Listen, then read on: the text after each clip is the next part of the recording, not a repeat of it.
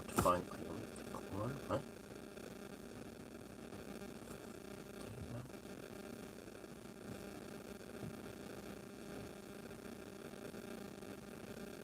Okay, whatever it found. No, it's not there. What? I don't think there's. Okay, whatever. Close enough.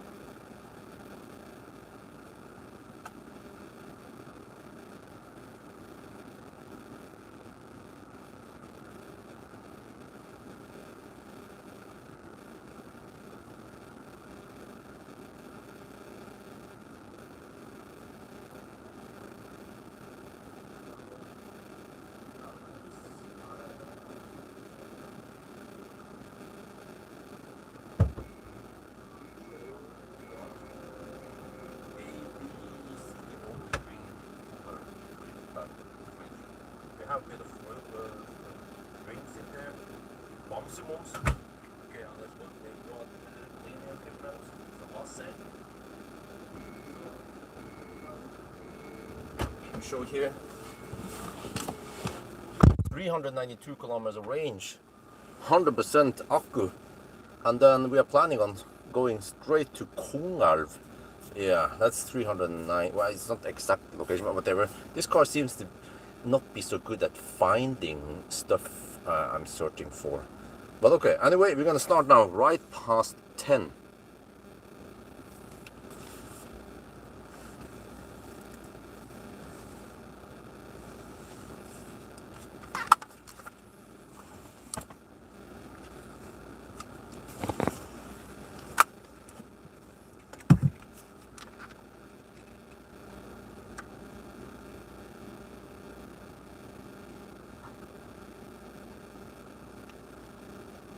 Not just for fun, I'm running the cooler box off the power bank, so I'll see how long it survives.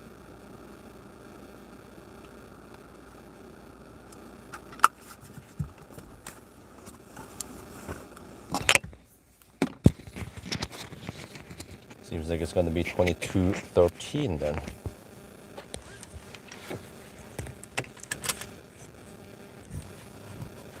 Just write it down, then we get ready. Start 2213. Okay. Let's get out of the garage before I reset everything.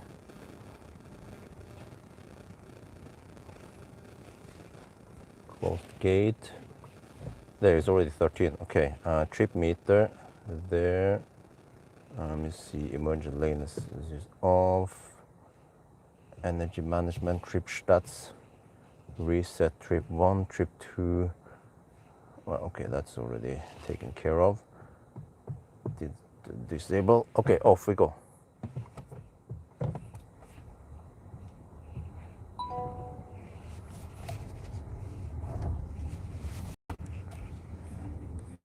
Well, he's out playing now. 10 in the evening. What? Shouldn't kids be in bed by 10?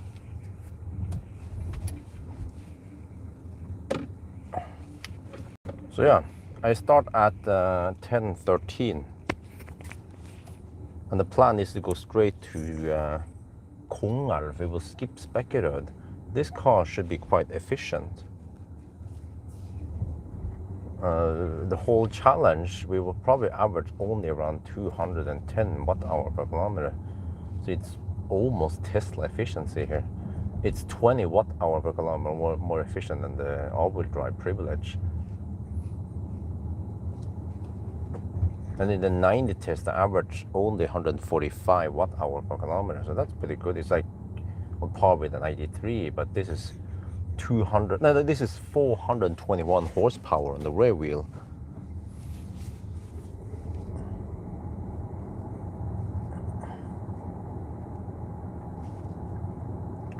So it's the first 1,000 kilometer challenge in several weeks now after the vacation. So yeah, this still has the old software, right? Or I mean, they haven't fixed it yet. Well, great news. I heard that the team in Göteborg, they are working on the software changes that I have suggested. So if they can just change half of the 36 points, then that'd be great. Yeah.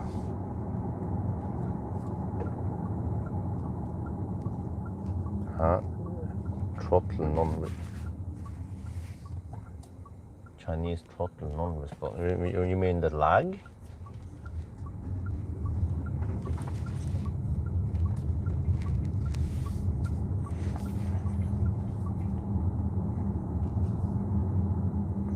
The throttle lag, that's unfortunately quite common in Chinese cars.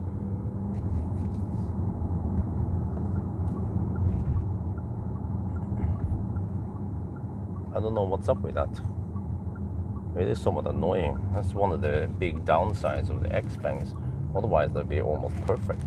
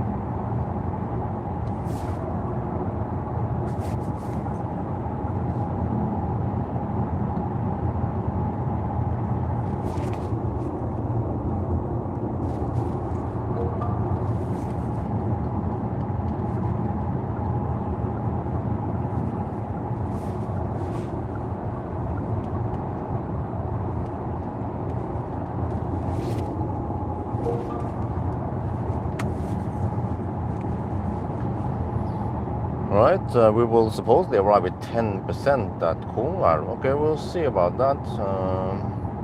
Well, if I can't make it there, then no big deal. I can stop at Spekerød. This car, I didn't achieve 480 kilowatt, but I don't know. I need to retry it. Possibly Saturday night, do another test. I did a charging test.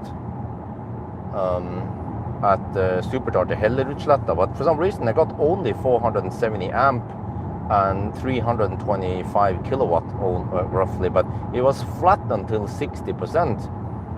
So it's strange. Also, when I did some other tests, like I was getting lots of trouble with the supercharger that night, 2 nights ago.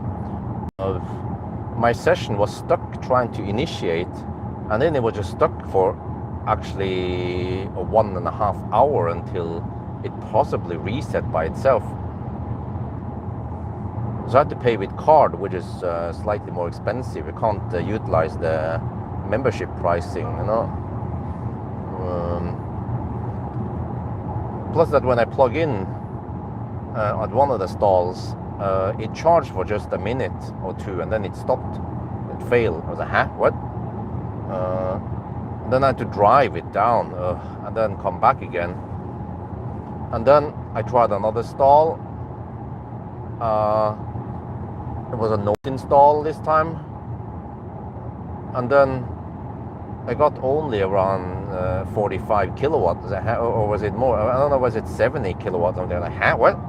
And then I disconnected and had to drive it down again to 10%. And then I got that 470 amp, only 325 kilowatt. And this was one at night with no one on my power unit. So I don't know, but then I saw other people testing the exact same car as this one, supposedly, and they had gotten higher speed on the exact same car. So that's what we're going to find out during this challenge. Can we at least hit 400 kilowatt on the Alpitronics? But there, I have planned out exactly where to charge now, instead of trying to. I look at the Zeekr 7 GT privileged run, plus also the Xpeng G6 run. I know all the locations, which are good, which are bad. I even counted the detour time. If you want to go to Halmstad on the northbound loop, it takes whooping 7 minutes according to Google. I mean, I can probably drive a little bit faster at night with no traffic, but still it's kind of slow. Let's say at least 4 or 5 minutes detour total. But then if I go to Circle K at Halmstad, it will only be around 3-4 minute detour. Hollandsåsen is really quick. That's only 500 meter times 2 detour, like more than 2 minutes detour. So, but then Hollandsåsen is slightly bad for timing, for balancing the percent on each session. So that's why I figured out that the best deal is to stop at Kongalv, first stop. Second stop, go all the way to Hollandsåsen, turn around, and then stop at Circle K Halmstad, and hopefully it won't do any annoying throttling. I will get 400 kilowatt or 600 amp or whatever, and no slow ramp up anything, and hopefully no sharing, less people at night. Yeah, what else? And then after Halmstad, I'll go straight to the Eviny chargers at Uddevalla, and that will be the last stop. So I look at the video, the G6, which is less efficient but has slightly more, only 2 more kilowatt hour net capacity. Don't know exactly how many percent I charged to, if it was 80 or 82 or 85%. I think I charged a little bit past 80%, and then I made it with 6% left. So I think I know roughly how many percent to charge to now. It's gonna be around 80%. This car, this is crazy. This car charges faster than the Xpeng. Like past 80% is just insanely fast. It's golden battery. So like most fast charging cars. Shit. Oh no, the car is being annoying. Most fast charging cars, it goes slow towards 80% or past 80%, right? So then it pays off to charge to maybe like 80%, right? 75-80%. Well, with this car, it pays off to charge to 85%. And even if you go 90%, you only lose a little bit. 85 to 90% takes only 1.5 minutes. So it's like, okay, you could even charge to 90% every time, right? But then if I do that, it becomes slightly slower.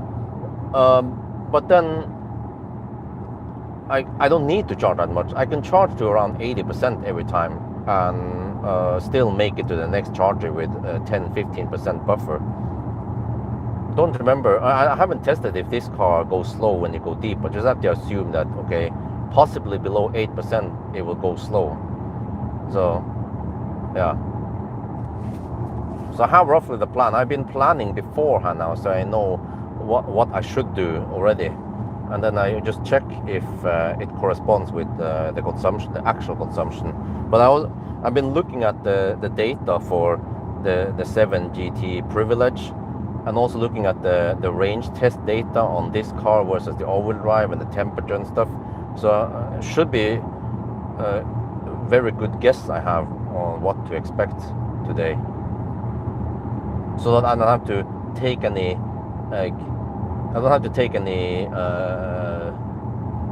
quick unplanned decisions on the route. I have already planned beforehand where to stop, and thought over it that is the best deal, time wise and balancing how many percent I need. So I calculated that in each leg now I need to spend around 62 to 72%. Yeah, so that's better than like some legs need only 50% and other legs need 85%, right? Or I mean, just to spend 85%.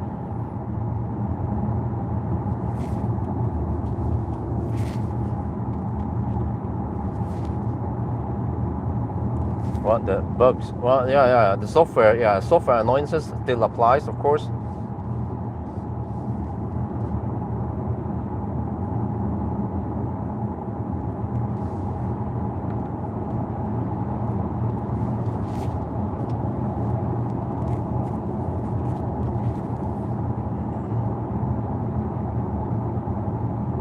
First starting stop will be Kongalv, Ionity. Second stop will be Circle K. I actually save 2 to 3 minutes by going to Circle K versus going to Ionity, because it's a quicker stop, shorter, and then hopefully it doesn't play, the Circle K charger doesn't play any tricks with me today.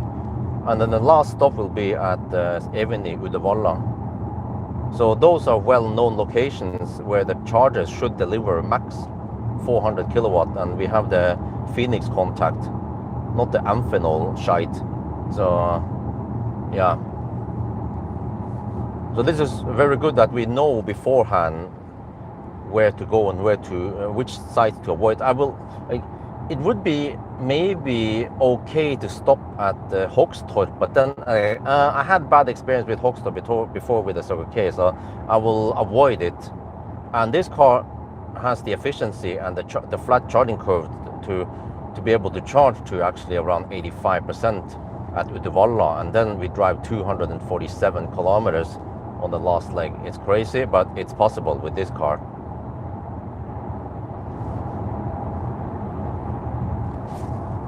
And then we should have okay temperatures tonight, around 15 degrees Celsius. 12, well, let's say 12 to 15 degrees. Nice temperatures.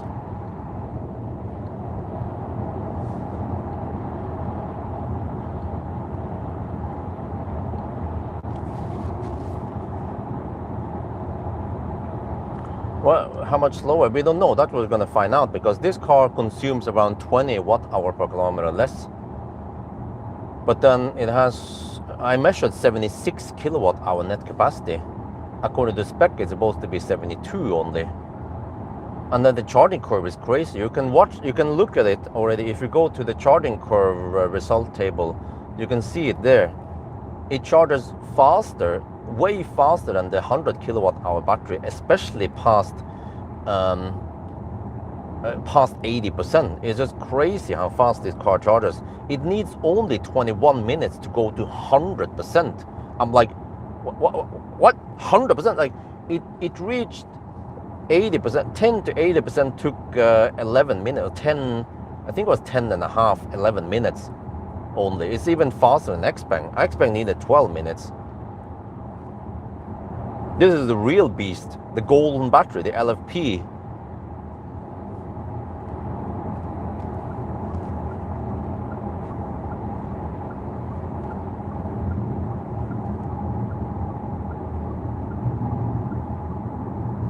But yeah, but I don't know. I was getting only 300, and that was based on the 325 kilowatt peak power I got at supercharger. So if we can hit 400 kilowatt tonight, then it will be even slightly better.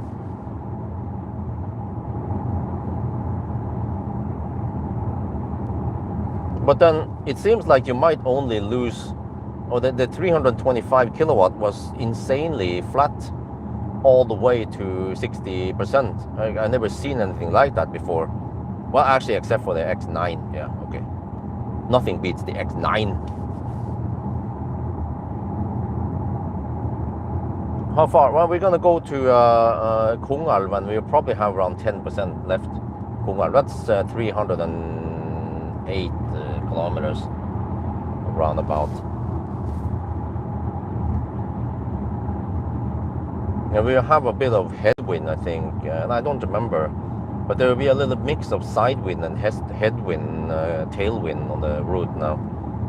We actually get tailwind. Well, we get a bit of headwind at the beginning, but then past Göteborg we get the tailwind around Falkenberg.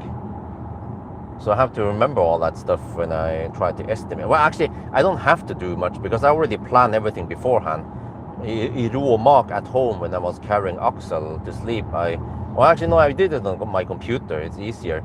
Then I look at the weather forecast, and I look at the previous runs, and I look at everything, and I already kind of done the better route planner work, But yeah, better than a better route planner, because a better route planner doesn't support this car for no reason. It doesn't have it in the list.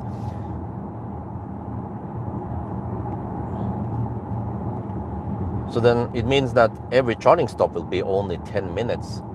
So it depends on the detour time and so on, but we only need roughly 30 minutes of charging time, possibly slightly less even, or I don't know. I think I'm planning on going to around 80-85% on each stop, just in case I miscalculate, because like when it takes only 1.5 minutes to add another 5%, then no big deal. You just add it for safety in case something unexpected happen or you miscalculate. I see here we need to deduct a bit because there are some left lane huggers on the road.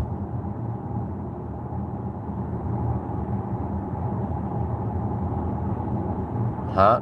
Really? But according to EV database, this car supports maximum 480 kilowatt.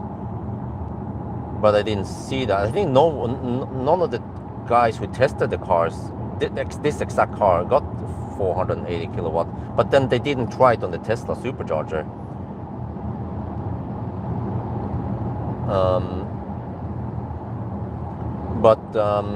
Also, when I tried the supercharger with the Privilege, I never saw 480 kilowatt on that car either. I was only peaking at 415, 20-ish for not too long before throttle. But it is so hard to find. Holy shit, munshit. It is so hard to fine-tune the speed here.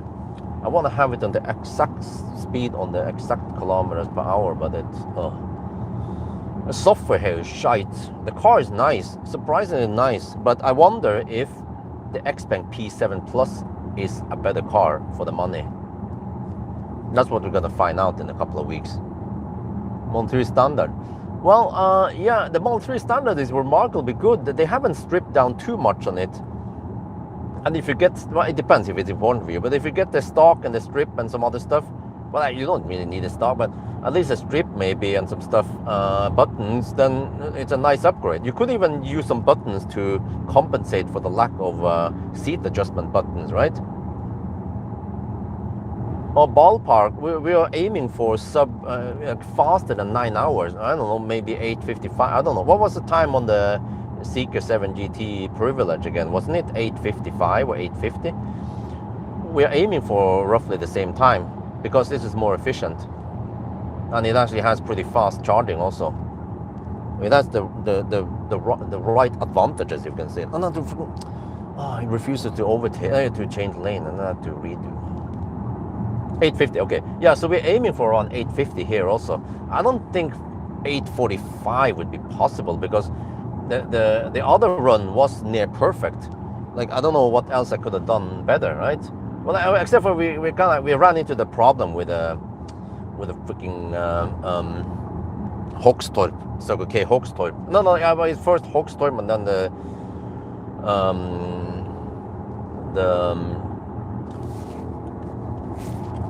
the Hobby shite, yeah.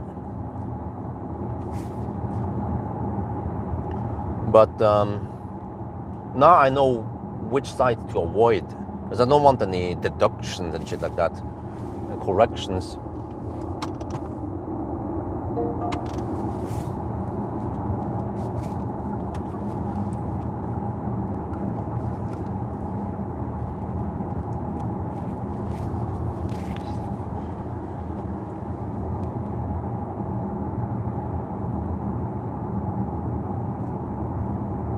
Huh? It's software glitch. Oh, what? Wait, what do you mean? So what is the maximum power then? The other Norwegian reviewers, they were getting Don't remember, but they were getting at least 350 kilowatt. Yeah, they was capped on 350 kilowatt on some hardware that looks like it had 500 amp limit. I did the calculation. This car has 690 something volts, and then capped at 500 amp. They were getting almost it was like 347 kilowatt, right? So, well, we will find out eventually at Kongalv, hopefully without anyone charging there, or at least not anyone sharing with me on the 400 kilowatt Alpitronic. Then we find out if we can take 400 kilowatt at least.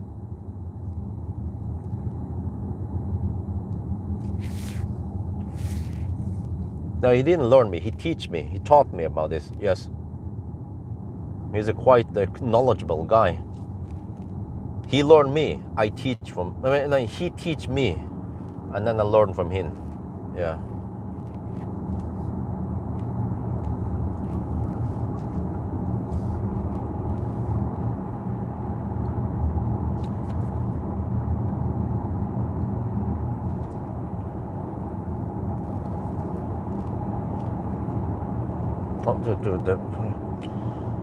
The damn no. There's so many annoying things with this car.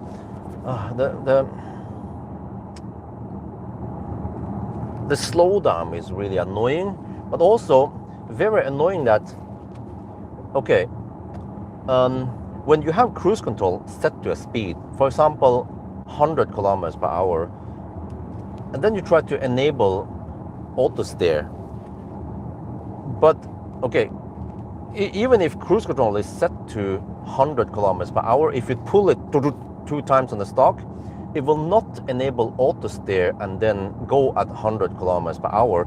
It will enable auto steer and then use the current speed as the cruise control speed. It's like what were they thinking when they implemented this shitty software? It is super annoying the way it works.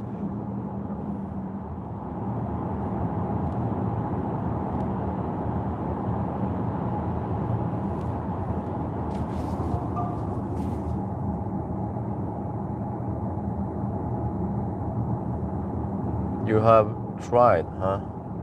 Well, but which one? Is it Core or is it Privilege?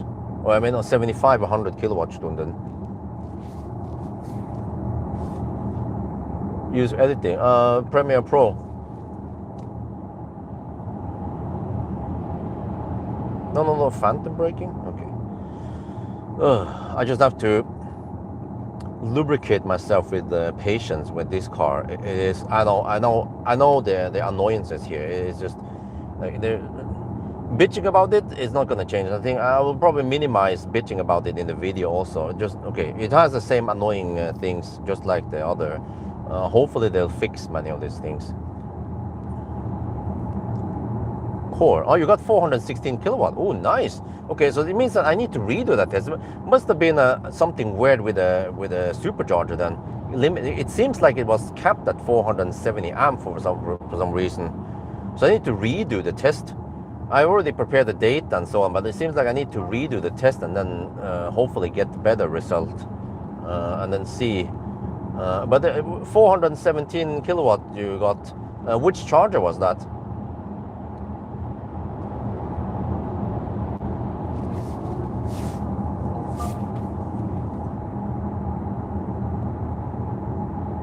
And I heard some other breaking news. I don't know if this is public or yet. I still need to ask Kempower about this. But Kempower, they have a new feature now where they can unlock more than 500 amp. And of course, needless to say, with the Amphenol shite, it's not going to work that great. But if you have Phoenix contact, you can get Denmark. 500 kilowatt charger, Odense. Okay, well, wait. So it has 600 amp capabilities or more? No, it's capped at 600 amp. Okay, so there's a chance that we can get more speed than at the supercharger tomorrow night. I think I have to do it at night. Well, I could try tomorrow morning after the challenge. Yeah.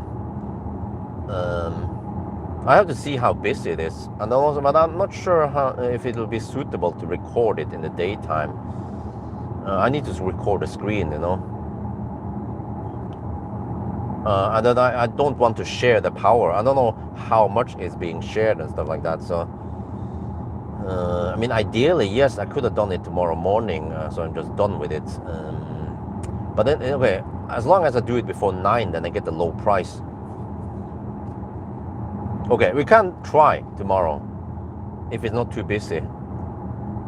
Yeah, because it seems like the Hellerud supercharger tends to be busy around 11, because 11 is when the price drops from 5.4 NOK per kilowatt hour to only 2 NOK per kilowatt hour. So it seems like many taxis, yeah, there's lots of taxis over there, and just regular people who charge to 100%.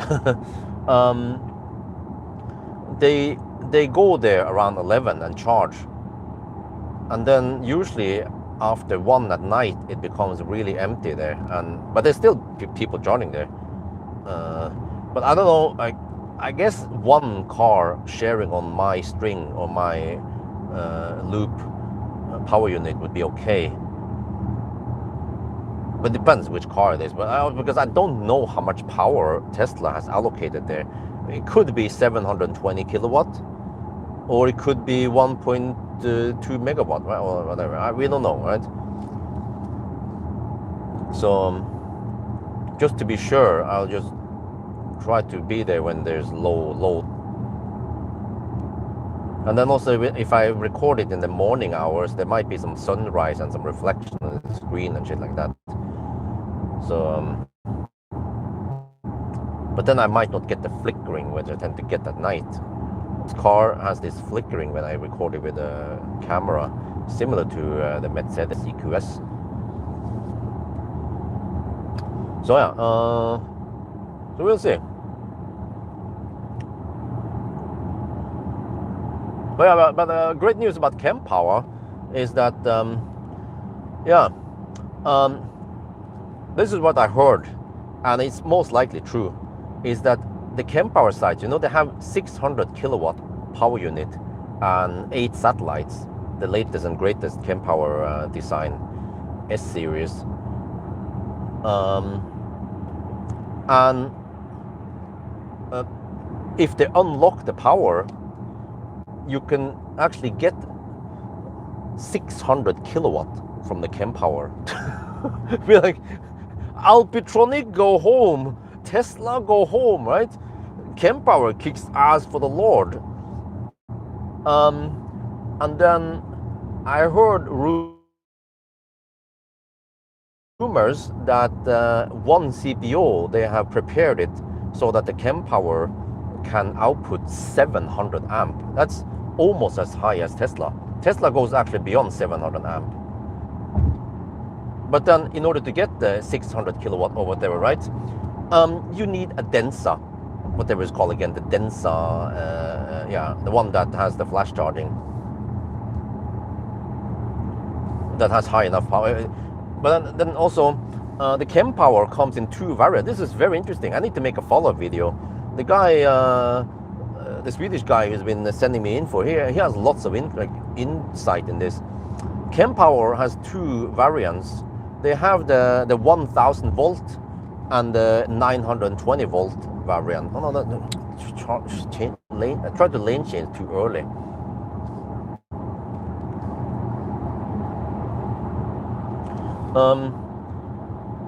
So then the 500 volt like variant, it then has a different voltage range than the 920 volt variant, right? But then the 920 volt is more common. But here is the downside with the 500 volt variant. It supports 1000 volt, but it works like this, that 25 kilowatt power modules are connected in series to get 800 volt. So then you don't get the 25 kilowatt resolution, you get 50 kilowatt resolution if you use an 800 volt car, right? And no, stop being annoying, man. I have a Tesla Model 3 hugging the left lane, and this car slows down in the curve, being super annoying. But he told me that if you have the 500 volt variant and a freaking Kia EV9 plugs in, and he requests 550 volt, it needs to connect it into the 1000 volt architecture. But then each power unit only supplies 275 volt, right, which makes 550, and then it's only operating at 275 out of 500 volt, and it has then shitty or lower efficiency than when it's operating at, I don't know, 350 volts. So yeah, so much for the 800 volt hype, right? Why don't they make proper 800 volt, not just some 550 volt car and calls it 800 volt architecture? Okay, whatever. Yeah, but yeah, so that would be interesting if Kempower can suddenly unlock 600 and 700 amp, at least 600, then suddenly the many Kempower satellite or Kempower sites, the newer ones, should be able to provide at least 410, 430 kilowatt to many of the Chinese cars like Xpeng or Zeekr. So then they would be slightly faster than the very common 400 kilowatt Alpitronics out there. So yeah, finally my sponsor Kempower can flex and show some real power. MAGA, make Amperes great again. Yes.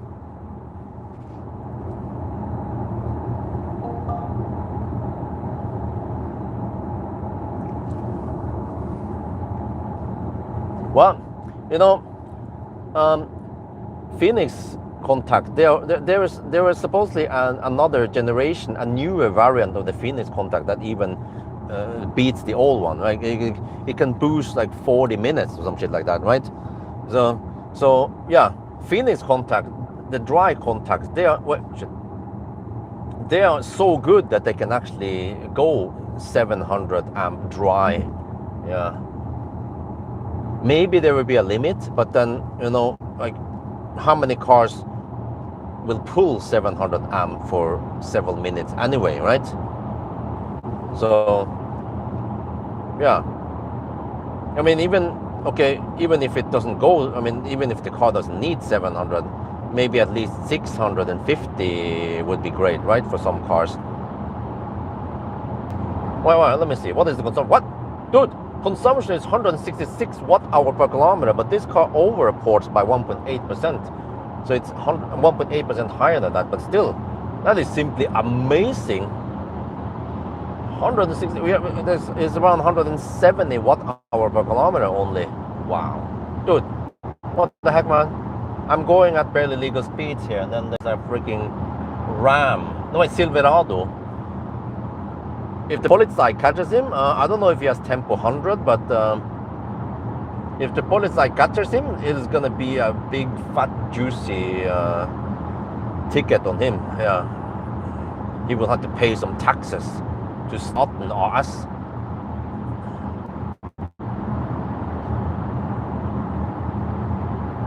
$162 watt-hour per kilometer. Yeah, but we are on low elevation now. It's always low over here.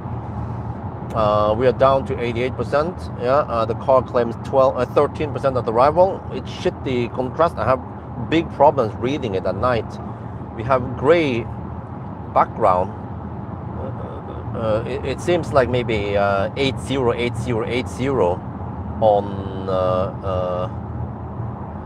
FF0000, or the other way around, FF000 on the 808080 background. So that is not good contrast at all. Poorly designed.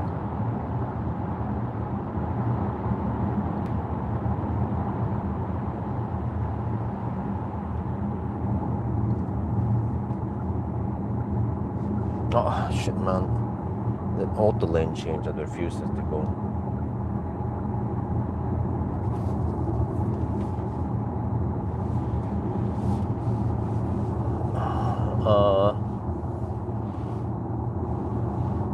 Yes, the software is 3.0.1. Let me double check again. Yes, 3.0.1.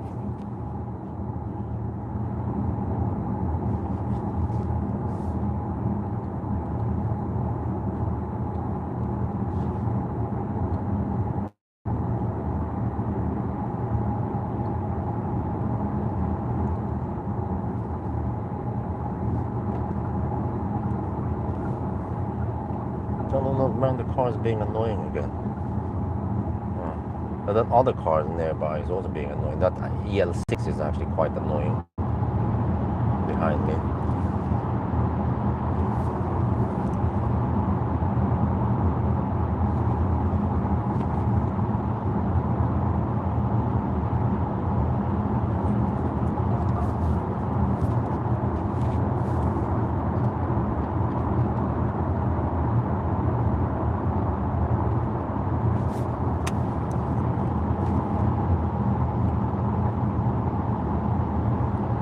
Well, I mean, the auto lane change is nice when it works.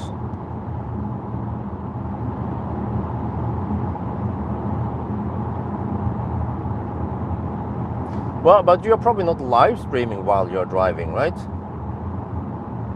Every time I look at the screen for more than 3 seconds, then it's like, yeah. You're probably not shooting a video while you're driving. And you're probably not looking at the car's instrument cluster too much while you're driving. But dude, this is also very annoying. I was looking at the road, and then I look at the instrument cluster for 1 second, and then the car just nags me. So maybe the car has something against Chinese people. Is that a question?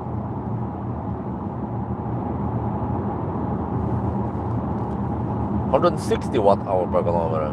18 degrees Celsius. This is a relatively warm night.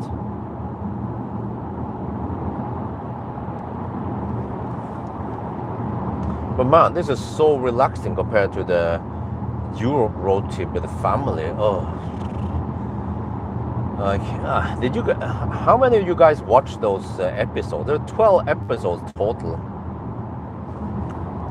Wait, how many percent is the power bank in that? Oh, 89% now. Let me see how long the the thing survives.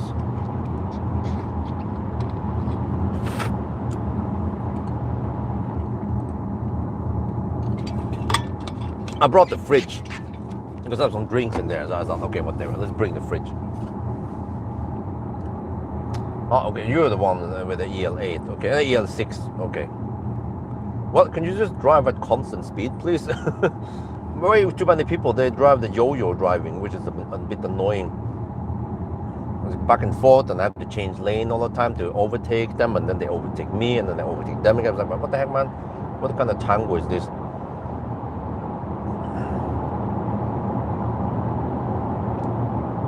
You watch all the episodes, okay.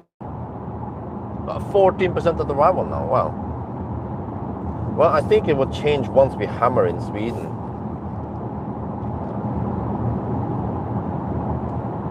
And also, this car is not that great at lane change, you know. So then I'm struggling against the car. If I try to lane change a bit too early, it's like, and then now it slows down a bit because of the truck in front. It's like, man, I'm struggling against all the other cars. So let's hope they fix this shit for the next update.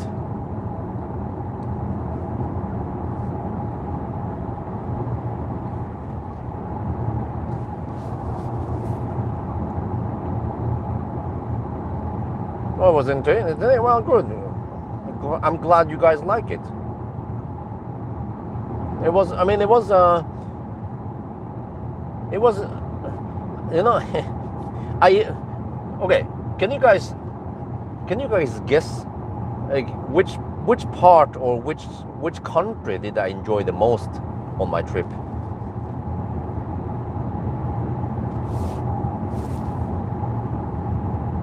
Well, it was an expensive trip. Only 14 days, 13 nights. Deutschland, yes, correct. Okay, there were things about Deutschland that was kind of annoying, like one restaurant didn't accept card payment, but I mean, in general, things in Germany, they are cheaper than Sweden and Denmark. I mean, Sweden, Denmark is quite expensive. Many things are equally expensive as Norway, maybe even more expensive. But I think, okay, I might have realized that renting a whole Airbnb unit, like a house or apartment, I mean, if I get away with 1,500 NOK or like 150 euros, that's actually an okay price for a whole unit. I mean, it has equal size as like a hotel suite, and they are usually way more expensive, like maybe like 200, 300 euros per night, right? So maybe I should stop bitching about the prices, but things go more. But what is a fact is that Liseberg and many places, amusement park, they increase the prices for tickets during July, yeah, high season. So they're like, yeah.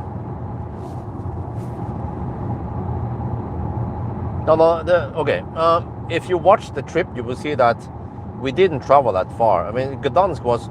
I mean, I could reach Gdansk, but then we will have less time to enjoy the trip. It will be more traveling, and the kids they seem to not want to travel more than around 300 kilometers per day. And then I had to then take a shortcut from Gdansk over to Karlshavn, I think it was. Yeah, Karlshavn.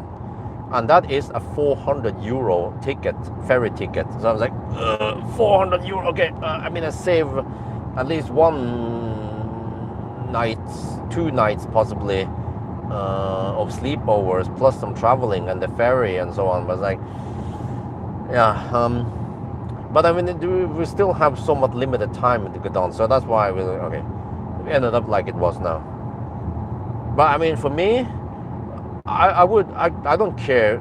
I wouldn't care less about the Legoland. His wife, he wants to go to Legoland, and she wants the kids to enjoy Legoland.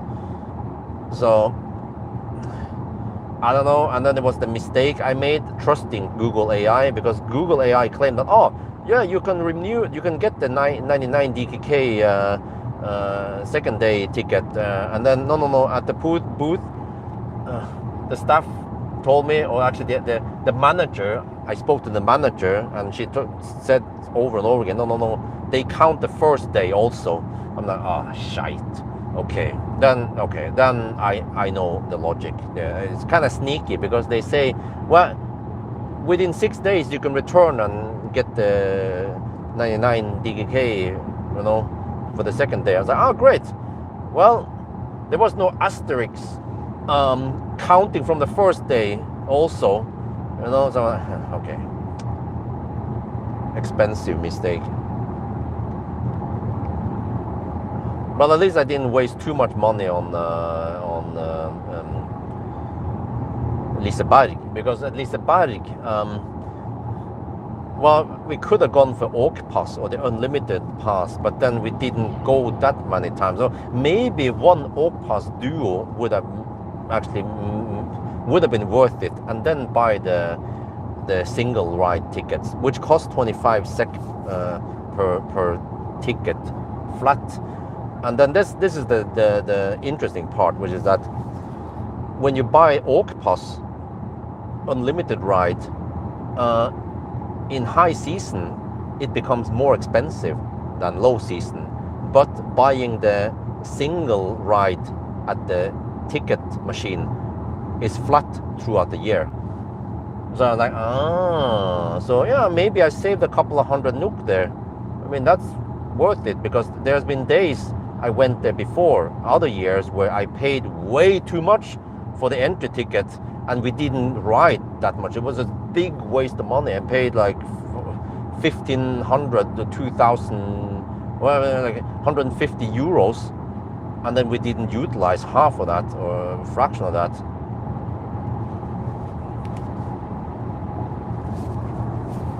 But I mean, for me, I would just skip most of Sweden and Denmark, and then just try to get over to Deutschland faster. I actually enjoyed Karls, but it was the small Karls at Lübeck, north of Lübeck. But it was still enjoyable for the kids. I was like, yeah, okay. No entry fee, but then there was some slot machine you had to pay €1 per place. That was okay. Spend maybe €10 total on the slot machines.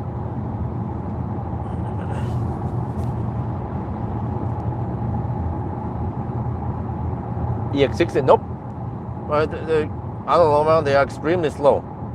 Maybe I need to nag them again about this, but yeah, they are really slow. I heard that in Sweden, customers have received EX60 already from April this year.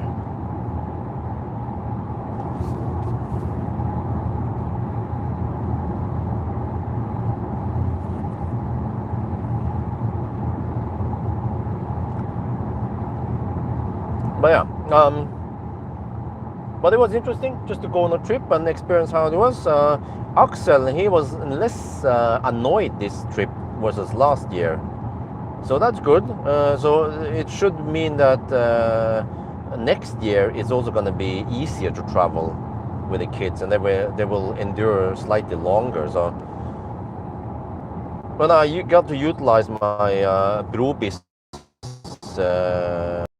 on the bridges, so I paid low prices on the bridges. So to me, it pays off bridge rather than ferries and stuff. Like even the Helsingborg ferry is more expensive since I already have the subscription.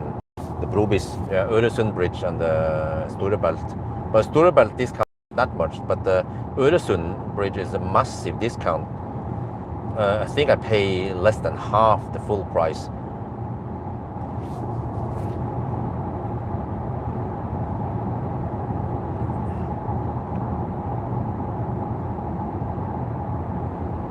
Yeah, I enjoyed it. It was nice.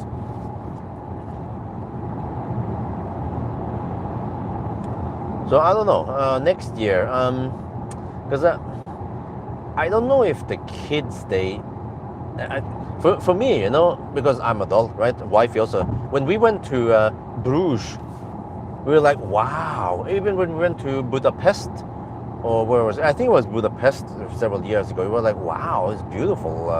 Beautiful city, but the kids, they don't care about that. As long as they can play at Leo's, then they're happy. So it's like pointless to go to Amsterdam or like Sandam or Bruges or somewhere, like beautiful architecture or nice landscape. They don't understand or care about that stuff. So then, yeah.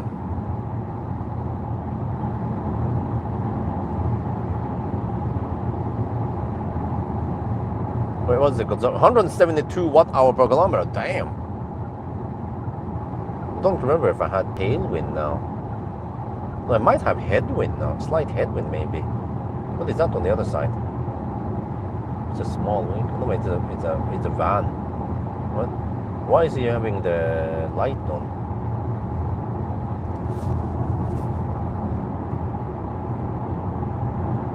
But yeah, dude, like things in Gdansk, even though Pawel claims that, but it's not that it's not that cheap anymore.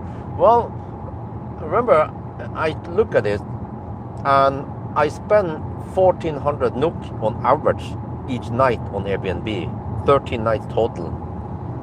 It was 18,500 NOK total or something, So yeah, average around 130 euros per night. But then when I look in Gdansk, you can get a nice apartment in Gdansk for around 80 euros per night. So that's like 66% of the rest of Europe price. So yeah, for me, as long as the kids are enjoying it and wife is enjoying the trip, and I would prefer to spend time in a country that is not too expensive. But then when is that bridge, no, it's not that bridge. When is that underwater bridge between Rødby and Puttgarden going to finish? it's like 2030, right, or later. They call it the Fanham crossing, whatever. They are building it now, and that would be possibly, well, it depends. If you're gonna go to Berlin or the Rostock route or Lübeck route, then that crossing, the new bridge, underwater bridge, is gonna be way faster than taking the old land route via Storebelt and yeah. No, can you just change lane, you stupid car? Oh man, stop being so annoying. No.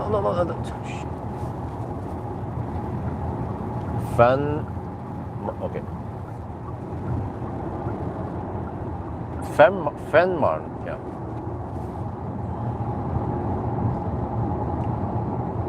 Video previously, remember your wife, Chinese car, huh?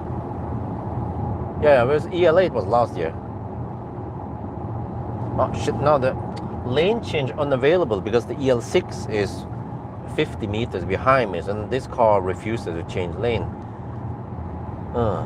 You see what I'm talking about? The guy behind me, he's watching the live stream, and then he kind of fucks up the auto lane change with this stupid car. I'm pretty sure that the other cars would just change lane. It's not that close.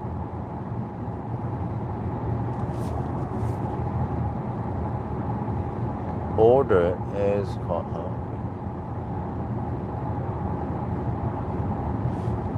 but yeah, so we'll see.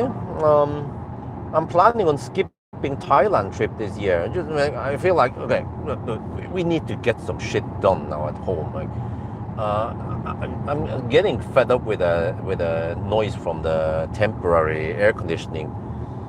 But I mean, in 1 month, then we will use that air conditioning way less. So then it might be no big deal, right? And then during winter, at least wifey claims that having an air-to-air air conditioner is better than the waterborne system and stuff. But I don't know, is it really needed? Yes, I know it's faster, but as long as I plan things a little bit ahead, then it shouldn't be a problem. So, okay, let me see if you guys understand the physics here, because whoa. Oh, hopefully they will open that tomorrow morning. They close. Wait, no, okay, it's not big. A couple of days ago when we got home, it was hot in the room, in the main bedroom, where wifey and Axel are sleeping. I think I saw the reading. It was at 25, 26 degrees, right, earlier.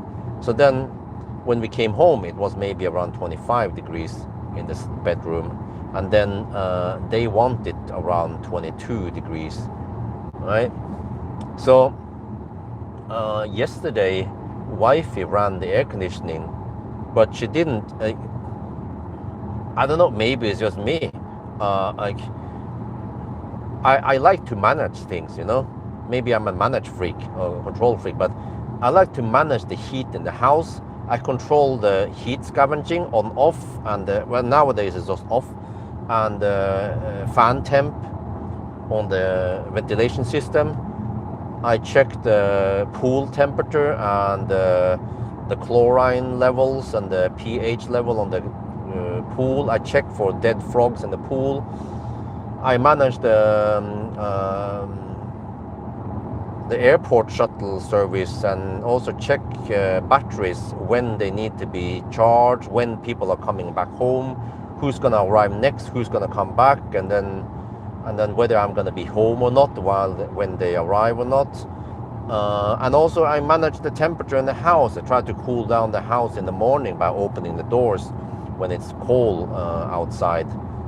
But wifey doesn't seem to like manage stuff too much. She's just like whatever, like yeah, unlike me, you know.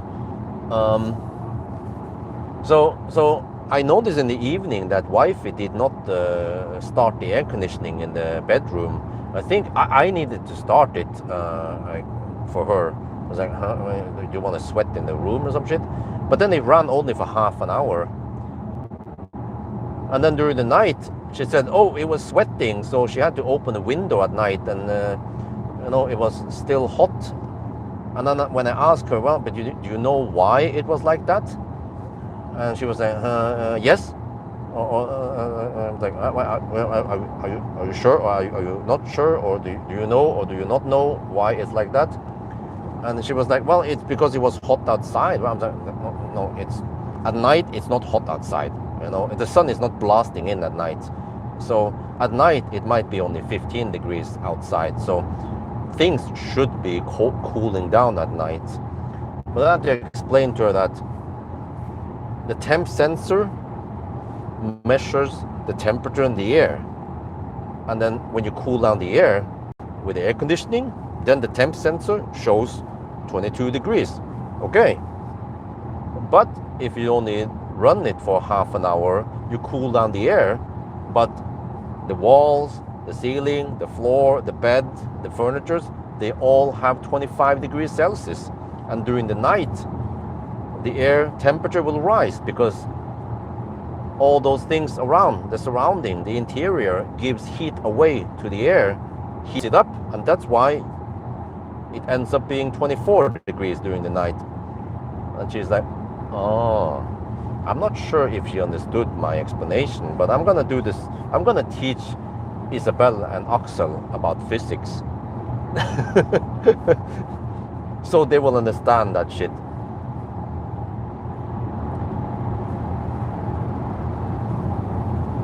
So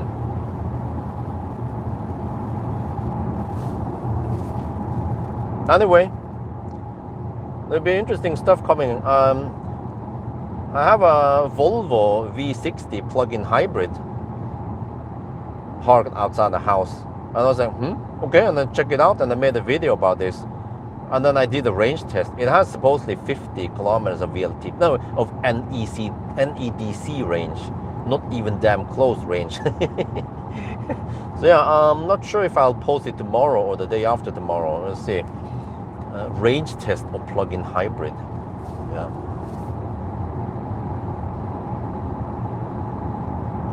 Yes, I tried to open the windows, but I don't want to keep it open all night, so I tend to open it in the morning hours and so on. So I woke up quite early this morning because one of the guys arrived in a Model S.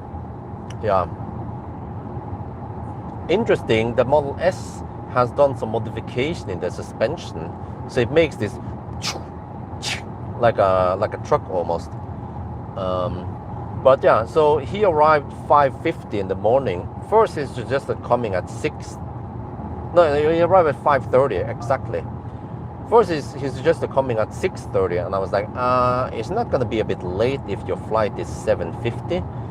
And he's like, okay, well, so I said, maybe, well, it's up to you, but yeah, it depends. I mean, I don't know how well prepared they are, if they have kids with them. Turns out it's just wife and husband, no kids. Okay. But they came early, and they had way more than 2 hours at the airport, but okay, whatever. But yeah, so I woke up quite early, actually 2 at night, and then, 2 at night, and then I think around 4 at night, I opened up all the windows. Just opening the door, the porch door, and some windows could cool down a lot, but then it was only for about an hour. So ideally you need to cool it down longer than that for the whole interior to cool down, because then in the morning hours the temperature rose again to 27 degrees. Our house is so efficient, it traps the heat really well. But then eventually we're gonna get the SIP screen. But I think whatever, SIP screens are kind of expensive, but it's better in the long run. But then, okay, we can just get the air conditioning first, and then eventually also SIP screens.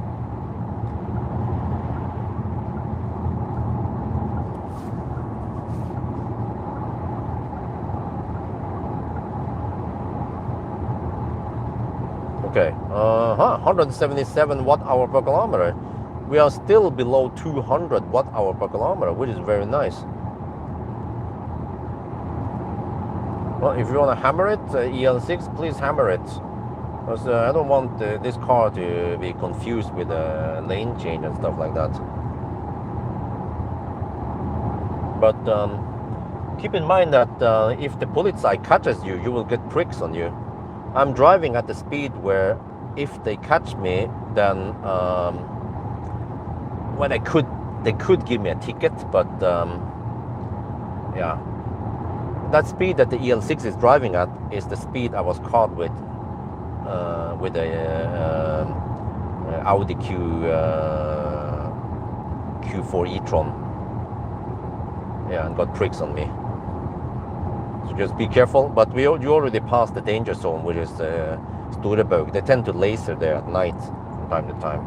But I haven't seen any other checkpoints from here until Sweden.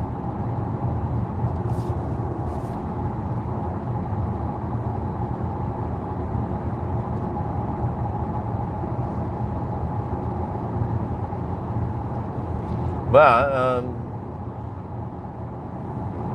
spoiler alert, the Volvo V60 twin engine, which is incorrect, but it has abysmal efficiency in pure mode. I was like, lol. But it did have some interesting design on things. For example, the Volvo, I found out it can run air conditioning from the high voltage batteries. And when I Google about this, okay, there are two types of air conditioning. One is run by the belt directly from the engine, but then it follows the rev on the engine. So if you rev it higher, you will actually run the air conditioning RPM higher, or the AC. But the Volvo uses the electronic type that EVs use, and then it has its own regulator for RPM. So then it can just run the AC at whatever RPM is actually needed. But also the advantage is that it can pre-cool off the high voltage battery. It has 11.6 kilowatt hour, and it's supposed to have around 9 kilowatt hour net capacity. And there, it seems like it serves maybe 1 kilowatt hour at the bottom.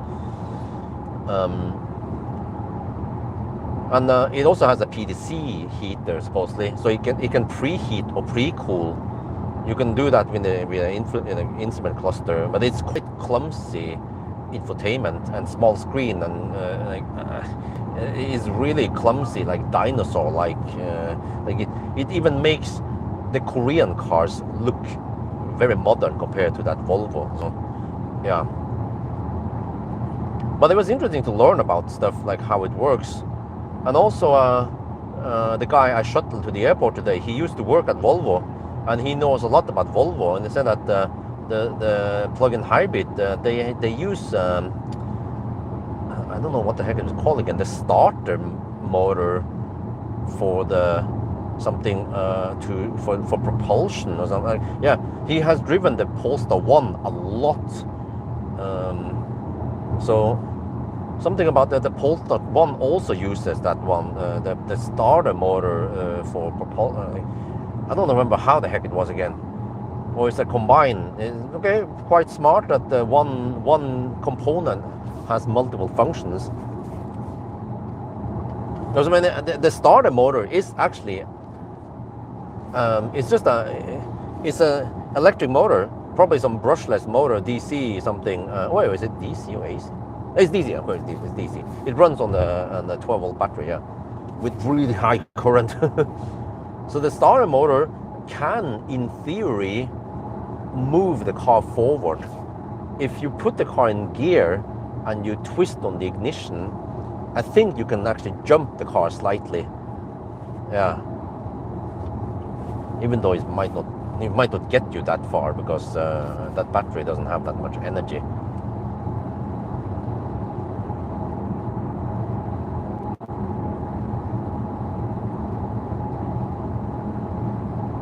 And then I found out the Volvo has the LG Chem NCM battery, 400 volt.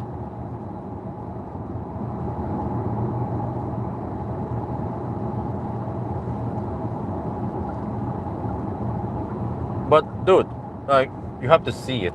The trunk is just abysmal how how small it is, because under the trunk, like like Tesla or many cars, like Tesla, Tesla, you have that lid, and actually many cars like ID.7, right? You have the lid under the trunk where you can open up more space. In that Volvo, the freaking hybrid battery is taking up space. I was like, the hybrid is so bad, man. It's the worst of both worlds. People think it's the best of both worlds. No. It's the worst.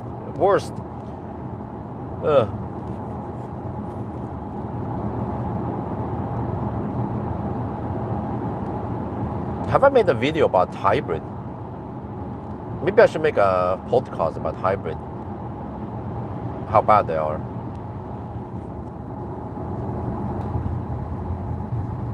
As you can imagine, in a way, okay, you know those Foodora delivery guys, or I don't know, DHL delivery boys with the bicycles. I mean, why don't they use a tandem bike? They don't, right? There's only one dude delivering stuff, right? You can imagine if, okay, you have to, assume that they don't use electric bike. They use just a regular muscle powered bike, but they use a tandem bike for delivering stuff. And then if they need lots of power, then both guys, they can bicycle at the same time for maximum power or traction. If the front guy, he will then drive the front wheel, and the rear guy drives the rear wheel. But for the most time, well, it depends. One guy, he has really low, he has shitty cardio, so he runs out of breath really quick, which is the electric drivetrain, right? And then the other guy, which is like the marathon guy, he needs to then do most of the work. He can go very far, very long, but he's not that quick. He's like the marathon. So, but then once the other guy, the short range guy, is exhausted, then the other guy needs to carry his weight, which means that he has to spend more energy moving everyone plus the cargo forward. That's basically plug-in hybrid shite. It is extremely bad for efficiency.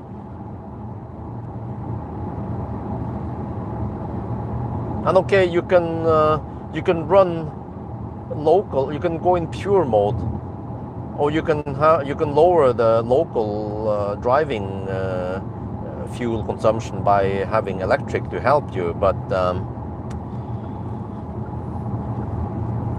I mean, if you do that very often, then maybe you should consider an EV instead, because it means that you don't drive long trips that often.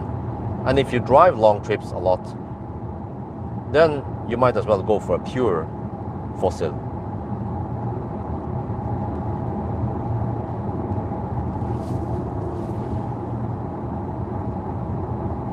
Yeah, but that Volvo, I don't know how long the average was, but I saw on the display 4 liters per 100 kilometers. That's pretty good. But then, yeah, I didn't understand everything about that, whether that was last 10 kilometers or more.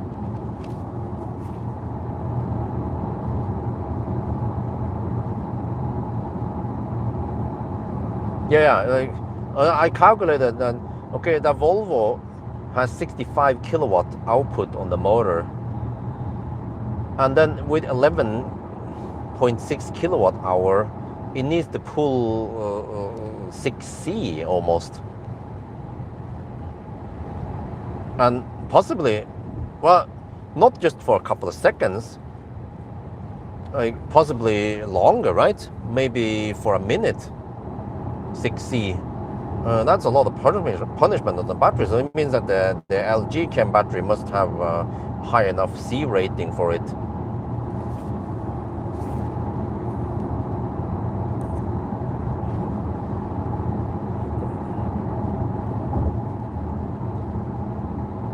So the crazy part is that those tiny plug-in hybrid batteries, they are usually way more expensive than than EV batteries that are 5 to 10 times bigger.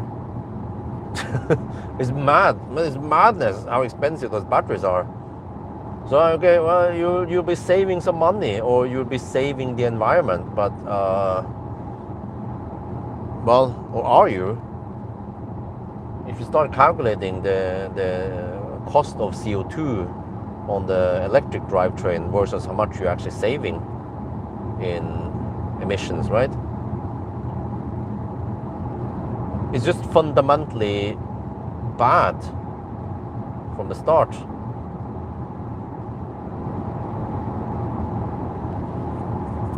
I mean, the only advantage is that you can drive electric for local, and then you can drive fossil for long trips. But it's like the worst of both. It's like what you call again, helårsstack, or those M+S tires. They're okay for winter and okay for summer, but not the best in summer, proper summer, not the best in proper winter. But of course, the advantage with the M+S tires is that if you are living in an area where the weather changes a lot, so then one day you have snow, one day you have lots of dry roads, hotter temperatures, then all season, yeah, thank you. Then of course your overall safety will be better with the all-season tires. But yeah, and then the advantage with hybrid is that, okay, you only need one car to cover your electrical local driving needs for commuting, and you can take the same car on a road trip, but it's a compromise because you have less cargo space and less efficiency. And the problem, I guess, is that, well, I mean, AC, well, the problem is that AC charging is widely available, but it's freaking expensive. And I don't know if there's many AC charging deals out there. For DC, you have Ionity and Tesla, at least, where you can lower the prices a lot, and they are mostly unbeatable in price, those two. But then for AC, well, if you can plug in at night, then you will have extra range, at least in the beginning. But then it becomes cumbersome if you need to plug in every time you stop for a lunch or something, right? And then it still needs usually 3 to 4 hours to finish charging, because those cars, unfortunately, they have quite shitty onboard chargers. Only 3.7 kilowatt or 16 amp single phase. I don't know if there are any with faster onboard charger, but of course Mercedes has this. Was it a CLA, or was it, no, it was again? Was it some kind of C-class plug-in hybrid that supports DC fast charging? That would have been fun to try. I wonder if they still have that shite. Test it on Ionity to see how many kilowatt they can take. I remember in Thailand, I tested that Pawel plug-in hybrid. It had a freaking humongous battery, and I managed to drive over 100 kilometers on it. That was very impressive. But they had a big battery. Was it 20 kilowatt hour, 24 or some shit? Yeah, and it could take 50 kilowatt, or was it 40 or something? So, yeah, it was pretty interesting.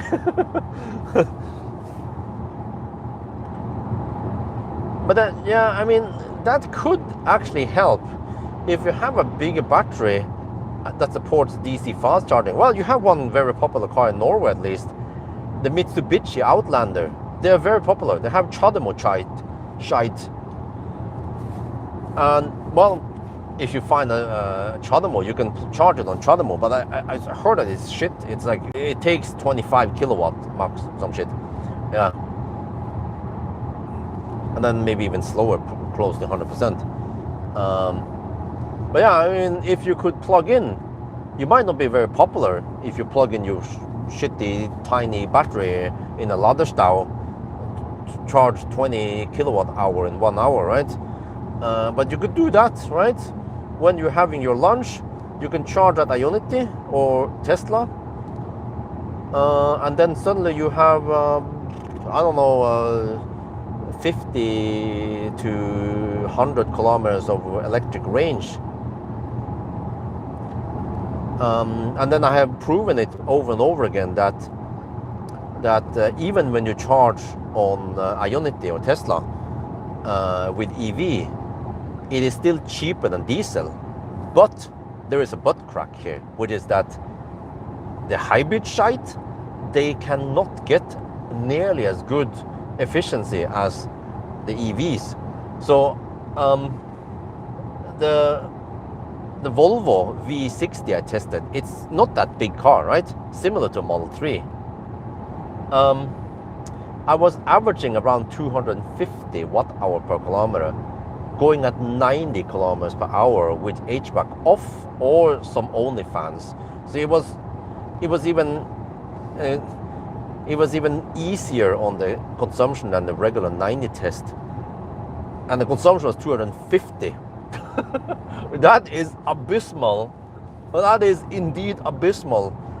An EV that size should be like efficient EV should be at 130 to 140 only, and then even a thirsty EV would be at 200, and that shit is at 250. So my assumption is that if you fast charge a plug-in hybrid like a Mercedes or the Outlander with a, I don't know, yeah, most likely it will cost the same or maybe even more than just driving pure fossil. so it means that the plug-in hybrid is almost pointless. There are almost no good reason to use plug-in hybrid except for getting the tax deduction. Yeah. So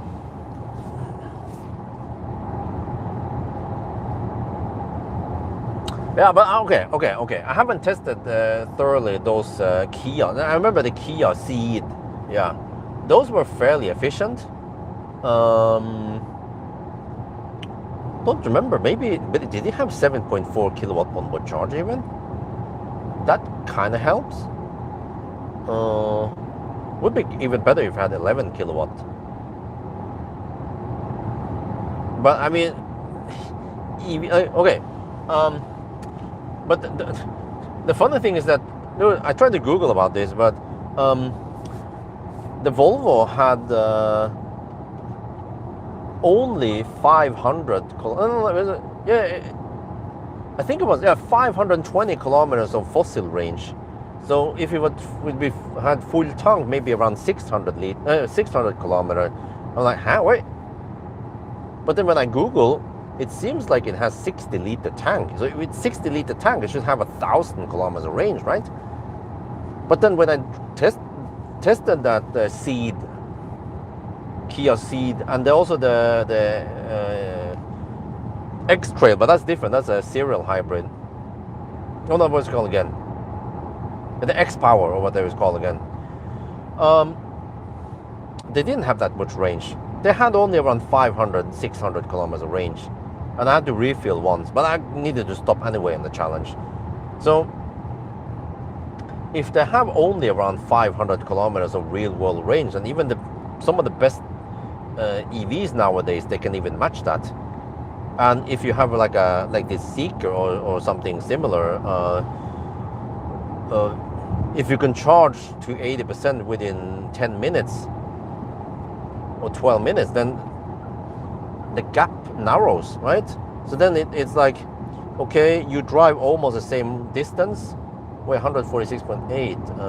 Well, it seems to be quite spot on. Okay, but then it sounds to me like the advantage with the fossil of plug-in hybrid when it comes to traveling far is not that great anymore, or the difference in a 1,000 kilometer challenge might only be maybe 10 minutes slower on an EV.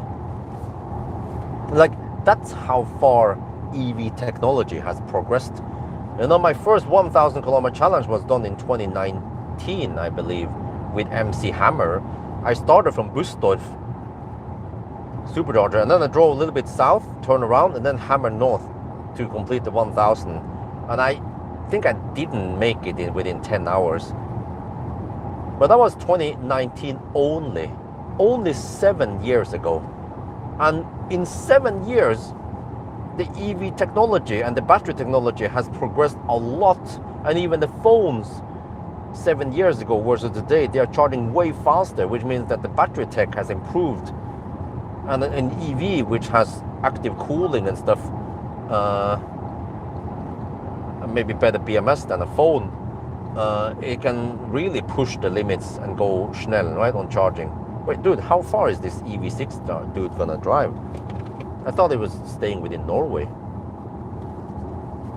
Okay, anyway, need to check here.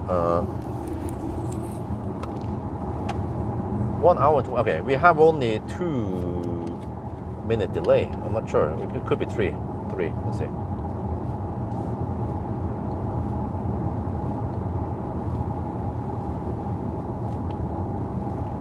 We are now at the Svinesund Bridge, the border between Norway and Sweden, and as always I will check the time. Yeah, okay.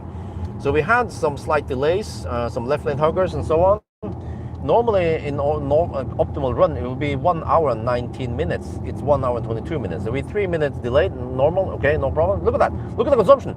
187 watt-hour per kilometer. It's game over now. Holy macaroni. I still have 64% left. And the car now estimates 17% at Spekkeret. Oh, no, that's not Spekkeret. That is Kongal. Whoa, this car is amazing. It is a lot more efficient than the all-wheel drive version. Wow. And the car, when I increase the speed, I cannot take, no, and then if I just, the car is being so slow to accelerate. When then I accelerate by pushing the accelerator, and then, no, then it stops the auto steer and everything, cruise control. For svarte svingene.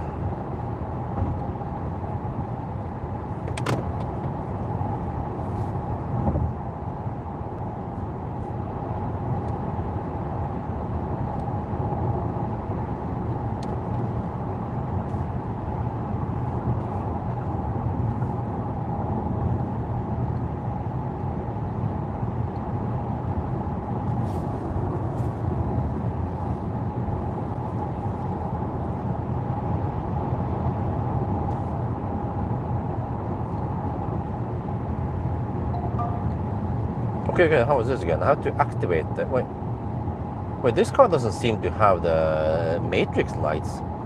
Oh.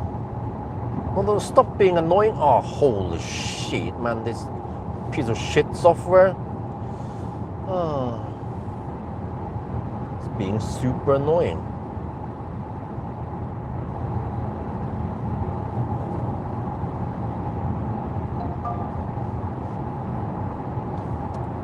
Oh, man.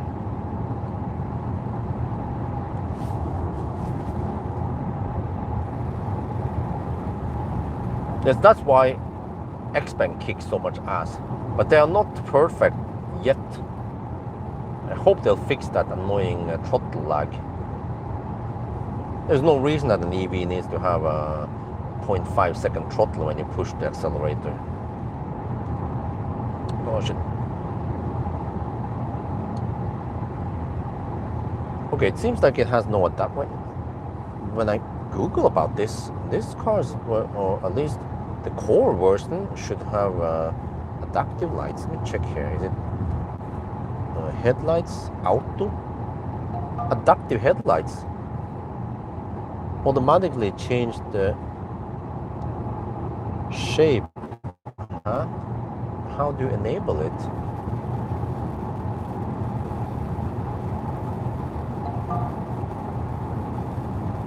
There. Oh. Yeah, I forgot you have to push it again away from you twice. Okay, then the adaptive is on. Okay. So it's the same as the other. So there I don't need to test the adaptive stuff. But I remember I got flashed a lot, right? Or was it? I don't remember.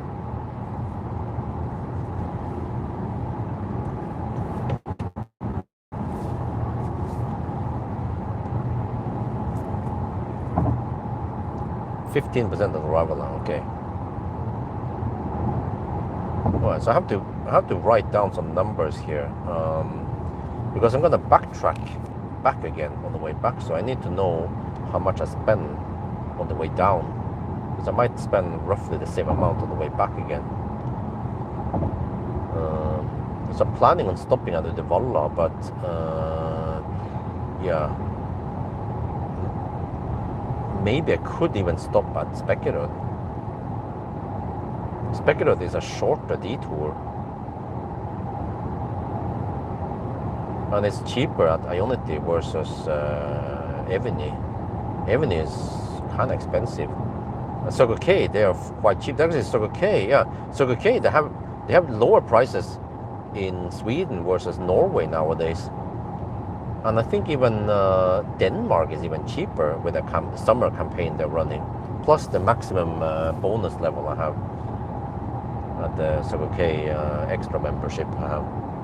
Think about new Mercedes C400 EV, huh? What is that? What is that, the GLC you talk about? I haven't tested it yet, so I don't know too much about it. I don't want to assume things.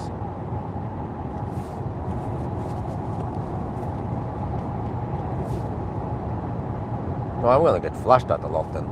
It's gonna be Blitzkrieg.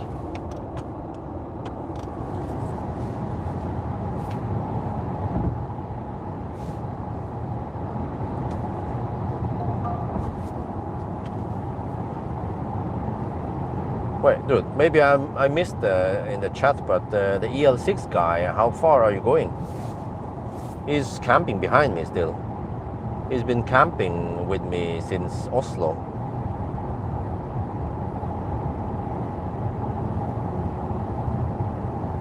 EL6 is a nice car, but I feel like it's a bit outdated compared to many other modern cars with bigger screens and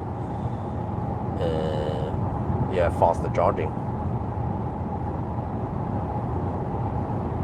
So unfortunately, I have kind of given up on Neo because they haven't updated or improved the software too much, and they are a bit slow to introduce the newer cars in Europe.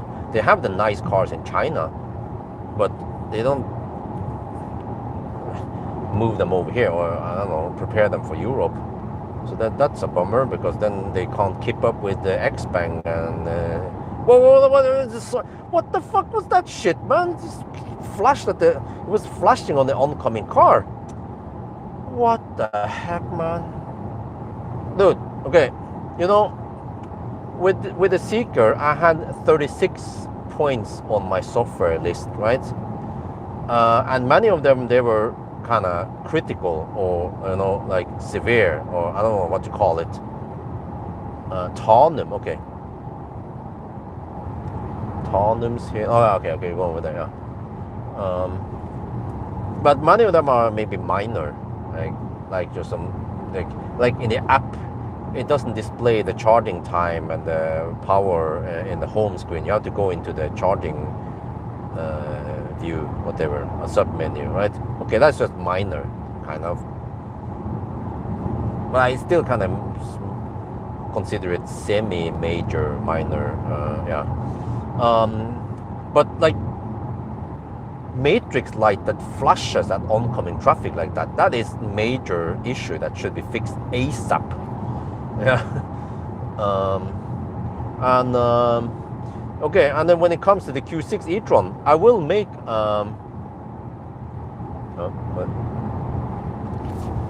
Neo had great solution to a problem. Yeah. Well, yeah. They could have gained more momentum if they introduced Neo way earlier and was more aggressive on the swap station, but they kind of went in just halfway. They didn't go all in, and they went in with the Neo house in Karl Johan that probably cost a lot of money. But they probably went for the wrong. They I don't know. They invested in the wrong places. They should have invested where it counts, which is in the infrastructure and the service centers. And maybe they should have gone for a more traditional dealership rather than doing the Tesla approach. So, yeah, I mean, it's running a car business is not easy. So it's not like I know better than them. I just said, okay, it was unfortunate what happened.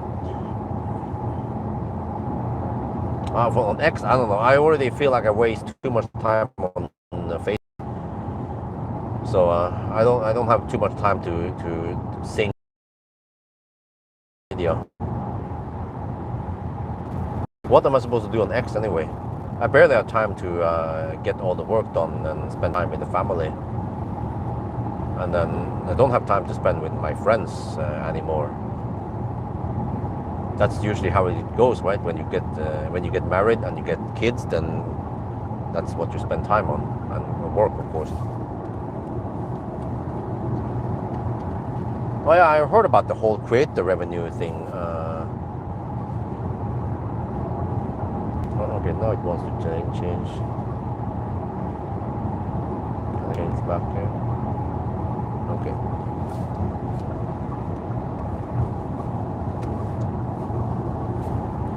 But I mean, still, I already have plenty of stuff to do nowadays that will generate money. If I had more time, I would make more videos that can generate more money. So it kind of boils down to that.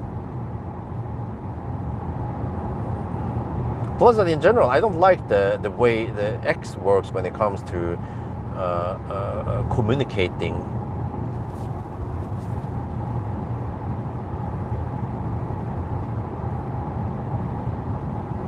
Well, okay. Anyway,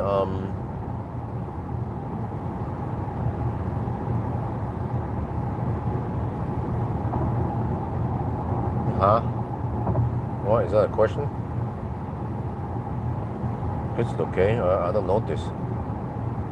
16% of the arrival now, car claims. I don't remember how good the estimation was. But yeah, okay. Now it's going up a bit, but we are on the kind of highland. 194 watt-hour per kilometer.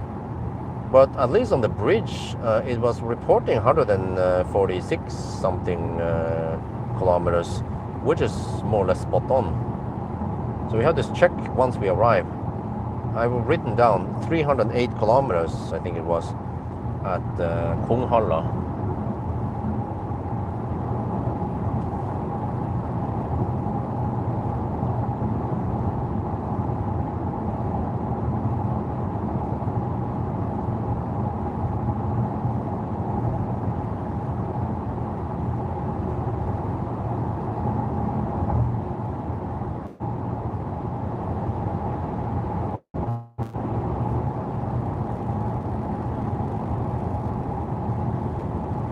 At least on these roads, the car is not misbehaving too much. It's not slowing down too much.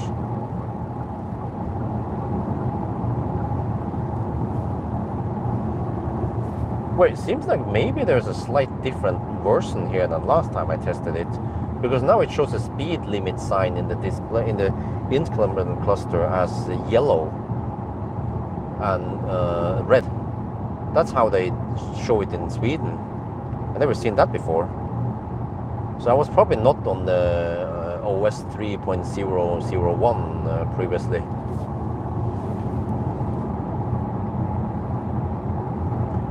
We are 133 kilometers away. Well, actually, I need to navigate to Ionity here. Let me see. Ionity. Search. Oh, what? Change lane, you bastard. Change lane, you piece of shit software. Oh. Okay, they found some Ionities. Wait, there 5 is that. No, wait, no, that's not the one. No. No, there's another Ionity. Can't find it? Shit, man. Ionity. Wait, you can't find the Ionity Konghall? Search this area. Okay, let's see. There. Yes, Konghall. I found it. Because I wanted to preheat. Okay, start. 16%. Alright. Let me see. Check here. 16% arrival. 129 kilometers away. Did they fix ADAS? Huh? What?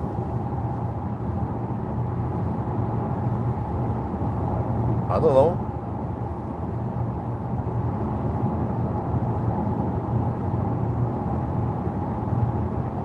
have to watch out for moose over here, so I have to be careful. Can't read the chat too much, especially if it contains grammar errors and spelling errors. We are entering the moose area now.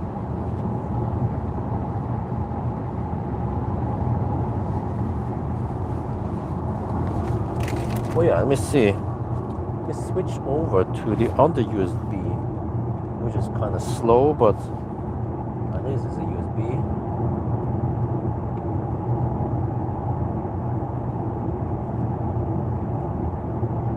I get flashed at.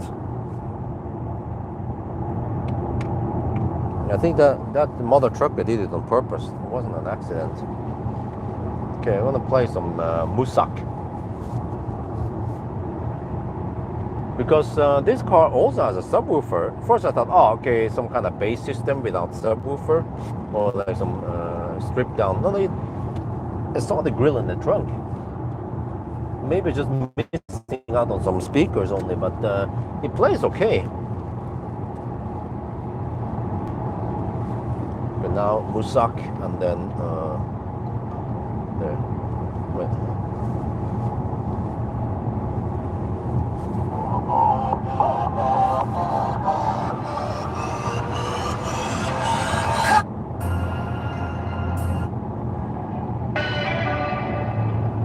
Is this? Over there. It's actually quite crisp.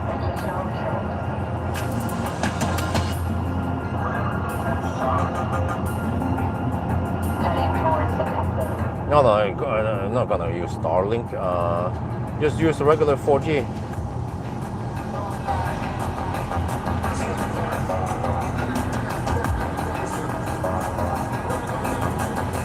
Well, I could probably go 400 kilometers, but as we all know, we don't want to go that far, because then I end up with some shitty Circle K chargers in Mölndal or Kungsbacka or shit. So we will actually arrive maybe with 15-16% on purpose. 197 watt-hour per kilometer.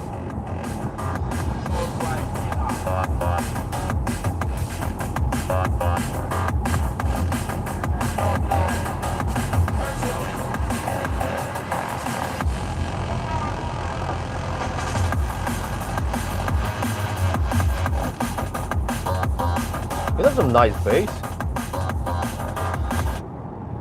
But yeah, okay, this car does something correct, which is when I pause, I press to mute the music, then it also pauses. Or I don't know, maybe technically it pauses, but not doesn't adjust. Oh no, now it doesn't want to lane change. But yeah, so this car has the 19-inch. It's 245 19, whereas the Privilege has 255 20 inch, slightly wider tires, and well, less rubber. But the Privilege uses Michelin. What the heck was it called again? This is Primacy E, yeah. But the other one is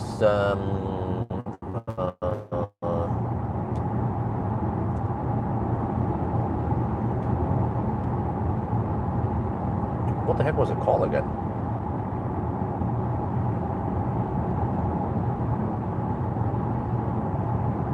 Was it some Sport something? No, wait.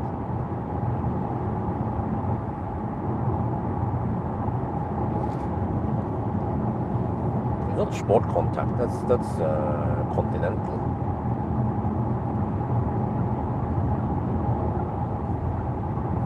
Try to remember here. But okay, whatever. Different tires.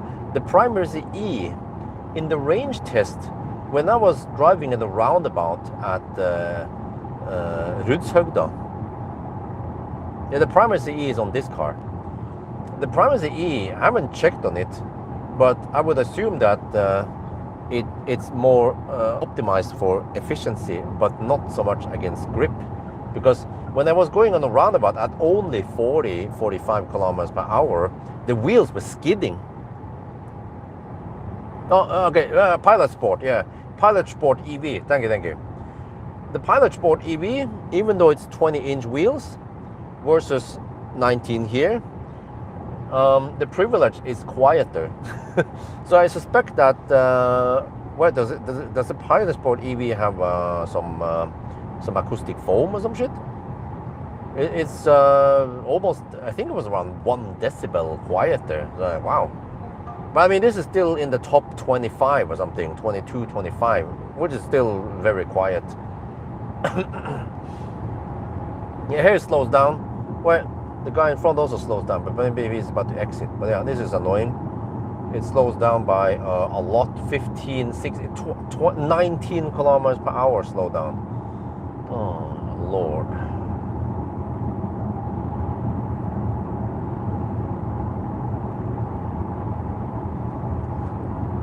Oh, exit there, huh? Hasta la vista. Where are you going to Grebbestad? Many Norwegians, they have a cabin at Grebbestad. I was at Grebbestad many years ago, like 15 years ago. Some co-worker had some cabin over there.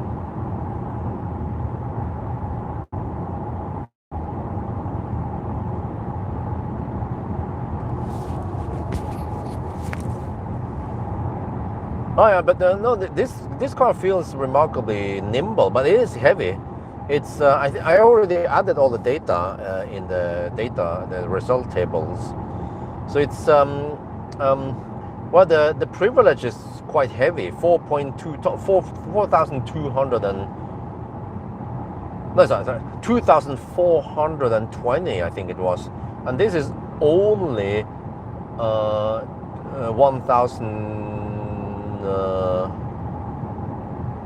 1,200 something, 1,280 maybe. I think it was around 140 kilograms less. So of course the LFP battery is kind of more dense, yes, kind of heavy, but less drivetrain, yeah? And maybe less equipment. But yeah, I mean, at least in sport mode it feels quick, but then in normal mode it has the artificial lag and shit. Yeah.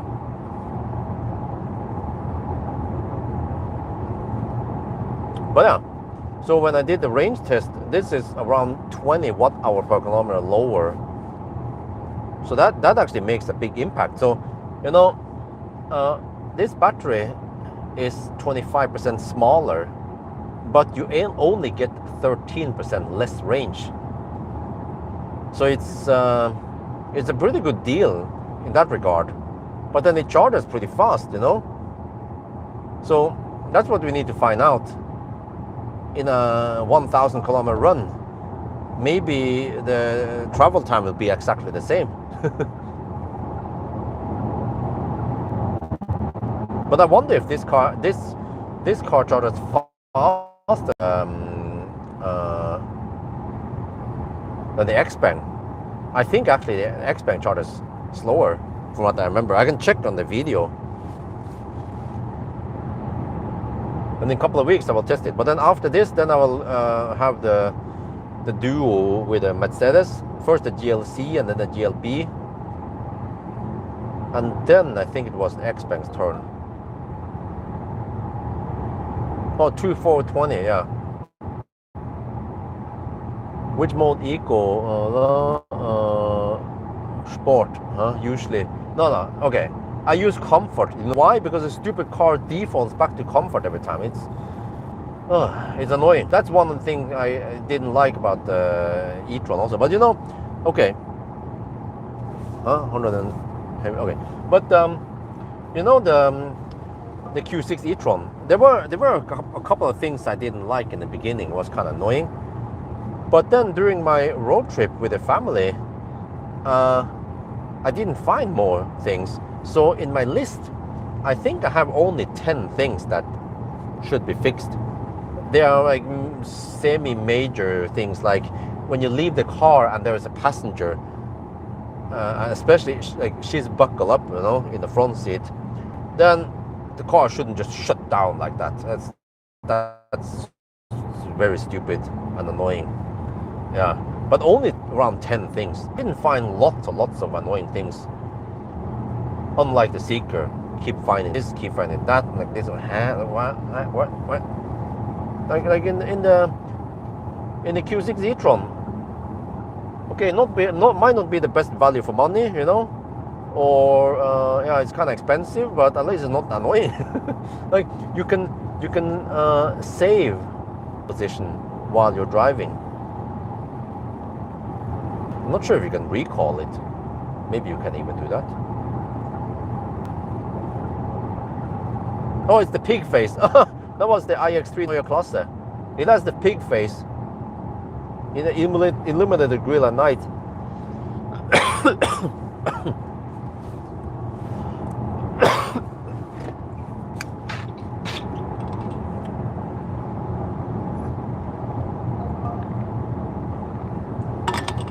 Oh, it's almost full moon. Oh, I'm gonna get flashed at. Holy shit, man.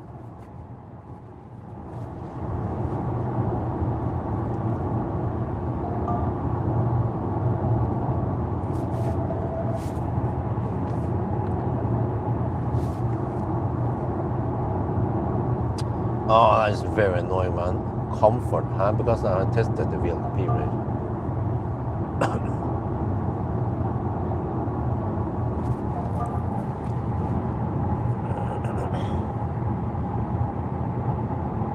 Yeah, but dude, like, why would even different modes affect the consumption, right?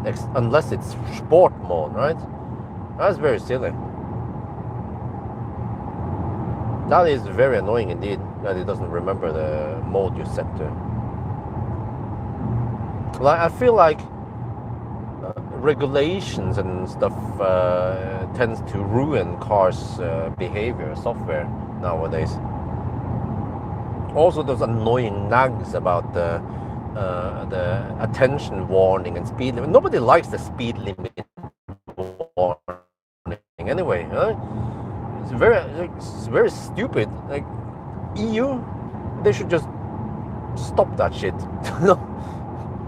If nobody likes it in the whole Europe, why still keep that rule? Like, okay, maybe they made up that rule in the beginning. It sounds like a good idea.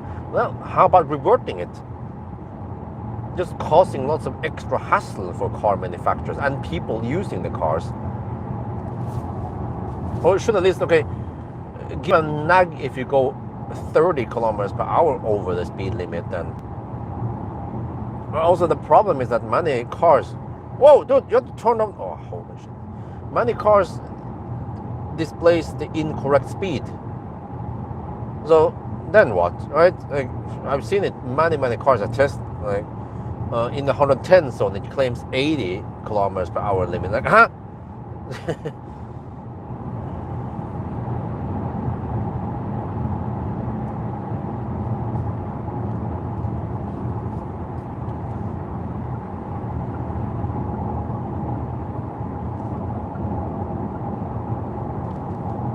Well, I have to, huh? Dude.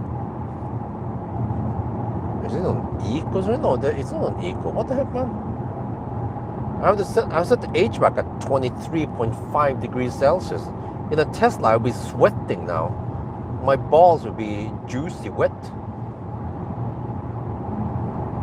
And in here, I'm kind of freezing in 23.5 degrees. Oh no, I just blasted the full light on the oncoming traffic, man. Shit. Oh. How can they release the car like this to customers and people testing them? Wow.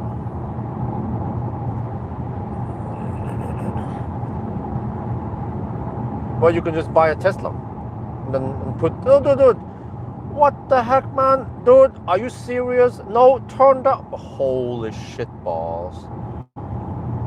Oh, it's just a miracle that the oncoming traffic hasn't flashed at me yet. I need to wear sunglasses at night now so I don't get blitzed and I'll be blinded to death by the trucks. Wow, matrix lights are so bad. Oh, holy shit.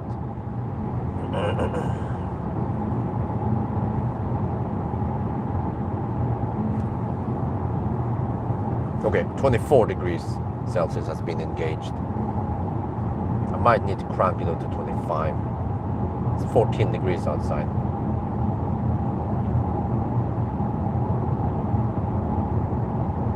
Okay, battery status 44% left, 202 kilometer, 202 watt-hour per kilometer, 213 kilometers done, and we will arrive 15% now. Well, I don't know, can I see that number?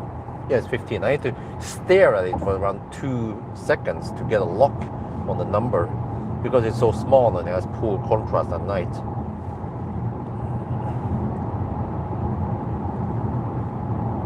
You know, like when they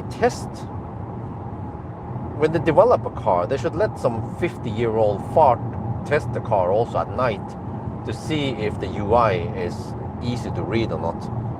Okay, maybe I need to correct my vision eventually, my eyes. I need to get glasses or some shit, but still,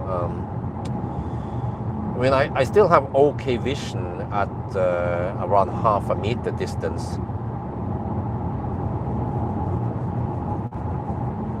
But I see that when I switch from night mode to day mode, then it's suddenly way easier to read that small letter, the red letters, or the red digit rather, yeah, of the remaining percent at arrival.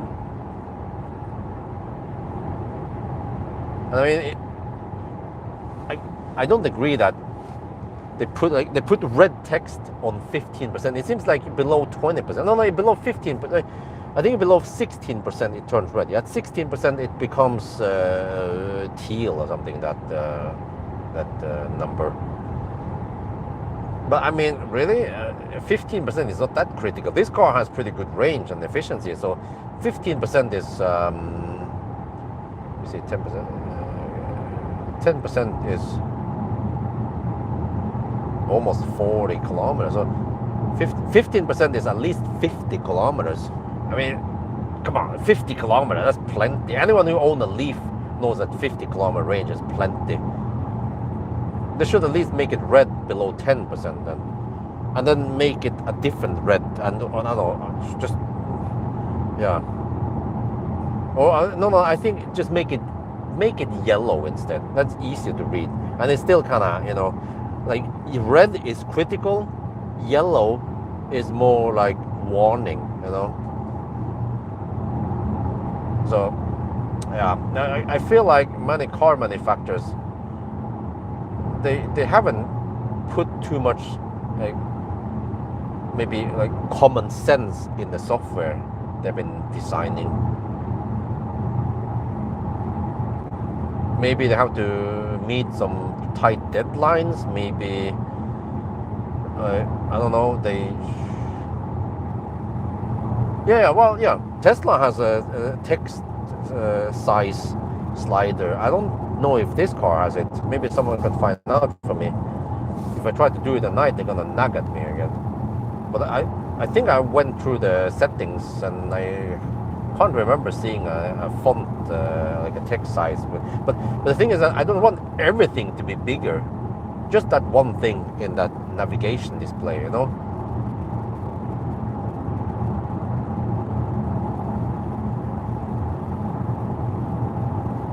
But everything else is easy to read, like white text, like F on 0000000 at night. That's easy to read. That's the highest contrast you can possibly get, right? Now this car starts flashing. Start flashing at that annoying oncoming. It was a fucking Volvo. One annoying car with matrix headlights meets another annoying car. Yeah, then what happens? When two idiots meet.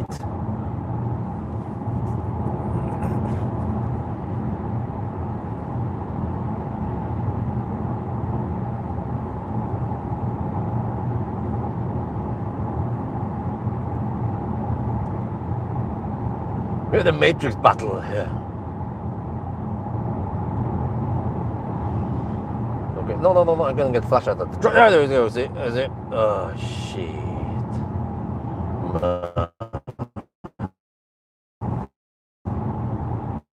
Well, the good thing is that the consumption is only 201 watt-hour per kilometer. Look at the thing; it's just flickering like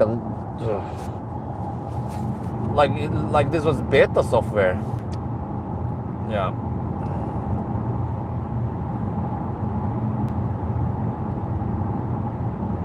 Well, I have that video of I have that video uploaded a year ago of Neo, the software that should be fixed. I think it was around 30 points that should be fixed. It's set to unlisted. Maybe I should set it to public. I don't know, maybe Neo will call me and ask me to take that video offline. Should I post it? Do it now. Wait, no, it's gonna, wow. Oh, the software here, man.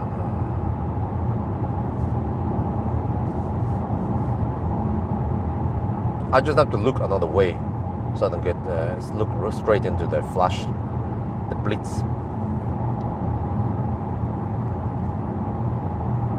Because I consider many of the things I found with Neo to be kind of severe. It should be fixed. It could affect many people, how they use the cars, and annoy them also.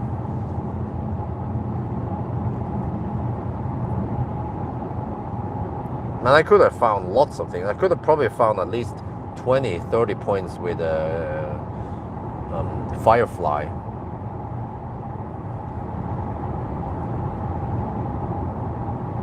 Well, but I mean, for me, it's like no big deal. I don't care, It doesn't benefit me to post the video. It might hurt them, or it might benefit them. I don't know. I mean, okay, in my opinion, it will benefit them if they fix it. But it will hurt them if I post the video and they don't do anything about it.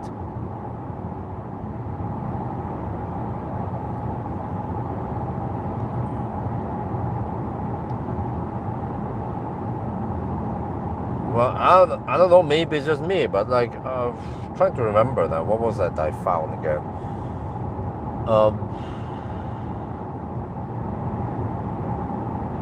Yeah, for example, if I adjust the current on the EC charging station, I adjust down the current, which could happen if you have tibber and throttling and whatever. If you adjust down the current there, and then afterwards you adjust it up again, then the Neo EL8 or EL6 or whatever I used, ET5 Touring, would not adjust the current up. Once you have adjusted it down, it stays down until you physically unlock. You have to unplug the car and plug it in again. I tried everything, it didn't work. I tried to stop the session, start the session again, whatever, no, it didn't work. And also, maybe it's just me nitpicking, but once the car finished charging, if you preheat, it will drain the battery, even if it's plugged in and even if the EC is ready to give power. And it could drain it down to 95% or whatever, right? No matter what you try, it will not pull power from the plug unless you physically disconnect the cable and connect it again. Then it will start charging. And then there was a bunch of other things also I discovered after many months of usage that I didn't discover immediately when I tested it for just 1 week at a time. So I've been saying this many years now, that I should test cars for the car manufacturers and then find bugs or find things that doesn't run smooth, and then make a list and give it to them, and then they should fix it and then pay me. Yeah, I don't know how much I should charge them, 100 euros per hour, right? At least. because I think it should benefit them. And also, like the list that 36 points I gave Zeekr, that was for free. They got it for free from me. I could have easily charged them €1,000 for that. Next time I might do that with next car manufacturer.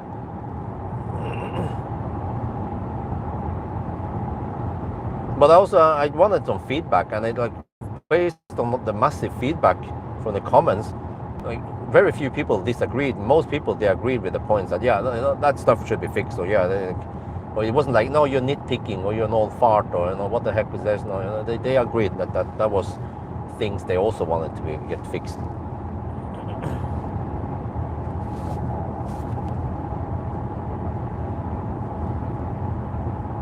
And I remember when I borrowed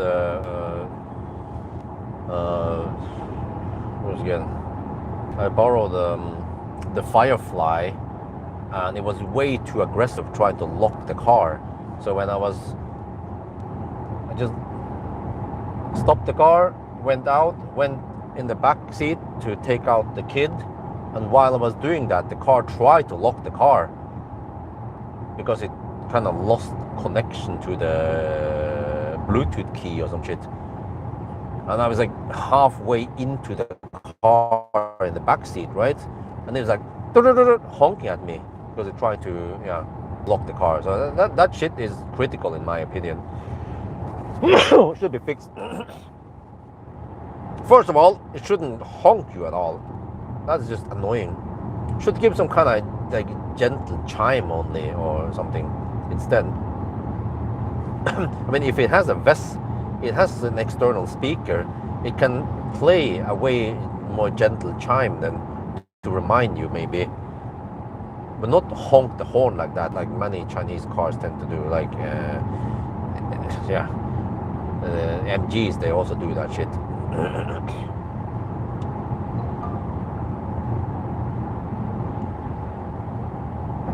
And also, I even discover, if you can actually look at the data yourself, but I did the calculation. Even the Q6 e-tron that I borrowed has non-linear state of charge scale. I got caught with the pants down when I did the 200 kilometers per hour hammering, because I measured on each 10% increment. If we have around 93, 94 kilowatt hour net capacity, each 10% should be 9.3, 9.4 kilowatt stunden. It was not like that. At the top, it was almost 10 kilowatt hour. At the bottom, it was only around 7 kilowatt hour. I was like, really? In a Deutsche Auto? It seems like only Tesla gets things right. But then at Tesla, they tend to fuck up other things. But at least Tesla, they actually do things that matters. They implement like dash cam. Yeah, like the Q6 e-tron has a dash cam feature, but when you have it recording, it shows a static picture only. Why doesn't it show the live picture, like a live video, like Neo did? It showed every angle that was recording with a red thing on each screen, like it was recording. I was like, oh, wonderful. So many things with the Q6 e-tron, the software part feels like is dinosaur compared to Tesla. But at least the Q6, it doesn't nag you too much, and it rides well, and it has nice comfort. So that's what you're paying for, right? For the high price of the Q6 e-tron. But I was quite surprised to notice that when I went from the Kia EV5, the EV5 had remarkably good space in the back, in the legroom in the back there, even though it was only 4.6 meters long. So I discovered that the EV5 has way better space in the legroom versus the Q6 e-tron, which is almost 20 centimeters longer. So we were a bit struggling with the trip, and wifey felt like it was tight, so she was not too impressed of the Audi. to my big surprise. I thought she was like, German car, you know, great comfort and all that. But she was more into the practical stuff and the space and so on, rather than the nice German brand, right? So actually lately, wifey has been more impressed of the Chinese cars. She was impressed of Hongxi, but I know that the software in the Hongxi is shite. The EHS9. She liked the comfort and the space and the massage there. And then yeah, it's funny when I activated the massage in the Q6 e-tron, even on the highest intensity, she wasn't sure if it was on or not. She asked me, "Did you turn it on yet?" I was like, "Yes, it is on at the highest intensity." Oh yeah. So maybe I should test. I should use Wi-Fi as a test subject on some of the cars I test, because I'm more focused on software, right? But then Wi-Fi is more focused on aesthetics or some of the practical parts. She doesn't care about physics or electricity or stuff like that, or software. Okay, wait, we're getting close to the Walla. I have to check here. 34% at the Walla. Wow, really? Okay, but this is non-linear. Oh, I forgot. I can check. This is even better. I can check on the stats here.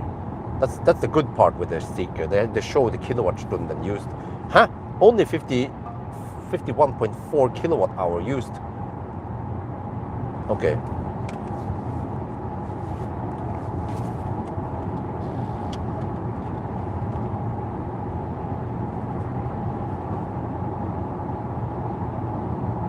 Let me see. Round it down to 51.5 then.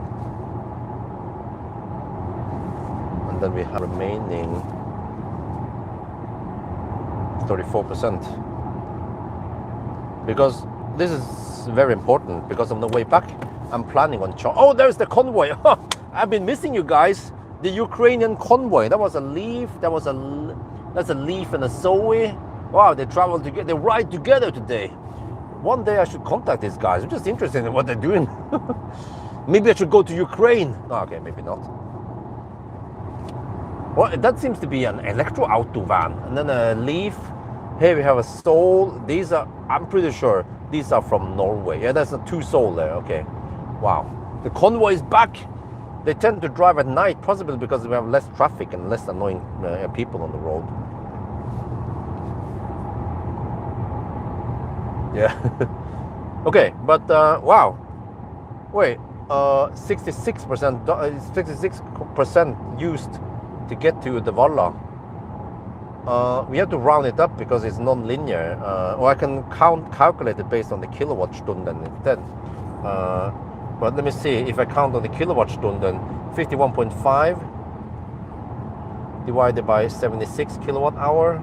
Wait.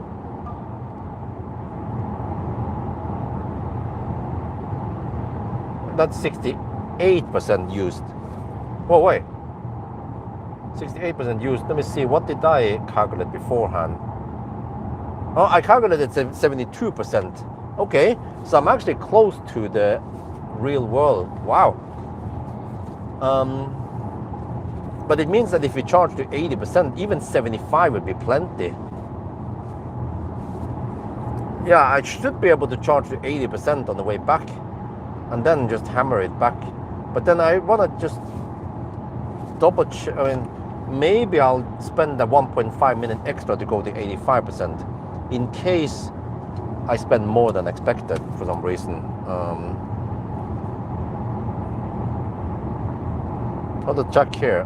Yeah, we actually have headwind, so it's likely on the way back. Yeah, we get the tailwind on the way back.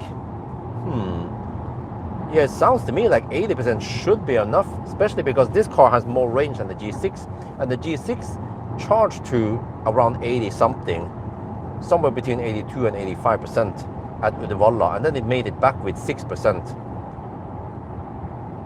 So yeah, this is good. I'm more confident now to go to only 80%, and then I can shave off that 1.5 minutes, and then just go deep at yeah. In worst case, I can just bail out and stop somewhere with 1%, right? Before I go home. Yeah.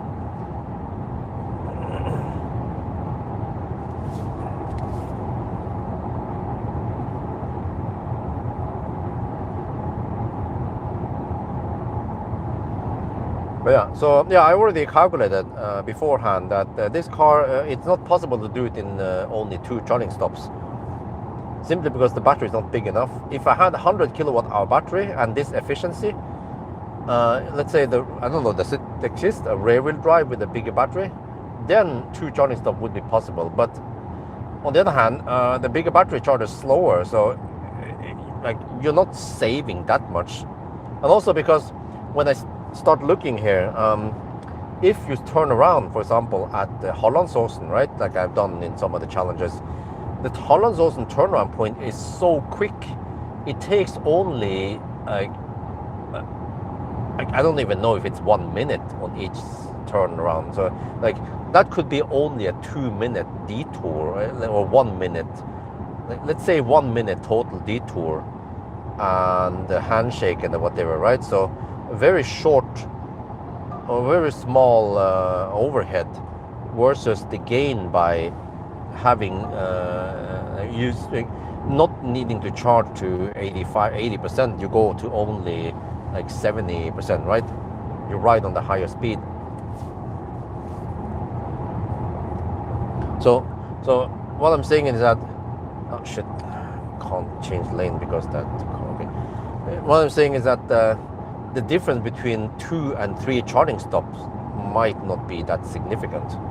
Of course, the difference between like 3 and 6 charging stops, that's kind of significant. Then we might be talking about 5-6 minutes of saving when you have less stops. It depends, of course, where you stop also. But with good range and fast charging, you can, like we do now, you can better choose where to stop, get the better places to stop with shorter detours and stuff. But the downside is that with fast charging cars, you're kind of forced to go on the fastest chargers, right? So what we need is a car that charges relatively quick but doesn't require the fastest chargers out there. Or if you have a long range fast charging car with big battery and also good efficiency, then you can skip some chargers, or you have the flexibility to go for the best chargers with the shortest detours.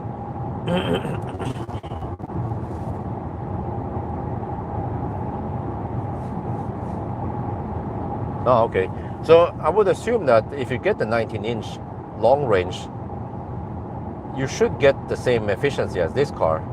It has smaller battery, but the weight should be similar also, the long range. That's what I've seen, that the NMC battery, they have roughly the same battery weight as the smaller kilowatt hour, at least, the smaller LFP battery.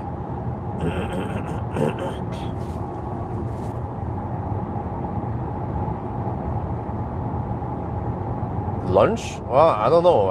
It doesn't seem like it's lunchtime yet. But yeah, I brought food with me, so I'll be eating while driving. Oh, maybe I should do that. I can eat 1 slice of bread while driving. Because while I'm charging, I'll usually shoot video, do some other stuff, and clean the windscreen.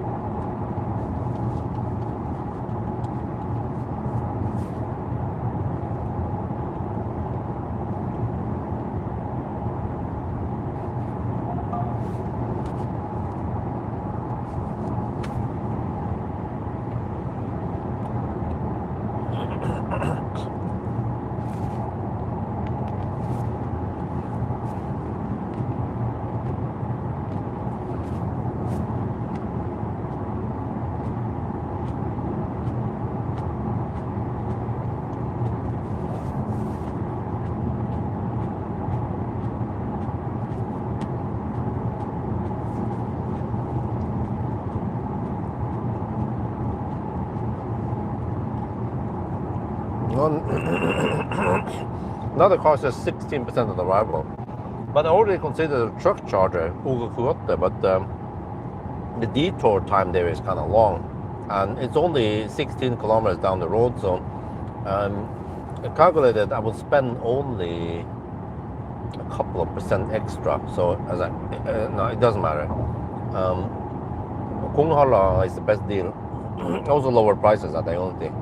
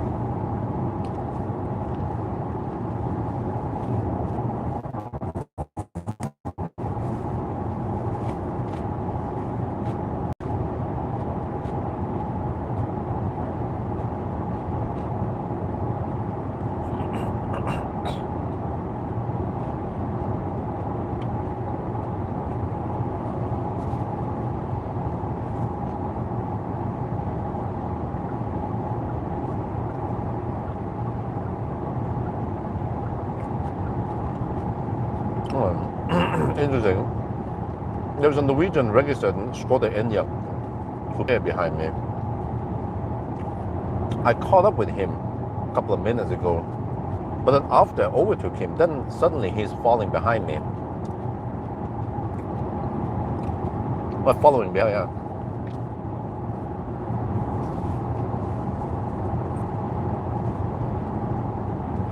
Not sure why.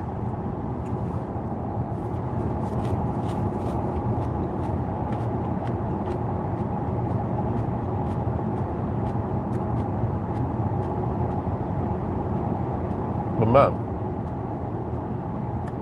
it is wonderful to travel at night. And now we have close to normal traffic again.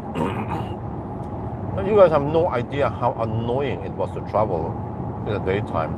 And we are more or less stuck with traveling around noon, which was peak hour for idiots on the road.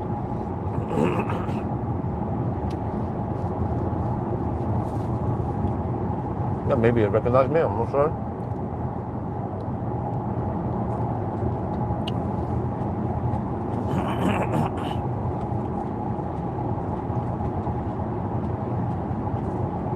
Efficiency, yeah, maybe a little bit. But this car has somewhat low frontal area, so it's not that much gain. You kind of want to follow some boxier car. No, stop! Oh, the stupid car, no! It's like, oh, he wants to do some emergency shutdown on me because I'm eating. Still watching the road, of course. Now this software is really annoying.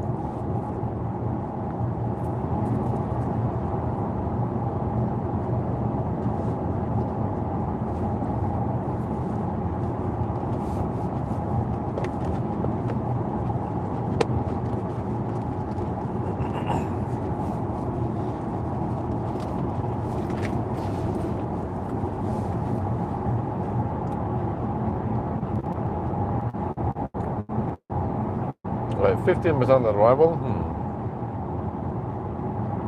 That's 26% left.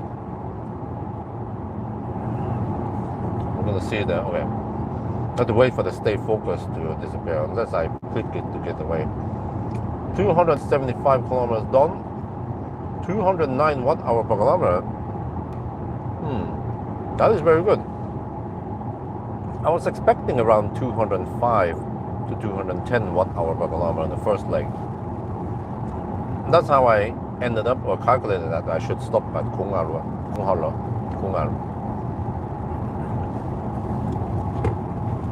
And then after 2.5 hours now, I also test something else. I use the power bank to power the fridge in the back there, set at 4 degrees Celsius. And after 2.5 hours, the power bank is down to 71%.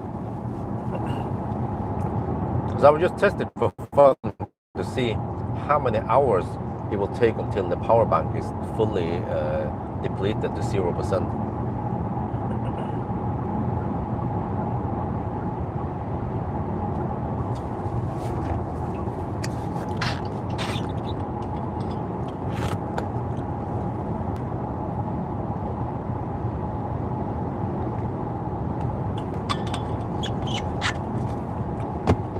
Well, yeah, man, like in the daytime,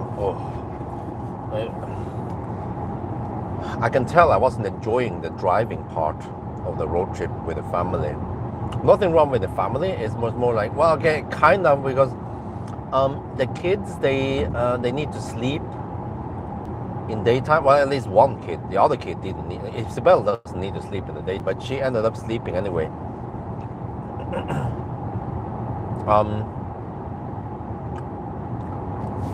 So then it's practical that Axel gets his midday sleep around noon. But that's also when the most traffic occurs and also the Laderstau happens.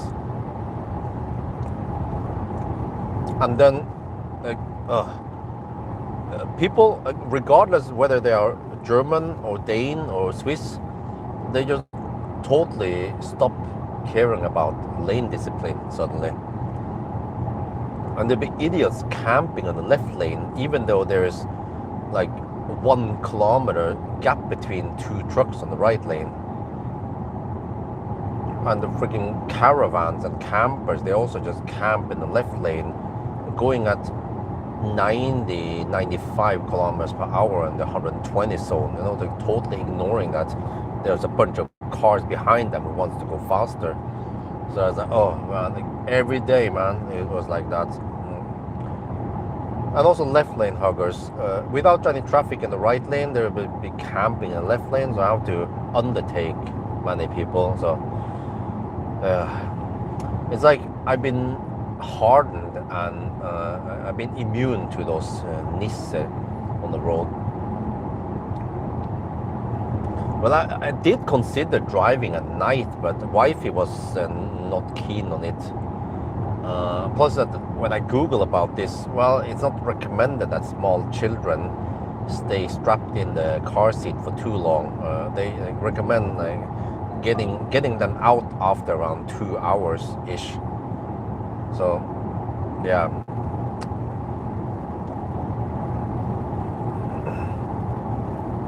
I mean, it would be slightly better in 1 to 2 years once Axel doesn't need to sleep in the daytime again. But then the kid will be bored. Then they will be bored. Kids will be bored in the car. But then we don't want to introduce any screen for them yet. They get a bit of screen now and then, but that's it. Like, we're not going to give them several hours of screen time in the car.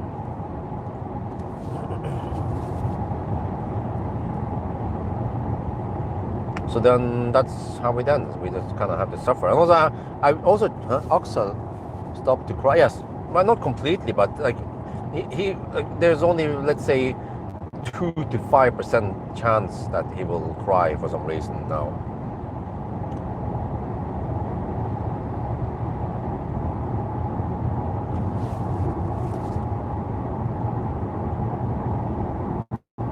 Right, well, there's another problem is that wifey doesn't have the driver's license yet, and I'm like always prioritizing. What do I do?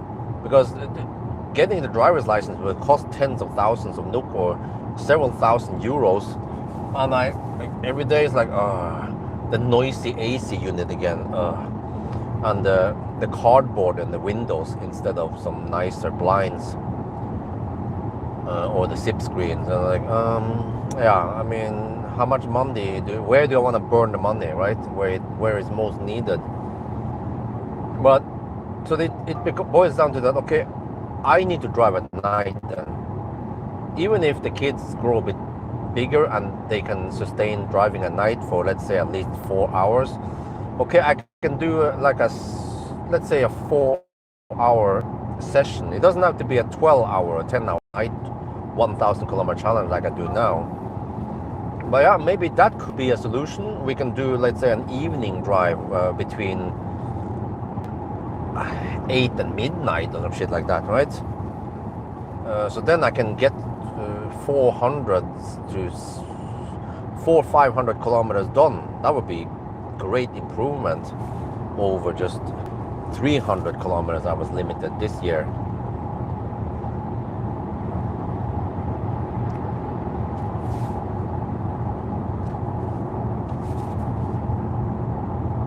But I mean, I totally understand. Even wifey, before kids, wifey, she was also bored of the driving. That's why she slept a lot back in the days with Millennium Falcon, because she didn't know what the heck to do.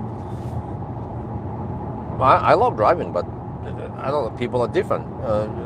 Like she doesn't. Since I'm driving, I will also, of course, watch the road, but also I like to look at the landscape and the view and stuff. And maybe even if it's not a beautiful view, I just want to see like the city or the road, the layout. And I'm interested in stuff like that, right? But wifey, like when we are traveling, she would just be on her phone all the time. You know, we could pass by a dinosaur, a living dinosaur, and she wouldn't notice, right?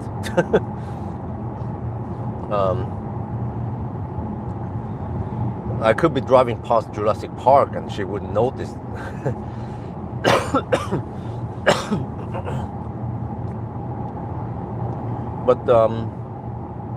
But I remember when I went to Lyngen North and before kids, she was like 1,000 kilometers in one day, or 10 hours is too much, leaving in the morning and arriving in the evening at 10 at night, that's way too late, she wanted to arrive 6 in the evening and then chill and have some dinner. So that's why we ended up driving only from back then Alnabru to Trondheim. Well, I drove a little bit past Trondheim. It was Steinkjer we slept over. So that's around 600 kilometers one day. And then from there we drove, so I had to split it. Like Norway route is kind of slow. So I only drove around 500 kilometers per day with wifey. Then she was more comfortable with that route. Yeah. But I remember in the old days, at least with MC Hammer and Optimus Prime, but at least MC Hammer, he was quite schnell. So I remember it was one of those Eastern trip or whatever, spring trips with MC Hammer. Yeah, it was in spring, because it was when I had the damaged bumper that wasn't fixed yet. I had to duct tape it. We went all the way from Oslo to Hamburg in one day. We drove 1,000 kilometers in one day, pretty much, with MC Hammer. And that was even with some annoying slow traffic on the Norway side. I remember I was like, ugh. I was getting annoyed, and then I drove a little bit slalom between the cars on the Swedish side, and then I got pulled over by Swedish police. But he didn't have a measurement on me. I spotted him early, and then he tried to get past some traffic and get over to me, and then he gave me a warning, and then I was like, okay, sorry, shouldn't have done that. I was just annoyed by the traffic. I was just annoyed by the damn left lane huggers. But I mean, it's true, because those idiots, man, they are just, I don't know, it's like they completely shut down the brain. When there's too much traffic, they just camp in the left lane, even though they're driving slow, like you know what I mean? Like 120 zone in Sweden, good roads, nice weather, and then those idiots, they're driving 100 in the 120 zone, and they're camping in the left lane just so they can overtake yet another truck. But it's like there will be plenty of space for them to just get the fuck into the right lane and let the 20 cars behind them pass, Like, but I saw it. It was not only me. It was a bunch of other people were also getting impatient.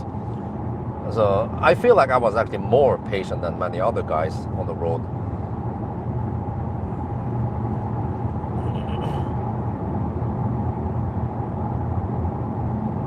No, that was the privilege 100 kilowatt hour all-wheel drive. This is the rear-wheel drive 75 kilowatt hour golden battery. Okay, we are getting close now. We will arrive in 7 minutes, arriving with 15%. Okay. What, did it preheat yet? Let me see. I have to check here. I've almost forgot about that. Energy management, battery regulate. Huh? Wait. Is it? No, no, no. Could you stop that? It initiated the emergency thing because it thought I was dead, but I turn on the regulate battery temp. Is it on? Nothing tells me whether it's on or not. I can't see any indicator or anything. It's whether it's on or not.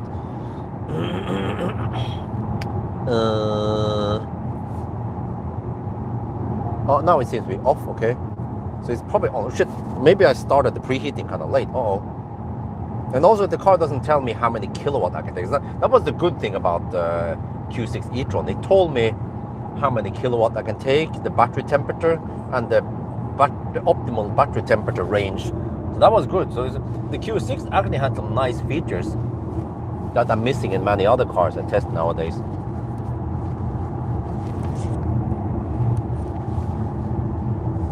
But I mean, it's strange because I navigated to Ionity, so the car should have preheated in time, right? Automatically.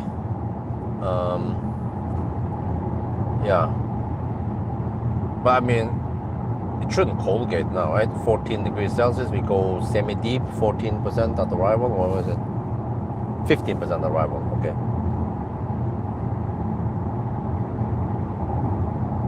Yeah, that's true. I agree. You pay a premium price to get just a little bit things. I feel like many Chinese cars, they give you way better value for money. Like I talked about before, like, okay, in the old days, you purchase a Taycan, you get, of course, the Porsche brand and the Porsche driving feel and all that, but you also get that high charging speed that was not available any other place. And who knows how expensive that battery was in order to get that kind of speed, right? But then nowadays it's like just get an Xpeng or Zeekr or even the i5 IM6. They're kind of thirsty, but they charge quite fast.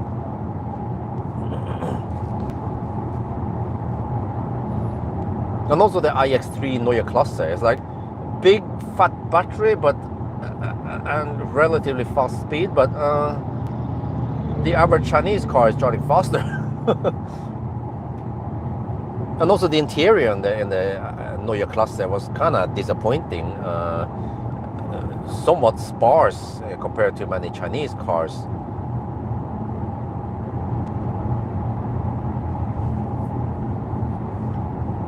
No, what the heck, man? And then they flash at me. Stupid car, man. Stupid software. Kinds of stupid shit all the time. Annoying oncoming traffic. Okay. Let me see. What do I do? I have to get the camera ready soon. Microphone ready soon. We're pulling in 3 minutes. Well, I forgot to check the charger status over there. But it shouldn't have Laderstau, right? Not at night with this kind of... Based on the feel now, I'm pretty sure that it's not going to be any Laderstau. Schmutz. 18 stalls available. Okay, that's plenty.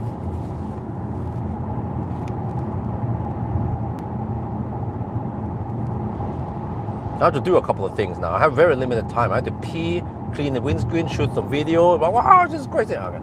And then we're off again. I have roughly 10 minutes here, possibly less.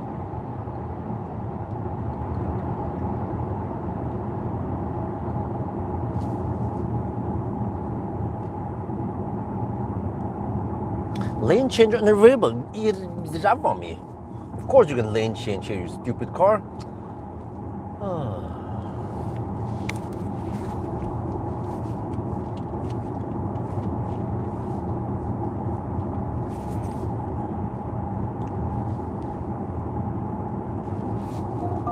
Well, it seems like the trip meter is spot on, or the distance is...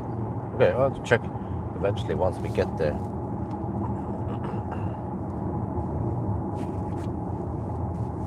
Okay, yeah, so in case people question why I plug in here with 17%, well, there is a very good reason why I plug in with 17%, because the next possible place to charge would be Himmler. Whoa, what the heck is going on here? The fuck, man? No emergency blinking, anything? No, like nothing, man. Ring Swedish Nisse, man. They're just standing there on the road at night. They could be killed, you know, because someone not paying attention. Okay, this is a bit slow detour, but at least it's faster than the next possible slot. And then all the other options, they are like too slow or too shit, or or the Circle K throttling shit or some other thing. So yeah, so next possible good spot would be Himmler, and that's too far away, unfortunately. The long range overdrive made it to Himmler, but this car simply cannot make it. Okay, microphone off. Microphone off. Okay, let's see. Wait, okay, I have to take this side because I need to take the Phoenix contact, not the Amphenol. Okay, here, very important to take this side. Here's the Phoenix contact. There, yes, alles gut. Okay, and then stop the heater. Then don't unbuckle yet, because when you unbuckle, you block the trip meter.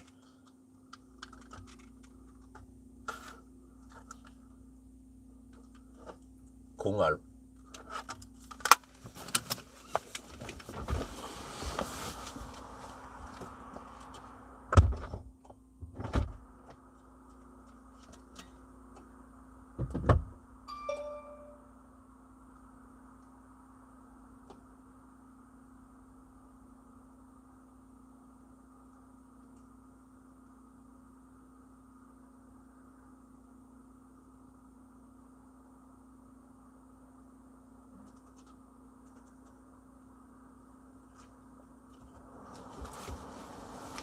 Okay, let me see how to do this again. Put you guys in the shaft. I think you're supposed to be up here, right? Pump it.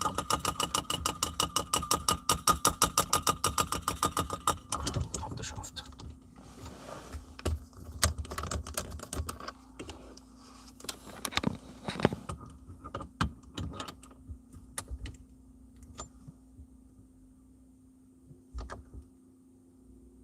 Okay, let me check something here really quick. Energy management, trip stats. Need to get the distance. 308.8 kilometers. Okay.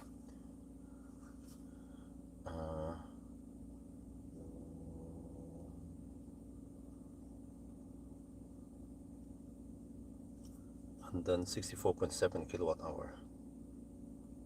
Okay, that's all I need. Okay, and then we go back here to the car. There. Wait, okay. Let me shoot video.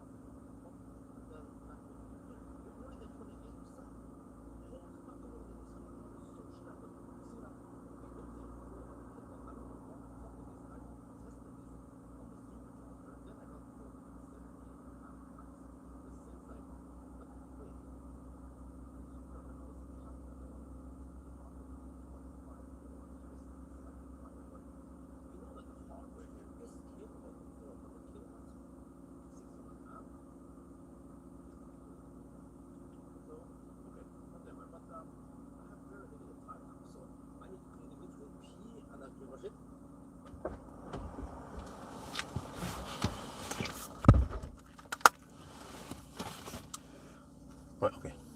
This is so fast, I need to.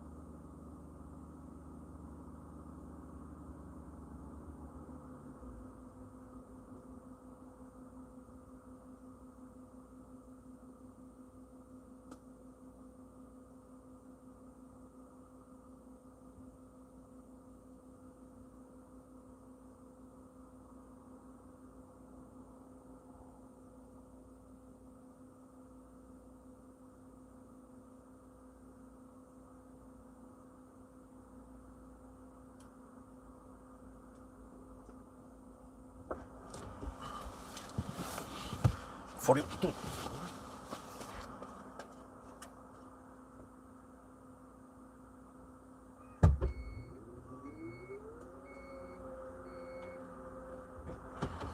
Just place this somewhere. I'm not sure if we can do it. Probably.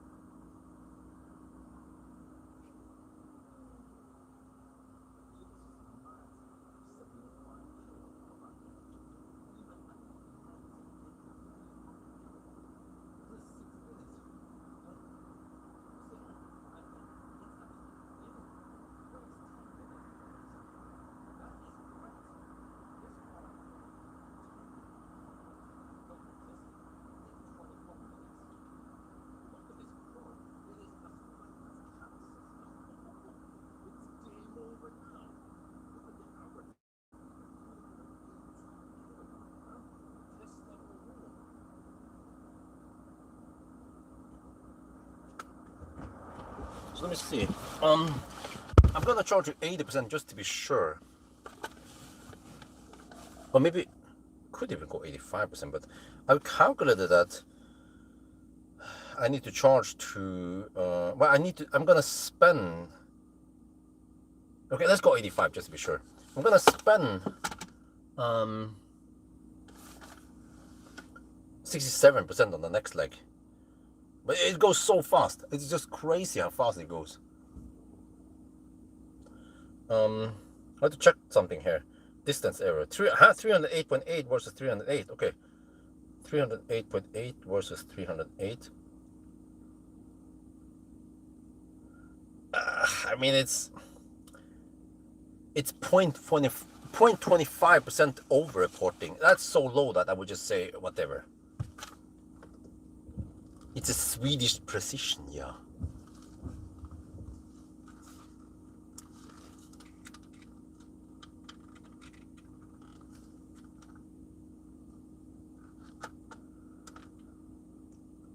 Inside the car it looks like this. Yeah, we're already at 70. Oh shit, this is brighter for some reason. What? We're already at 70%. You also see some charging stats here. So yeah, okay, it might look weird and whatever. Be like, oh, Bjorn, I like your videos, but why don't you charge the only 60, 70%? Well, this car charges so fast that I calculated that the optimal charging percentage is actually up until 85%. And just going from 80 to 85% takes 1.5 minutes. That's how fast it is. And when it takes only 1.5 minutes to add 5 extra percent, then that could unlock reaching another charger or something. You know, it depends, of course, it depends. So I will show you now the plan. This is freaking crazy, man. Is that I'm gonna drive now. I'll zoom out a bit. Okay. This is not ideal because if I click here, it will not save it. Okay, maybe I need to do this instead because it will not save it. Come on. OKQ8 Hallandsåsen.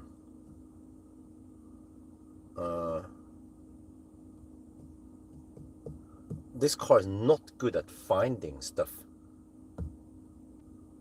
at all. It finds weird shit. No. Svarte granskuen. No. Okay. I think I need to save it as because if you do this and then you just plot in a spot you navigate to, it will not save it in the history unless I star it, I think. I have to do this, yeah, and then preview route.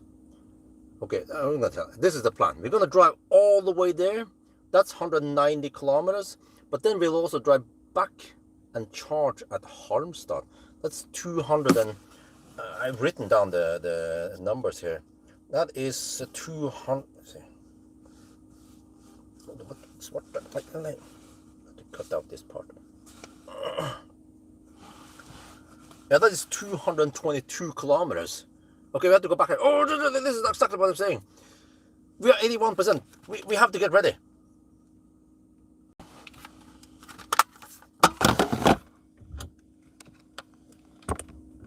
%.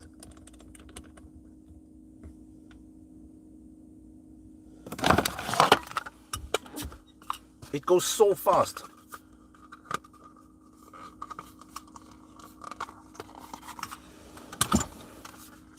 %.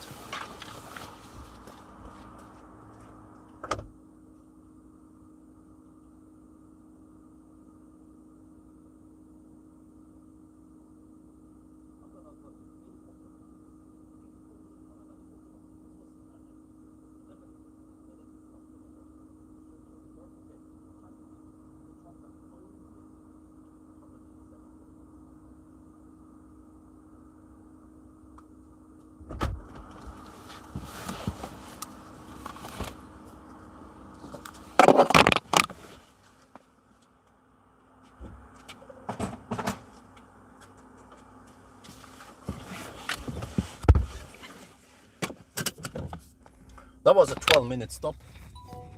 Charging stop from 15% to 85%.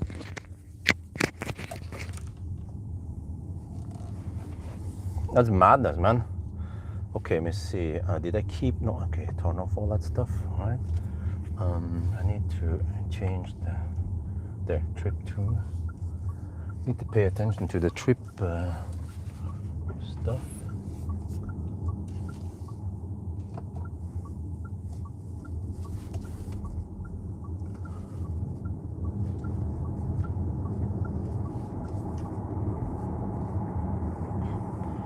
It's crazy because now we need to drive 222 kilometers, 190 kilometers to a turnaround point, and then another 30-something kilometers to Halmstad, and then charge there. I consider charging at Hallandsåsen, but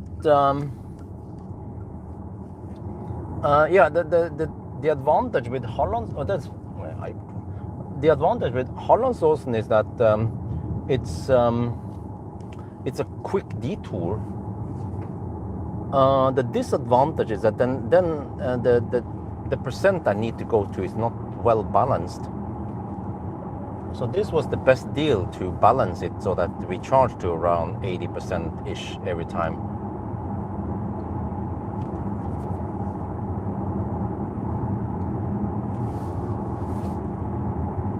Yeah, they were still there, Nisse.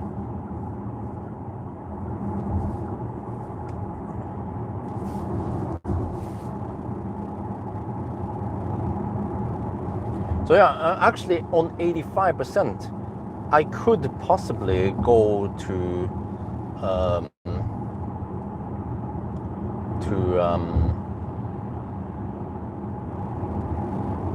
Falkenberg. I don't know yet, but Falkenberg exit is a slower I mean, it's kind of slow-ish. Yeah.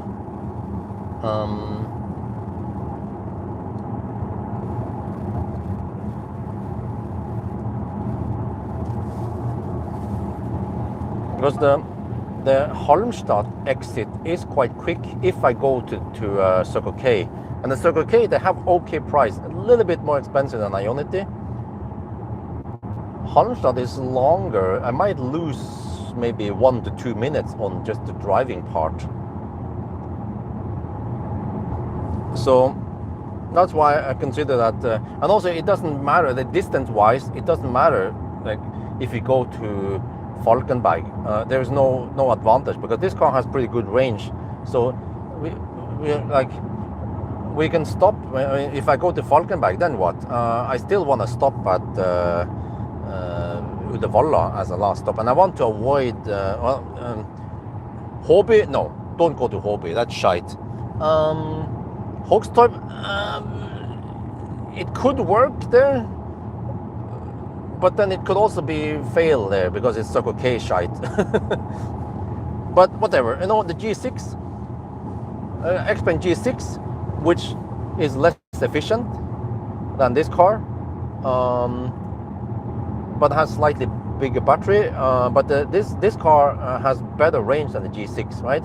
So if the G6 can charge to only 80 something percent and make it to the finish line with 6% left, then this car can surely make it.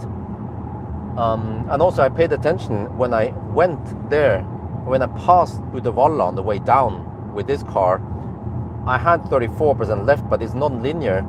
But I calculated that I would spend around 68 to 70% on the way back. So I could even charge to 75% and then make it there. But let's just make it 80% just to be sure, in case there is some, yeah, well, you know, the non-linear scale and other things could happen. Like maybe it could be kind of cold at night before the sun rises and shit like that.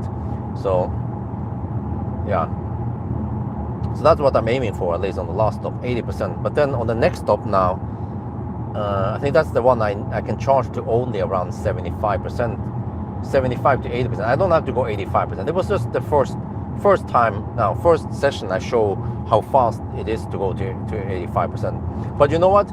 We can, like, this car charges so fast past 80% that you can even go 90%. It doesn't take you that much extra time. I think it was also around 1.5 minutes or 1.5 minutes to go to 90%. Then you have that extra peace of mind in case you want to go further. And even going to 95% doesn't take that much time. Okay, 100%, the last 3 to 5%, yeah, that starts going kind of slow-ish. But it's just insanely fast. This car, it's even faster than Xpeng in C rate.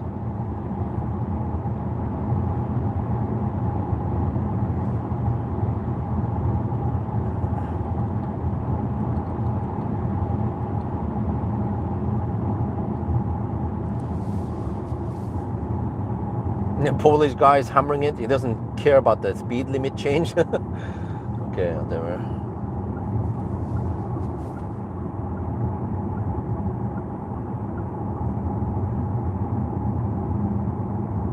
I traveled 308 kilometers on the first stop, and I still had 16% or something when I plug in. So we can see now, just for fun, well, it's not linear, but we can see roundabout when I'm down to 70%, let's say, yeah, where we are at. Like, how far could I've driven? But then the problem is that if you go too deep, then we might get shitty speed at 1%, right? That's how it is with many Chinese cars. I haven't tested with this car. But yeah, the same thing there. I did only get 335 kilowatt. I documented it now, 330 something kilowatt. But it has a a very flat curve, and I could get 300 plus kilowatt until like way over 60%, which is amazing. Like 4C rate until 60%. Like so you know, this is actually good news, because it means that we could go for 500 amp liquid cool Ionity also. But yeah, does it matter? Nah, not really. Like, well, let me see. Could I go from Spekerud? Yeah, I could charge at Ionity Spekerud and then go home. But I might want to go for 85 or 90%. But you see, there's really no point. Uddevalla is safer, and I can easily go from Halmstad to Uddevalla with only 80%. Let me check my notes here, what I wrote. From Halmstad to Uddevalla, I need to spend only 63%. So that we can say, okay, I can charge you 80%, and then I might arrive with 17% at Uddevalla.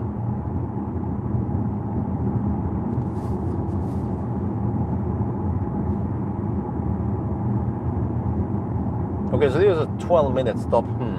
It wasn't the 10-minute stop I was hoping for, but okay.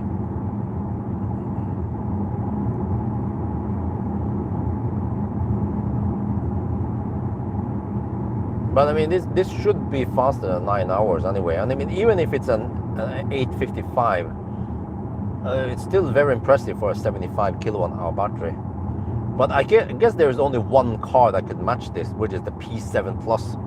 The Xpeng seems to have insane good efficiency, almost Model 3 efficiency. But I don't know if I get the overdrive or the rear-wheel drive though. If I get the all-wheel drive, then it might not be that efficient.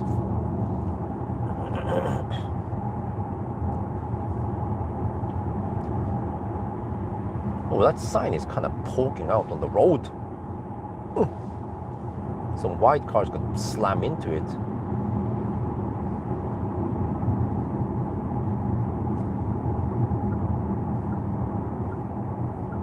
But yeah, I mean, this is kind of mystery. Why are we not getting the claimed 480 kilowatts? Does it mean that this car can actually charge faster than, yeah? Wait, about 12 minutes to 85%. You know, it should have been faster. That stop should have been 10 minutes, right?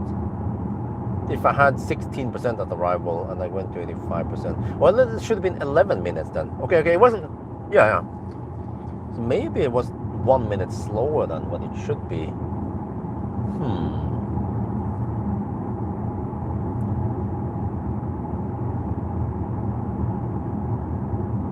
Oh, I forgot to turn on HVAC.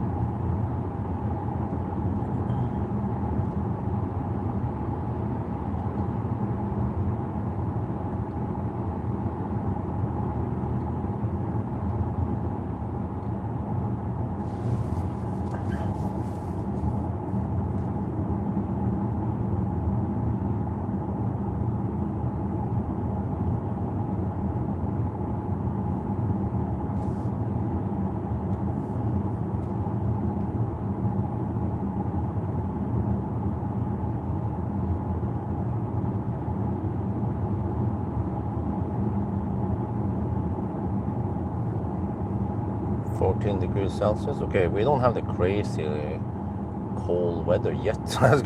Still summer, fortunately. But yeah, so I measured 76 kilowatt hour on this battery, even though it's supposed to be only 72. So maybe that is a small advantage we have.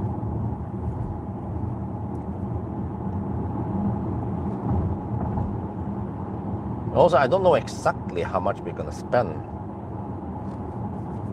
So, well, we'll see. But I mean, since this car is so fast, so then the shorter stops, the shorter pit stops are, they actually matter if you can shave off 1 or 2 minutes on the pit stop. So I calculated that the Varberg stop is kind of slow. The one we're gonna take now, northbound Halmstad to Circle K, takes around 3 minutes maybe, whereas Varberg is almost, I mean, it's more like 5 minutes total. Especially if you go northbound, you have to cross the road and stuff. Southbound is slightly faster.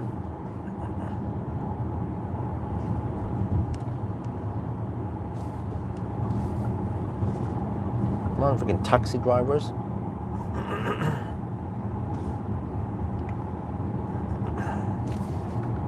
Oh, it's nice to be back in Göteborg again.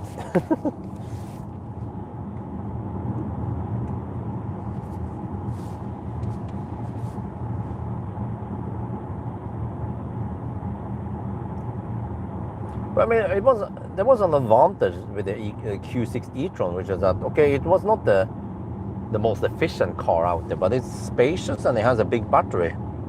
So we actually had good range, but I ended up having to charge at 30-40% every time because I wanted to avoid Laderstau. Paid attention to the app and I was like, okay, Laderstau there, okay. But even then, it wasn't enough, and I still ended up with some Laderstau.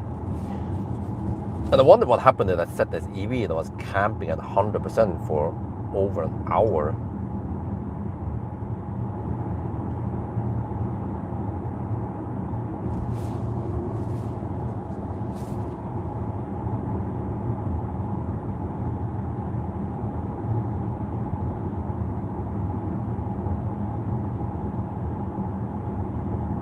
That was 6 minutes. Yeah, and the Kunghalla stop is kind of slow-ish. At least we didn't get any red light. But just the fact that you are crossing the road and some stuff and getting into the parking lot and so on, you can't just hammer it too fast over there, you know. So you kind of need to slow down a bit. Yeah, that's the name of the game. I mean, it's the whole test here is like a realistic test, you know. What is possible, right? Unlike the 24-hour run we did many years ago. I still feel like I want to try that. But first we need to find a good candidate.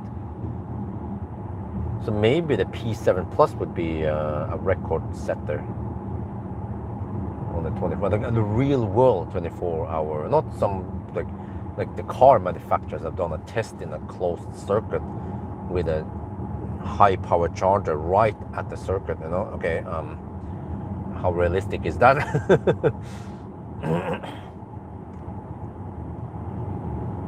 The Nürburgring or something they did. Wait, we have some slowdown here. I'm not sure if I need to deduct for this or not. Oh, is this? Oh, I forgot this. Okay, I can take this. I think this stretch, this lane might be slightly faster.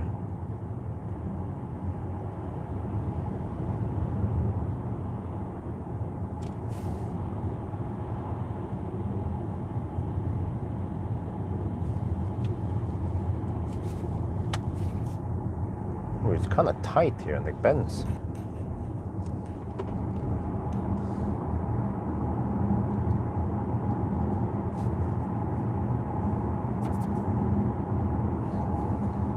How is the fridge going? Let me check here. I forgot to take anything out of the fridge. It's still nice and cold there. Wait. Is that 69%? After, what's it, when we left that, it was 10. I started it. 3.5 hours soon. It survives remarkably long now because it's not that hot. Yeah, so the heat that escapes, it takes longer for the heat to escape to the threshold where it needs to fire it up again. And I don't open the fridge. But it's still around 20 degrees in the trunk, right?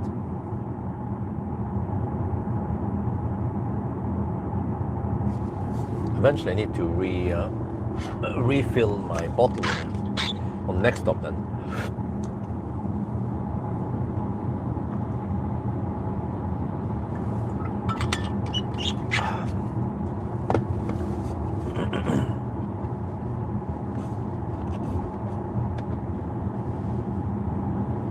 Five kilowatt per minute. You mean 5 kilowatt hour per minute, right?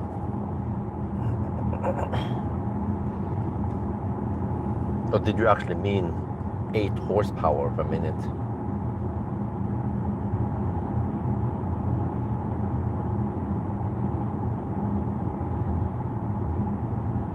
Okay, but this is the big unknown. I don't know exactly how much I'm gonna spend on the 120 zone once I hammer it.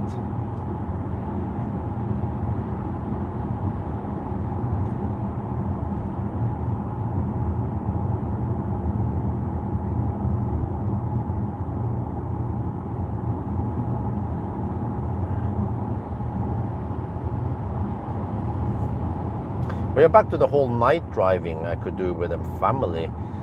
The problem is that I need to drive alone, since I'm the only one that has the driver's license, right? So if I hammer through the night, like 8 to 10 hours, the problem is that, okay, we might be able to cover some distance. The kids, they'll be sleeping, wife will be sleeping, but then the next day I'll be shot and I need to recover. So that's why, I mean, I could probably pull off like a 4-hour sprint at night. We could try that next year. We can cover some distance.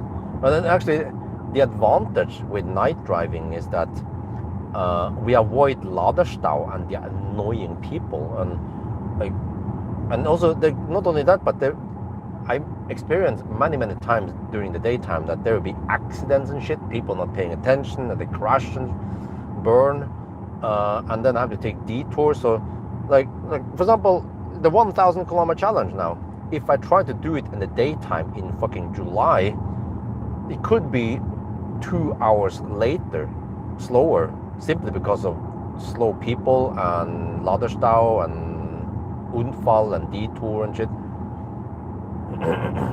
But also on the way back, you guys saw it, right?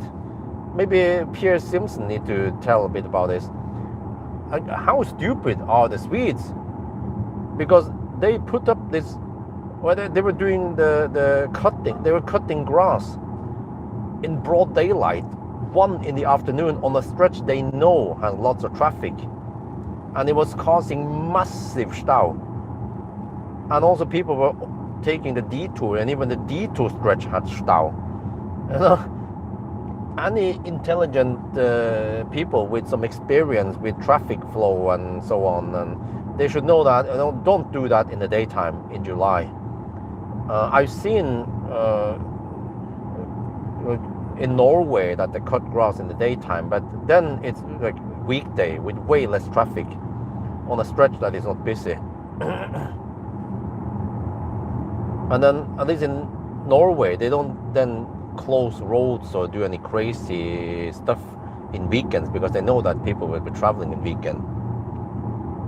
So that was just crazy. Yeah, it caused like half an hour delay or maybe more.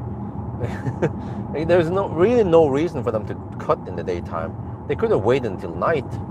And okay, I know it takes a long time to do it, but still, like, holiday traffic should have first priority, and then just pay extra for the night, not tillag whatever, for the night guys to work.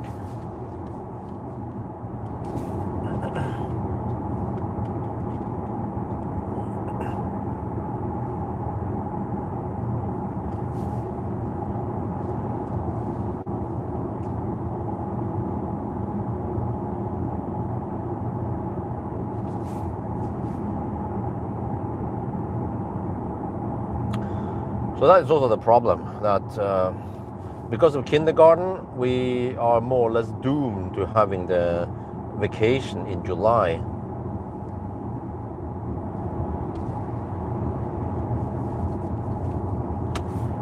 Because they shut down the kindergarten 2 weeks in July, and we are required to take at least 1 week in addition, outside those 2 weeks, somewhere between June and August or something, right? So then we just take the 3 weeks together in July. Then that's what we ended up last year. It would be slightly better in 4 years, because in 4 years Axel and Isabel, they will be in school, and then school vacation starts from around 20 June and then lasts until almost 20 August, 2 months. So what we can do then is we can go on a trip, we can travel like ASAP before the July traffic starts. We have to travel around June then. Yeah, and then at least on the way back on the second half or something on the trip, then we get some annoying July traffic and stau and stuff. Hey, we hit the we hit the convoy again. Yeah, the Ukraine convoy. I don't know. They probably need to take some breaks also, even though they're not required to take them. They probably also want to take it for safety and comfort, right? I really believe that they don't drive just 8 hours non-stop, unless they have 2 drivers and they pee in a bottle or some shit like that. Let me see if there's 2 people in there. But I couldn't see.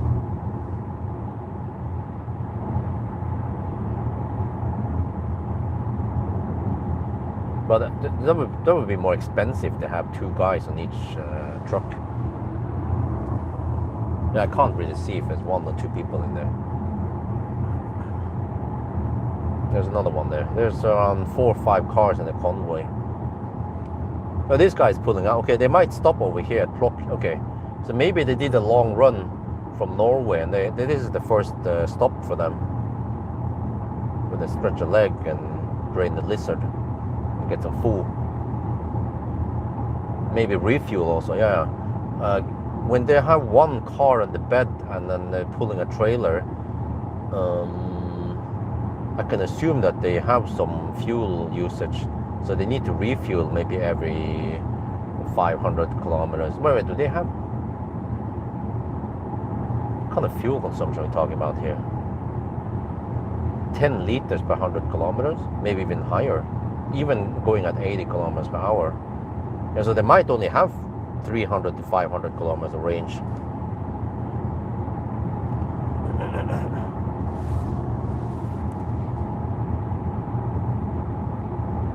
Yeah, maybe 1 driver and then 1 slave. Yeah, that could be it. Maybe that pays off. It's a balance, Labor is probably cheap in Ukraine, but then the equipment and the fuel cost money and time or so. So I bet that would be the most efficient way. 2 guys on each truck, or each, I don't know what they call it, van truck. It's a light truck.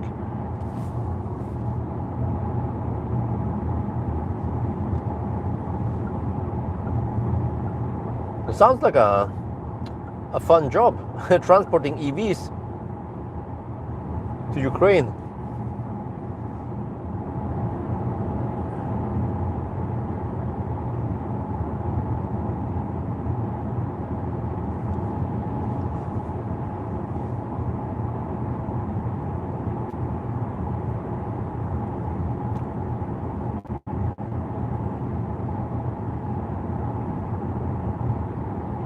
Well, guys, I need to ask you guys something. I want to have this dugnad, voluntary work, whatever they call it, but I bet there are many people out there who likes to do this. I mean, for me, I can do it, but I feel like I'm not like a ninja on this, but painting the house, painting the garage and the balcony.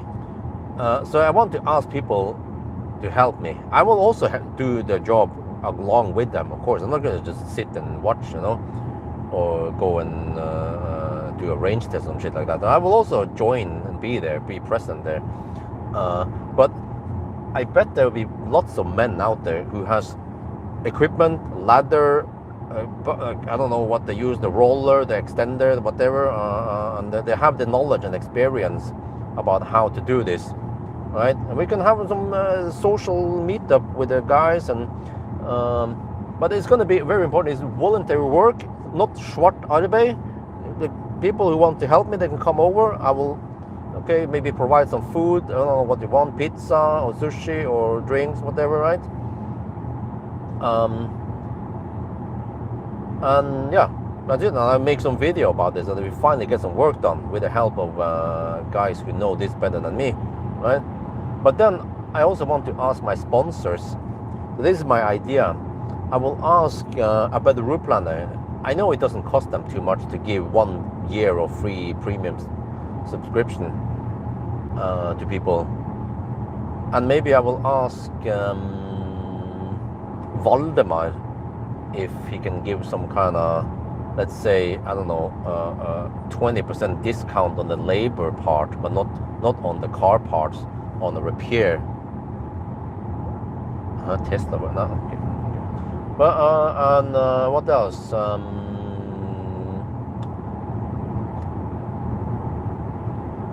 Yeah, I could ask Neowatt if they want to give away some 1 year subscription or something. And what else is it? We have enhance. I can ask them if they have an enhanced discount code that gives them, let's say, not the regular 10% discount, but let's say 20 or 30% discount, right? A special code they can use. And then, the car's being annoying. And maybe Jova also. I could ask Jova, like, do you guys also have some kind of like special discount, like gives you, I don't know, 20% discount or shit? And then the whole idea is that the guys who help me, as long as they at least do some minimum, like not just show up for half an hour and then disappear, but at least if they stay a couple of hours at least, right? They can choose a reward. So they can, do you want the Jova discount, or do you need to repair your car, or do you want about the route planner, right? What do you guys think? Does that sound like a fun idea? I mean, my sponsors, they will get extra promotion anyway, and as long as it doesn't cost them too much, and they get customers, right? For example, Valdemar, okay, if someone needs to repair something, okay, he gets discount, they can come to him, then he still makes money. And it will also be interesting to like shoot the video and then like, hey, thank you so much, Mr. whatever Stein, for coming. So which price do you want? And he'd be like, I want Valdemar, you know. And another video like, I want to buy some Jova stuff. I want 20% discount on Jova or something like that. Or he wants 60 buttons or shit.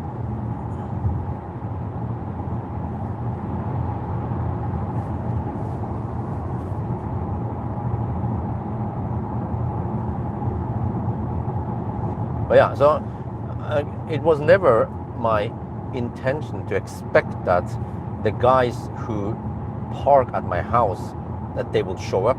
Because I know that many of those guys, they travel far, and also they might be busy, you know. It's like, okay, whatever. I'm not gonna hold any grudge against people who don't show up because I help them with the airport parking. But it's more like whoever wants to, who feel like they like to do this, then yeah. Because you will see tomorrow in the episode that for the cars that park at my place, not only did I help to shuttle them to the airport and back again for free when I was available, but I also vacuum cleaned the car, because many of those cars, man, like what the heck, man, it's so smutsig. It's full of sand and shit. I can't stand it. So, it's satisfying for me to use the Ryobi vacuum cleaner to clean the cars. Was that what I did? And also just to, like I said, I like to manage stuff and keep the cars topped up and charge them to maybe 90% or 80% or whatever. And especially if I know people who travel far. There was one, the Tang, for example, the Tang guy, he traveled from Kristiansand to Oslo. Kind of far. Like, why didn't he fly from Kristiansand? Well, probably because the ticket from Gardermoen was cheaper, right? So then I made sure that he left my home with 100% battery, so he can hammer that beast with 22-inch wheels for a while until he needs to charge. It doesn't cost me too much money. You know, the electricity in Norway is so cheap with Norgesprisen. I'm like, okay, whatever. I can just give away some electricity for free. But then, you know, I heard in the news, it was state of charge, 72%. It was a betalingsmur. It was like a newspaper site where you have to pay for it to read the news, right? Yeah, some still operate like that. But about like one guy, he got in trouble with the municipality because he was selling parking space near the airport. So I was like, whoa. But I think I'm not doing anything illegal because I don't sell the parking space. But I mean, even if I did that, yeah, the thing is that it's my own private property, but it hasn't been regulated or approved for parking business. It's private home. So that's the thing, yeah. So I'm kind of like, okay, they can park at my place for free. I do everything free. I don't charge money. And nice bonus is that I get to test some of the cars, like the Volvo plug-in hybrid, and also I used the Juniper today to review a Jovua, what do you call it? A Jovua shelf, yeah, or table. And yeah, so in a way you can say that it's more like I'm kind of borrowing those cars at my property to do tests, yeah, if the municipality wants to make trouble with me.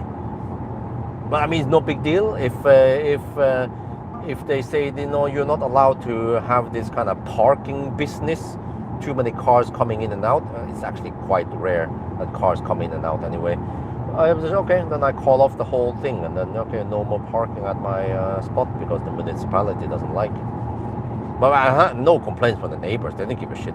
It's just electric cars, most of them coming in and out. I just said the soak just 5 minutes ago, but now it's 70%.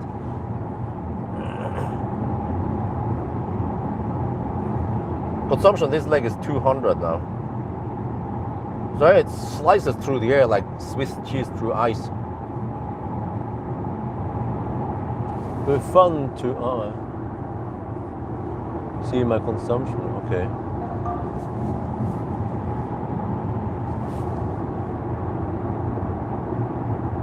Matrix light is shite here. It is shit, man. It is so bad. One of the worst I experienced. You can see for yourself, yeah. The number of flashes I get in my face. I don't have to say much.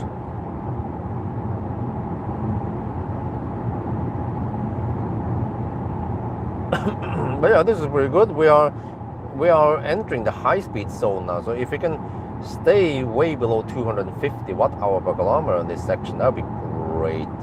Yeah.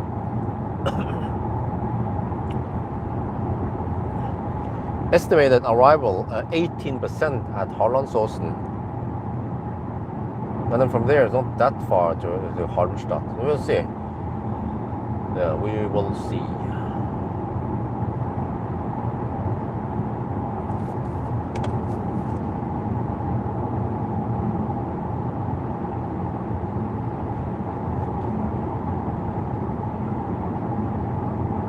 Lane change? Can you just change lane, you stupid car? Shit, man.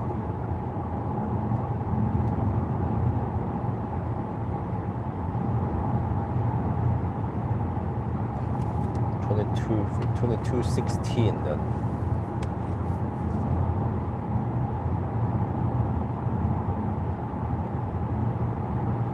Okay, 1 hour and 44 minutes.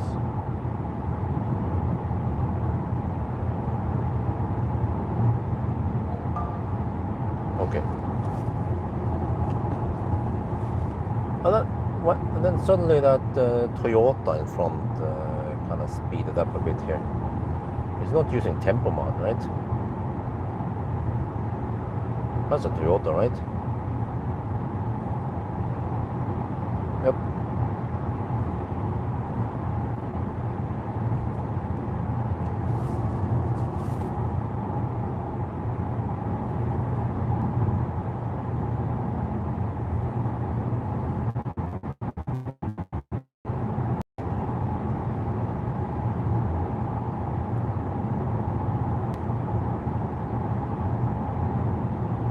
Okay, now is when we have tailwind. So the wind, normally the wind is somewhat uniform throughout the challenge, right? Like you get wind from the south, for example, or from the north. But today it's kind of mixed. We had some headwind earlier, but now after Göteborg we get tailwind. And then unfortunately the headwind on the way back is slightly stronger. So I want to kind of hurry a bit so I don't get too much headwind on the way back. Where is it? Okay, almost 2 at night now. 13 degrees Celsius, that's still okay temperature. Because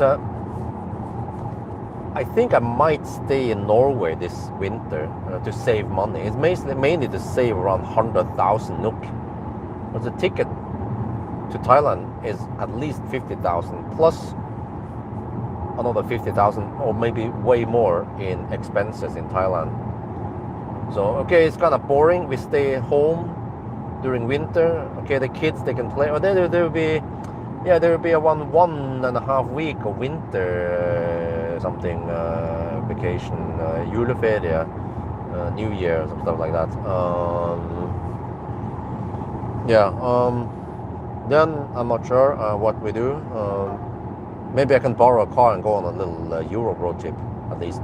It'd be not so cold if you can travel far. But then, yeah, I consider some ferries and stuff, but the problem is that the long haul ferries, they're really expensive when you bring a car with you. So it's like from Oslo to Kiel cost 1,000 euros. I was like, whoa! I mean, I can hammer down to Kiel in one day, you know? It just boils down to what the family can withstand.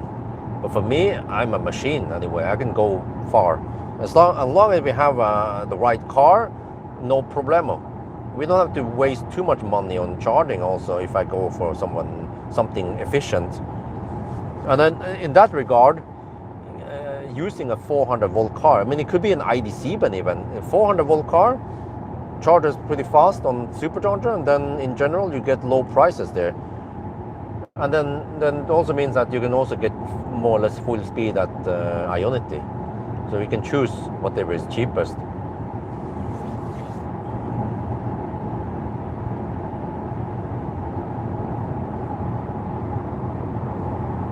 I actually wonder how an ID7 GTX with a 91 kilowatt hour battery would have done it. Would also have pretty good space, but no frunk though. But just okay, fairly big trunk and all that. But I mean, okay, like the Q6 might not be the best car when it comes to software and stuff, and the back seat space, leg room was not the best, but the space.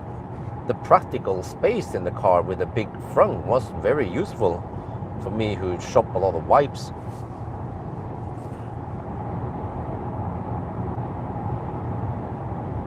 That sounds really expensive. Plus, dude, keep in mind that the kids are, okay, by then they will be around 2.5 and 4.5 years old. Like, it's not healthy for them to sit still in the car seat for too long. So I could maybe go on some kind of evening run, like I mentioned earlier, between 8 and 8 and midnight, maybe 4 hours of hammering. So then I can cover at least 500-600 kilometers, right? Yeah. So if you can just, I have to prepare then. Start with full battery, hammer 130, 150 kilometers per hour a night, take a couple of charging stops on the way, and then end up somewhere, put the kids in bed, and then I can charge up the car either on AC or some Ionity / supercharger. If it's a fast charging car, it shouldn't take more than 20 minutes to half an hour to fill it up to 90% something anyway. And then probably not going to do that shit every night, or it depends of course, but if you can at least get to I don't know, Frankfurt, well, going to Spain is kind of far, but just getting down to around Netherlands or Belgium, Frankfurt, or southern Germany would be nice, right? I mean, I wonder if maybe even Gdansk could be okay, but I can imagine that maybe Östersjön is a bit cold in the winter. And we're talking about New Year here, you know. So yeah, I mean, we're running away from snow and minus 10 degrees Celsius to go to 0 degrees Celsius. I mean, is that a lot better? I don't know.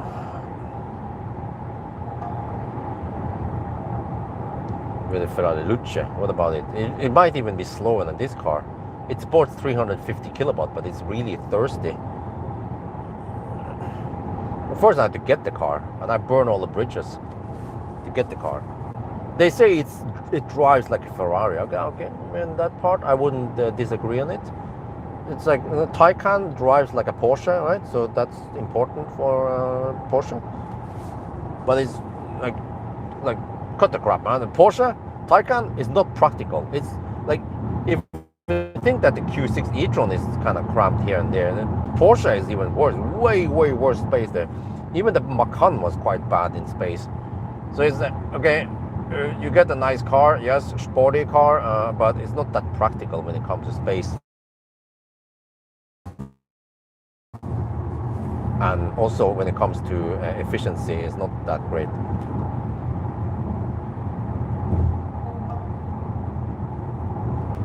No, I don't want to go to extreme cold places. But okay, maybe at least if we can go to, let's say, Göteborg or Copenhagen, yeah. I think in Copenhagen they don't have minus 10 degrees, or there's probably 0 degrees. Okay, that's at least a lot better, right? Okay, we can maybe go on a week trip, but then I have to prepare the money I have to spend on it. In general, I have to expect around 3 per day on accommodation, food, and activities. So 1 week, that's already 2,000 per. So the money I'm trying to save on the trip to Thailand is then kind of spent on the Christmas, New Year trip. Unless, well, I mean, in summer you can sleep in a tent, but you can't do that in winter. I see many people, they sleep in tents with a Tesla or EV. Well, maybe there's a reason. They can save the money. Go on a tent campsite instead. And then instead of paying 200 euros per night, they might end up with only 50 euros per night. Well, okay, maybe that makes sense during summer. Unless I can get some kind of insulated tent and then use some camp mode and heat up the tent from the car.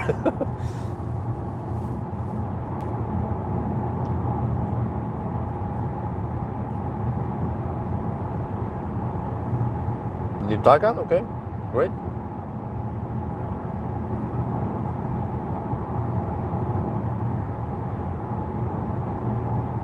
Stockholm. Well, I'd rather try to go south then. Try to avoid the worst winter weather.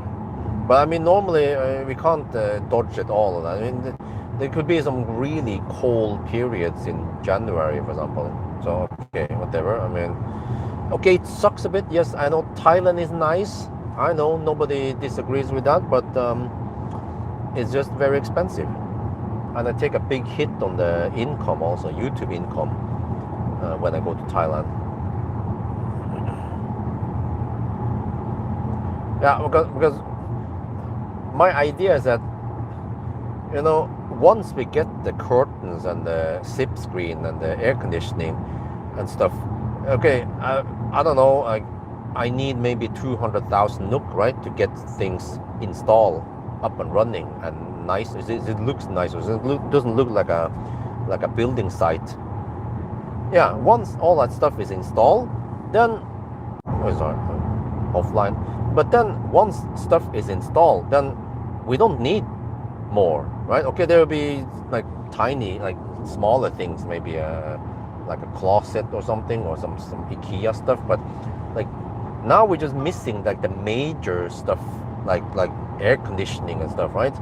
So once everything has been set up, then it's more chill, you know.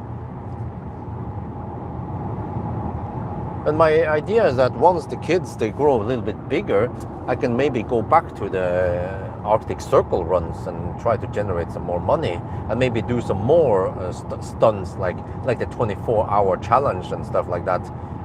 And I feel like it's hard to pull off now, but once next year Isabel is 5 years old, right? You would expect her to be slightly more independent than now. She's already getting very good at things, and she can put on the whole clothes and shoes, and and it's crazy, man. Isabel, I think she's around 14-15 kilograms. Axel is 11 kilograms, and Isabel can lift Axel and carry him at least a couple of meters. And like, just the fact that she can lift Axel, I'm like, what the heck, man? I mean, it's like me trying to lift something that weighs 60 kilograms. Okay, I should be able to lift that, but yeah.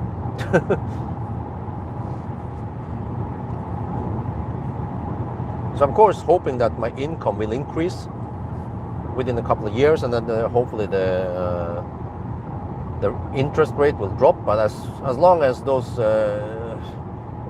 world leaders are making war around the world, then shit hits the fan, and yeah. Can't have nice things. Dude, I'm gonna get flashed. Oh no! It was behind the bridge. Oh, this car is so stupid. The software is so stupid. It's being way too aggressive.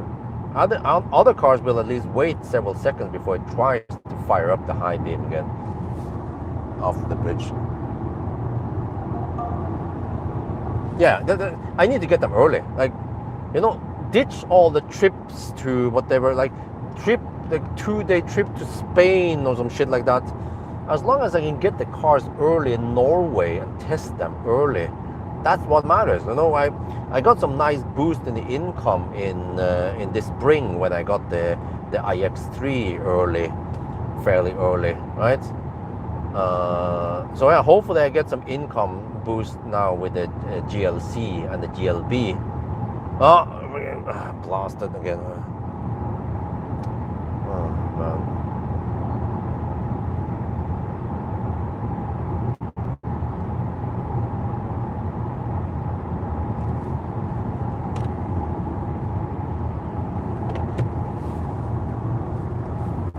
Yeah, also I'm wondering, like, I've requested to borrow the new Nissan Leaf. I haven't booked it yet. Okay, so maybe within a couple of weeks now, I need to just pick up some threads here. For example, what the heck happened to Nasi? I messaged him before July, and then he just disappeared. Okay, so I don't want to bother him. I was busy during July also, but we need to get Millen and Falcon back home now. So I'm holding on to some money now. I expect to pay for the repairs and stuff. And I still don't know how much it's gonna be. Could be 30k NOK, 3,000 euros. And if I have some leftover money and stuff, and I can get things done. I'm still waiting for the August payback from last year. Yeah, I get money back from tax money back. But as business, you don't get them in June. You get the late August or shit like that. So I think I will get almost 20,000, 18,000 NOK or something back on tax. So if I can scrape together around 20k NOK, I want to install a heat pump, at least in the living room first. And then I don't know what we go for, if it's Panasonic or Hitachi or Mitsubishi or something. And if it's good, then I can install another one in the main bedroom. But that's pretty much it. The other rooms are not critical. Even Isabel's room when I'm sleeping,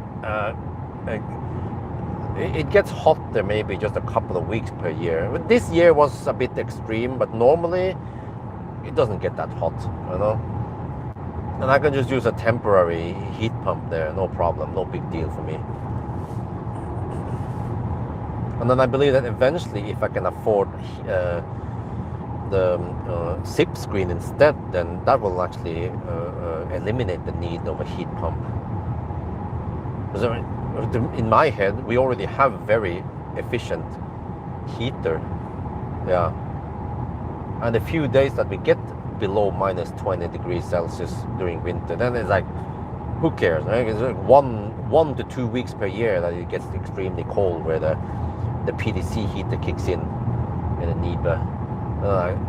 I don't give a shit if it's not just that much. I mean, if I live in Røros or Alvdal, that's a different story.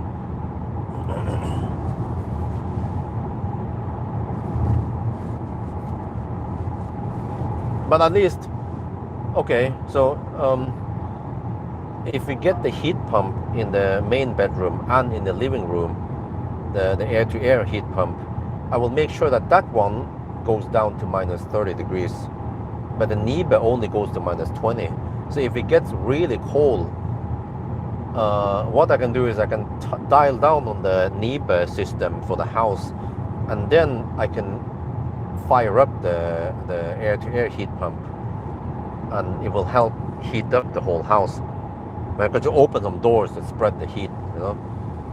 But it's like, you only need to do that 2 weeks per year. Yeah.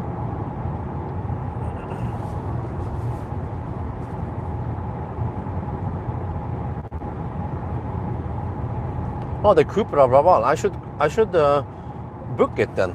I saw the Cupra, but it has only 52 kilowatt hour battery and charger than 100 kilowatt. But okay, we can check it out.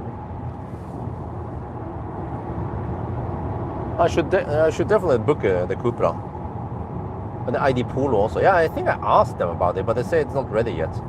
Okay, but I mean, I need to start booking stuff. I have stuff booked until end of September, which means that, yeah, from October and so on, I'm available. And since I'm planning on staying in Norway this winter, New Year, then I have time to test those cars. And then I might request maybe a 2-week car over New Year, because then if kindergarten is closed anyway, then it's hard for me to do some with the regular test. So then we can just have a little 1 week slack maybe. Next 1,000 kilometer challenge will be with the GLC next weekend, and then the GLB, and then the P7 Plus. Yeah, so the good stuff is coming now in August.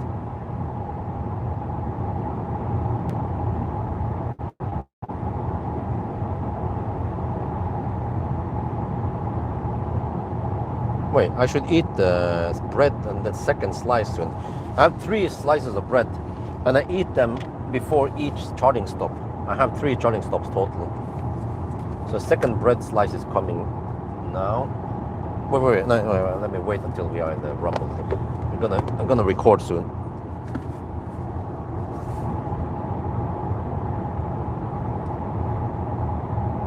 And then I will also get the quick revisit of the iX3 again. And then also have a Model Y Standard coming up.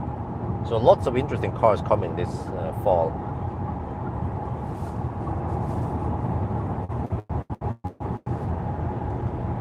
So it's like, yeah. Like there was one guy, he was kind of making fun of me because I was trying to save some money by buying some wet wipes.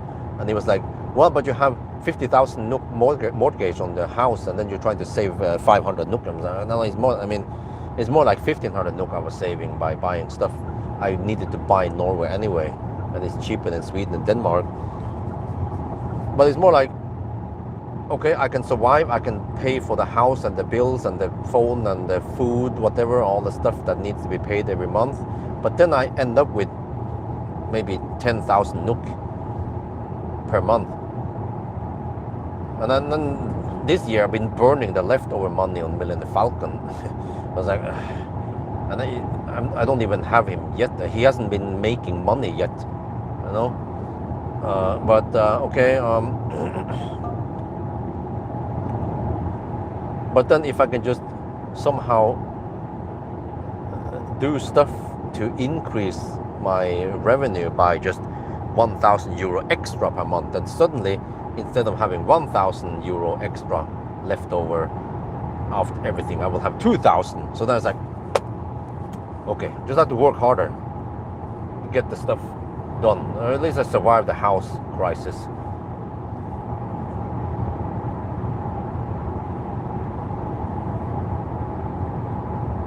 Leap motor. What is that a question? Wait, I have to record now.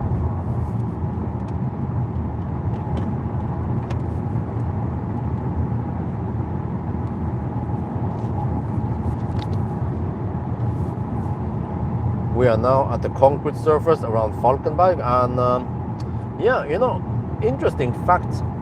The long range privilege all-wheel drive had 20-inch wheels, but it was the sport. What is again the Continental Sport Contact EV. No, not Continental. Sorry. What was it again? Oh shit! Wait, I need to. What was it again? This car was it Continental or was it Michelin? Michelin E-Primacy and Michelin. What the heck was it called again? It was something about sport. I mixed up the names. It was something about EV, sport EV.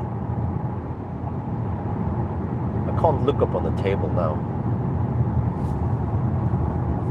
And I can't scroll up because it's way too far up there. Someone needs to help me, please. Was it Sport Contact? No, that's Continental, isn't it? Ah, the frigging Autoheim. The Matrix shite.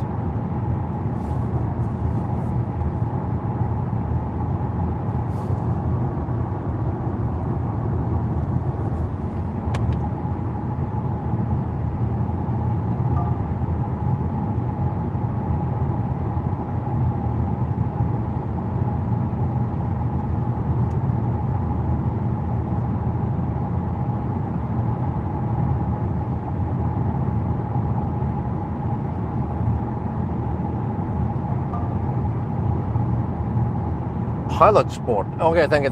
Pilot Sport. Yes, okay.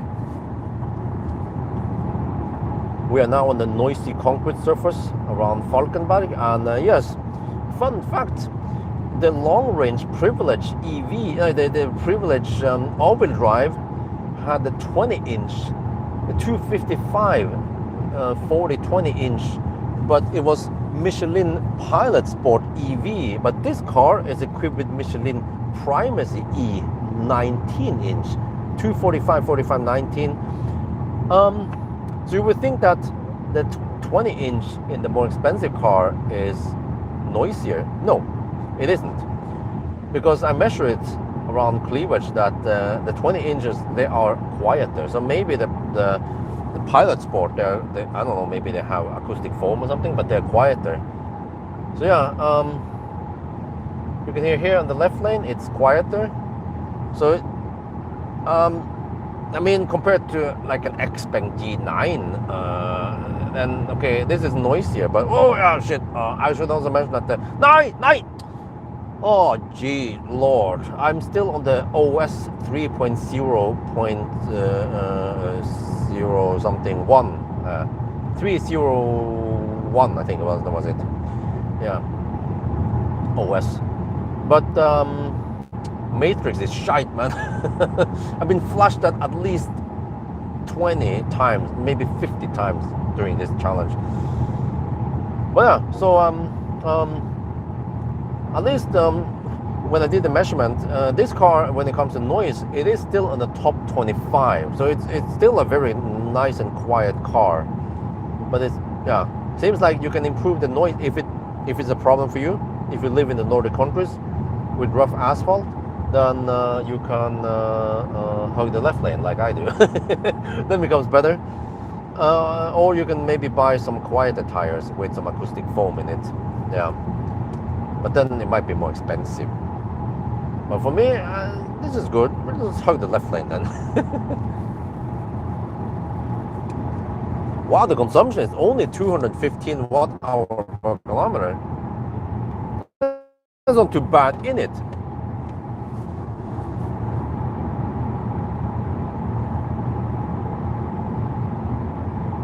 Yeah, but all season, you don't want to have that shit. Always prioritize safety over some comfort, right?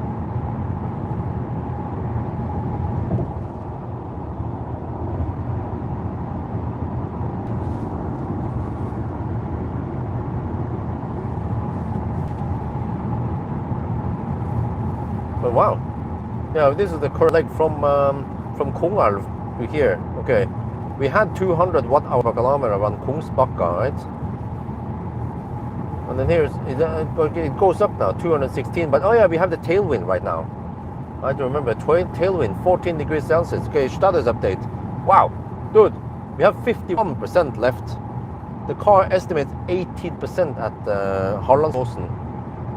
And then we have the downhill advantage at Harlandsåsen, but then we have the headwind on the way back. So yeah, hopefully it was good that I charged 85% so I can make it to Halmstad.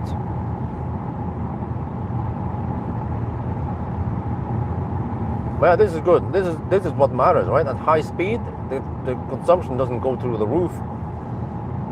Tesla is the only car manufacturers that, speaking of Tesla, this is the Model Y, right? Or yeah, it has custom. No, it's a Model 3 with custom LED rear. Yeah, but Tesla is the only car manufacturer that makes efficient SUVs like a Model Y. But I mean, okay, I get it now with the family and stuff, like on the trip. Like if I chose the A6 e-tron instead, I would have had way less space. So the Q6 was perfect for the space part. Well, okay, except for X-Bang maybe. The X9 is just marvelous. It has the length that helps for the drag coefficient. But like if you want an SUV, then you're doomed. You have to expect 250 to 300 watt-hour per kilometer. But I think car manufacturers should try to make the cars efficient, like Tesla. But it seems like they don't want to implement octavalve like Tesla. Tesla seems to be the only car manufacturer that has an octavalve. All the other ones, they have some kind of 5 or 6-way valve, or but like they have some stuff that might help. Like the Koreans, for example, they might have some kind of efficient HVAC system, but nowhere as efficient as Tesla, but still more efficient than many other brands.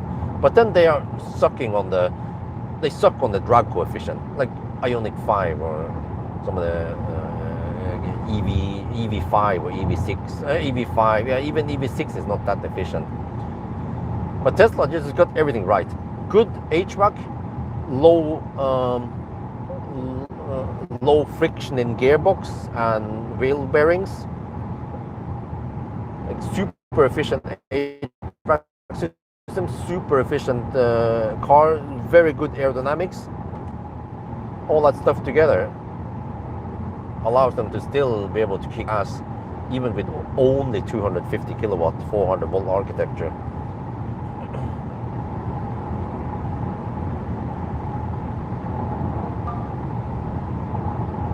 I mean, once Tesla brings out some proper 400 kilowatt charging with some decent flat curve, then it's going to be game over.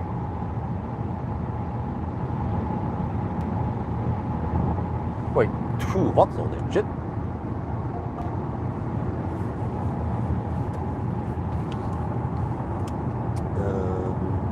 Might have a little problem here. I need to disconnect this.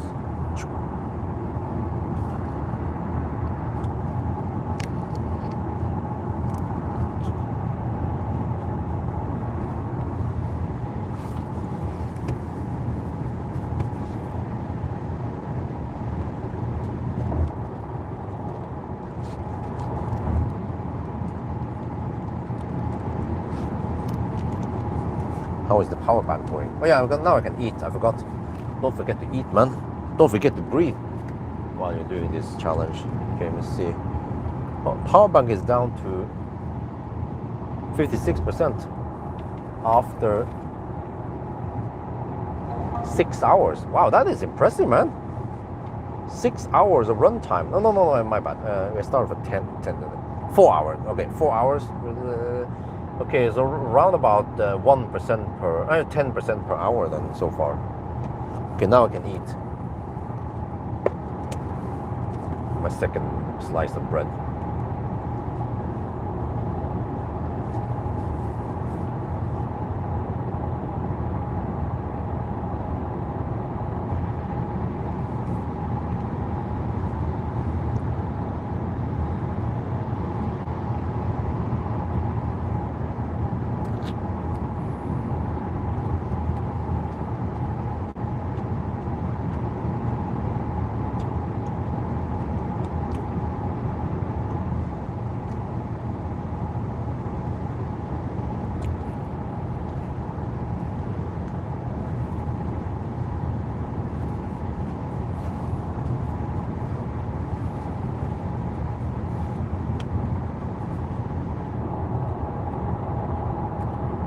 Yeah, actually, the IS3 is quite efficient, almost as efficient as Model Y. That's very, very good. What I haven't tested, of course, is during winter or once it gets cold. But I mean, it was still performing very well when it was like 0 degrees, right? So that's what I experienced. Like in the old days with Tesla, once it got cold, those Tesla became thirsty. But with Octoval, it changed everything.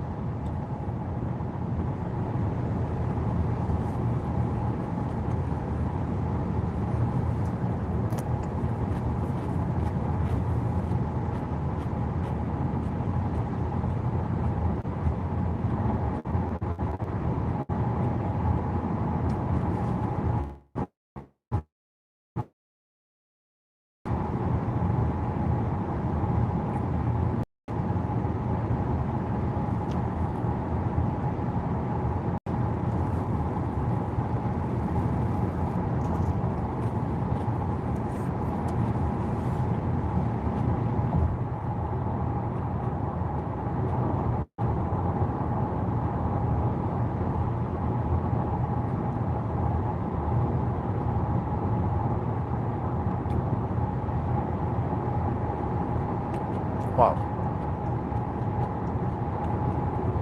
I wish I could travel at these speeds in the daytime in July, but that's impossible.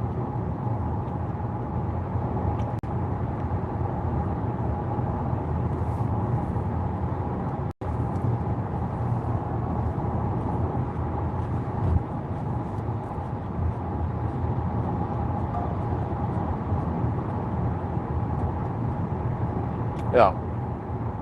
The 7 GT all-wheel drive was not very efficient for a shooting brake.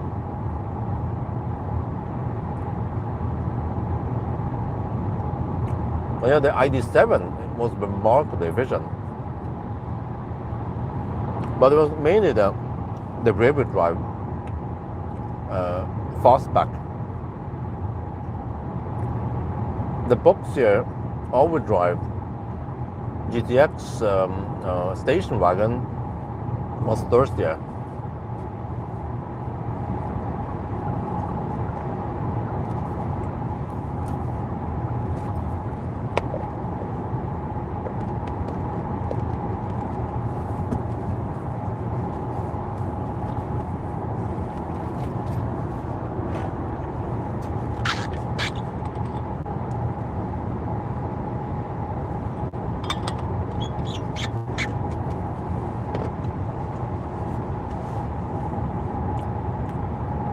Well, in Sweden, there's always someone faster than you. Oh, some Mercedes hammering it. Wow.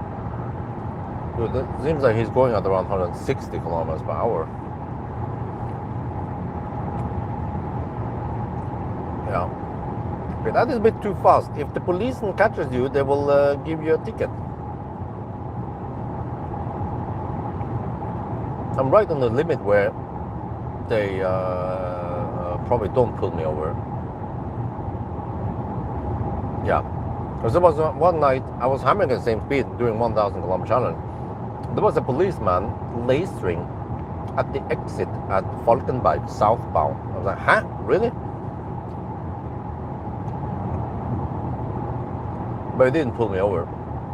So that was within the tolerance level.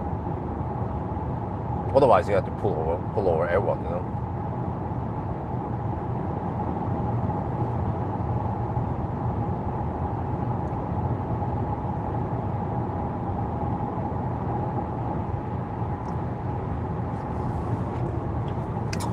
Okay, 220 watt-hour per kilometer now.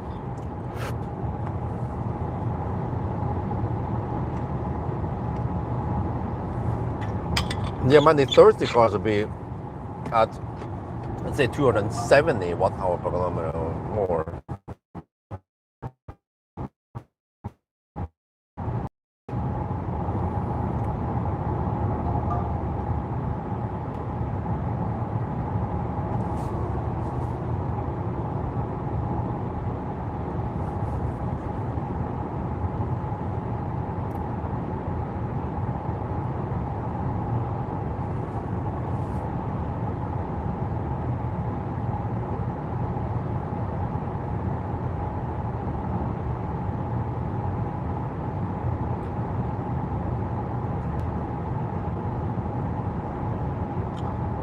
Man, dude, this is wonderful, man. You guys have no idea how frustrating it was to travel during July on the road trip, road trip.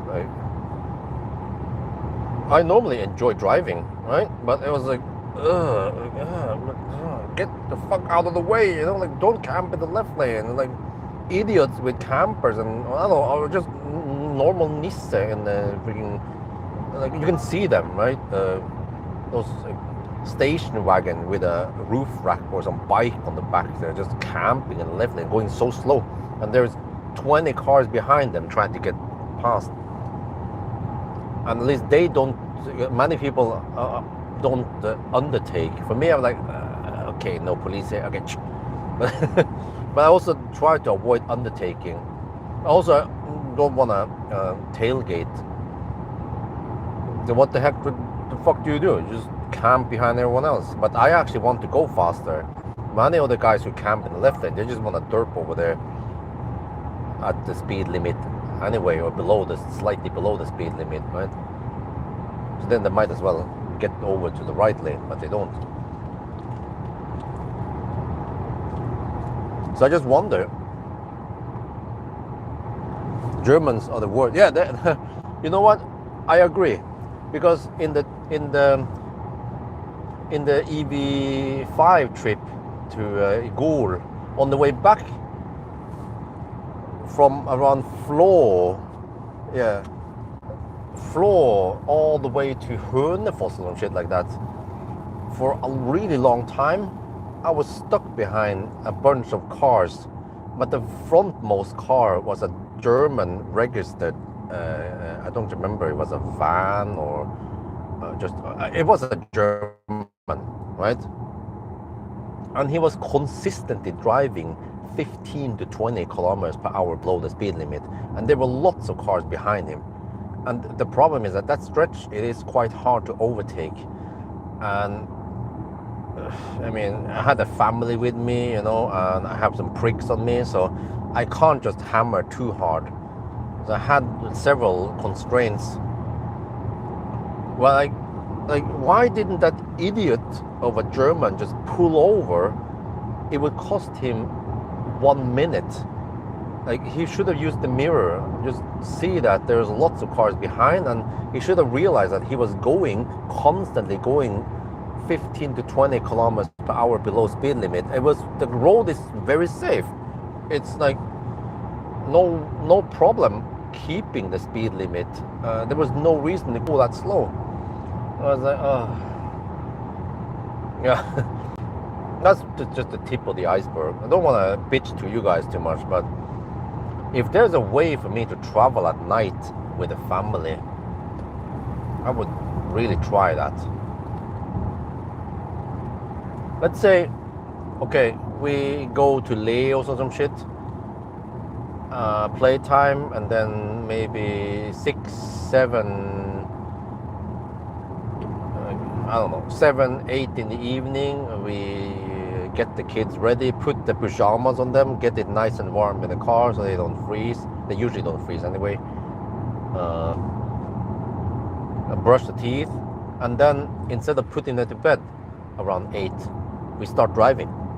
And then not long after, they will fall asleep. But then maybe if I can just hammer for 4 hours then until midnight, okay, we will reach the Airbnb a bit late. Then we just put them in bed, and then we shower, and then we go to bed.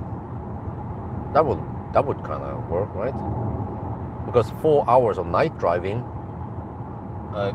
no joke, man, you can probably average 130, 140 kilometers per hour easily at night.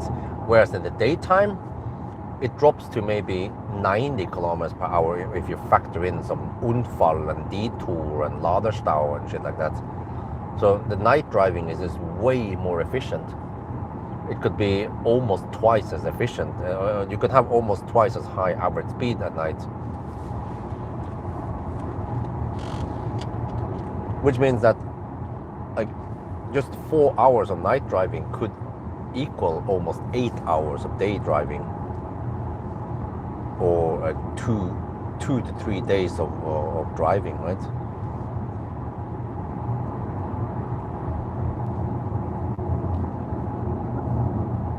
Yeah, I mean, I still want to visit Deutschland if I can next year. I like Germany. It's not super expensive. We have okay prices, and it's a big country and a beautiful country.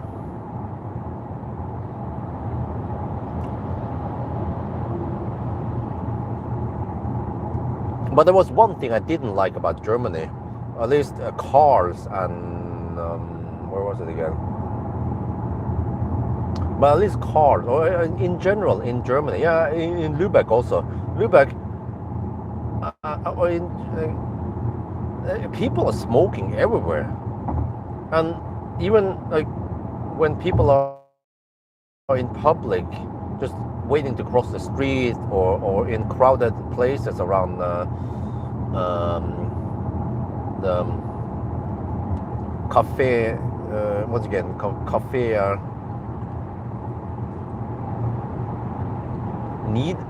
Café Niederegge, Stammhaus. People smoking there. Don't give a shit that there are kids nearby, right? And even in cars, cars. Like there are lots of kids around cars, right? They just smoke because there's no restriction there, or no banning of smoking there. It's outside, I think. It's outside, no problemo, right? No, but you're in close proximity to lots of kids, you know?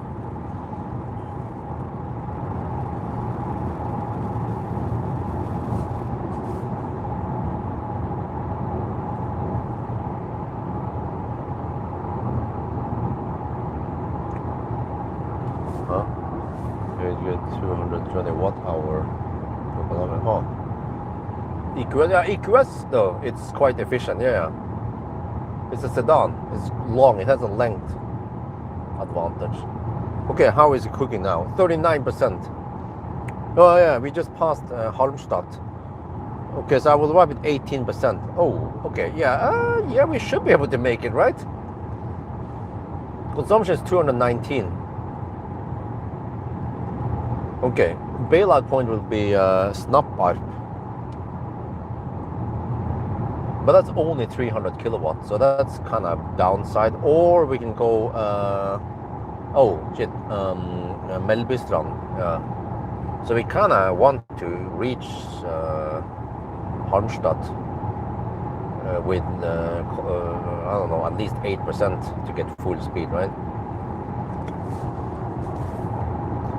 Well, or actually, one bailout point is Hallandsåsen. If I realize that we will have low juice at Halmstad, then okay, no big deal. We just bail out at Hallandsåsen, charge there, and then we can hammer it over to where is it again? Last stop. Change. If the G6 can make it from Hallandsåsen to Uddevalla, then this car can surely make it there, no problem.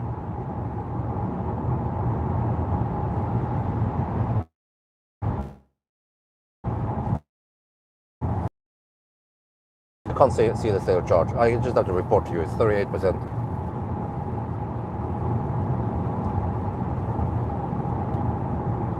$219 watt-hour per kilometer. Well, it seems like it has stabilized a bit. It doesn't go up, right? It just stays there. Which means that, yeah, the 120 zone here, we might be hovering around 220 with a tailwind, so that's pretty good.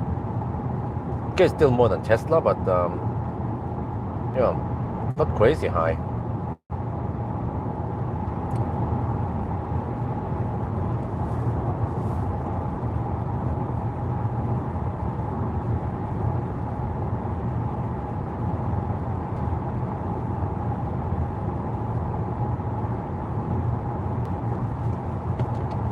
Oh shit, I forgot to check one thing. Charger status.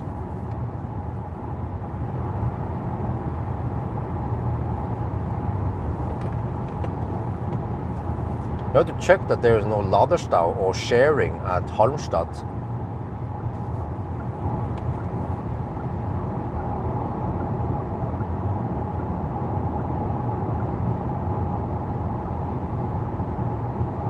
Oh, 8 stalls available at Halmstad for Ionity.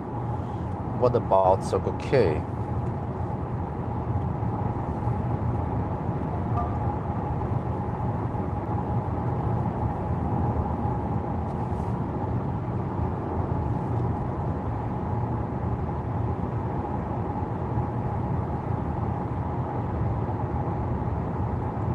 Eight out of 8. Okay, all available. Okay, no problem. We can, yeah. That's it. No problem. Oh shit. Get it flash again. Yeah, we can, at least we don't have to worry about that part. Just have to check if I have enough juice to get there.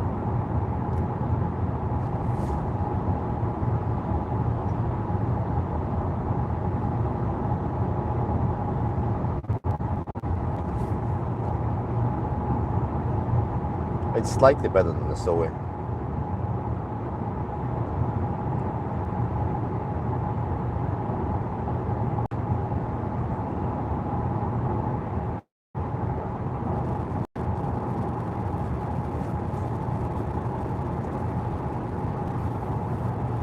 Well, but I mean, this is good news in a way. If Kempower could just unlock 600 amp on the new sites, like here, for example, Snapper northbound, then many sites can suddenly be 400 and something kilowatts. And they can actually update the display, so it shows that it's max 480 kilowatts, for example. And suddenly we get access to a lot of sites where, we get quite fast charging, even faster than Ampetronics. Then I have to remap where the heck I'm supposed to stop at. But also I need to know, I can probably get some inside info from Kempower where those 600 plus amp sites are in Sweden. So I don't have to go there and find myself. But no, I kind of need to know if it's Amphenol or Phoenix though. Yeah. Maybe I have to do another run just to check all the sites and eventually. Or at least if I can get a list of where the 600 amp sites are, then I need to manually go and check what kind of plug it is. But I mean, ChargeEye should be highly sophisticated and they should already have the info about what kind of plug is attached to it, right? Or I don't know, do they have that shit? Zeekr K even start using some Kempower. So yeah, it's interesting. So all this time, Kempower already had 600 kilowatt capability, or okay, maybe at least I don't know, 400. Let's say if you have something with 700 volts and 600, yeah, 420 kilowatt. Yeah, 420 is the answer. They already had 420-ish. If it's 750 volt even, then it's around 450 kilowatt, right?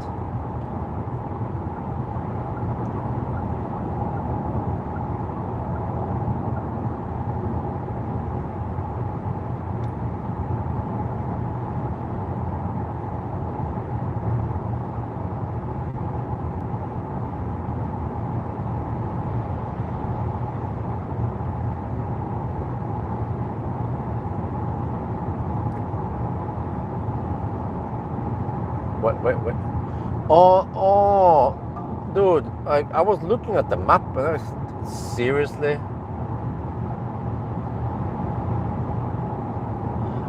Wow.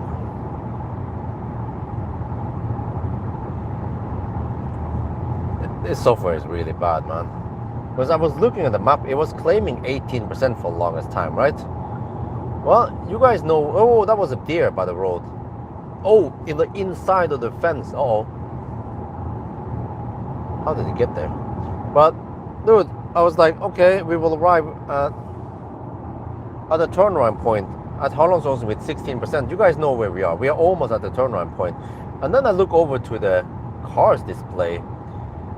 We have 33% now. What the heck is this shit?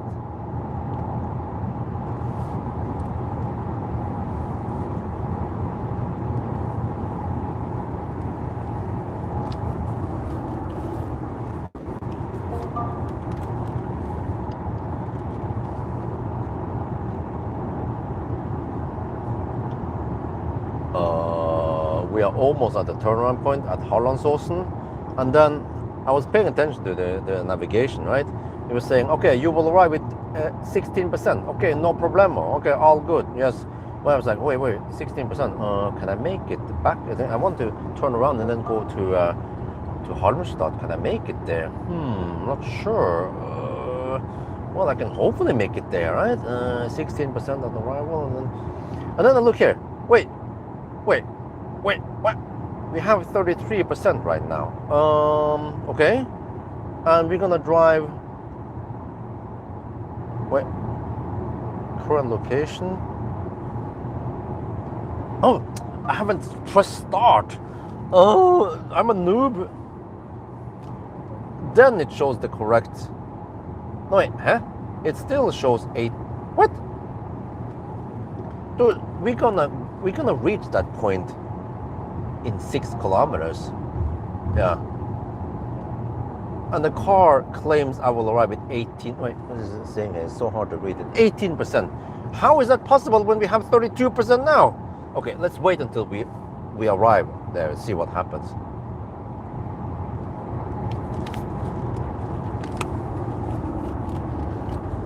Man, this software is so bad. I was getting worried, like, huh? Didn't I charge enough? Should I go for 90%? And I was like, no, like, dude, we're gonna arrive at Halmstad with probably 20% or at least 15%.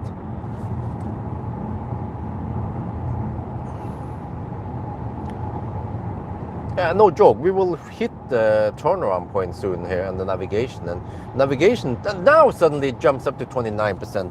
Oh, it was just a bit slow. Hey, dude, change lane, come on. No, stupid car, come on, change lane.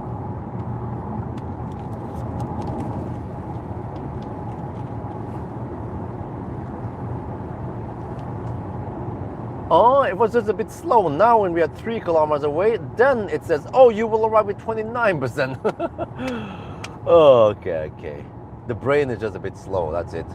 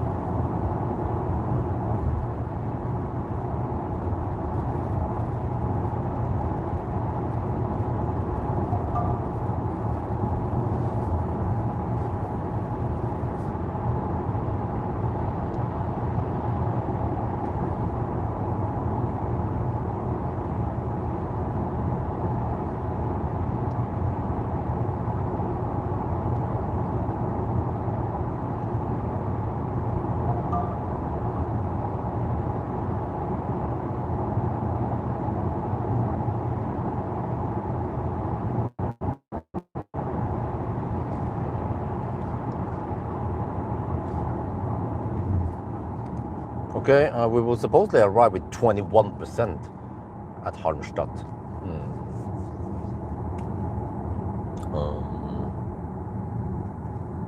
What? Can I make it to Falkenberg? The Falkenberg is a slower one.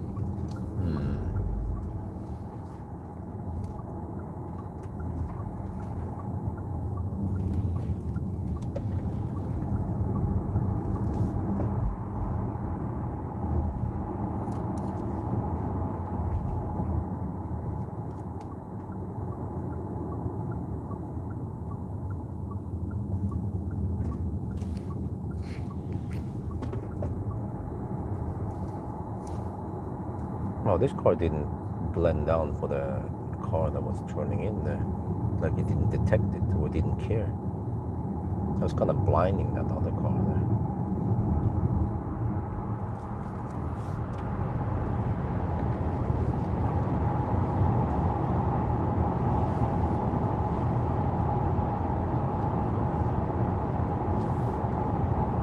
Well, this is a quick little bugger. Rear wheel drive, but 421 horsepower on the rear wheel. That's the way to go.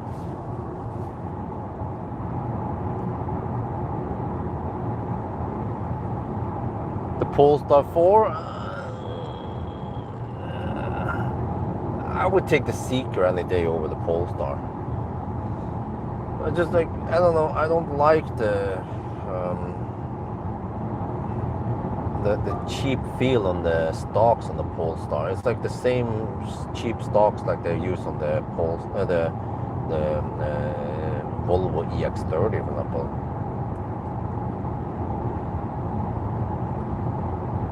And also they're kind of thirsty. And then the lack of the rear window is like, I don't know, just weird.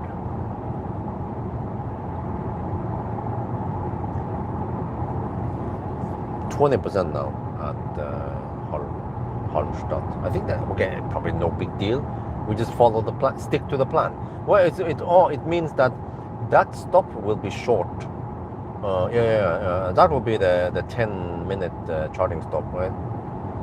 I have to hurry and just clean the windscreen and go pee at Circle K and then, well, maybe grab some food over there. Well, I don't know, just some snack, maybe a banana or two.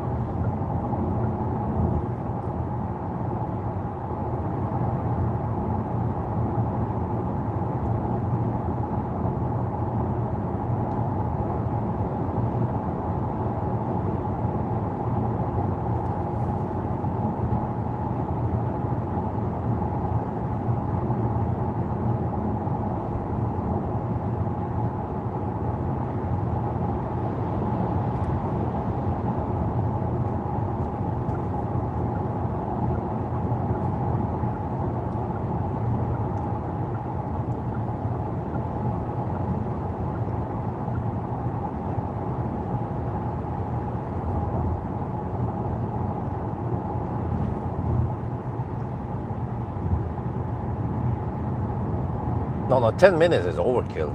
I'll be at 90% by then, but I don't need 90%.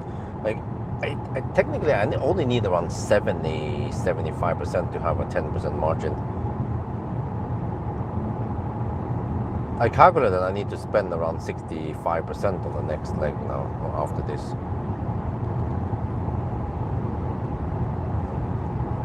So I just have to hurry and clean and do all that stuff.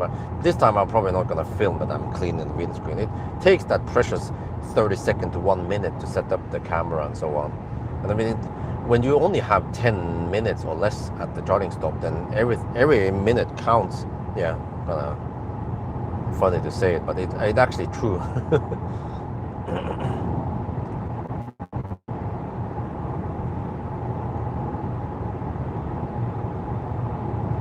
Wait, 21% now over there.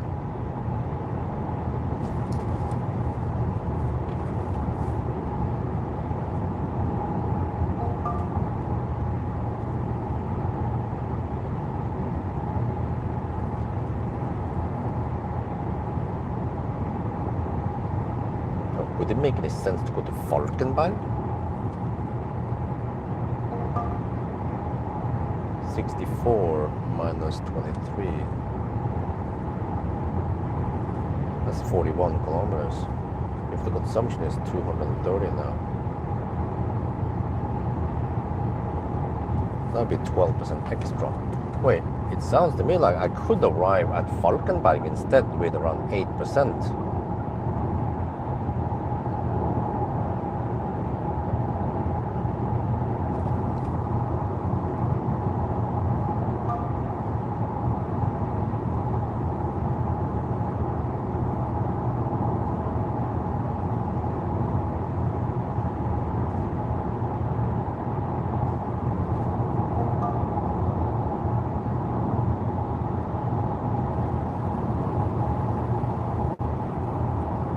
Okay, the car claims 5% at Falkenberg, but does it make any difference though? I could get a penalty in charging speed if I go there. That's one thing. And then, well, if I skip Uddevalla, where the heck do I go? I could gamble for that. The next one is, well,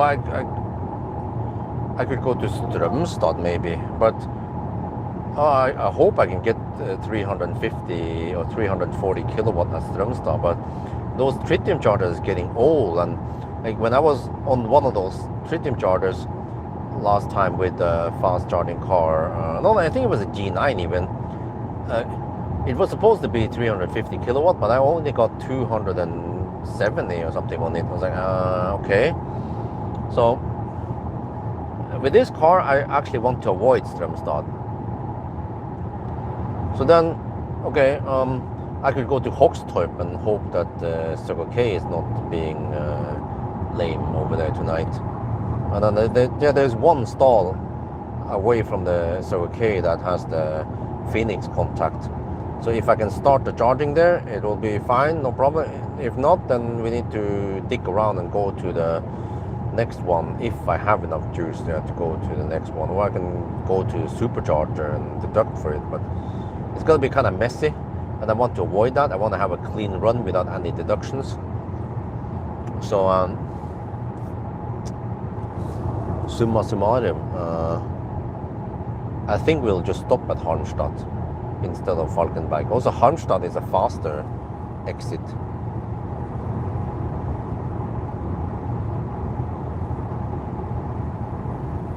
Yeah, this is also stupid that it doesn't remember my previous location, because I didn't search for it. I just manually clicked on the locations. That's also bad with the software, man. Okay, we see Leos Legeland, Ionity, no, Rusta.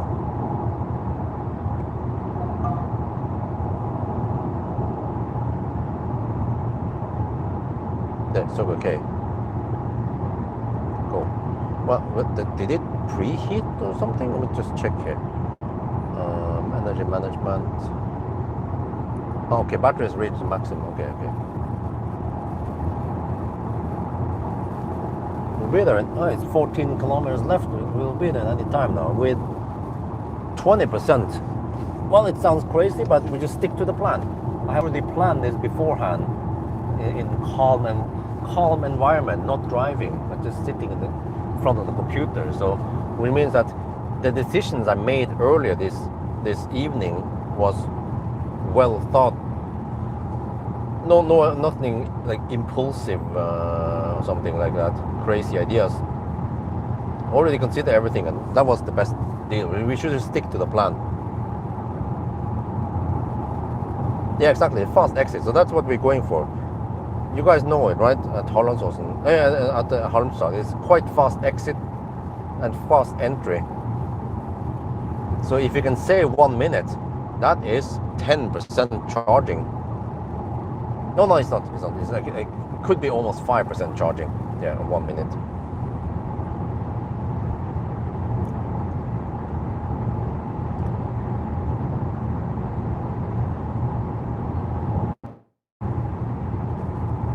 And then, okay, I just have to pray that the Circle K at Halmstad doesn't play any tricks with me. But when I tested on the G9, it was giving me full speed and fast ramp up.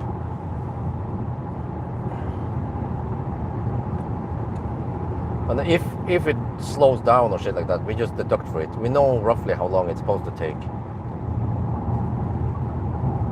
Just ABC always blames Circle K.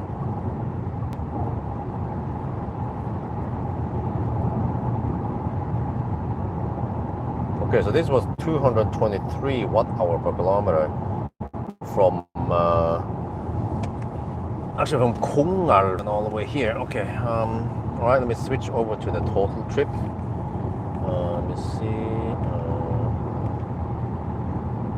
There, 521 kilometer. Yeah, so we can just ignore the correction now. It's 0.25% error only. 214 watt-hour per kilometer total. This is the most intense part, but the consumption will go up slightly and then it will drop. So yeah, we might end up with around 205 like I predicted.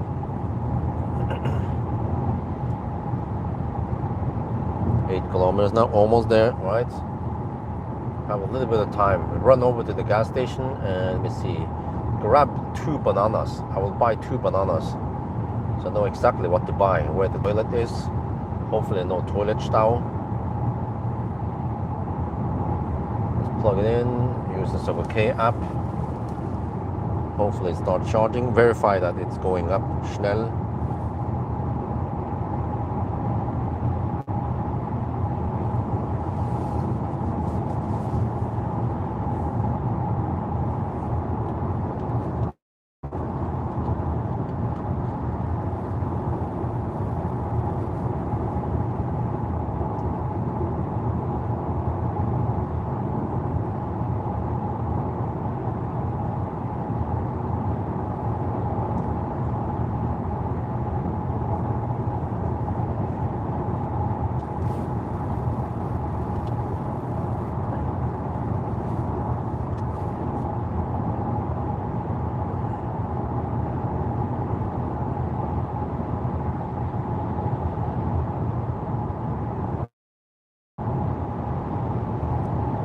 Dude, the freaking matrix lights, man, they're all over the place. Fortunately, we are saved by the daylight soon. Make it stop, man. I don't want to be blitzed at again.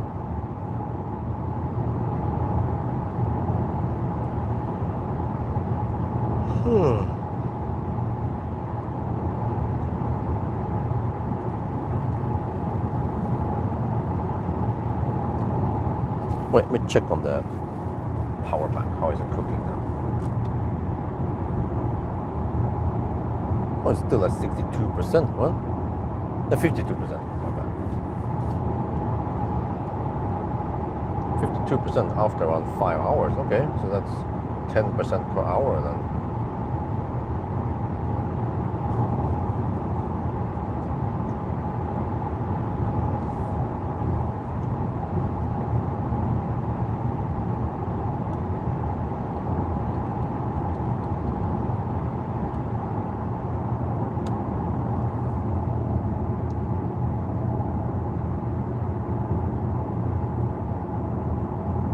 Okay, so supposedly all the stalls at the Circle K over here are available, so I don't have to share with anyone.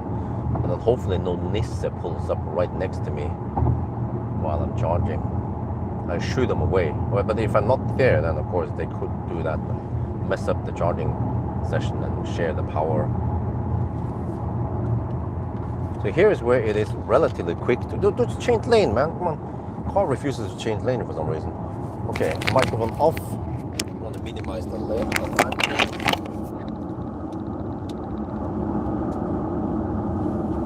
Microphone on.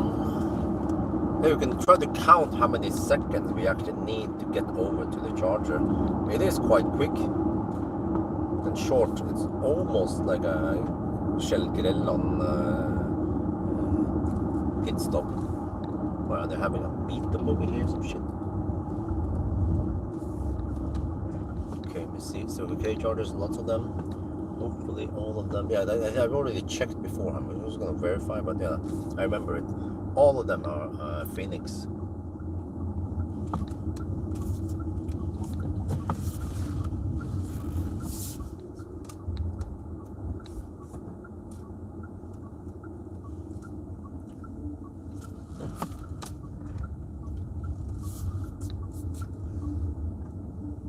this stall? Should be okay, right?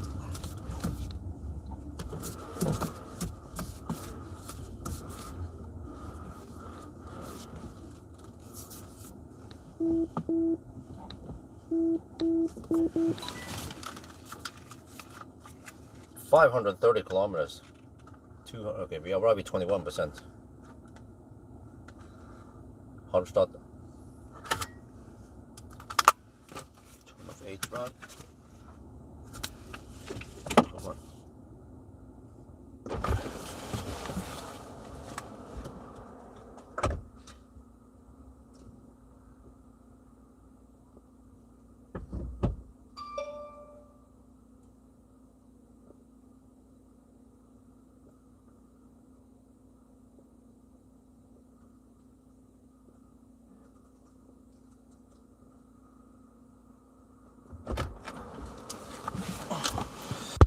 Okay, put on the shaft.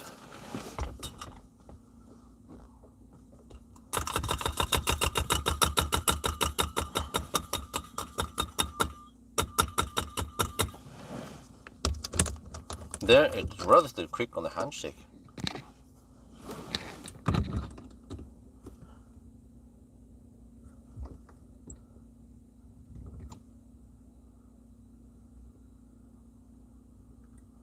There, okay.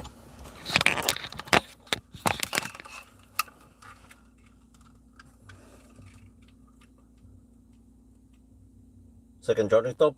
Circle K, Halmstad.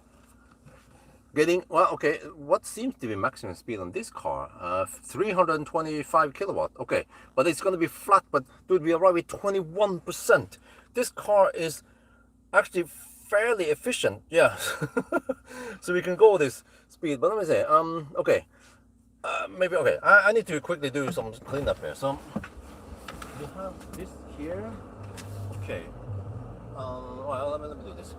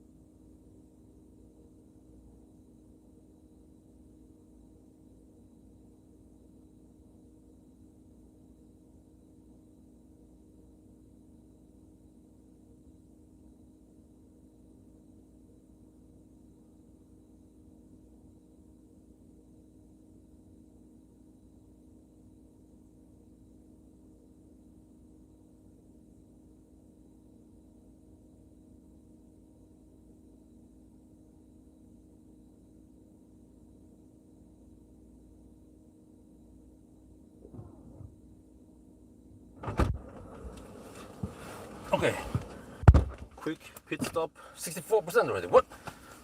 Let me check my. Oh, look at that! Look at that! 290 kilowatt. Okay, at least the charger is not playing any tricks on me. I suppose they need only 67% now.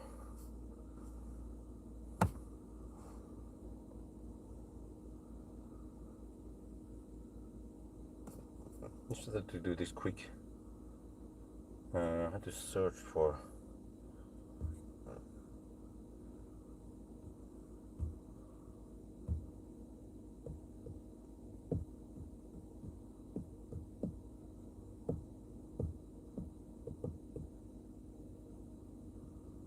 I found it. Found it. Good. There. Okay. Now I go back here. Now it should have saved it. Okay, this time I'm gonna go to only 80% because it's plenty. We have to drive only 218 kilometers.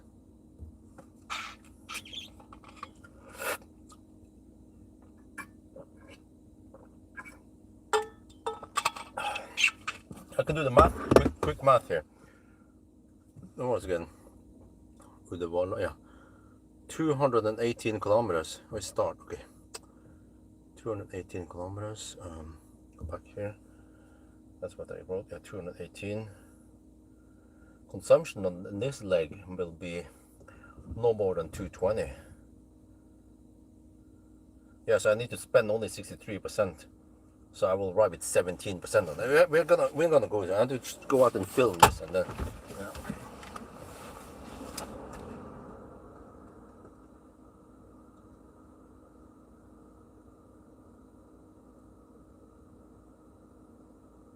Wow, this is crazy. I barely have time to go and pee and then buy 2 bananas and then come back to this. Actually, the windscreen on 75%. This time we need to only drop to 80%. Yeah, look at this. Let me see. So the cake today is not doing any crazy tricks. It ramped up quickly. It seems to go to the max for what we got right on the other session also. And then this is more natural slowing down. But we're already at 77%, so we're going to stop at 80%. Let me check here. This time it will be only a 10-minute stop. Did I say game over yet?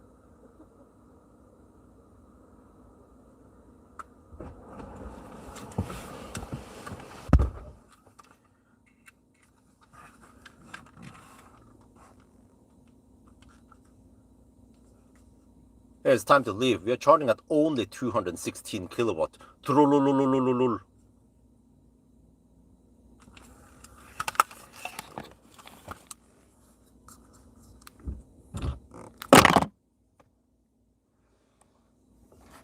Yeah, 80% has been reached. Okay, 211 kilowatt. We are almost good to go. 81%. Stop charging.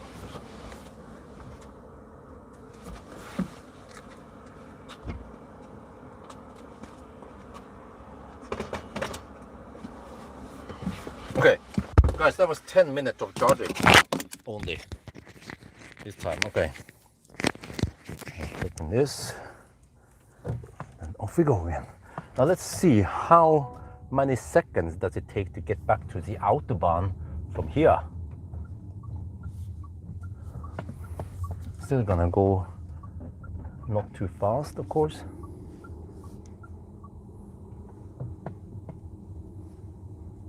We charged to 81% by the time I unplugged.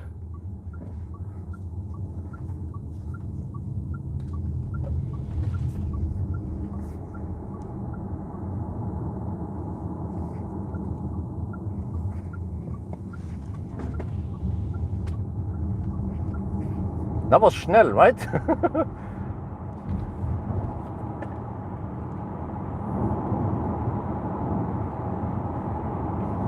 That's the proper pit stop.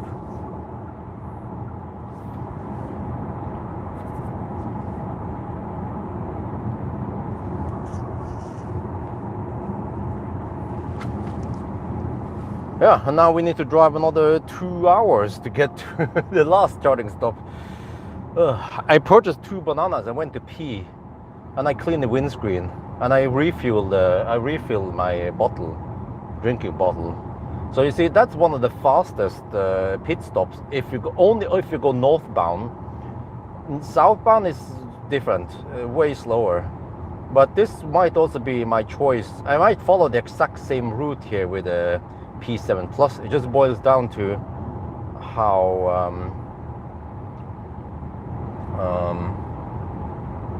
yeah, it boils to how much percent I need and all that, right? But it has smaller battery. This has 76 kilowatt hour. The P7 Plus has, I don't know, maybe 70 something kilowatt hour. But it's also more efficient. So the P7 Plus might also need to charge to only around 80%, or maybe you can get away with 75%. And it also charges really fast. But I feel like this is charging faster than the P7 Plus.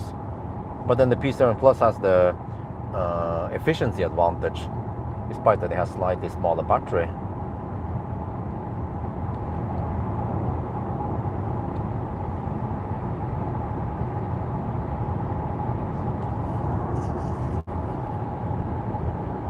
It's 13 minutes. Okay, that's pretty good. Did also quick recording of the data, and then I plug in, and then the Circle K app is relatively quick, because when you plug in, it doesn't take many seconds before you go to the start charging, and then it pops up the plug you plug in. When it was busy, I would see that there would be like 2 plugs that would plug in, me and someone else on the same site.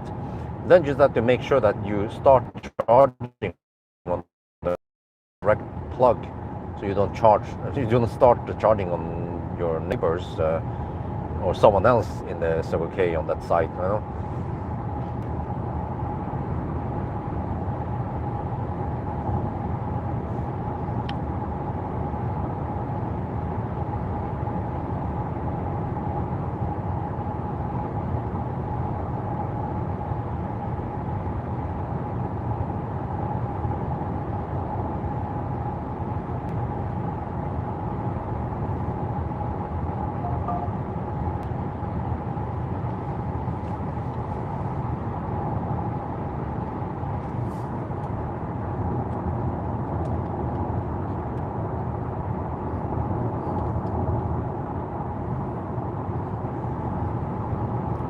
So now we drive all the way to the Valla, across Göteborg.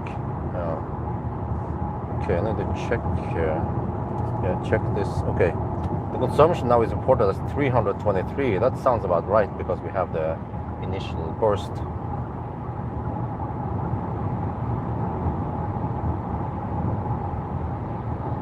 Oh, forgot to fire up the HVAC again.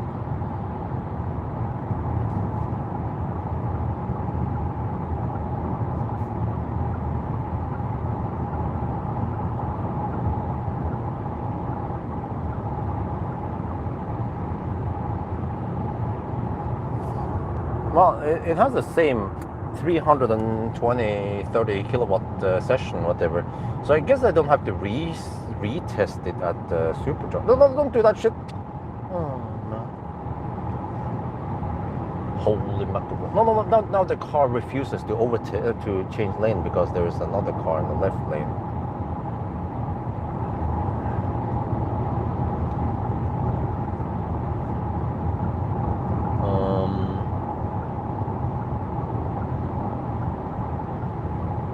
Well, okay, but it seems like Tesla was delivering max, and then I was getting max into the car. Yeah, it seemes like the car has been limited to around 330 kilowatt only. So I wonder, those other cars that had tested, other guys who tested the car, why did they get slightly higher power? They were getting 349 kilowatt. But timing-wise, I was getting the same time as them, more or less. So, yeah.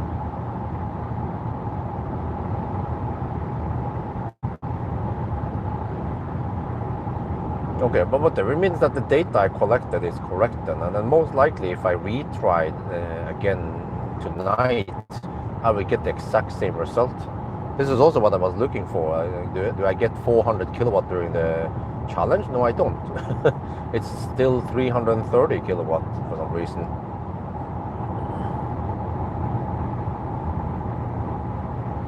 Weird thing with this car, I don't know. Maybe a bug, or I don't know. Is it supposed to take 480 kilowatts?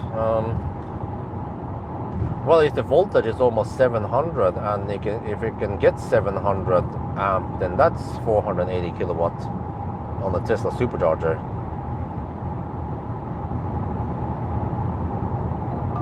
Well, I mean, a pressed car should be in tip-top state, right? Shouldn't be any bugs or errors or something broken in the pressed cars. And it's all like almost brand new. Yeah? It has done 5,600 kilometers only. But I mean, even if you get only 330 kilowatt, it is flat until around 60%. And that is amazing. Not many cars can sustain that kind of power all the way to 60%. Or actually charge at 4C to 60%. We have the X9 that can charge that fast. But it's 110 kilowatt hour. Yeah.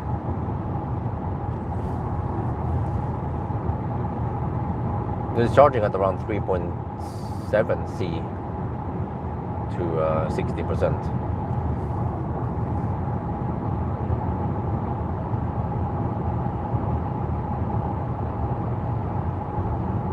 Okay, well, but did anyone actually test it and get that speed? Because I saw it, the Norwegians who tested the same car, this car, but then I don't know when, it could have been several weeks ago. They were getting higher speed, but not that much higher. They were limited to 350 or 347 kilowatt, but I don't know if that was a limit of the 500 amp current, or a charger seems to be 600 or 400, and at least 400 kilowatt charger. It was like the new, what was it again? Whatever. Like the ST1 charger. I don't know the location. Not sure if that was the ST1 at Vinstra or not. But I mean, don't these guys know about Tesla supercharger? And I was thinking, okay, maybe there will be something weird with the supercharger, but then at different sites, like at different sites now, but two Alpitronics, the exact same curve. I've documented it now. Exact same flat 330 kilowatt curve until around 55-60% before it starts tapering. But then it has a very gentle tapering in the beginning, but then at around 70%, then it throttles slightly more aggressive, but it's still crazy fast. Like even at 80%, we were taking over 200 kilowatt. Like I was like, oh, we are down to only 217 kilowatt. It's too slow. Let's disconnect.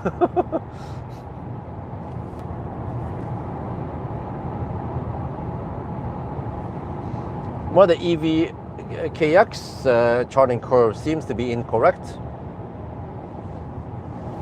but he doesn't do his own test there, so he's just basing it from somewhere else.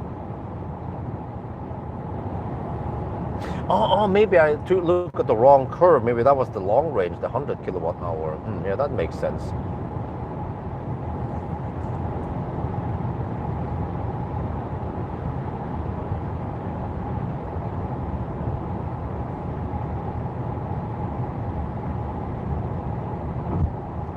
But also, yeah, okay, but I had a theory that maybe some cars are like this, that they claim that they are in optimal temperature for the preheating, but it might be slightly cold gating.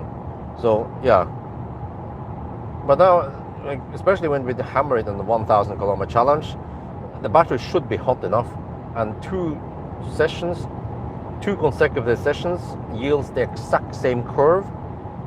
And usually, okay, maybe if we have slight cold gate on the first session, that can happen with many cars, but at least on the second session, and especially after the 120 test, and the 120 zone here, usually when you plug in at Halmstad, you will get full speed, or the battery will be warm enough, and then not even there. We didn't see 400 kilowatt.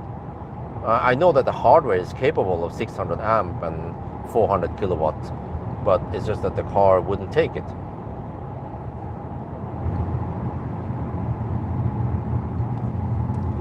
Okay, here I need to deduct 1 minute because of this slowdown here.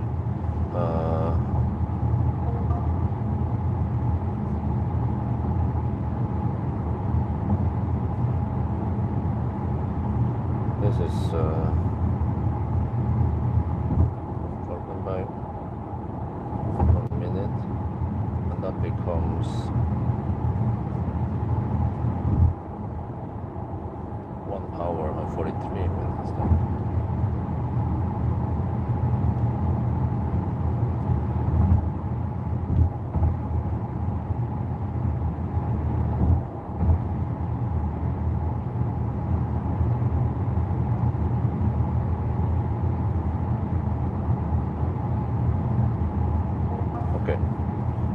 So 1 hour and 43 minutes before midnight.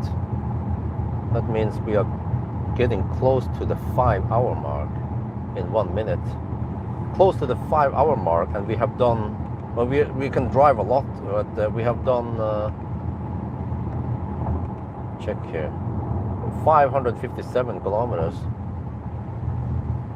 But the average speed will go up now. Okay, this was it. It's just a short stretch.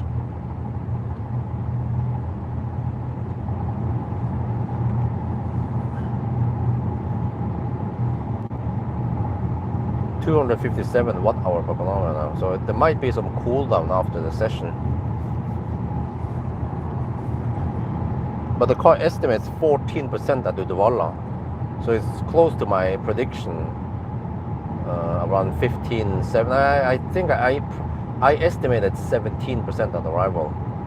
No, 18%. Yeah, I expect to spend only 63% on this leg, and when we unplug at 81%, so that means we will arrive at 18% according to my prediction now. Which means that the last leg will also be, in the last leg, last leg also we can go to 80%, should be fine, no problem. So the last leg will also be around 10 minutes long. So total charging time is around 32 minutes only.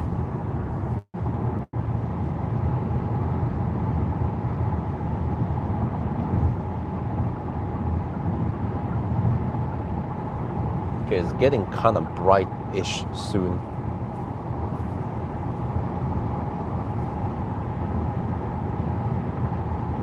Well, the traffic is wonderful at night.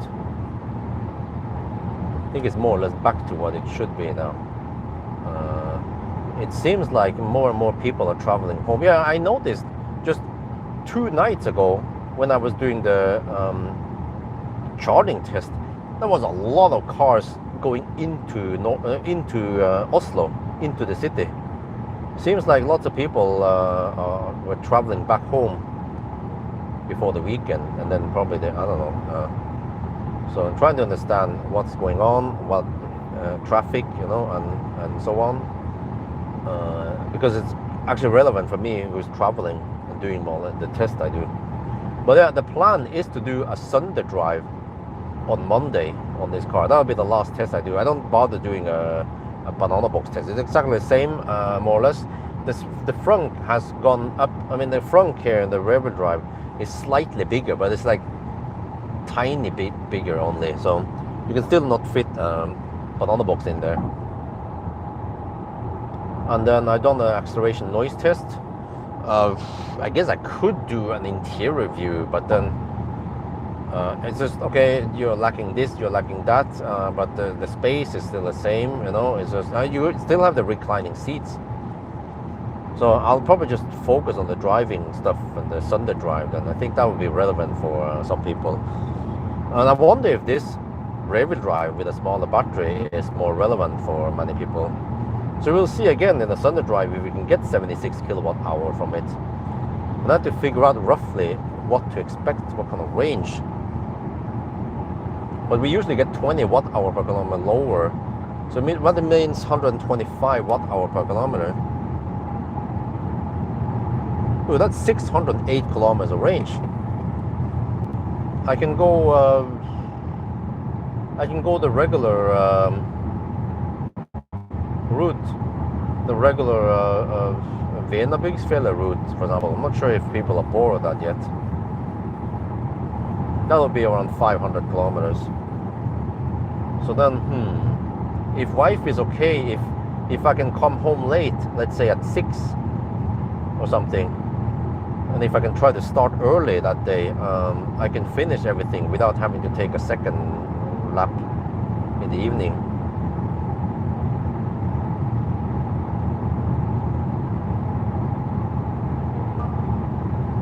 What? Dude, I was watching the road, man. I was watching the frigging the matrix lights, and then the car was like, pay attention. I was watching the road. And I can see they're going, they're camping. It is quiet in the left lane, so I don't have to shout too loud. There, it is a bit quieter here. Oh, no, no, they blast the full light on it. Oh, okay. Soon the cringe will be over, you know, once it gets a bit brighter. And I don't have to use the high beam, or the matrix lights again. No, no, no, no, no, shit. Oh, man. Oh, yeah, let me just check here. 81%, right? Okay, the percent counts a bit more, but I arrive at 21%. Okay, totally forgot to check that, how far I could have driven on the previous leg. But here we are at 69%. I spent 12% getting here. Well, at low state of charge, that's more than 12%. But I could have made it here just fine. That would have been, I don't know, 8 or 7%. Or maybe the car predicted correctly, 5% here. 68 now, okay, is that 13%? Yeah. So around 5% here, okay, but we don't know what kind of speed we would have gotten. 68% now, if we plug in at 5%. So we could maybe get penalized and get only 100, 150 kilowatts, who knows?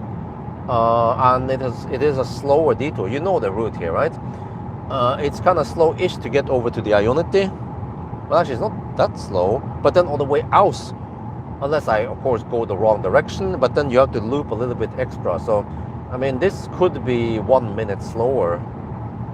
And then, I mean, we are already charging within the optimal state of charge anyway, so it's not a benefit for us to go here. So the Halmstad stop was already the best because it was so quick. Wish we had something like, well, we don't, but if we had something like Shell Grelland, you know, or Circle K Grelland, that is literally just an exit right into the gas station and then an entrance, the ramp right back to the motorway. That is the fastest ever pit stop you can find on the motorway. These roads, they are so big that any gas station or anything is... No, there is... Yeah, I forgot. When you go a little bit past...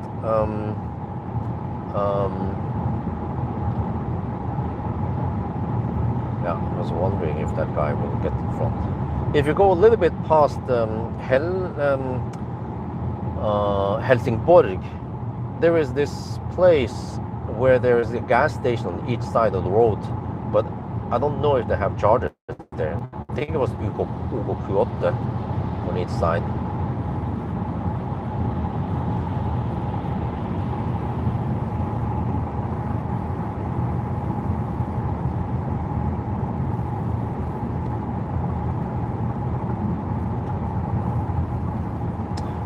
No, what the heck is this shit, man? Look, I was waiting so that the Volvo wouldn't be too close, but still the car refused to change lane. Oh man, I hope they fix all this stuff. But it is the reason why I would not buy this car is the software, and then is that I heard that Zeekr might not be the best at fixing software, so you might be stuck with it. You might buy the car hoping that they'll fix it, but then they don't fix it. And then you're stuck with the shitty software.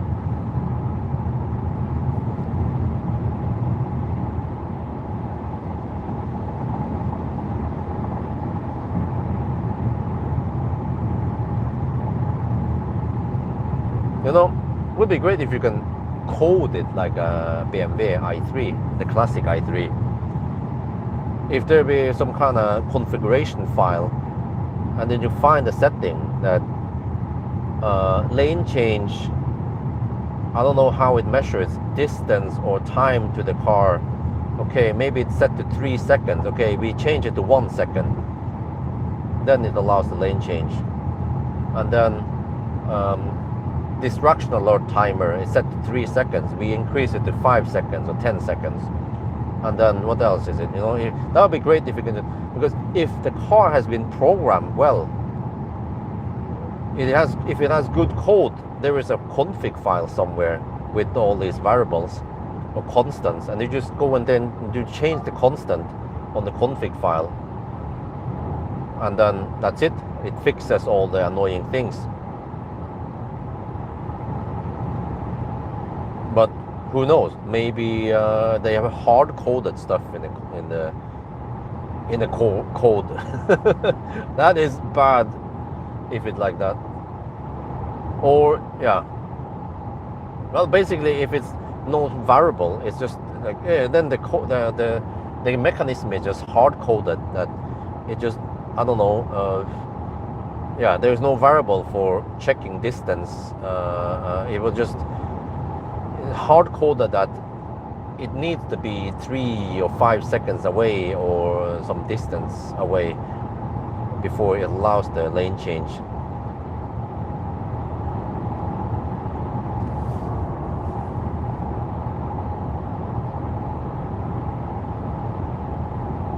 Oh, we're finally back on the tarmac asphalt now. Oh, I'm gonna get flashed at. I'm gonna get flashed at.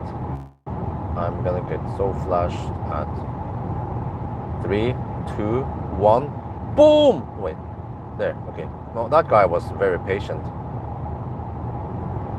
Other truckers would have flashed a long time ago.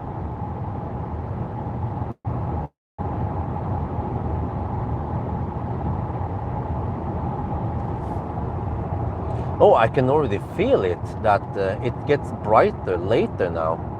Yeah, it's 3:30 at night, and yeah. Well, brace yourself. Winter is coming. Summer is over. That's what that.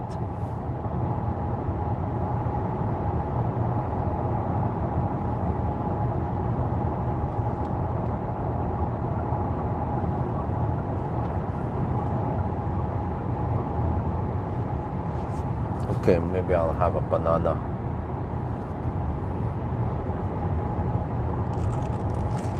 Dude, don't tell me that is a freaking Ghostbusters that is kaput or in limp mode. Or what the heck is it? It's a van. Norwegian Reg is the van.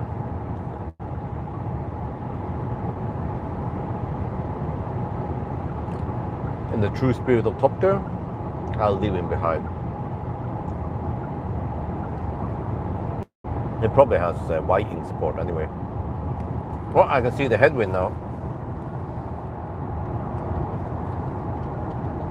Beautiful beautiful wind turbines. I tried to teach Isabel about stuff like wind turbine. You know, wind turbine is long. I don't teach her windmill, so she can say wind turbine.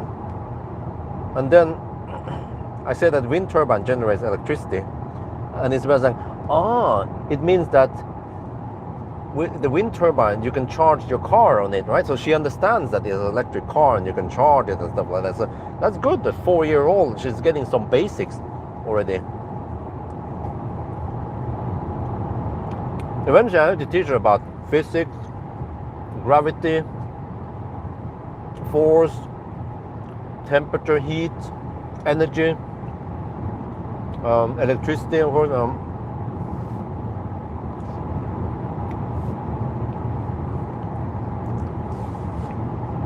And about AC, DC and all that, you know, batteries and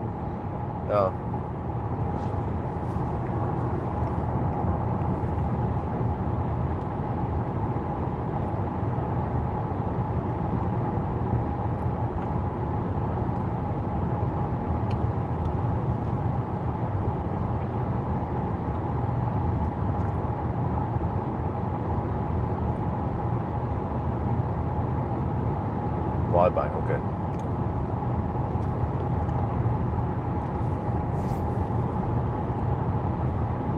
Well, I stayed awake. That's good. I didn't get the most sleep at night last night, and then I had 1 hour of nap midday. But I was busy with I had to run some errands this morning, and then by the time I was done, then I was like, okay. And then I recorded a video, a Jova video. I haven't done it in a while.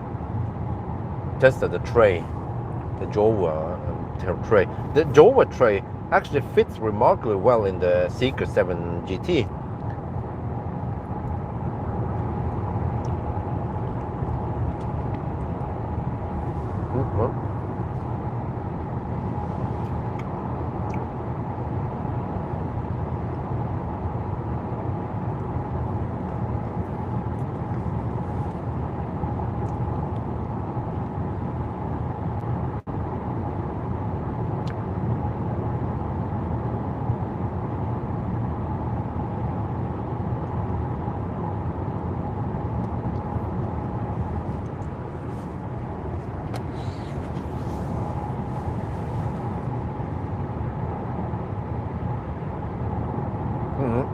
The flashlight again.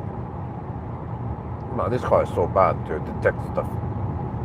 Holy crap, man. So, my friend, he owned the previous generation Xpeng G9, and he was fed up with Xpeng because he had some issues and it took awfully long time to get stuff fixed. And then he ordered a Zeekr 7X instead. So then he asked me if it's a good choice, and I was like, well, I mean, it's a very nice car, but the software is very annoying. So hopefully if they can fix the software, then it's good.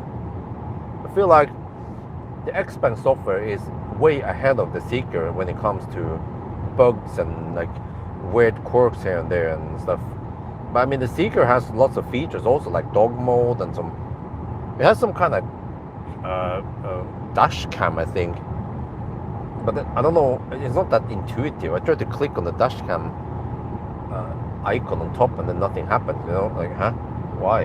Like, even Neo was better. You can see the dash cam and what was active and what was recording and stuff. So, yeah. Zeekr 7X. No, like, not the most efficient cars out there, maybe the Zeekr, but yeah.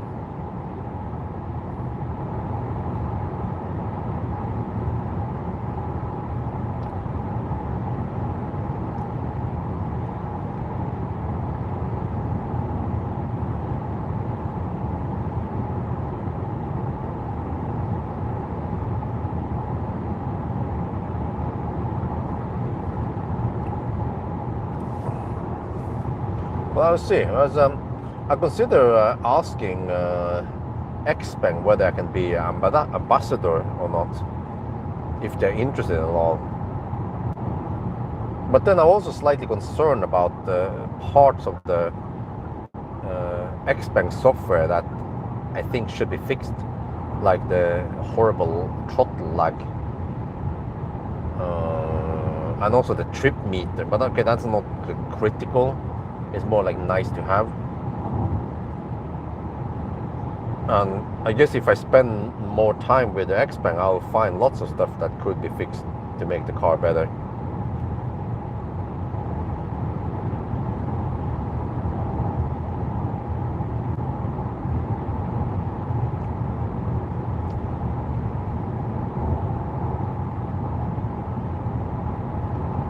But you see, if you want to recommend something like an Xpeng to more people, then I have to make sure that it is a good product and the software is good enough so I can promote it.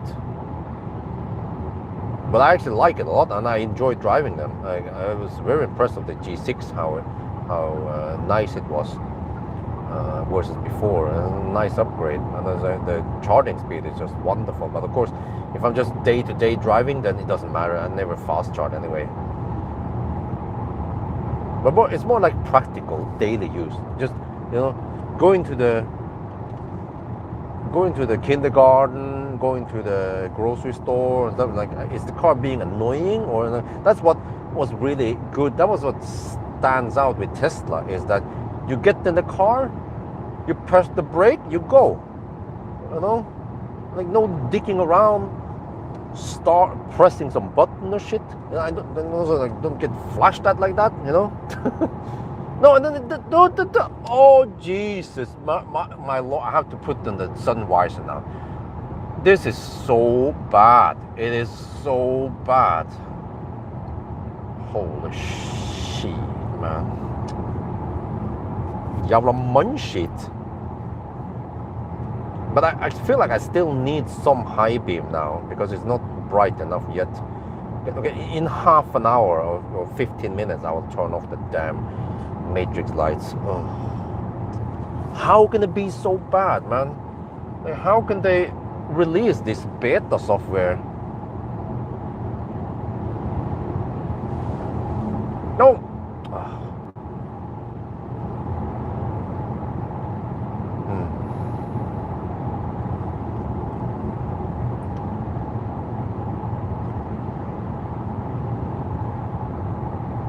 How is it cooking? 14% of the arrival, okay.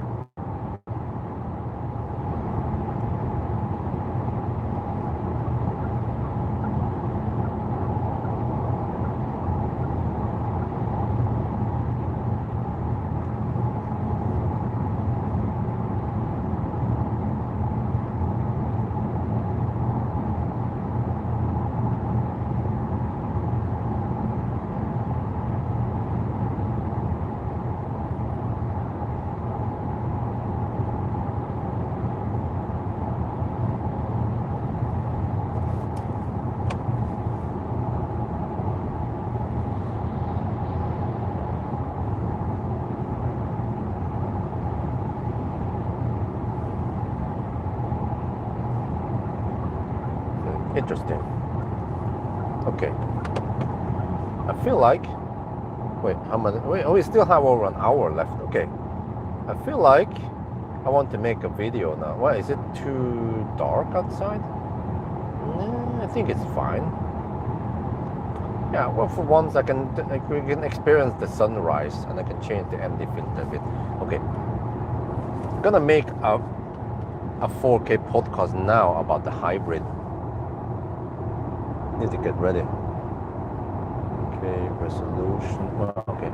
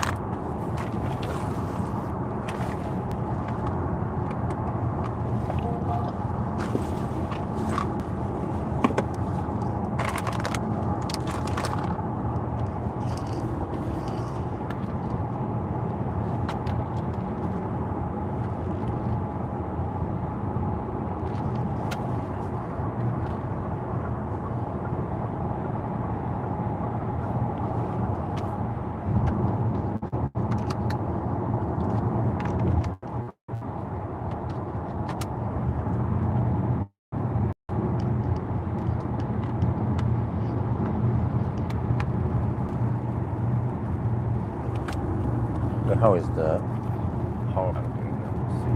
Fridge has been running for 5.5 hours. We're down to 41%. Well, is it actually going to outlast the challenge? It could be that we finish 1,000 kilometers before the power bank is out of juice. Okay. So here, I'll talk about hybrid for once.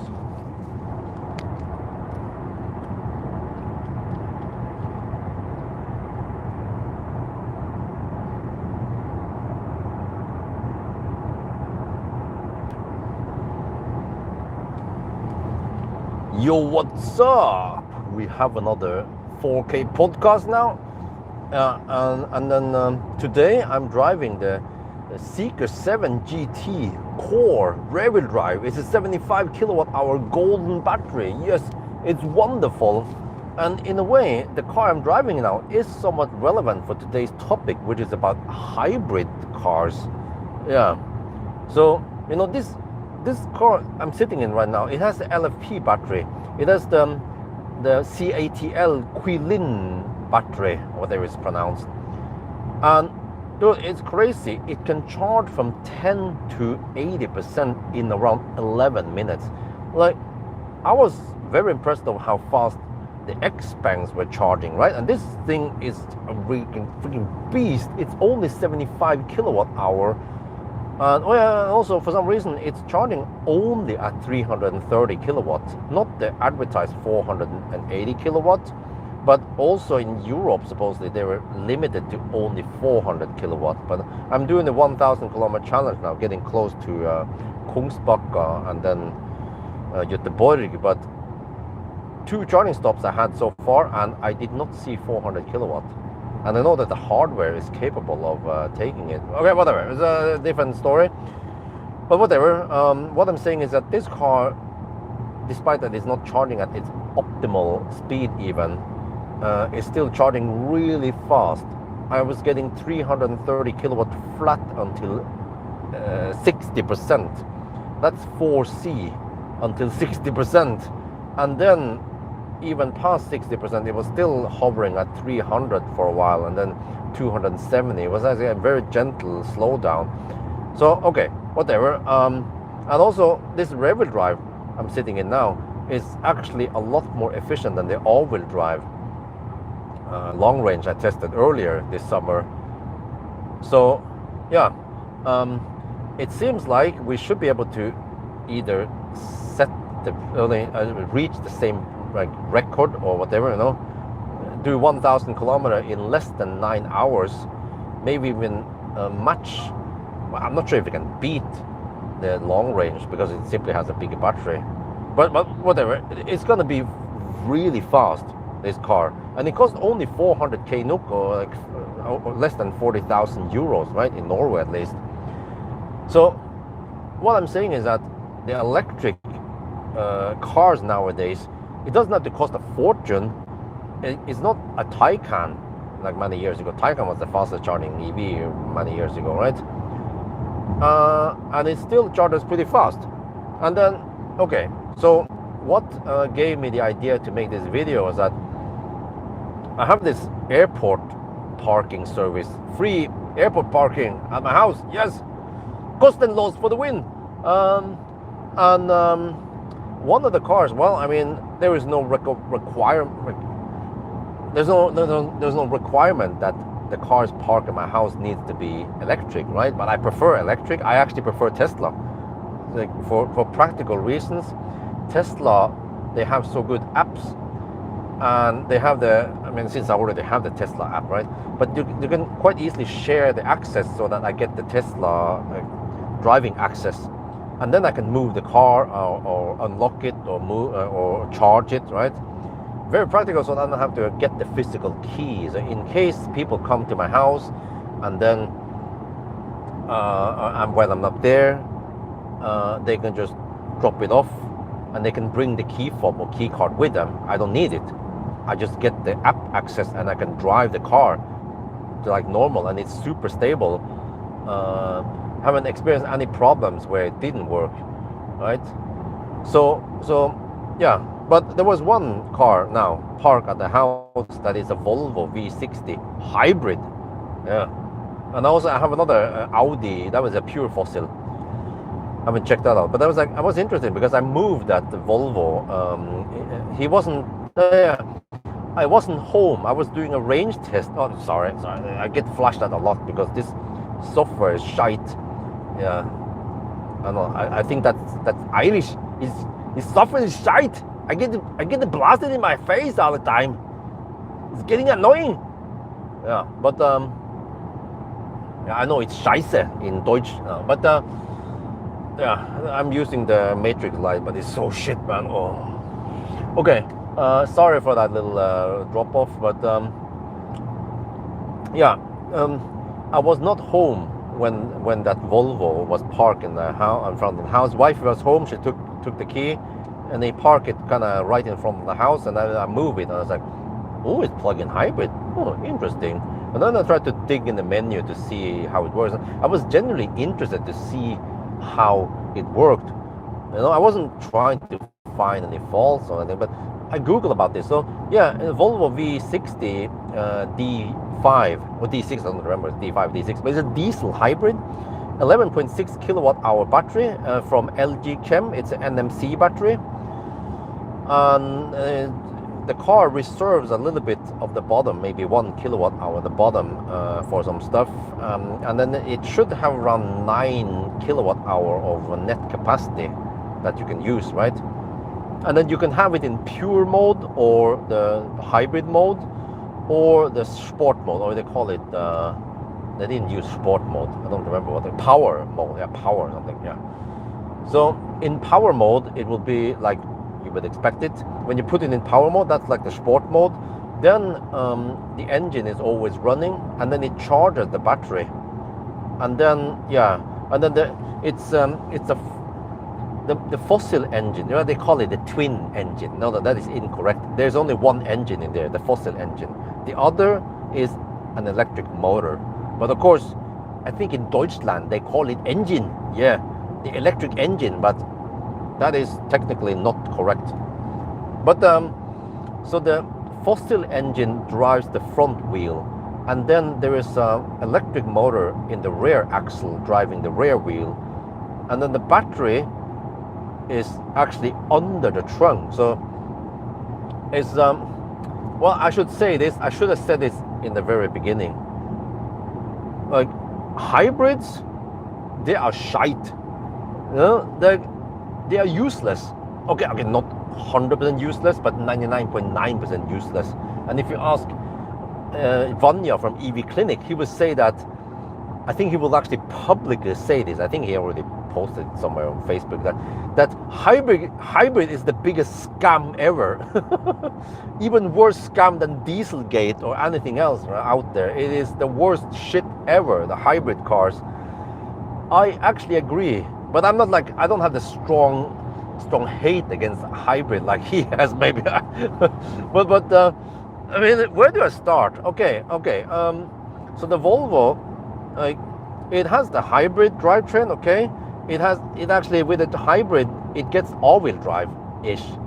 But there's no physical connection between the front and the rear axle. It's just that the fossil engine drives the front wheel, and then the electric motor drives the rear wheel, and it has a 65 kilowatt motor. It is a bit noisy though. When I drive it in pure electric, I can hear a little. I was like, huh, wait, are we driving the what's it again? The PAW or the Pony, what they was called again? The you know, that Chinese car that looked like a Zoe. No, the Twisty. I mean, yeah.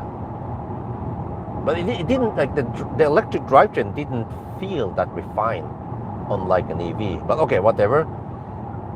But I was, you know, I'm genuinely interested in cars and also in technical stuff like that. So I Googled about this. That I noticed that when I fire up the car, the battery was depleted. The hybrid battery was depleted. But he has averaged only 4 liters per 100 kilometers. That is impressive, yeah.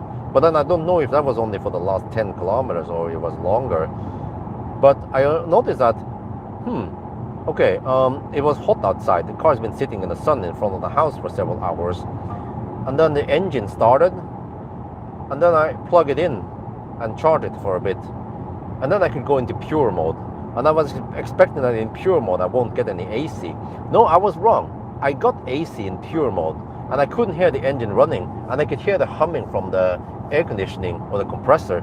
So I was like, and then I Googled about this. Oh, there are 2 types of ACs in older cars. Like, dude, the freaking cars keep bugging me about paying attention to the road. I'm looking at the freaking road. What do you want me to do? Huh? Okay. Sorry, the car is being annoying, but yeah. So the old type of AC, it will have a physical belt or some shit physically connected to the engine, so that the compressor runs along with the engine without any gearbox or anything like that, you know. So that when you rev the engine, you also rev up the AC unit. So it is inefficient, because if you accelerate, for example, you will just get more AC power for no reason. But it's simple and cheap probably to implement. But yeah, I was expecting that I needed to run the fossil engine to get AC. No, it ran it on pure mode because it uses the other type, which is what EV use. It's like the electric AC that runs off the high voltage battery instead. And the beauty of that part is that then the car can regulate the RPM on the AC or the compressor independent of what the heck the car is doing, or for accelerating or whatever, right? Or in pure mode. And it's also more efficient that way. Ironically, Volvo actually designed something efficient because the whole car was actually not that efficient. I'll come back to that. But yeah, and then at least when I Google about this, I just input the car roughly and the car model plus the VIN, and then the Google AI at least claim that, you know, you cannot always trust what Google AI spits out, but it claims that it also has a PDC heater, and then that sounds about oh shit, man, the matrix light, sorry. That sounds about right, because when I dug into the menu of the V6, not what you call it, the V60, there was a preheating or pre-cooling, preconditioning, whatever. I was like, huh, really? How does it do that? Does it use some kind of auxiliary heater? No, it will run the PTC heater on the high voltage battery to preheat the car. And it can also run the AC of the high voltage battery to preheat the car. But I guess there will be like a asterisk that you need to then have enough power in, or enough energy. Oh, Jesus, man. Okay, sorry, you guys get a glimpse of the kind of blitzing I need to endure through with this software. Good news is that Göteborg, they have watched my video. They got the message. They're working on an upgrade. I'm using the OS 3.0. Let me see here, get it all. Zeekr OS 3.0.1. Yeah. So 3.0.1. Okay. Sorry, I was zoning out there. But yeah, so they're working on a fix on this. Hopefully, yeah. If they can just fix half of those 36 points I have in my video, that'd be great. Yeah. But yeah, back to the Volvo, back to the hybrid. So, I mean, interesting. It means that you can actually preheat and pre-cool. You know, I had that BMW E61 many years ago, and it had a preconditioning setting thingy, but it has some limitation, because the way that one works is that, you know, fossil engines, they heat up kind of slow, especially diesel engines. They are so efficient, so that there is this auxiliary heater that comes with like the newer one, right? Or I don't know, they probably did that, started using the auxiliary heater several decades ago. Even my Renault Laguna DCI 1.9 DCI from 2004 or 3 had it. But it's this extra heater that burns extra fuel, whether it's diesel or but it's usually diesel, yeah. Burns extra diesel in the... Dude, I'm watching the road. I'm watching the road, man. I'm not doing anything else, and the car keeps nagging me to pay attention to the road. Oh, I don't need to watch the camera. I'm not watching the live stream because they tend to distort me while I'm recording a 4K podcast. But okay, anyway, Oh Jesus Christ, man! I'm looking at the car in front and the oncoming truck, because I was like, is he gonna flash at me? And then the car nags me. Pay attention to the road. Okay, but sorry. I will try to not be annoyed by the car software. The auxiliary heater, yeah, is the one that helps heat up the coolant so that you get better working temperature and reduce the fuel consumption and get heat in the cabin faster, especially during winter. And then after a while, when the engine has hit a high enough temperature, then the auxiliary heater shuts off. So fun fact, many German autos like Audi, BMW, they still use that auxiliary heater, or in the BEV. So the Q6 e-tron I borrow now this summer has the auxiliary heater thing running. You can run. It's just a PTC heater, or I don't know if it's a heat pump, running while you're stationary. They shouldn't call it auxiliary heater, because per definition it is. Well, I mean, it's not auxiliary heater. The auxiliary heater that is known in the automotive industry is something completely different. It burns fuel to generate heat. That's the sole purpose of it. But yeah, my BMW E61 had that feature, but it burned diesel to just give a little bit of lunk, like a little bit of heat in the cabin. I don't know, it wasn't proper, and it only ran it for a limited time, like 10-15 minutes, and then it shut down because it also needed to discharge a 12-volt battery. Why? Because it needed to run some fans to circulate stuff, and then it needed to run, the fans doesn't run on high voltage battery. There is no high voltage battery in the E61, so it ran it on the 12-volt battery, and then yeah, to prevent the car from running out of 12-volt battery, then it cannot run it too long. So it's like, okay. So I think I never used that feature, the preheating feature. You can't just, like, there wasn't any app on it and stuff like that in the old days, but you can program it in the car, but it was not very useful, right? But actually with a Volvo V60, that could be useful. If you know when you're gonna depart and you have you plug it in, right? Then it can actually run it, and if it's smart enough, I think it should be, it will run the PTC heater or the air conditioning off the grid. So you top up the battery to 100%, right? Which is probably not 100%, true 100%, maybe 90%, 95% state of charge, 4.1 volt something, and then it will pull it from the grid, or pull it from the Type 2 instead to pre-cool it or preheat it. That's pretty smart. That's the way to save energy and save or reduce the amount of fuel. But okay, so that's the whole theory about it. But then, okay, so I learned more about how the car works, and then I asked permission for the owner if I can do a little range test with it. It has supposedly 50 kilometers of NEDC range, which is not even damn close range, and I was guessing maybe around 30 kilometers of real world range. I did a 90 kilometers per hour test with HVAC off, and then with some OnlyFans parts of it. The car managed to go only 35 kilometers, but when you do the math, if it's 9, according to Google, it's somewhere between 9 and 10 kilowatt hour. That equals to around 250 watt hour per kilometer, which is abysmally bad for a V60. Okay, maybe not the best aerodynamics in the fossil car, but I don't know, an EV that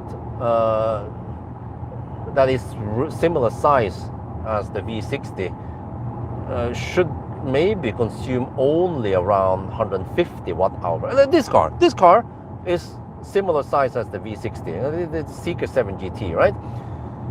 So yeah, even I done the test. I done the range test with this car, and even in the range test, I run HVAC and normal mode. I don't go in like OnlyFans. That's Sunday dry, right?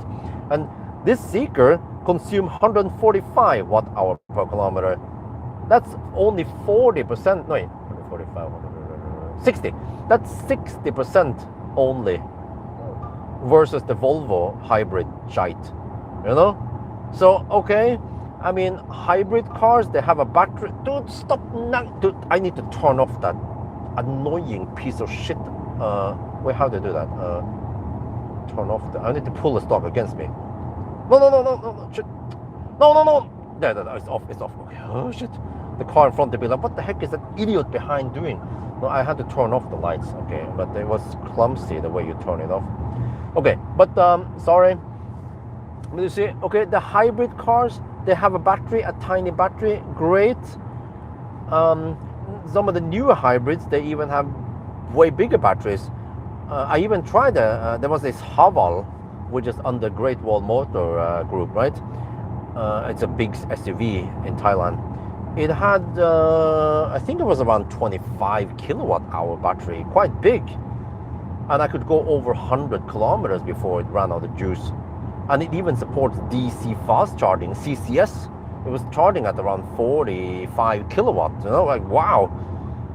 But I think also on that car, it was also consuming around 200, 250 watt hour per kilometer.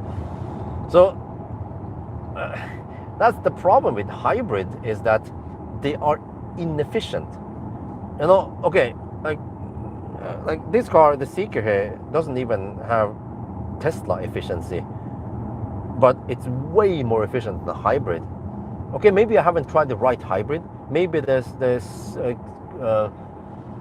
Kia Ceed that I tested was way more efficient in the pure mode. Yeah, don't remember the result of that car. I think I did a range test many years ago. I had to watch my own video. Yeah, I'm pretty that the Ceed was better. Maybe it was only around 200 watt hour per kilometer, but still, you know, it should be something like 150 watt hour per kilometer only. So I think it has something to do with that. Fossil cars, they don't need to try to be efficient, because they just have an abundance of energy available in the fossil fuel liquid state. And even if dude, stop nagging me, holy shit, man. Even if the car is very inefficient, you know, it has only 35% efficiency and 65% heat loss, because the fossil fuel, the dinosaur juice, is so highly energy dense, they still get plenty of range. So of course, when you have plenty of range, then who cares about reducing the consumption by 10%, right? So it's like, if you're a billionaire like Elon Musk, like, who cares about, he doesn't buy wet wipes in Denmark because it's slightly cheaper than buying it in Norway, you know, right? So it kind of like the same, dude, holy shit balls, man, this piece of okay, sorry, okay. But yeah, it's like, no, what the heck, can you stop that shit, man? Is it because I'm talking? But even if I'm talking, I'm still looking straight forward. Maybe that's in my mouth. And then the car interprets that as me being distracted. Dude, I'm looking at the road. If there be a badger or a deer jumping on front of the road, I will of course brake in time. So, yeah, but sorry, I kind of zoned out now. But yeah, so it's just, okay. So that's what I have found out so far, is that the hybrids I've tested, whether it's like, you know, the Kia Ceed, or, you know, the Volvo, or even the serial hybrid, or don't even talk about the BMW i8. Yeah, but that's not a serial hybrid. That is a parallel hybrid. But I tried that Nissan. Was it Nissan X-Trail, X-Power, or no, X-Power, whatever they call it again? That was a serial hybrid. It was the engine only worked as a generator to charge the battery. It was a tiny battery, but somehow high C rate. Yeah, speaking of C rate, the Volvo, I calculated, has around 6 C discharge in order to deliver 65 kilowatt to the rear wheel, the rear motor. It needs 6 C. Wow. But all those hybrids I tried, they are all inefficient.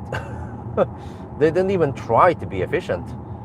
Maybe I should try the Mercedes. There is a Mercedes C-Class or whatever that has a hybrid drivetrain and also CCS charging. But okay, I don't know. Okay, if you can charge at home, great, right? If you can plug in your plug-in hybrid, that is the whole purpose of it, right? Then you can reduce the amount of fuel you need. And if you don't have too long drive, you can commute to work on pure electric. You can go back, you can run your errands, or you can plug in at work, even though you have only around 30 to 50 kilometers of range, and maybe 100 kilometers on the best hybrid nowadays. That's great. That means that you can drive purely electric. And then if you go on long trips, you don't have to deal with laderstau. Maybe you need to deal with benzinstau instead. No, but okay, those hybrids, they tend to have shitty storage space. I should do a banana box test of that Volvo. The trunk is abysmally bad because you know, many EVs I test nowadays, in the trunk there is this space under the trunk. You can open up a lid and then you have plenty more space there, like Tesla or the ID cars, you know, like Volkswagen ID7, for example. You open the trunk, or it's called the Enyaq, and you can slide the trunk in the lower position, right? Yeah, but guess what? In the Volvo, there's even a bulge higher than that, and that space that could have been extra trunk space is taken up by the hybrid battery shite. And then, of course, there is no frunk in fossil cars, so it's like the worst of both worlds. It's like you get worse efficiency. Don't even get me started on the Volvo XC90 T8. You know, the Chris Reefer had. It was extremely thirsty. I heard that he consumed over 10, way over 10 liters per 100 kilometers when he was hammering it, like cruising at 120, 130 kilometers per hour in Sweden, you know, and you get that abysmal consumption. But so the hybrids, they have higher consumption. They weigh more. Yeah, I checked the weight. It was around 2.2 tons. That Volvo was like, what the heck, man? Yeah. Where I had to pay attention, it's a bit Baustelle. But so they get worse efficiency, worse trunk space or space in general, worse service cost. You need to, not only do you need to service and repair the fossil drivetrain, but also the electric drivetrain. And then just ask Vanya, how much does it cost to fix a broken hybrid battery? They are extremely expensive. Like a 10 kilowatt hour hybrid battery costs more than a 60 to 100 kilowatt hour EV battery. It is just insanely expensive for some reason. What else? Yeah, so, well, but dude, like, stop being a hater, Björn. Not get off your high horse. Not everyone can afford an expensive EV. Well, EVs, if you're a poor bastard, not just a bastard like me, then you can buy a second-hand car. There are plenty of good second-hand cars out there, and they don't have to be like a 10 or 13-year-old Tesla. You can buy like a nice ID7 even, or I don't know what else is out there, e-Niro, or there are plenty of nice cars out there nowadays. You can even buy a fat e-tron if you feel like getting some comfort and luxury, right? And they don't cost that much, you know. It's crazy how much the EVs have dropped in price. Well, okay, let's Skoda Enyaq hammering it way over the speed limit. Yeah. But okay, but you see, that's the whole point with the hybrid, is that you can plug it in and you can drive electric.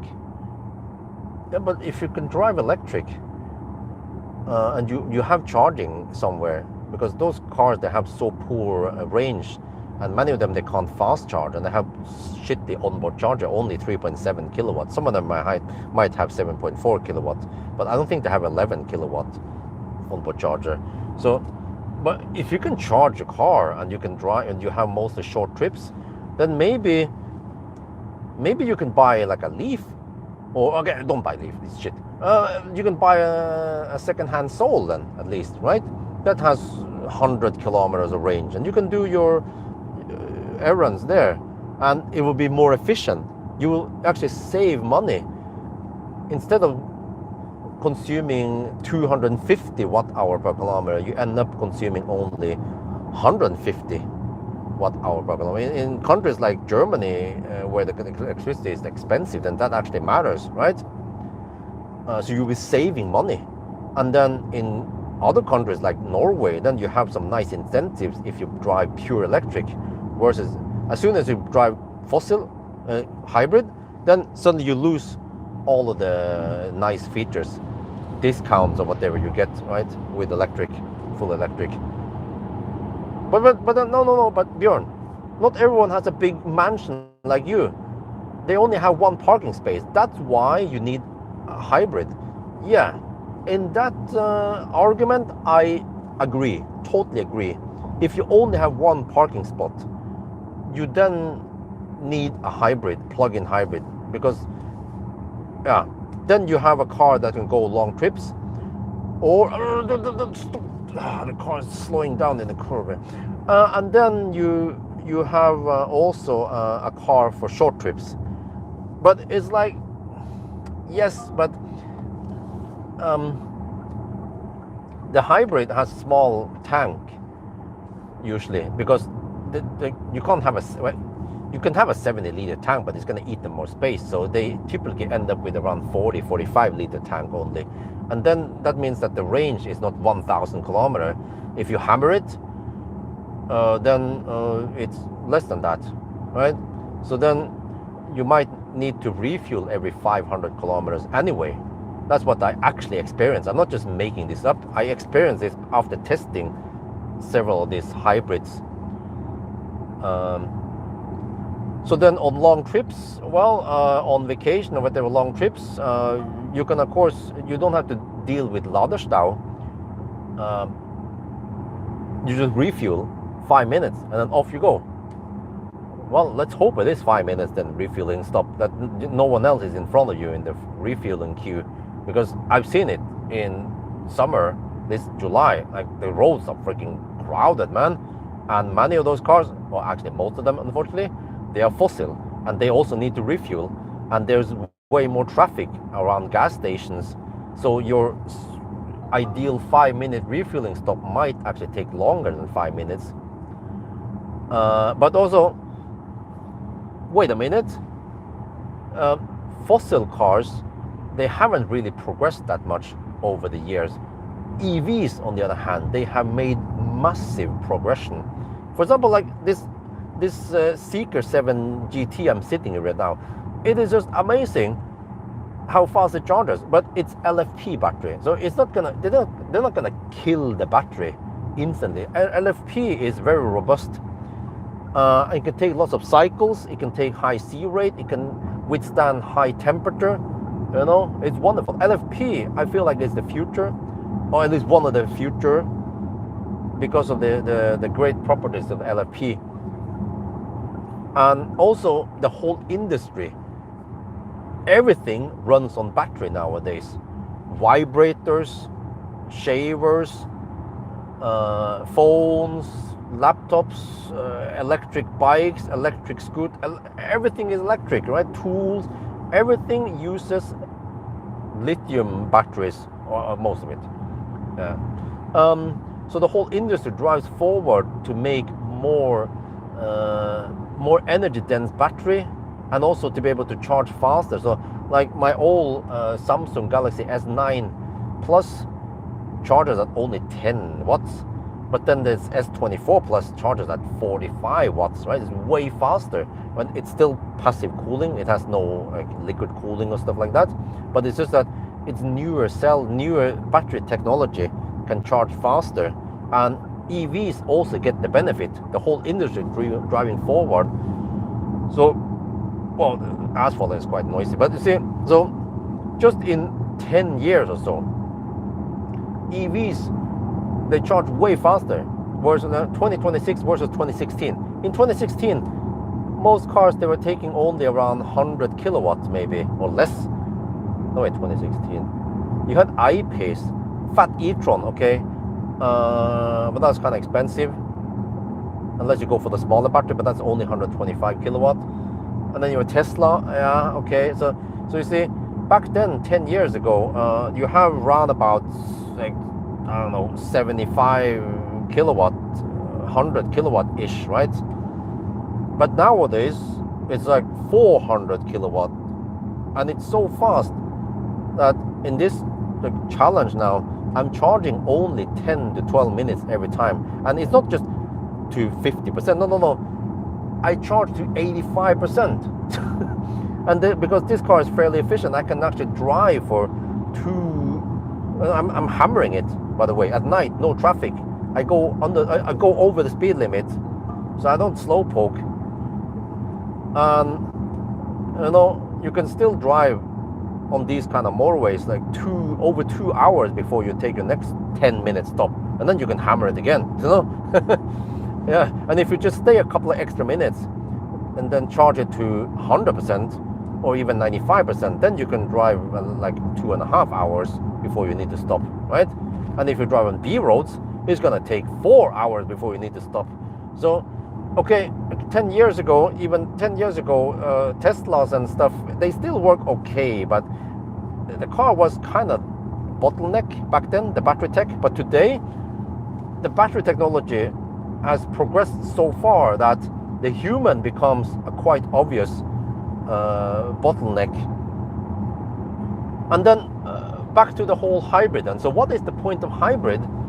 Well, you can drive electric locally and you can drive fossil on long trips. Hey, but I just shut down the whole argument, because on long trips, electric cars, they work great and they don't have to be that expensive. Or you can buy a couple of year-old cars, still very good for way less price than today, brand new cars, and they're still very good, and they also degrade very little.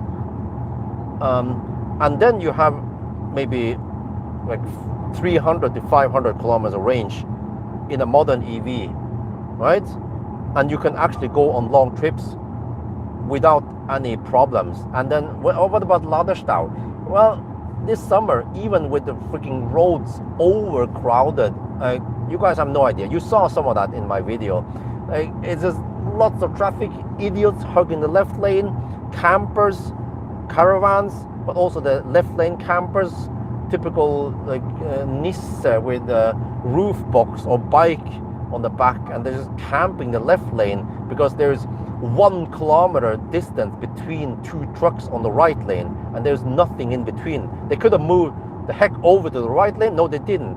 So the roads were clogged, and you can imagine the charging station would also be clogged. Well, we saw some charging queues or Laderstau, for example, at Røde, but I was able to travel just fine, and I even travel on like the peak time, noon until 4 or 5 in the afternoon and stuff like that, where the most traffic and the most charging happen.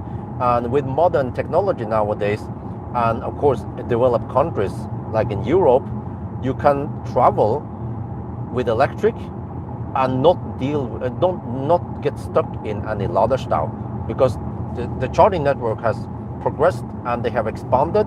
Unfortunately, we have Ionity and Tesla, so that you can travel all across Europe with just 2 apps to rule them all.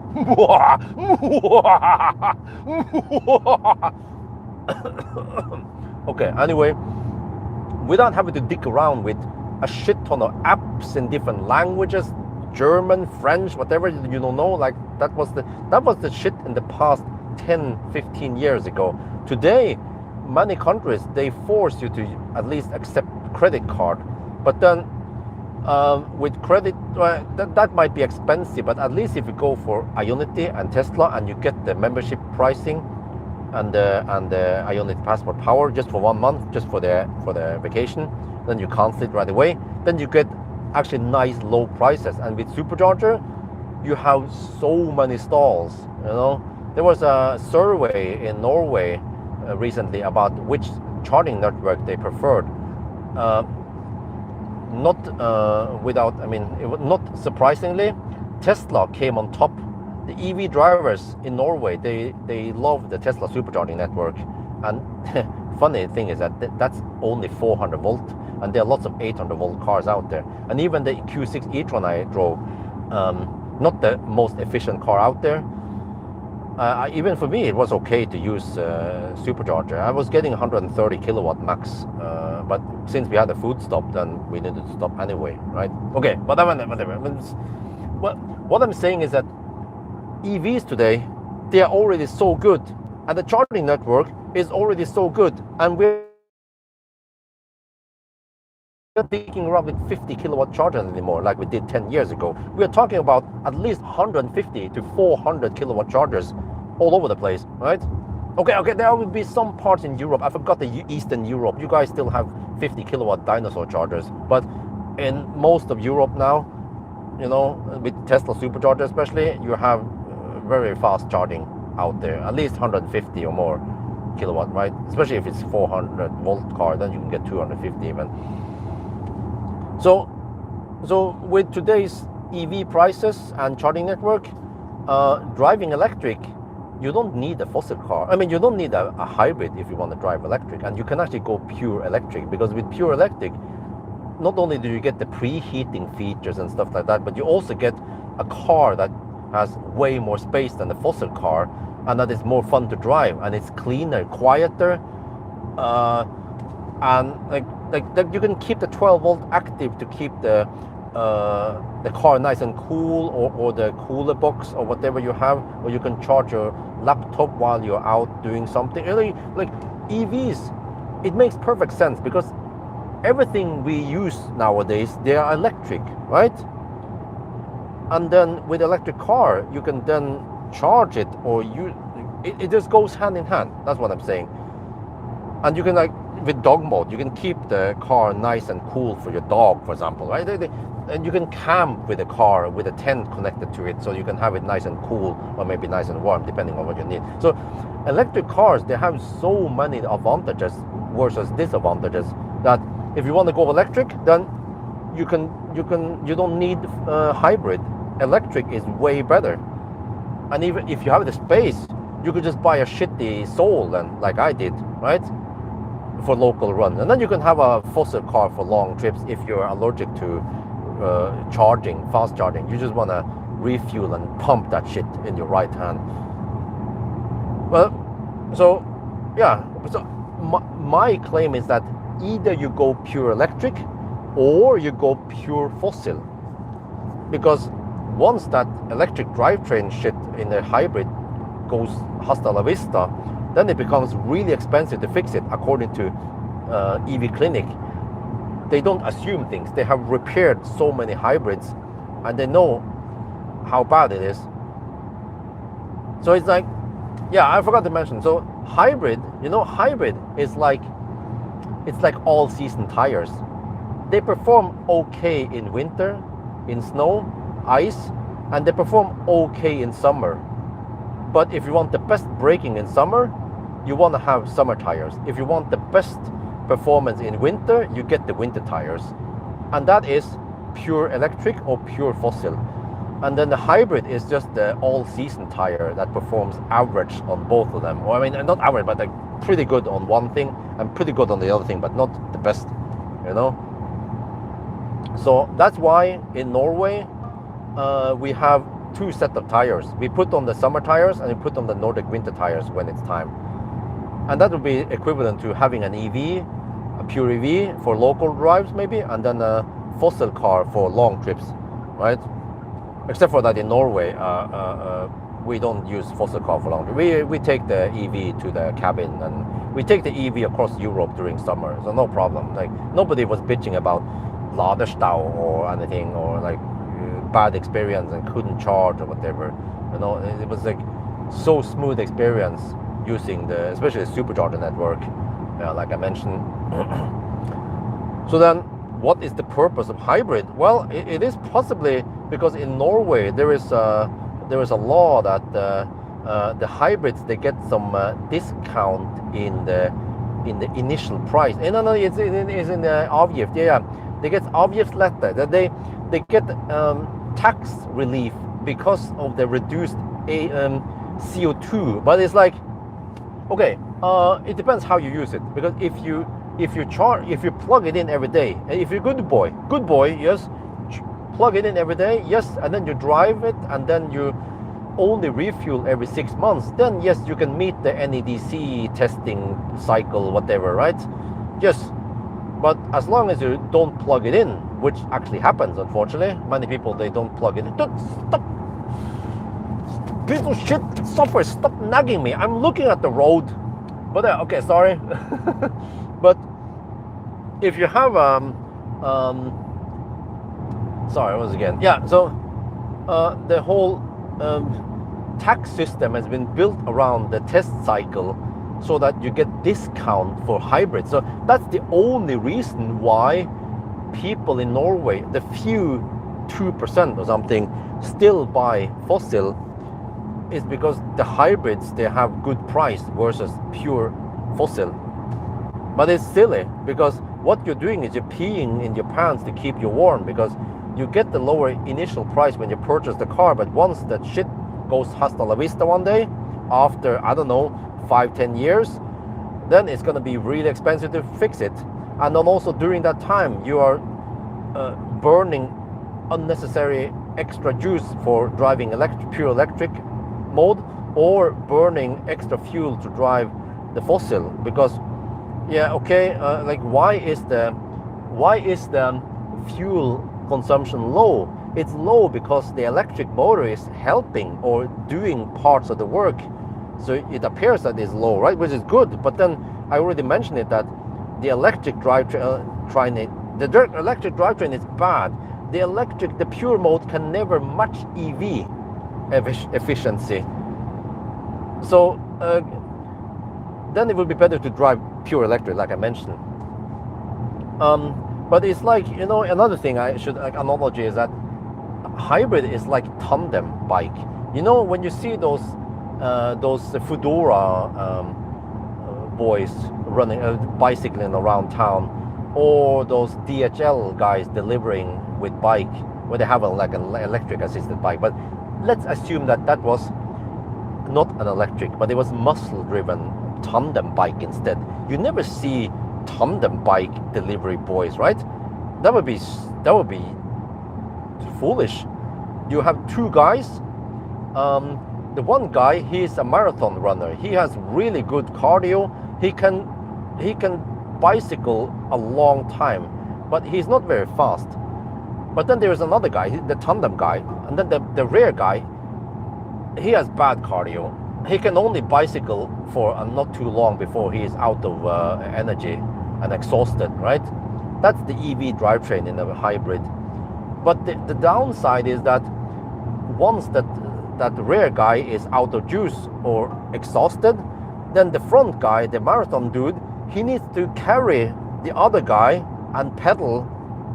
Yeah, okay, they can pedal together for the maximum power. That's what happens in the plug-in hybrid or the hybrid. But once the electric drivetrain is empty, then the fossil drivetrain is dragging the extra weight along with it, and that increases the fuel consumption. So the only reason why your plug-in hybrid has low consumption is because the electric was helping. you know what I'm saying? But the total consumption is worse than if it would be pure electric. Well, except for one thing. I forgot, yeah, there was one thing, which is that fossil, they cannot convert kinetic energy back to dinosaur juice. That's where the hybrid has an advantage, because it can regen downhill. So it depends where you live. If you live in a place or you drive in a manner where you would brake a lot or regen a lot, then hybrid actually improves the overall fuel consumption, because instead of making the kinetic energy into heat in the brake disc, you can recapture it in the electric drivetrain. Yeah, so that's an advantage. But it's like, I mean, everyone who has driven EV for a while and they're never going back to fossil, they're like, lol, yes. We know that but that is the advantage of electric drivetrain anyway.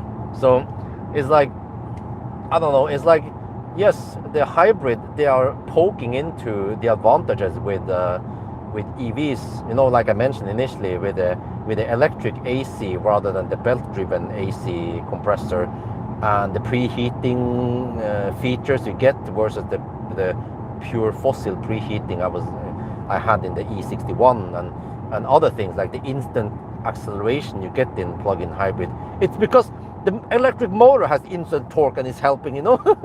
So it's like the only reason why the plug-in hybrid is good is because of the electric drivetrain. Yeah.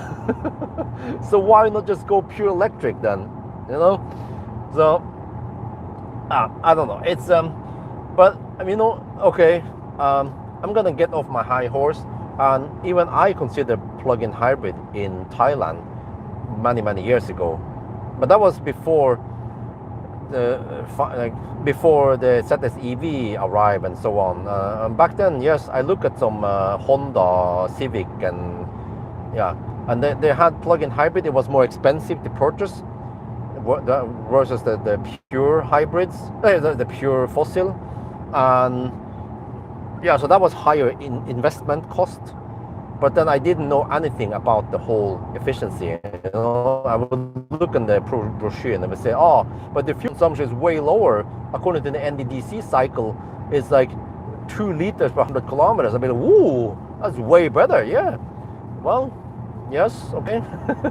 But it's actually not, it's just part of the truth, the way they show things, you know.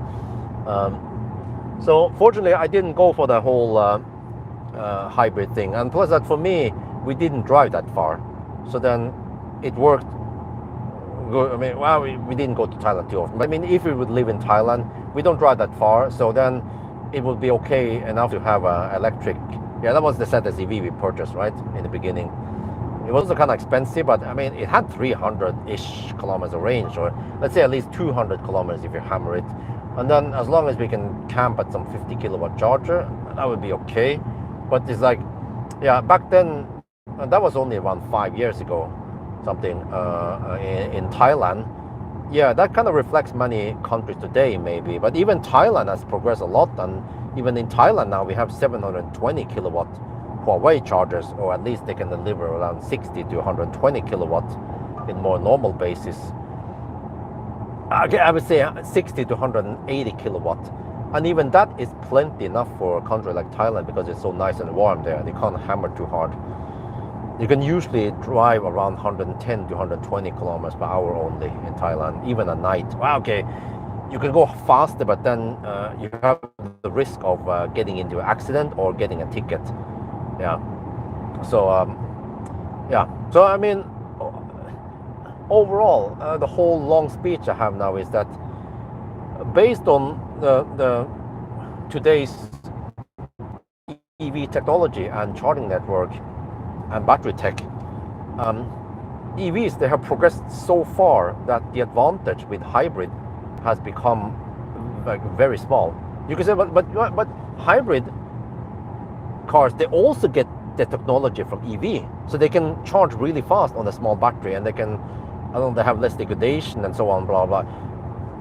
True, but it means that instead of putting that new battery tech in a hybrid, you might as well just put it in an pure EV, and then you'll be getting lower consumption and all the full benefits of an EV. But also, yeah, if you put like a 50 kilowatt hour hybrid in some kind of range extender car, okay, then that's the best of both worlds. But you still end up with double drivetrain, the tandem, or the all-season tire that I talk about. You know, there's no beating around it, that you still have the combustion engine. It can maybe run on constant RPM, optimal RPM, and you get 50 or 60% efficiency, but it's still not 95% efficiency like you have in EV, right? So, I mean, overall, EVs, they are just unbeatable. They are already good enough, and if for some reason your country doesn't have good charging infrastructure or good enough EV like availability, then I would recommend to just get a pure fossil. Don't get hybrid it will ruin your economy in the long run.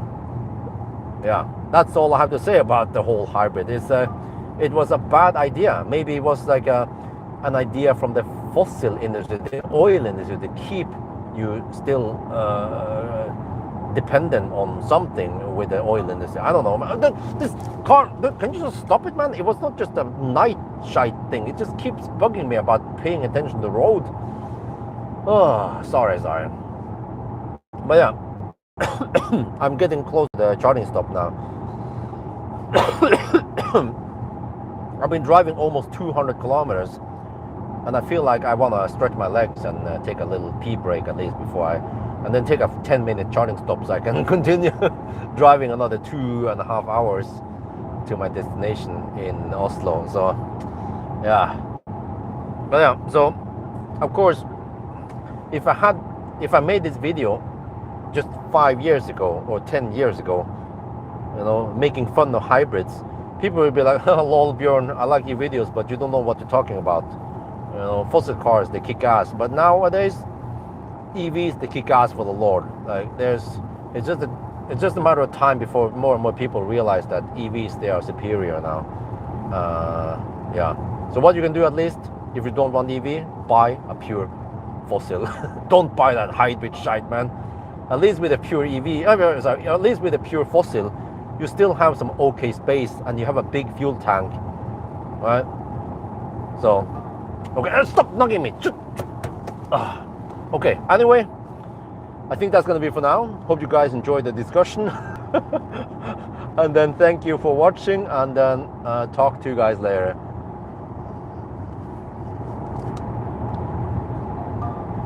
What the heck is this piece of shit, man? Stop! It's been nagging at me for the longest time. But seriously, I mean, even if I'm talking to you guys in the live stream, why does it keep nagging me? I'm looking straight ahead at the road.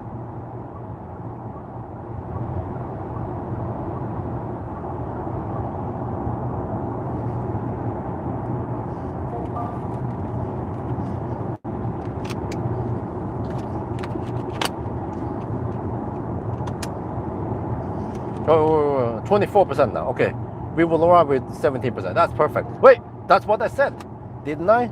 I will arrive with 18%. Okay, I was 1% off, like a ninja.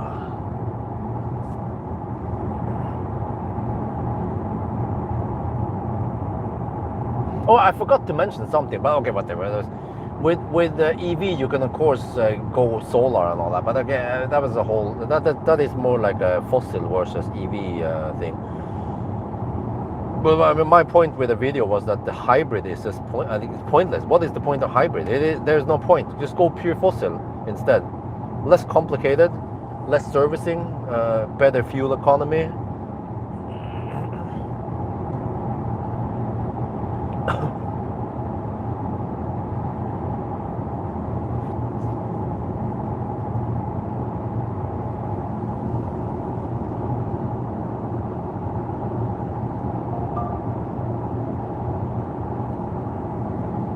Okay, let me see, we are 15 minutes away, 24 kilometers. No, that's not 15 minutes.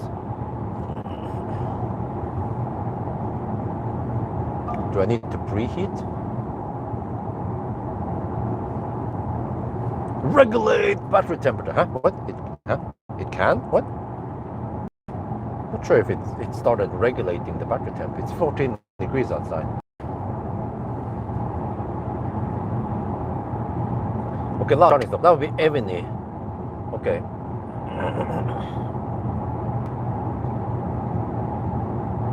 Okay, maybe for once I will use the head cam.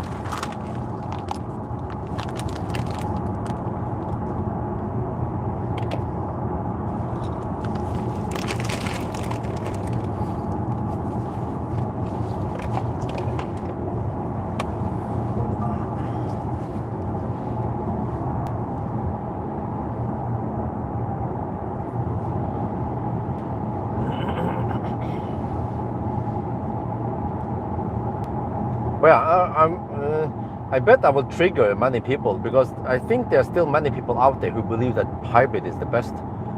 But the only reason why hybrid is good is because of the electric drivetrain that helps it or boost the, or gonna, yeah. But it means that electric is better, pure electric. And with today's battery tech, you can get a big enough battery for your needs.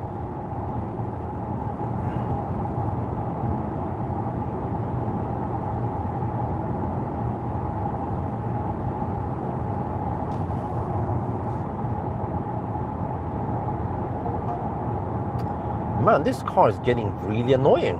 I don't even speak now. I'm just looking at the road.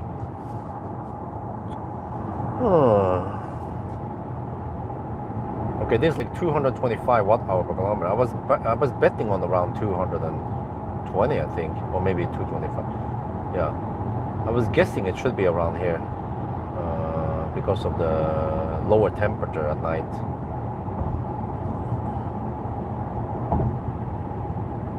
Wait, how is the power bank doing? Check here, the fridge.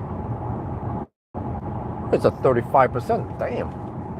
It's been running for almost 7 hours now. Let's see if we can finish the challenge before the power bank runs out of juice.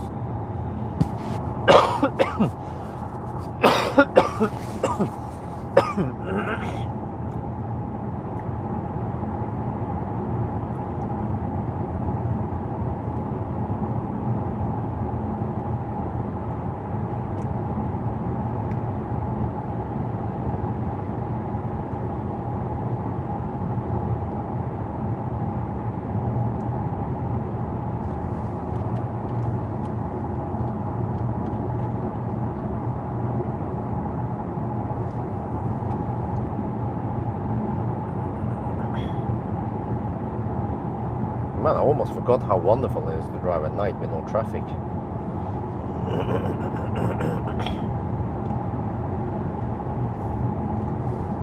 I mean, just think about this.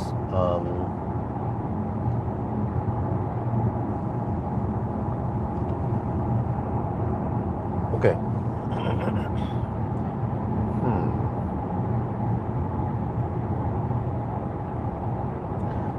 If we go to Göteborg. What was it, 1 hour? Damn, I didn't pay attention, but that was long. But if I go to Göteborg and we stay there a couple of days, and then from Göteborg we could skip a lot, then we could spend time, maybe daytime playing and some stuff, and then maybe eat and stuff, yeah, and get ready. Yeah. So if I then start from Göteborg in the evening around 7 to 8, the kids should be tired, right? And then they sleep. From Göteborg at evening with lower traffic, I can go to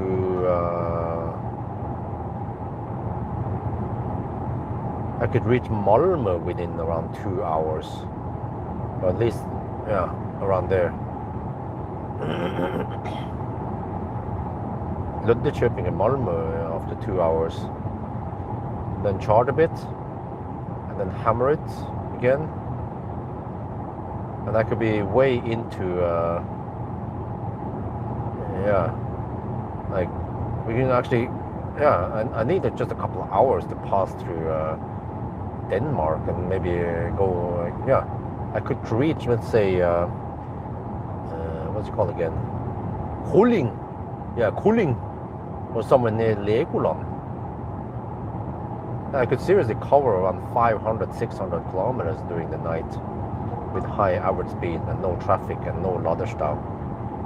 And then we check in at the Airbnb.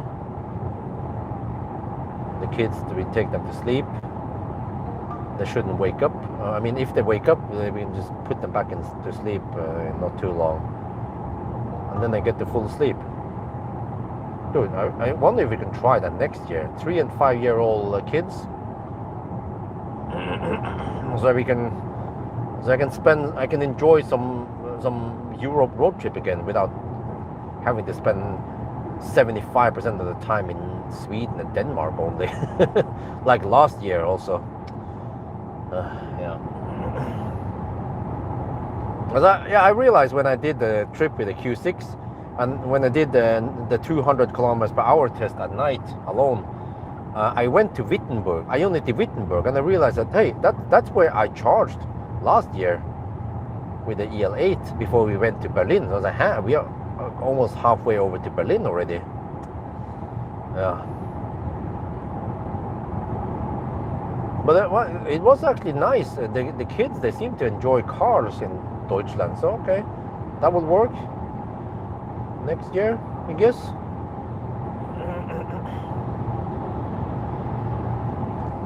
Would be great maybe to go to Croatia next year, but it's kind of far.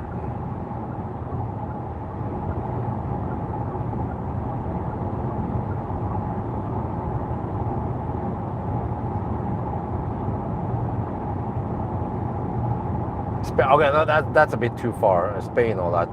That is really far, man. I remember even with that was the Tesla Model S that charged kind of slow-ish, and yeah. But okay, if I can get my hands on the X9 next year, that would be great. Then at least wifey shouldn't complain. Comfort would be top notch. It's really quiet and comfy in there, plenty of space. I'm gonna bring my own microwave. I can bring the big microwave oven in the that I have in the garage even. Who gives a shit, man? You can bring it with me. Maybe I can bring the electric scooter also, but I have to check which countries I can use it in.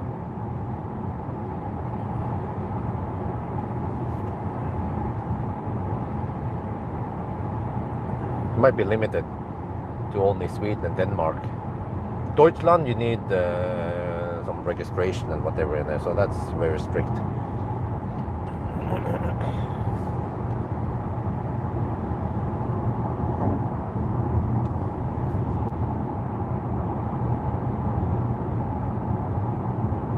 So, that's also far. Like I would just, if I could just reach, let's say Frankfurt or Amsterdam or maybe Gdansk, that would be okay. Maybe next year we can try to reach Gdansk. But it seems that wifey was enjoying Lübeck, and they got my eyes open for the marzipan. And it turns out that the marzipan wasn't that sweet. At least the Holsteiner marzipan or the Café Niederegger Stammhaus. That was good. I like it.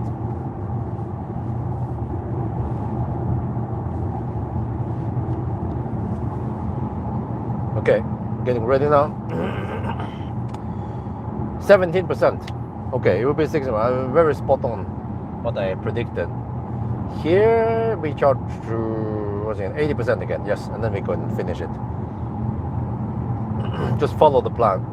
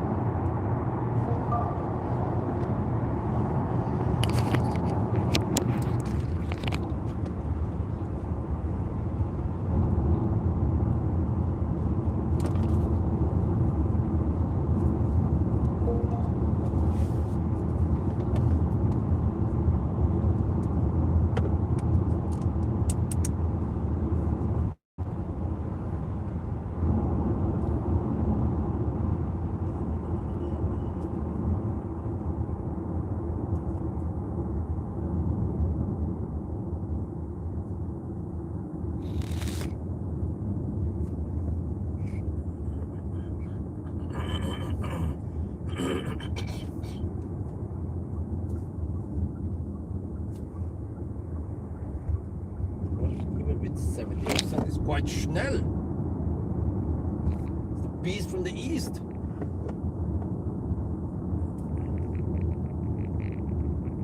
Okay, this is a relatively slow detour, but at least we're driving an extra distance, so I mean that counts in the 1,000 kilometer sum anyway. Just that the average speed is a bit low here.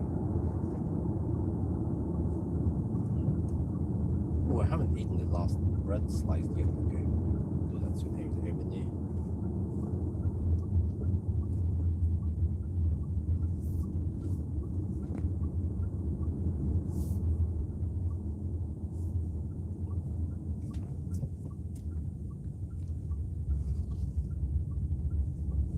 Okay, let me see here. Find the 400 kilowatt charger. It says 400 volt here. We can use that one.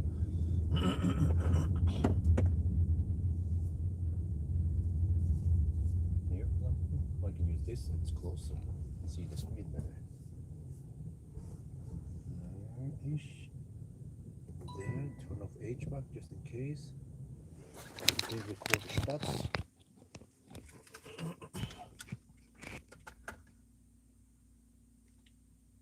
Good, voila.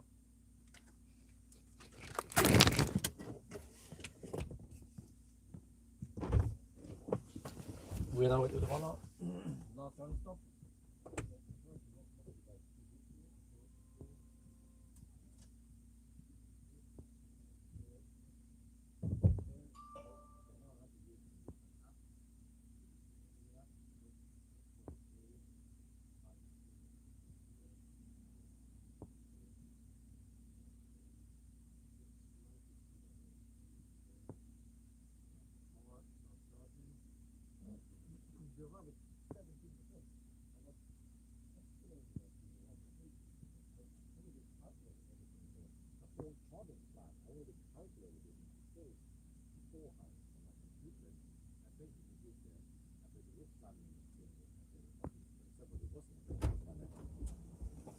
Yeah, okay, we see now.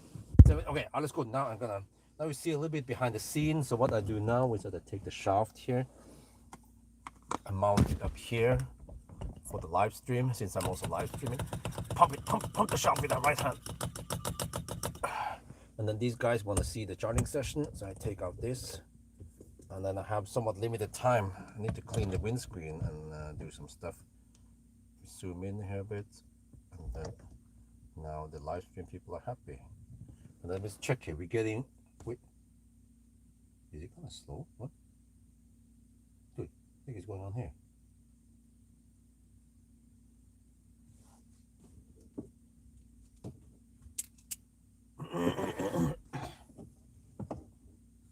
This is not normal.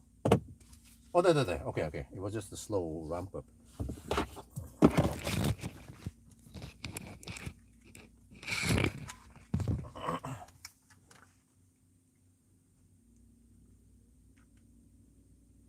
Okay, no, it was just a slow ramp up. I don't know, but now we're getting full speed again, 324 kilowatt hour per hour.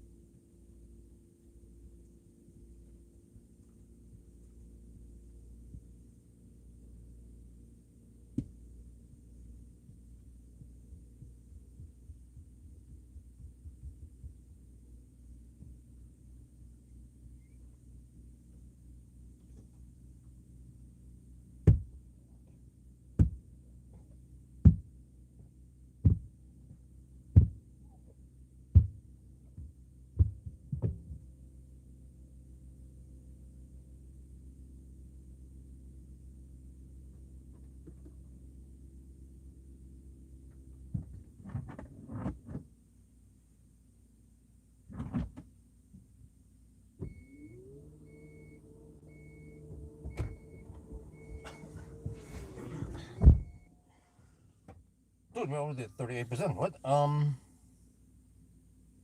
Charging at 1,900 kilometers per hour.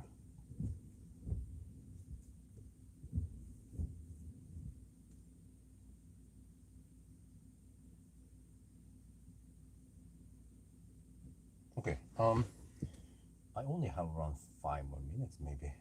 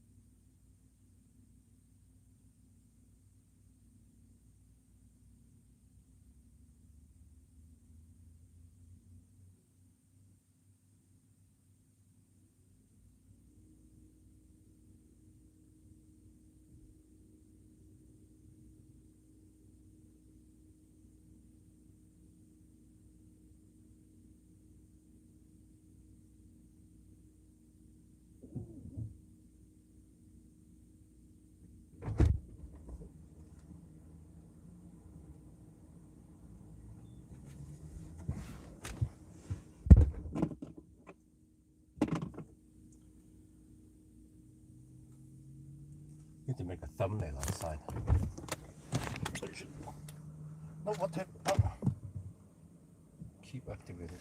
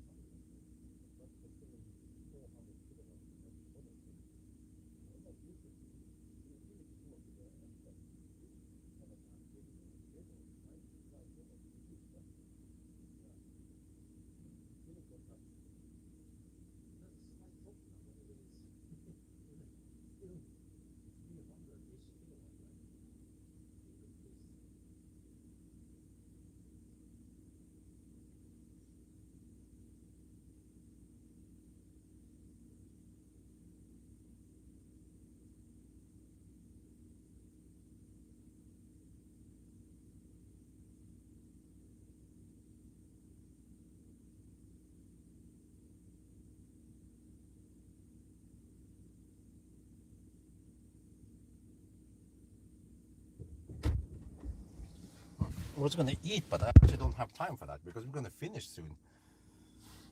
In just a couple of minutes. Wait, it takes less than a minute to reach 70%. So in around 4 minutes we will leave at 80% exactly. I need to point. I need to just plot in here. Remen. Here, Remen. The car should tell me that I can make it there on -3%. Okay, stops. Okay, get back to the car icon. Then you can eat while we are driving. Do we have any trash bins here? 9? What the heck, man? Oh. 70%. 247 kilowatt. Wow. We've been charging for around 8 minutes only.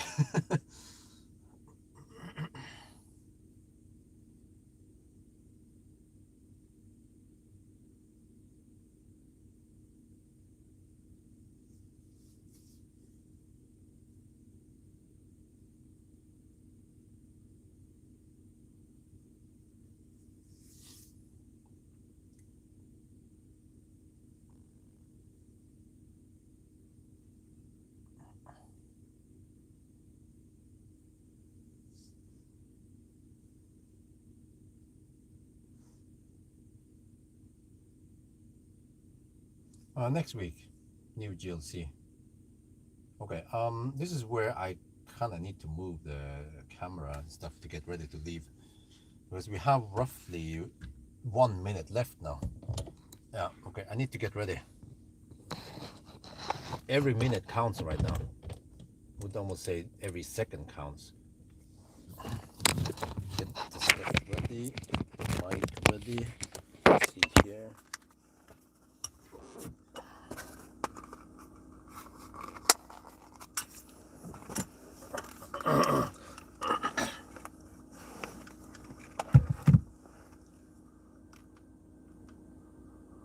Oh, it's 5 now, so it means that I've been running the fridge for 7 hours. And then if you look here, I've been running it off the power bank. So after 7 hours, we have 32%. That means roughly 10% per hour. Wait, can we finish the challenge before the power bank runs out of juice? Let's find out. 80% already. Shit.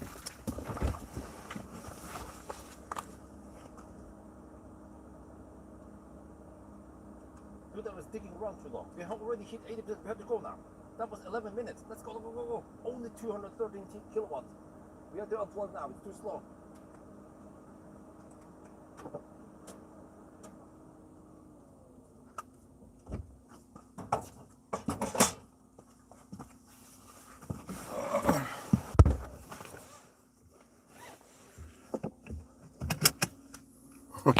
Okay, well, I charged to 81%. We should have enough to go home now, according to all my calculations. Off we go. So yeah, this is where we have to go around here to get out. And then the car claims 7% at arrival. Okay, whatever, 7% is good enough.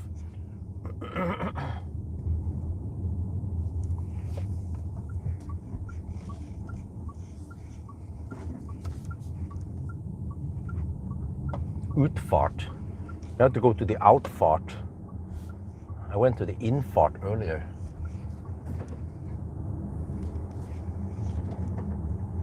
And then let's not forget about the outsfart.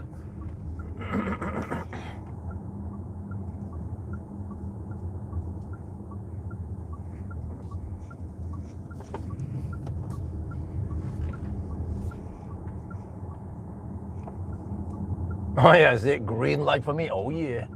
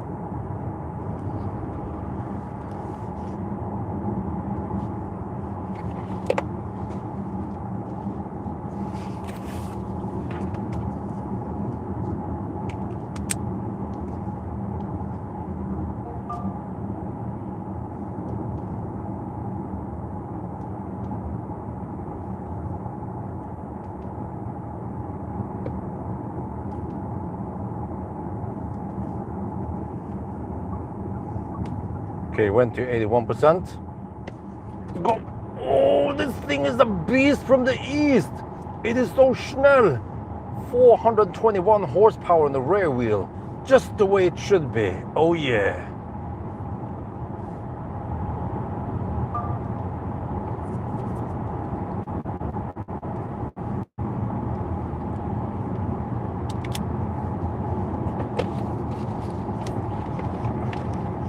Okay, let me see.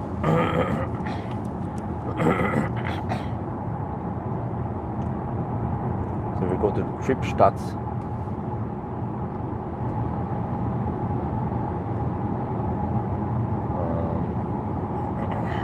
We have to add 1 hour and 43 minutes to the current time.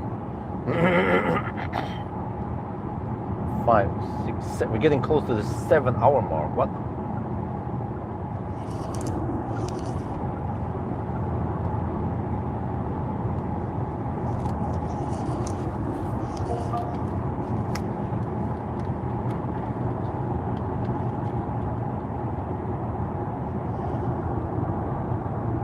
So this is it, the last run. So the way we count time is that I take current time plus 1 hour and 36 minutes. What was it again? Shit. No, 1 hour and 43 minutes. 1 hour 43. Okay. This is it, the last run. So the way we count time is that we take current time plus 1 hour and 43 minutes. So we are getting close to the 7-hour mark. And then we have done 753 kilometers. So this car actually counts distance almost correctly. It has 0.25% over reporting. That is so low that we don't count that. If we're like counting to 1,002.5 kilometers, who cares? We're just gonna count to 1,000. All right, so now we're gonna hammer it to Norway.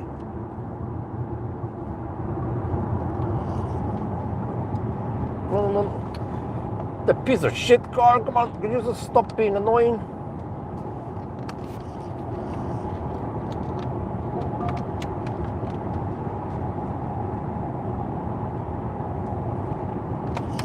Okay. Oh, is it going there? Okay, it's kind of charging it. No, it's gonna, no. Oh, man. The car is being way too aggressive, trying to do some emergency shutdown. Just because I didn't pay attention for a little bit. I had to put some stuff away. Now I'm gonna grab my banana. Well, I'll get the bread first, okay? Eat the bread first. Let's see.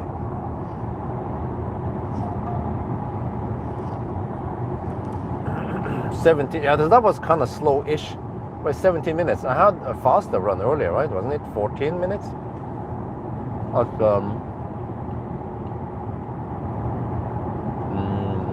the Harnstad run.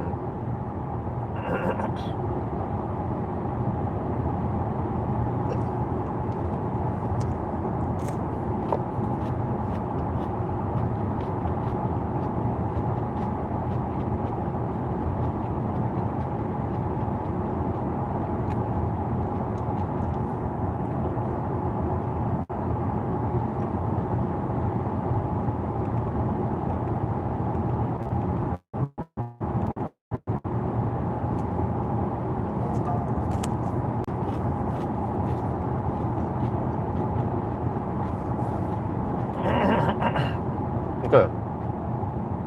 But I did drive maybe 1 kilometer extra, so yeah.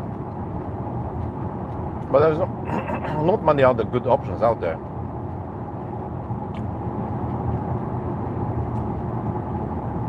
%17% I had. If I kept driving now, well, I could probably stop at Hogstad. We'll see how many percent I have by the time we pass there. But then, is that gonna matter?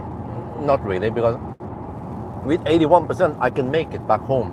The car claims 8% at arrival.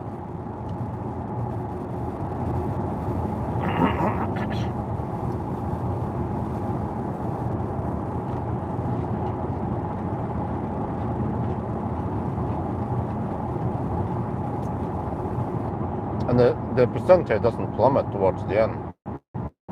It just, okay, it's non-linear, so yeah.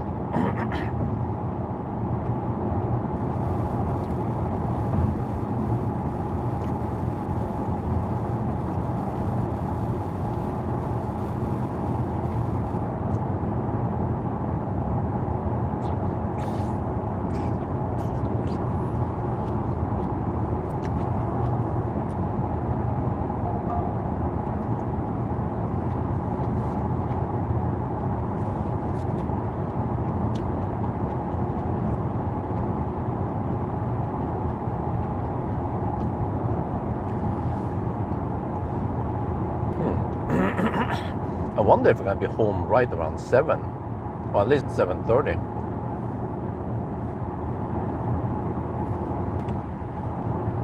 I might be home before the kids wake up. In that case, I might be able to take a little power nap before they wake up.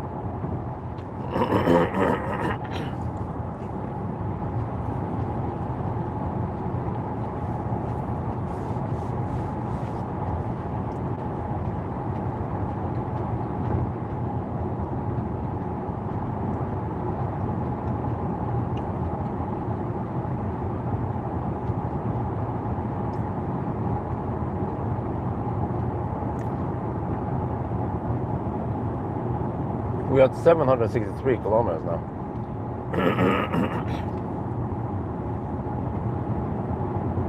Consumption was 217. It should be lower, maybe 210 by the time we finish.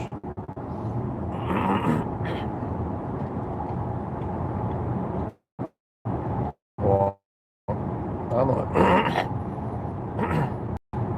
It should be around 20 watt-hour per kilometer lower than the all-wheel drive. We had similar temperatures also. Now it's 13 degrees.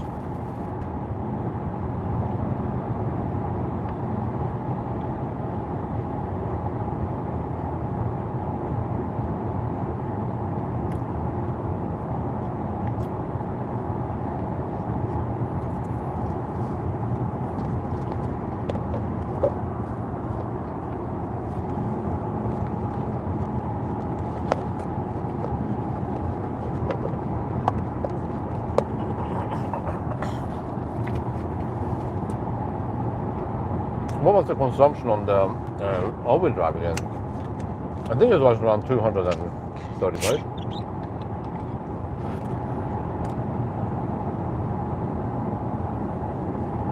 This is almost Model 3 consumption. I think Model 3 was around 190 or something. Don't remember. Or was it over 200?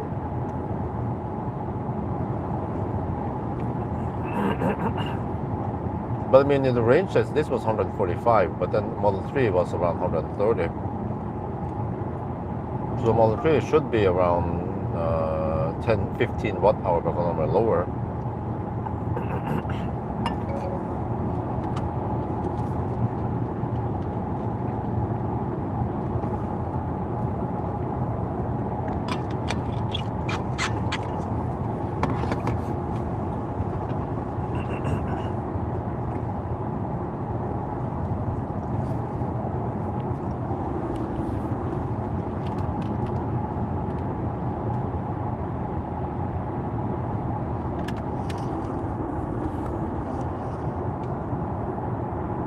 Okay, so that's good. I have a podcast I can post.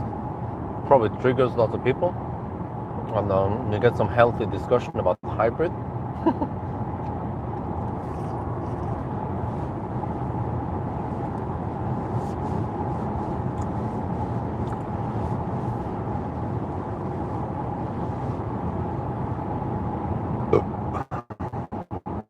$250? Damn.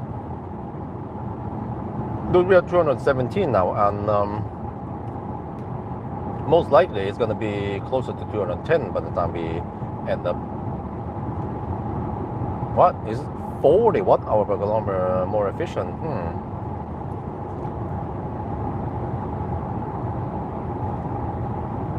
That makes a big difference. Okay, so it's 1 hour plus 1 hour and 43 minutes. So we're about to hit the 7-hour mark soon.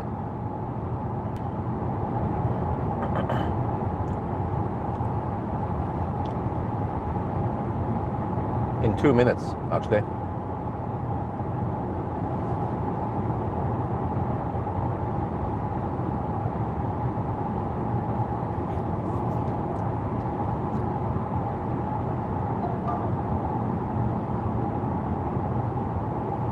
Check distance.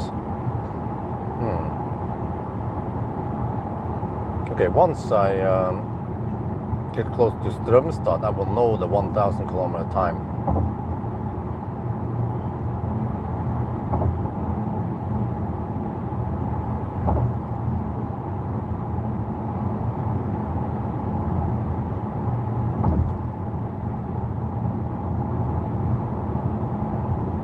I don't even remember how long it was until we are in Strömstad. But I survived the night, so that's good. So it seems like even if I get okay sleep and I can get 1 hour of afternoon nap, that will be enough to keep me awake. Well, but the GLC was also quite fast charging, right? But not as fast as this car. Oh damn, Model 3 was only 186. Wow, that's Tesla in a nutshell.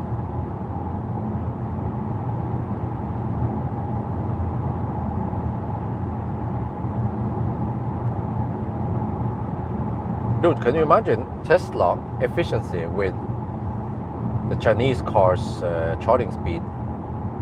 That would be game over.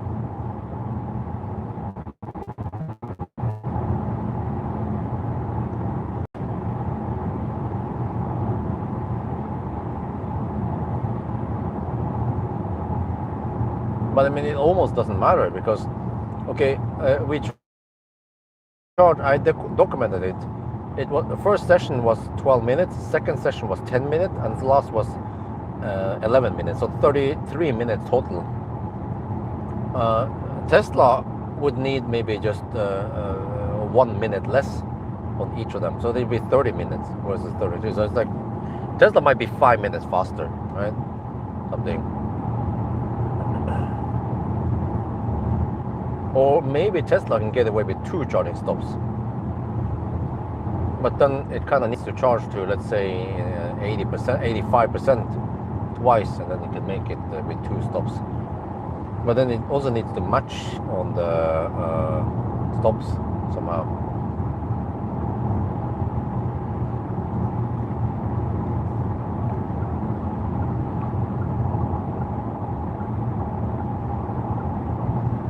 But yeah, this is one of the few cars that has okay efficiency and really fast charging. It will be interesting to see the P7 Plus. I think the P7 Plus should be more efficient than this Zeekr. Model 3 rear wheel drive. So that was the best time ever on the Tesla, this Model 3. But that's still 15-20 minutes slower than this car. So it does matter. It does matter. I mean, it does matter that Tesla would charge faster. Because I mean, Tesla probably charged for 10 minutes, but only to 50%, and then it could only go around 150 kilometers. But here we can go like 200, 250 kilometers after 10 minutes of charging. So I mean, it adds up. Yes, Tesla needed more charging stops with more detours.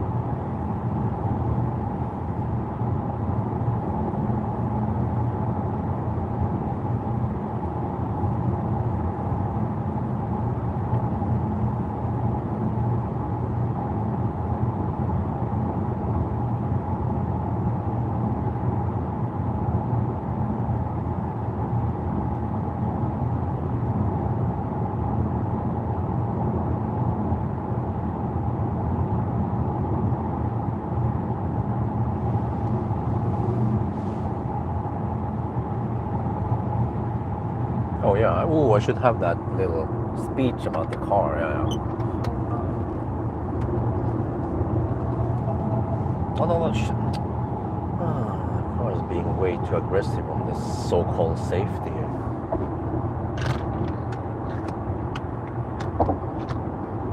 76 kilowatt hour, I mean.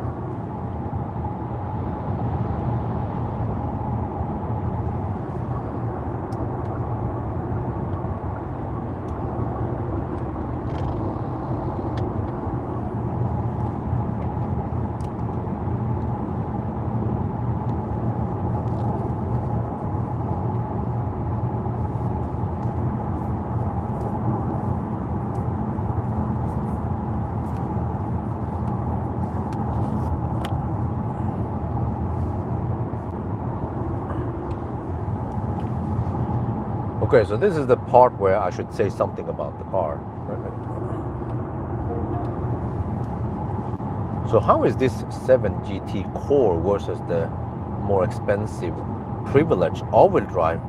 Well, when it comes to range, I feel like we have slightly less range here, but on the other hand, it's also more efficient. So you see, we have 25% smaller battery, but only 13% less range. And because we charge so fast here, then the bigger battery, if I'm in a rush, I will probably charge to around 75%. But here, because it's charged so fast, you can even charge to 85%. So it means that the practical range between each stop on a long trip might be fairly similar. Yeah. Okay, we don't have the overdrive and we don't have the head-up display or some of the goodies like no massage, no seat ventilation here. So it's kind of sparse compared to the more better equipped, more luxurious car. But if you just want to get from A to B, this car will do the job just fine, I feel like. And then what they haven't skimped out on is the comfort. It's still nice and comfy here. Nice seats, nice ride. It doesn't bounce too much. So, wow, I'm actually quite surprised. It's fun to drive, you know? And they put enough power here, 421 horsepower, so you can have a lot of fun in the curves. And it's not as heavy as the bigger brother. So I feel like this is a pretty good car for the money. Yeah. And I totally understand why so many people are interested in this car.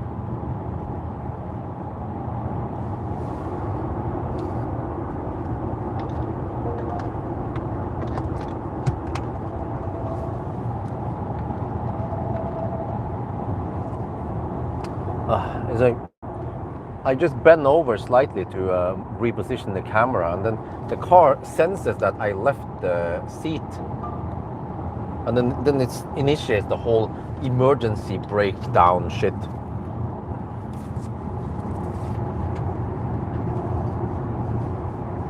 Well, this is fast. We're almost at Strömstad now.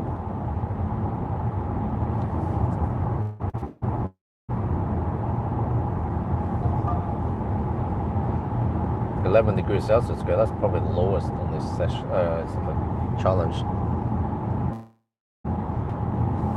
Okay, let me have this last banana.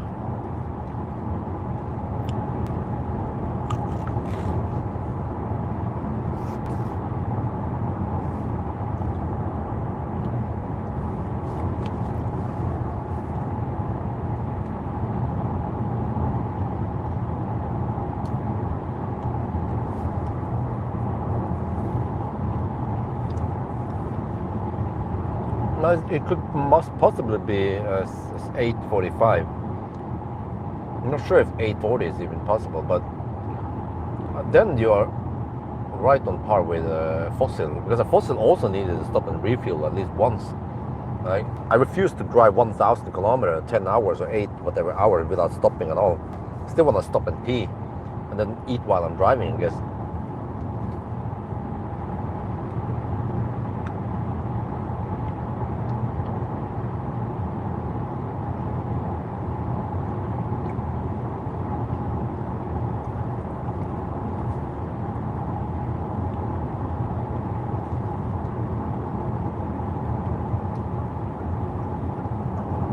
It says 7% of the arrival.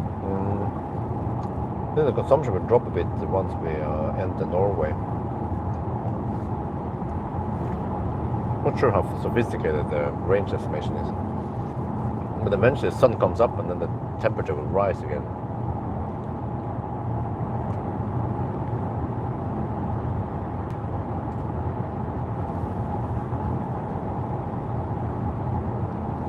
German license plate Hamm. Is that Hamburg?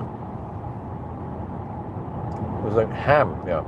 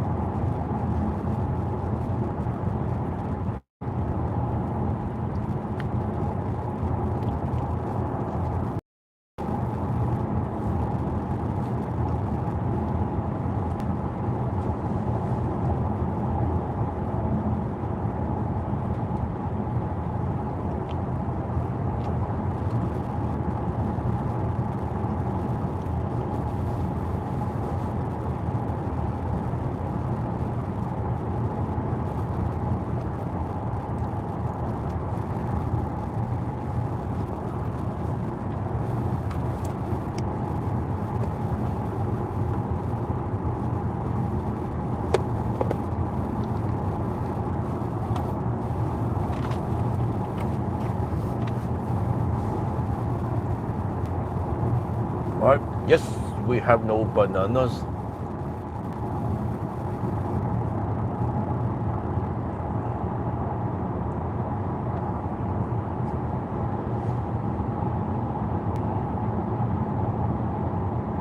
I remember when I traveled back home the last day with the family, the section around Tane was fairly empty.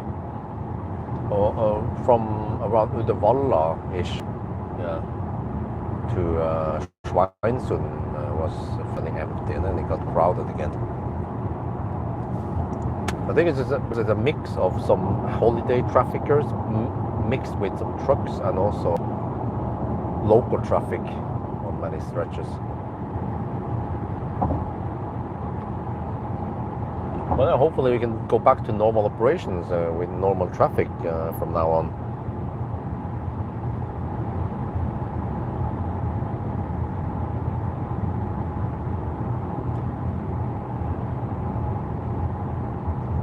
Well, if we have around 85 kilowatt hour net capacity, and we use, not 75, I mean 75 kilowatt hour, and we use 70 of that, so if it's 185 watt hour per kilometer, then I have to add only 110 kilowatt hour. Dude, that's 55 kilowatt hour on 2 sessions. Yeah, that's charging to around 80% each time. And then the advantage with Tesla is that it doesn't take any penalty. Yeah, so you can totally do it in two charging stops. Even 85% would be okay speed to charge there.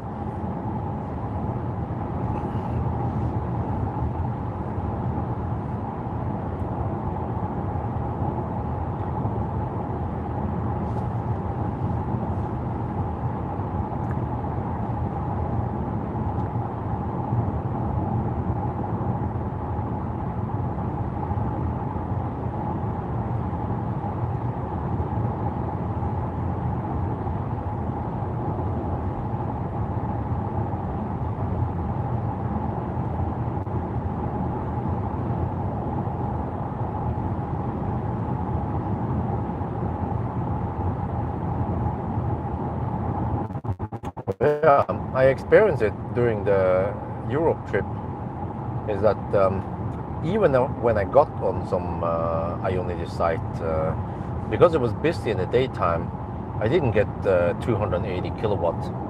I was hovering around 110 to 170 kilowatt many times, because I guess there was a limitation on the site, or yeah, they distribute the power, so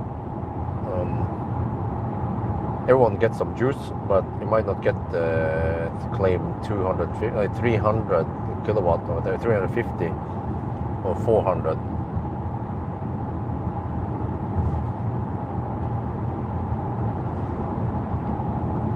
So even with fast charging cars, efficiency still matters.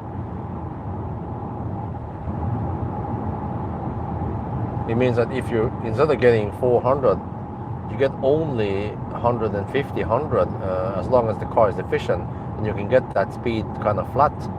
And then eventually, once more power opens up, you get more, like 200, 250, then that would be good enough, right? You don't feel like you're spending a lot of time charging.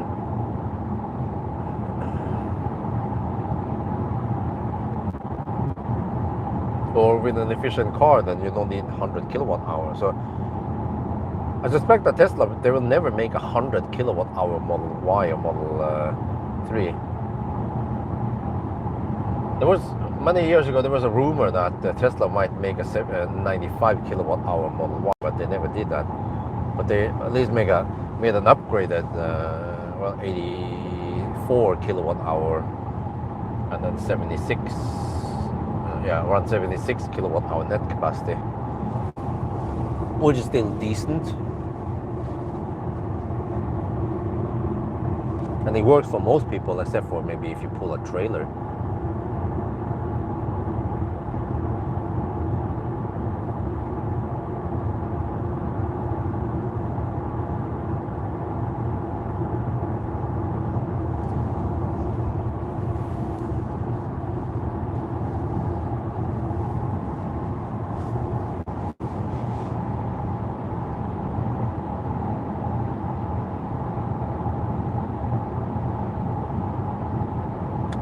So I haven't tried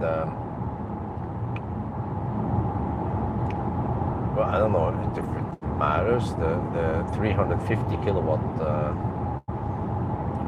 liquid cooled cable at Ionity, if it can give me 350 or not.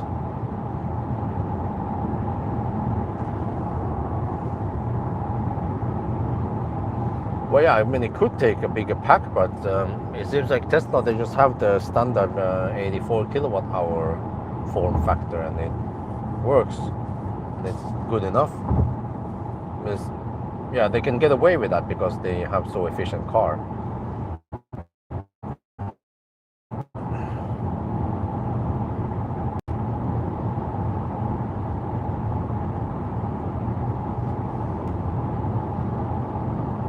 I believe that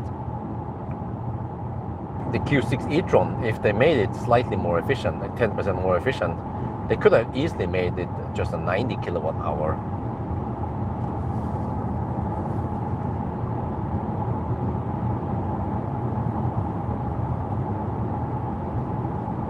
Oh, interesting. It has a bigger pack in China. Oh.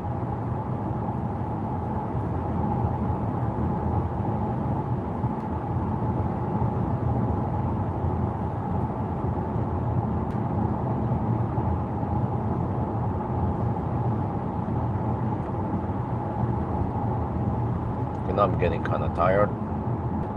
I had to endure the last 2 hours.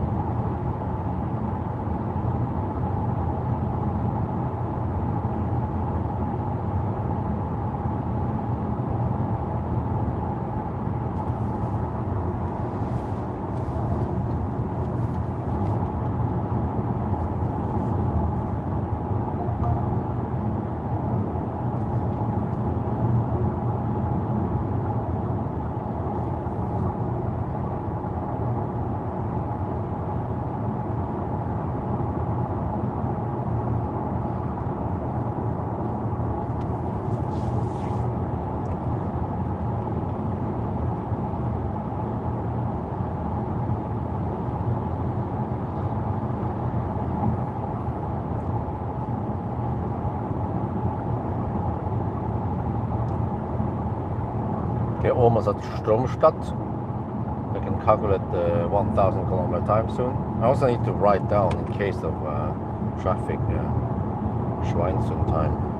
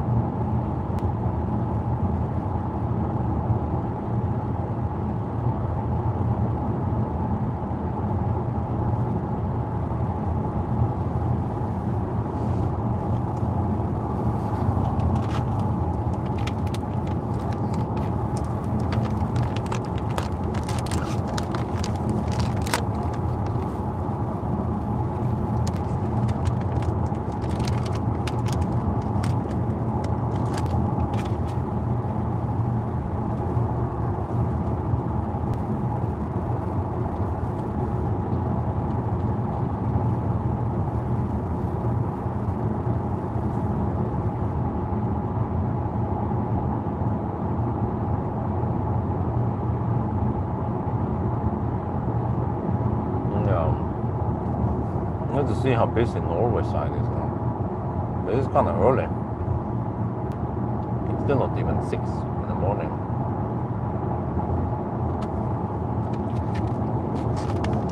Hopefully we can finish the challenge before too many of the campers come out.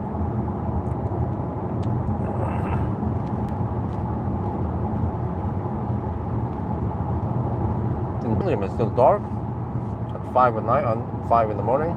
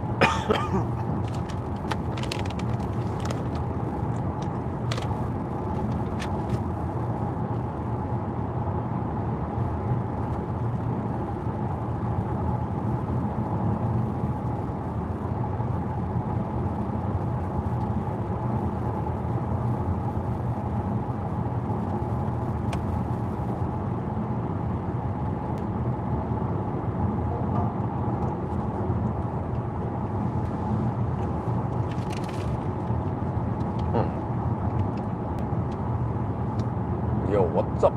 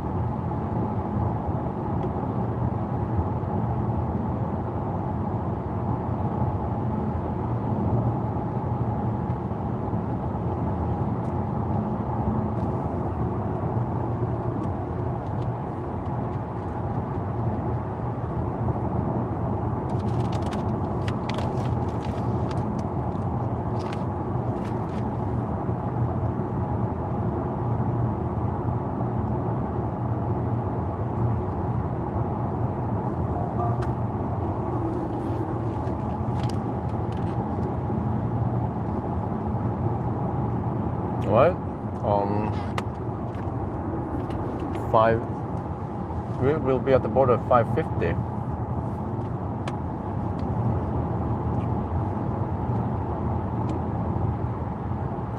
That means 7:10.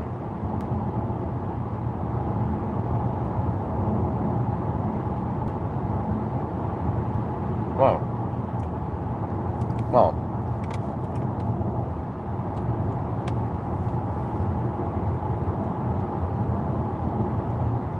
Because it might be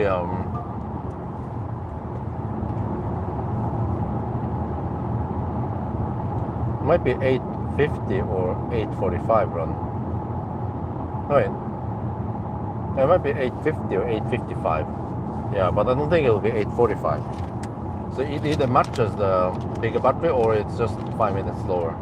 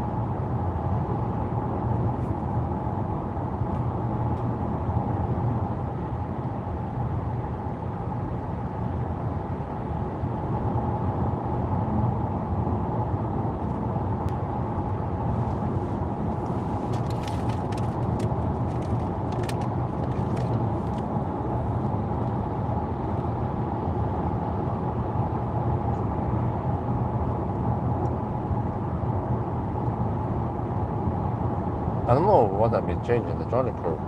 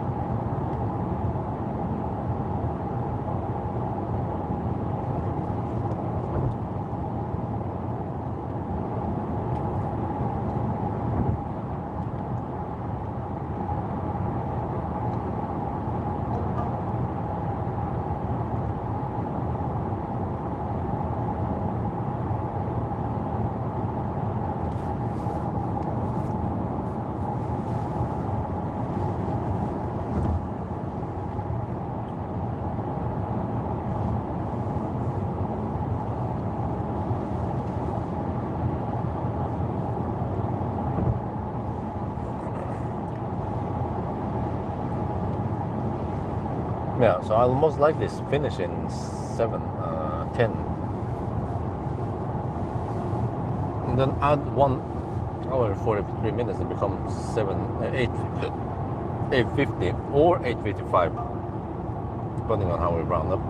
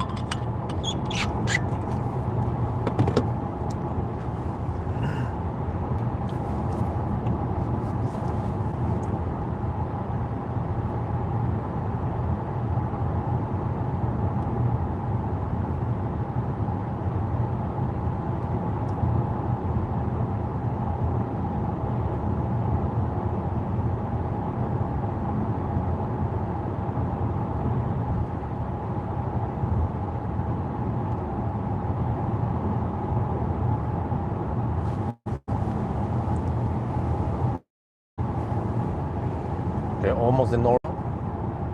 2 minutes, we'll be there.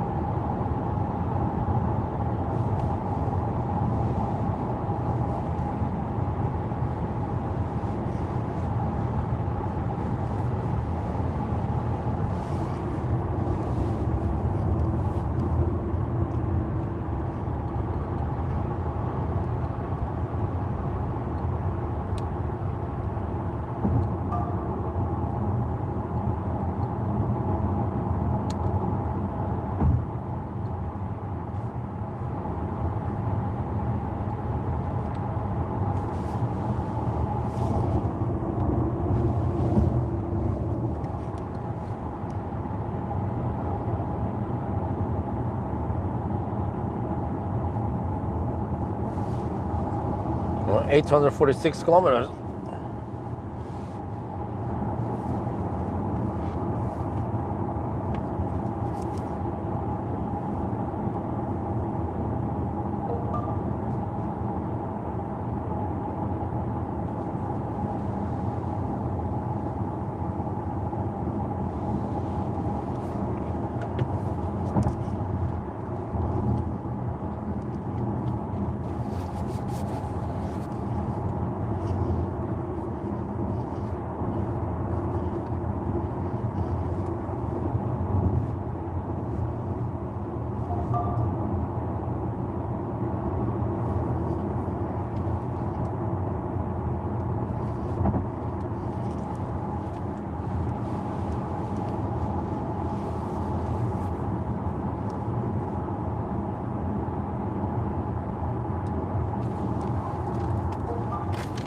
Okay, welcome back to Norway. 848 kilometers now. No ball control, that's good. No grench down.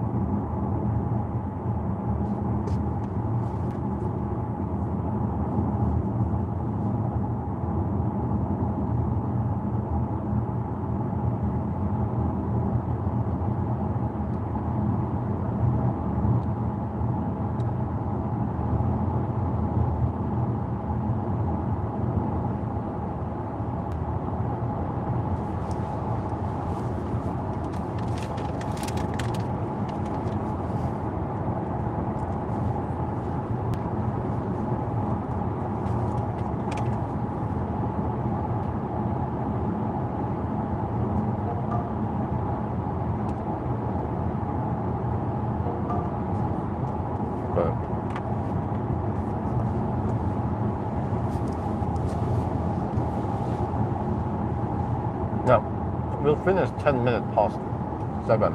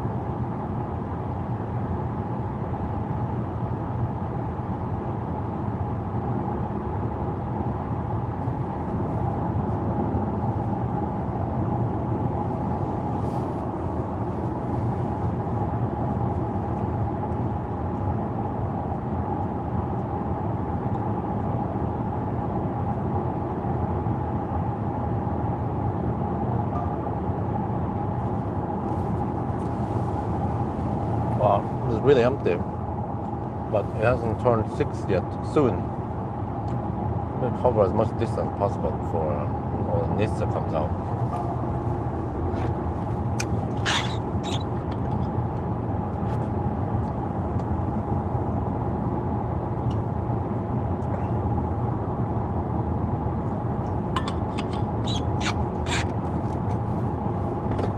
Okay, the car claims 8% on arrival. No, we arrived at Norway at 8. No, it's 5:51. We arrived in Norway, and then we should finish by 7:10. And then you add 1 hour and 43 minutes, it becomes 7:53, which rounds up to 55. But if you have 52, we can round it down to 50, 950.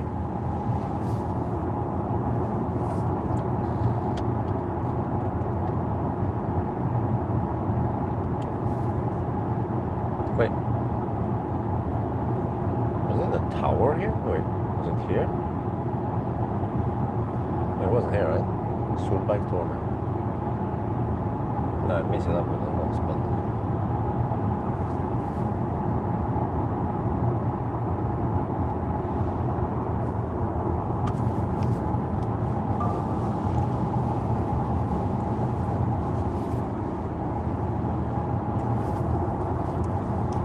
But in August I have to stay with the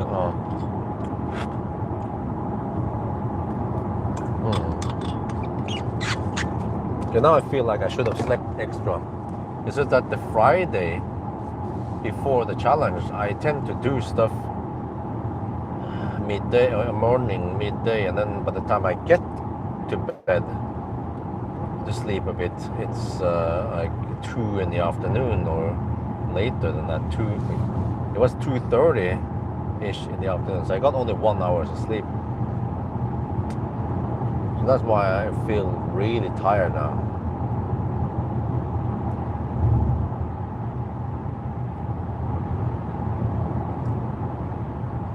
So once I get back home, I should try to power nap a bit before the kids wake up.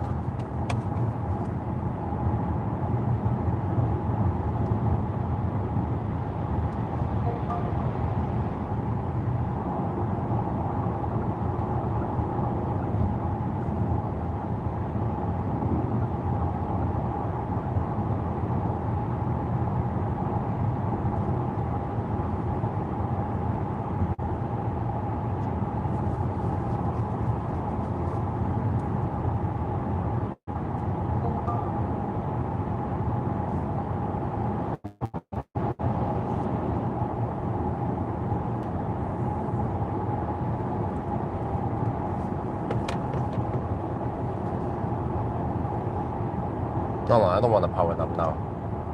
Usually I would power nap anywhere before we enter Norway. Now we have around 1 hour left. Wait, huh? It says 134 kilometers. Wait.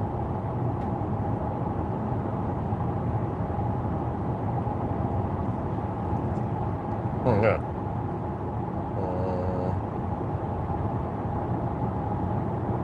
We have 1 hour and 10 minutes, 1 hour and 12 minutes, supposedly. Yeah, more or less 1 hour and 10 minutes left. 864 kilometers now.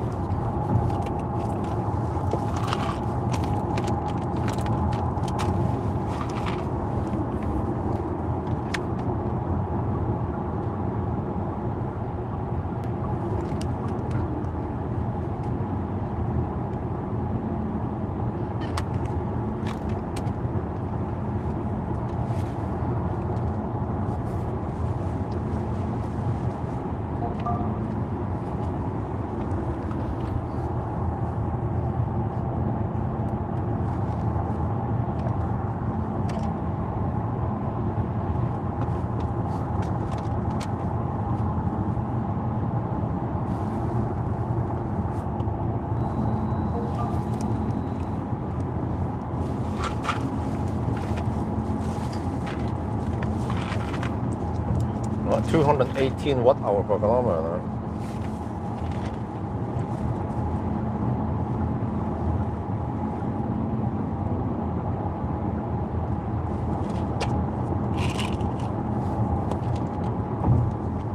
We're down to 46%. Car still says 8% of arrival. All right. Oh, good.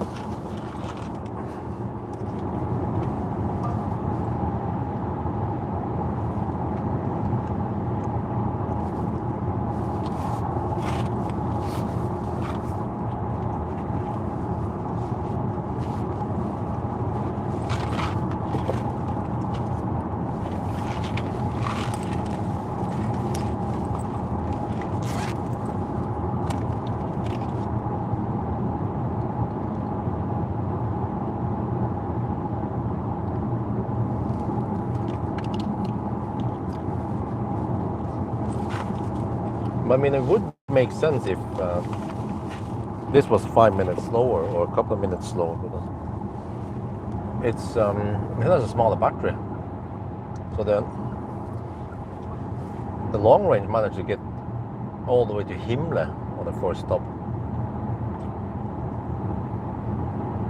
And then I think it was Himle, Hollandsåsen, and then Himle again. No, wait.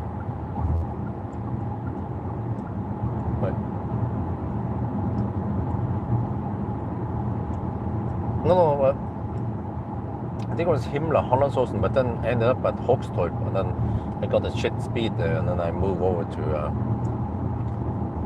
Håby, which was also shit. But it wasn't a clean. Well, I mean, ideally I would have been able to max out the charge at Hogstorp. There's something weird with Circle K chargers back then, that day. But now there's way more annoying. Dude, what the heck, man? Cars being way more annoying now in Norway side.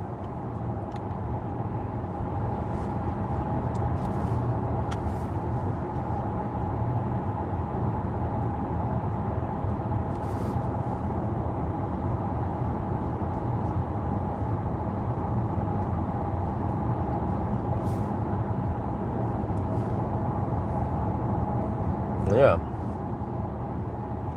Saturday morning, less traffic, at least for now. 6. Yeah, would have been great if I could start half an hour earlier. I'll be passing by Oslo by 6 in the morning.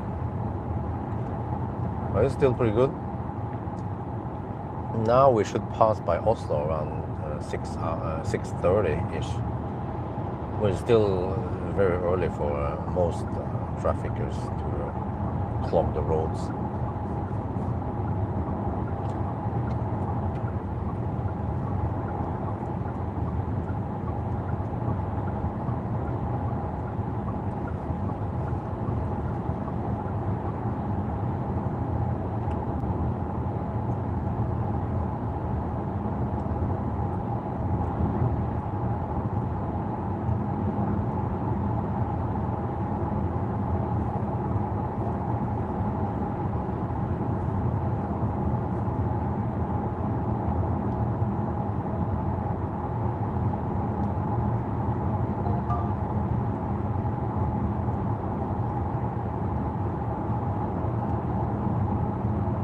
$875 kilometers, 125 kilometers to go.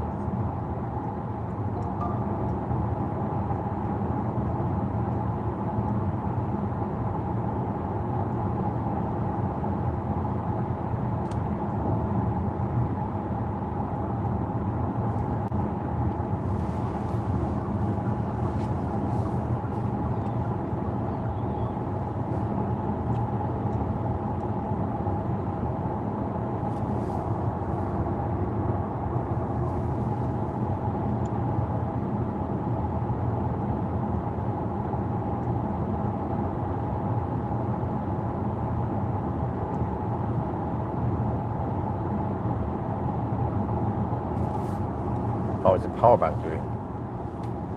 We have about 1 hour left now.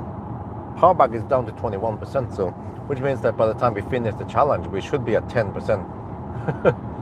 So power bank survived for around 9 hours.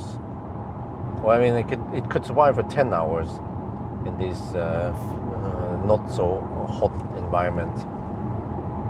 Or in other words, the fridge, as long as it's not too cold in the trunk, then it can survive for 10 hours in the power bank.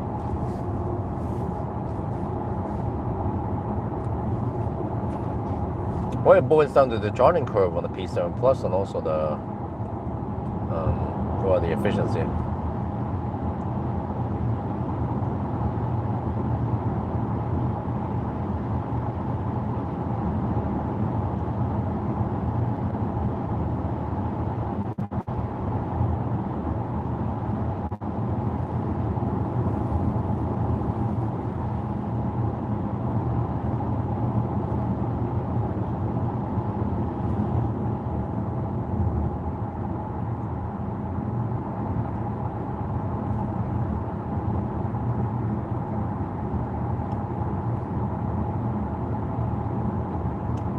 $8.79.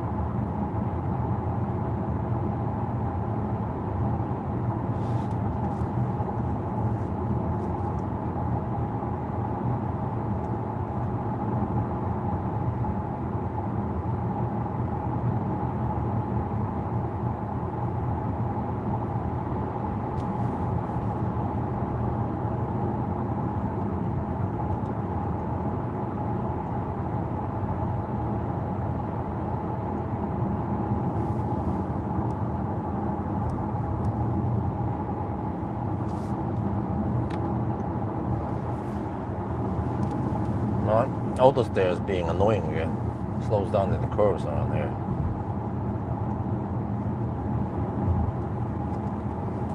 Still 8% of the rival blocks onto.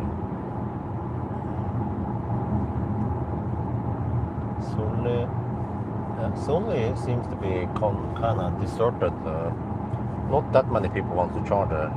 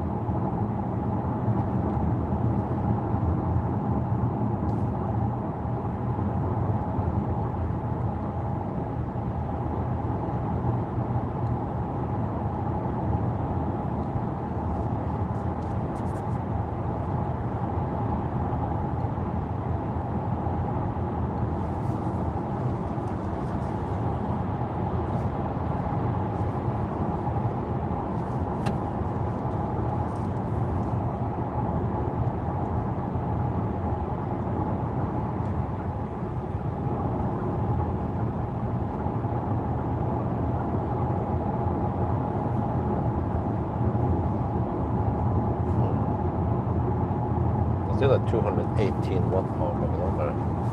Well, it should drop eventually.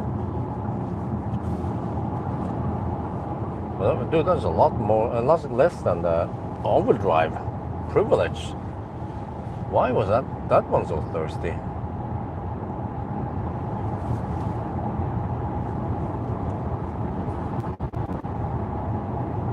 It's basically the same shape, right? Okay, it's slightly fatter tires, maybe stickier tires.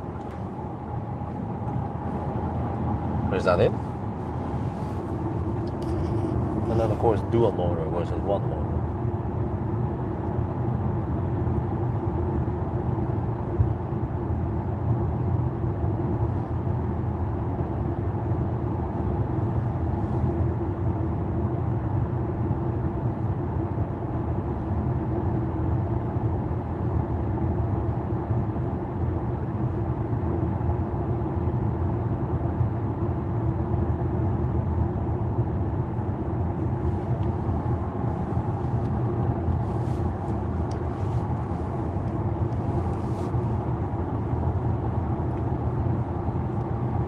it's still wonderful to drive in the morning now. Almost no traffic. And also, wait, not that much trucks to my surprise. Maybe trucks are resting now, or...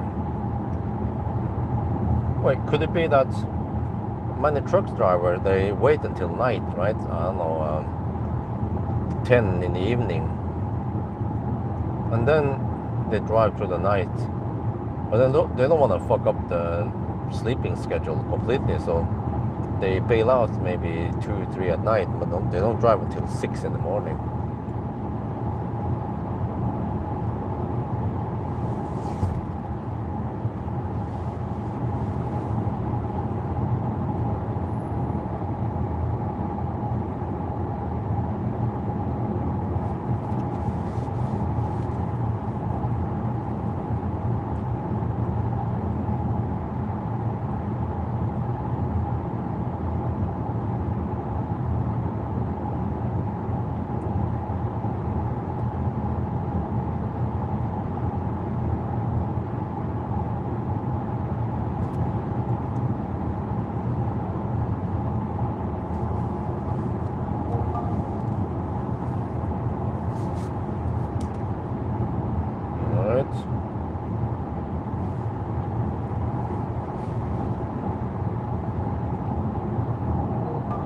Oh.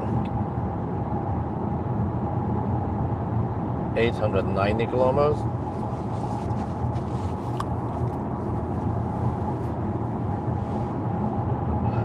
Just have to get through Oslo before the traffic starts. Normally with slower cars, I'll be here maybe 1 hour later. And then, I don't know what happened last time. And the last 1,000 kilometer challenge before summer vacation was with EV7. Sorry, EV5. But I think I started late and then I also finished late. And it was a weekday, yeah. This was a slight bummer for traffic.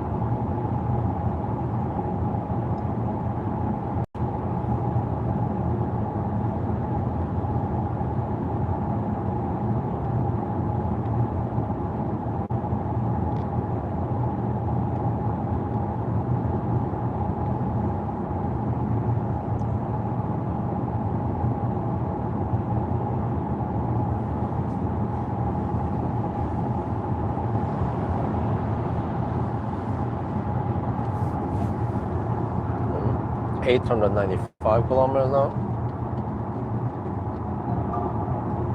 We should finish in around 55 minutes.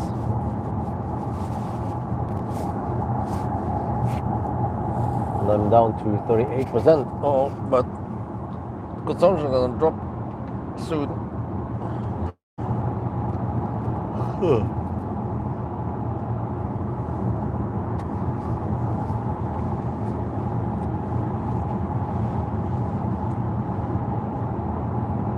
Still claims 8% of the arrival so far now.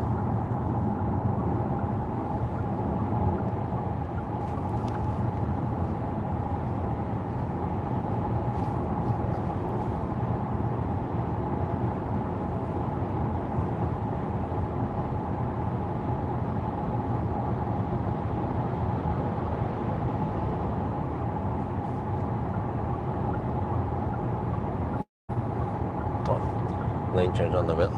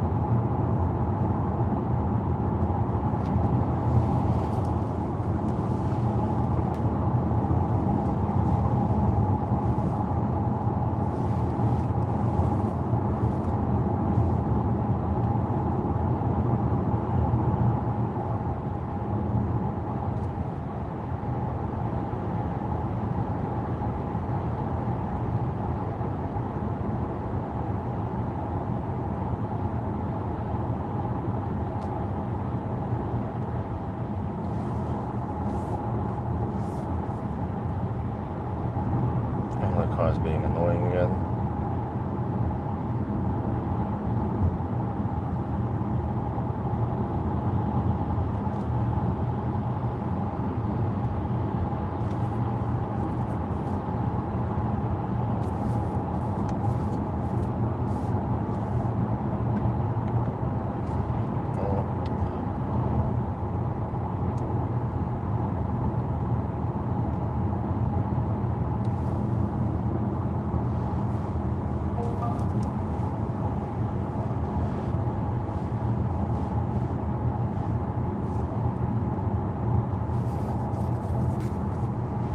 There, 901 kilometers.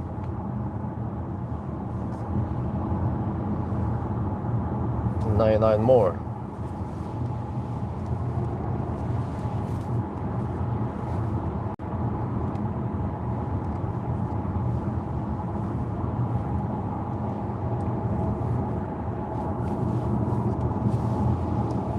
Yeah, no, I don't experience the road so empty before. 218 watt-hour per kilometer. Not sure when it will drop. And then how much? Can it drop to 210 or is it going 250?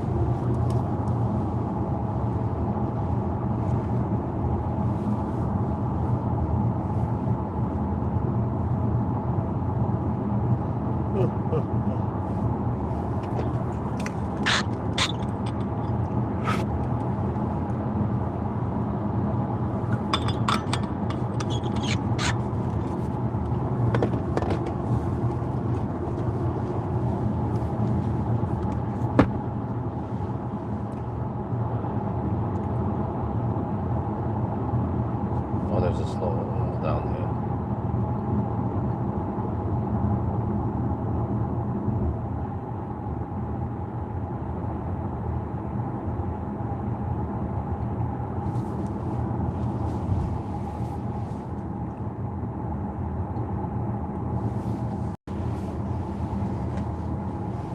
But that Mercedes totally ignore the road speed limit, temporary speed limit, just hammer full speed.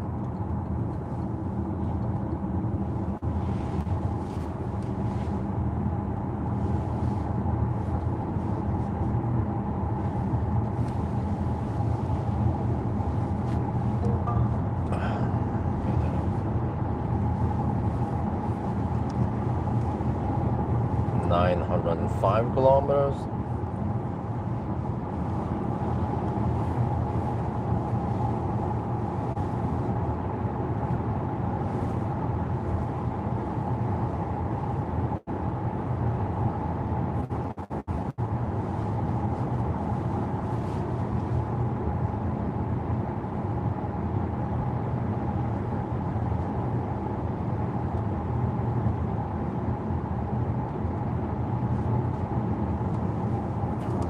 Getting sun in my face now. Not ideal. It's going to be another sunny day. Nice weather, but hot sun blasting into the windows. And yes, home. If I was home, I would stay pre-cool the house. The only days. I mean, the only best time is to pre-cool in the morning.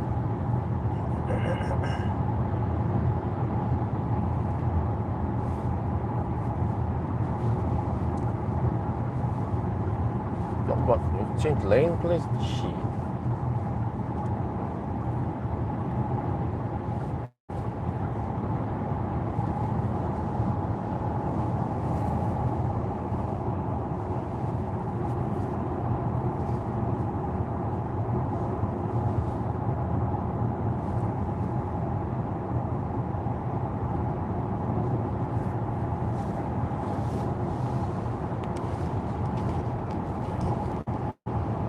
Okay, the car says 7% at arrival.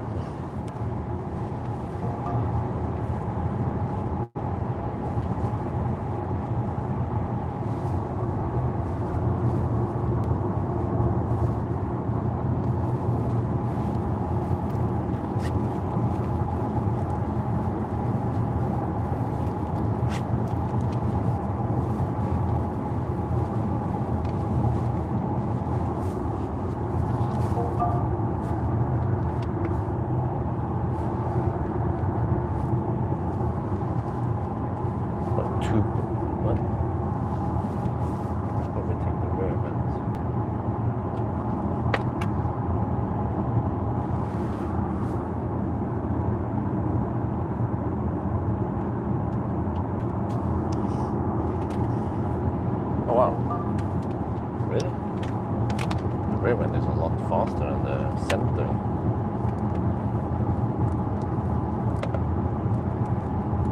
Wait, it's the same.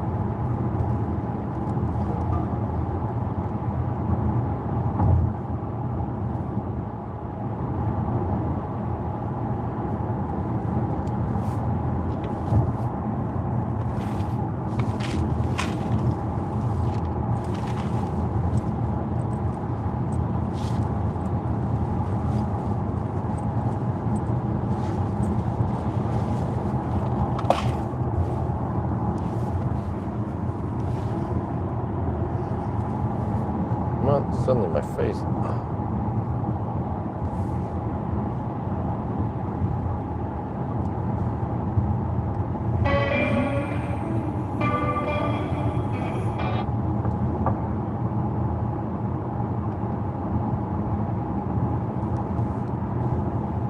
What happened there? Dude,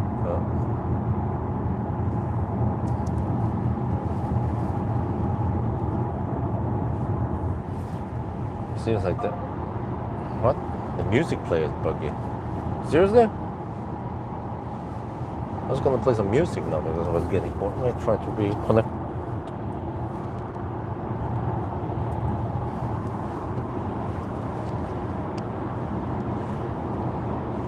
Okay, let's try again. Wait.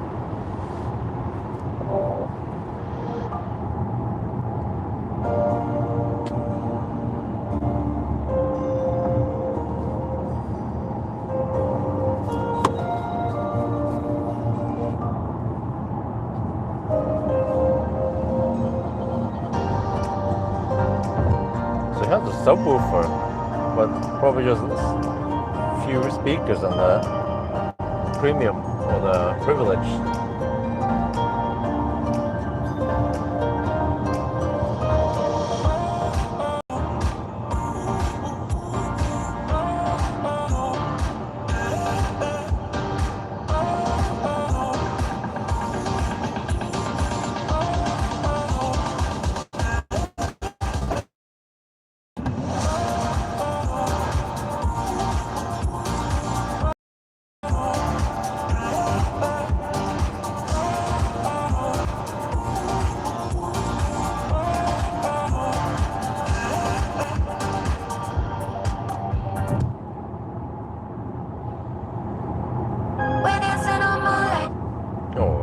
Play those songs, huh?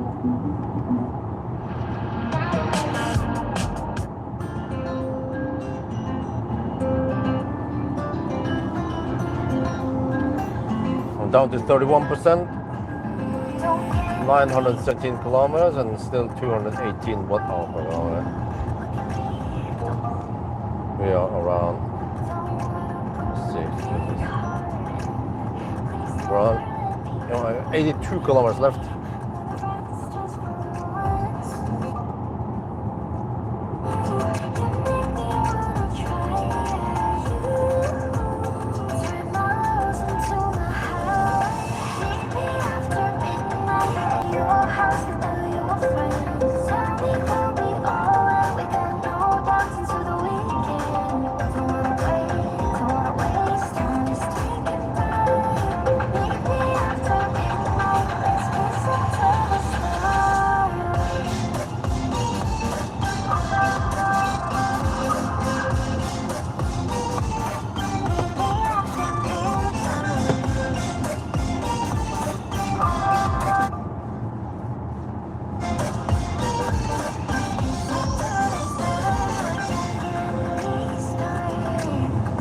Traffic starts increasing now.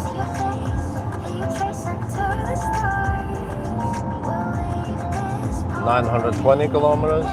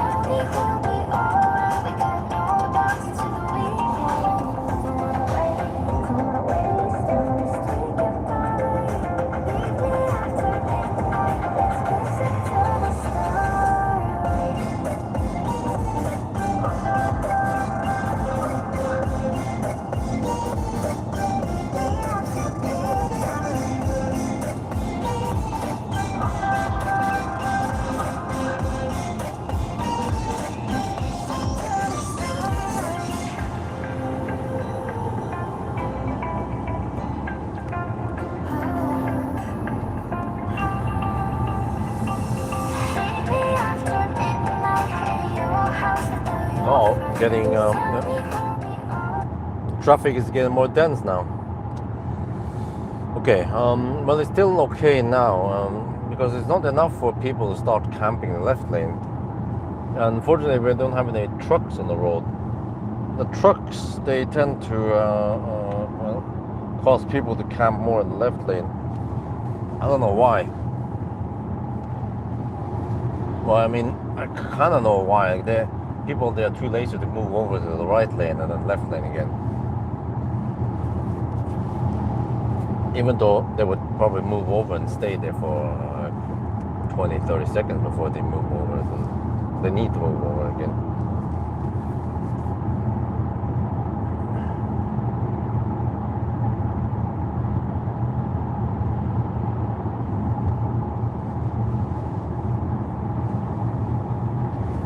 Oslo, I'm watching your screen truck.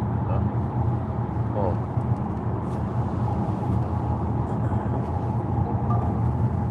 Oh shit, man. Sun in my face.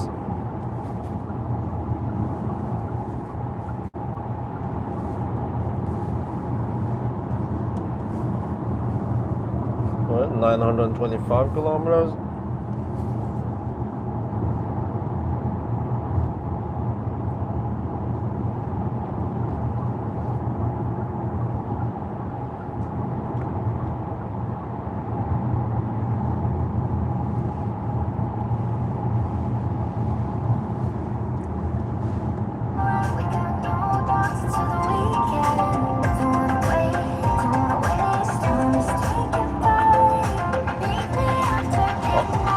Ambulance.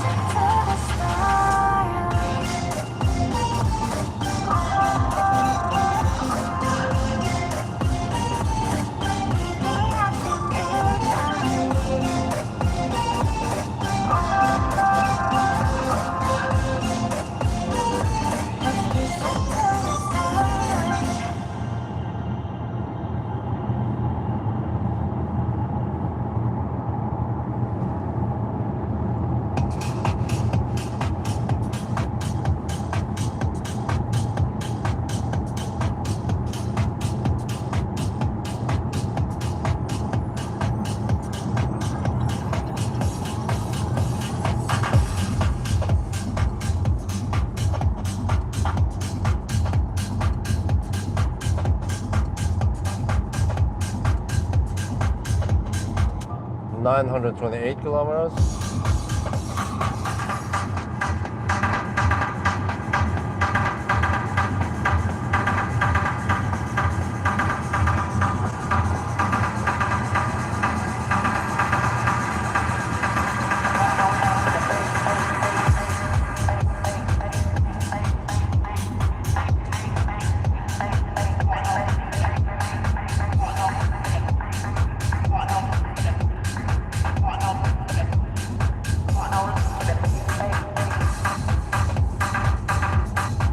Man, the whole windscreen shakes.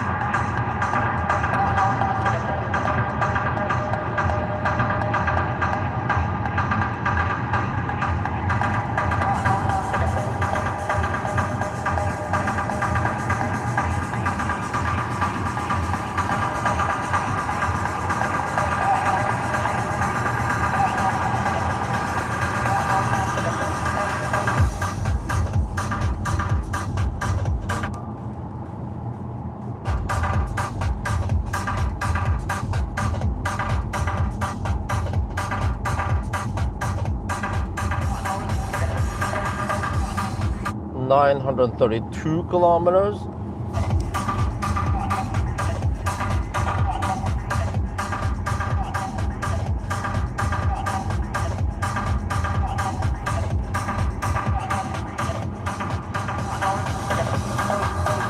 No, shit, slow down. No, Jesus, man, stop it. Oh.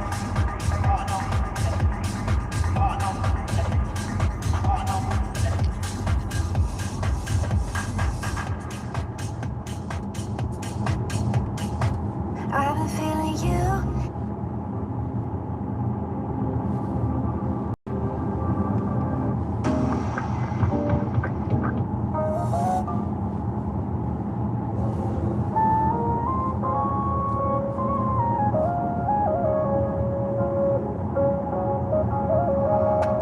Are you listening? 'Cause I don't wanna waste your time. I'm not giving in. And losing me will be alright. Am I missing? 'Cause you're the only one I want by my side. But if you're not for it, I know I gotta let you run away. Broken dishes, you're in. Missing hearts in pieces all over the floor. 'Cause you know I can't get you out of my head. Baby, you're on to me.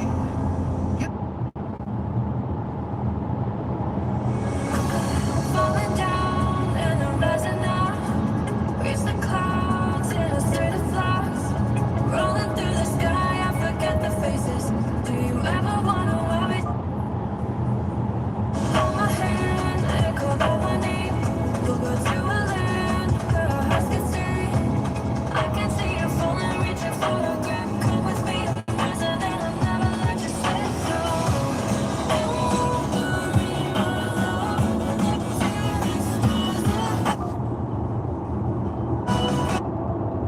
No.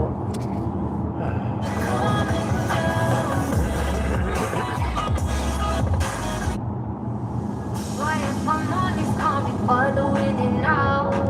All the times I let you in and then I'll be bothered, so I need you back around. All the times I let you in and then you let me down. I should really let you go now. I can't seem to put the thought down. I've been lying here alone now. I should really let you go now.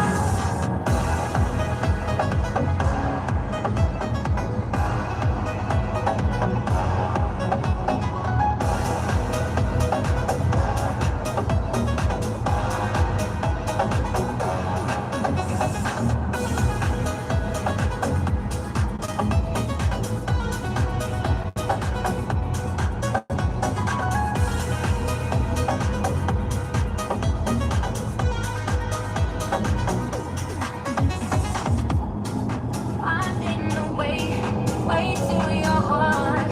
I can't see straight, straight in the dark. I'm in the way, way to your heart. I can't see straight. I should really let you go now.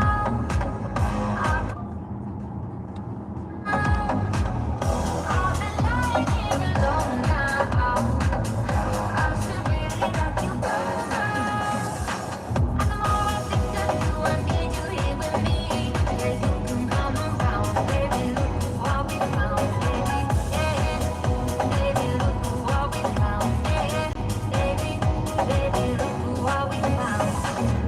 And the more I do, and the more I do, and the more, and the more I do, and the more I do, and Okay, the final consumption dropped to 217 watt hour per kilometer.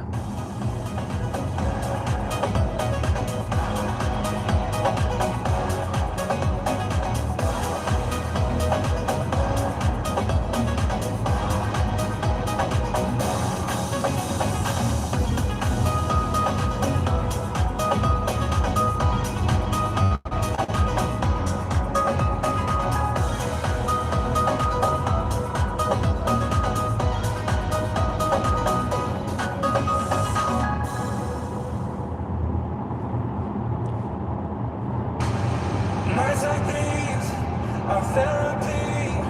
I feel my sorrows fade and fade away.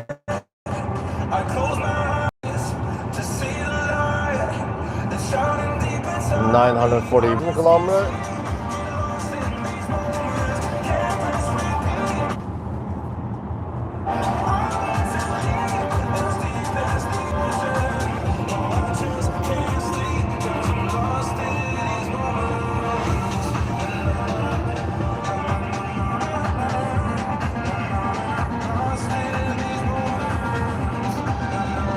Ja, won't change lane again.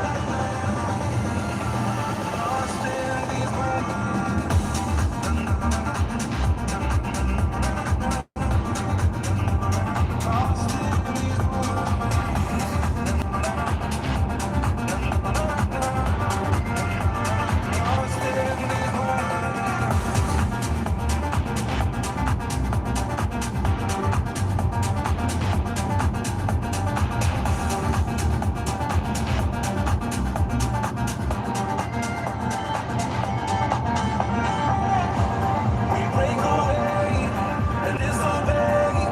We feel our sorrows fading and fading away. We got tonight to share the light. Yeah, we can make it better. I just can't stay. Get lost in these moments. Can't pass right there. I'm freezing at home. Hearts are as deep as the ocean. No, I just can't sleep. I'm lost in these moments.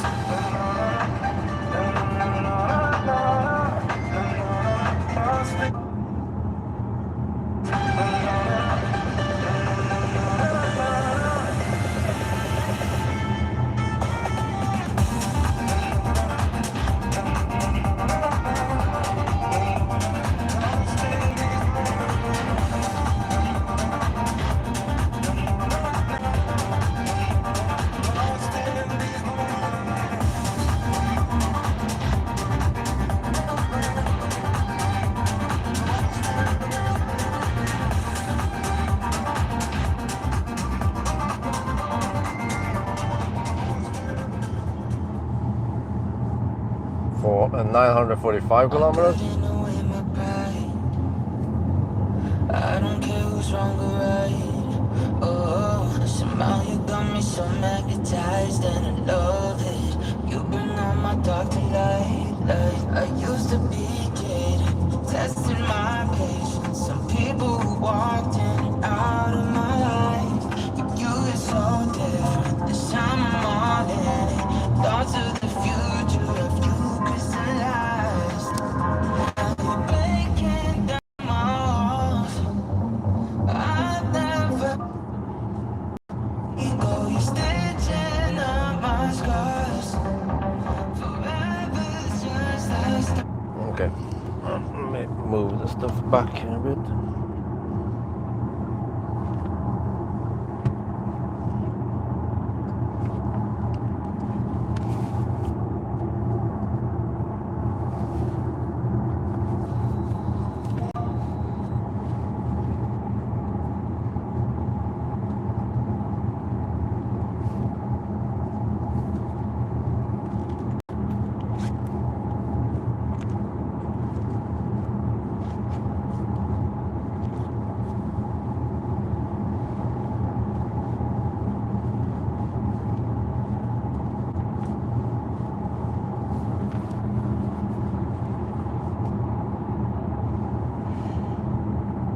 948 kilometers.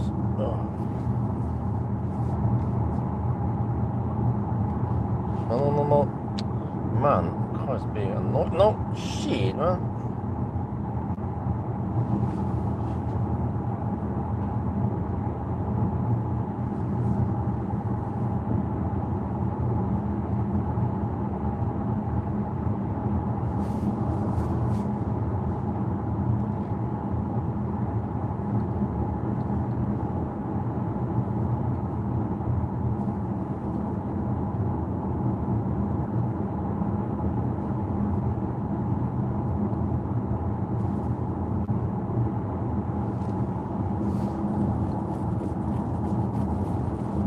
Okay, let's see.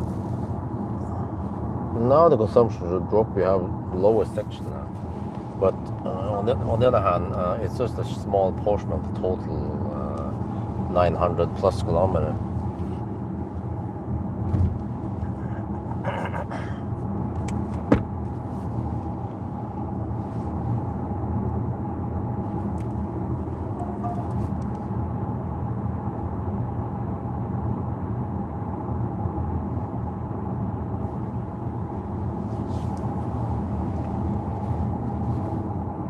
There, 950 kilometers, so 50 more.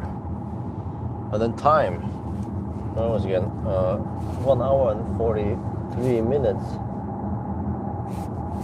So we're getting close to the 1.5 hour then. No, wait. What was it? 8.5.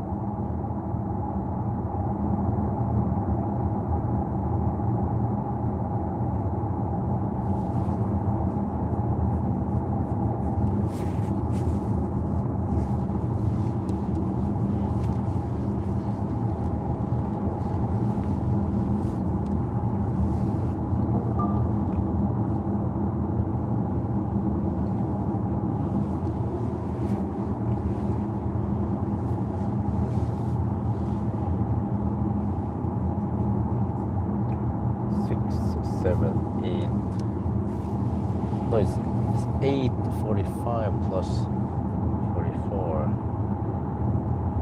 But, yeah. 43. Yeah, so that's... Oh, shit. Man. Slow down is really bad sometimes.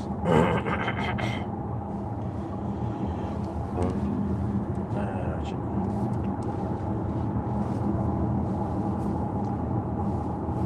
Okay, finish in 25 minutes, really? Or will it take longer?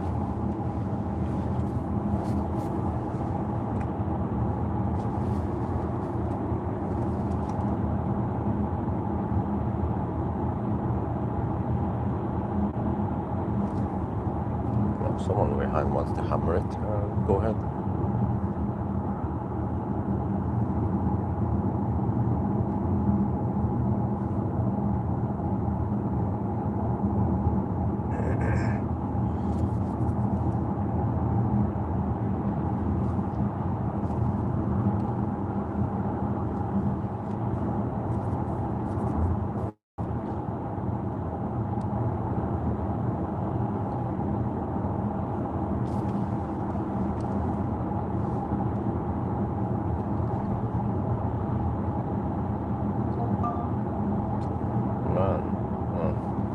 Being annoying. There. Odometer, it's 0.25% overporting. 0.25. It's so low that it doesn't bother it. It could count to 1002.5, I guess, if that matters. But I was like, okay, whatever. Within measurement error when they get that low. What time do I take and add again? Oh, you add 1 hour and 30. 1 hour and 43 minutes.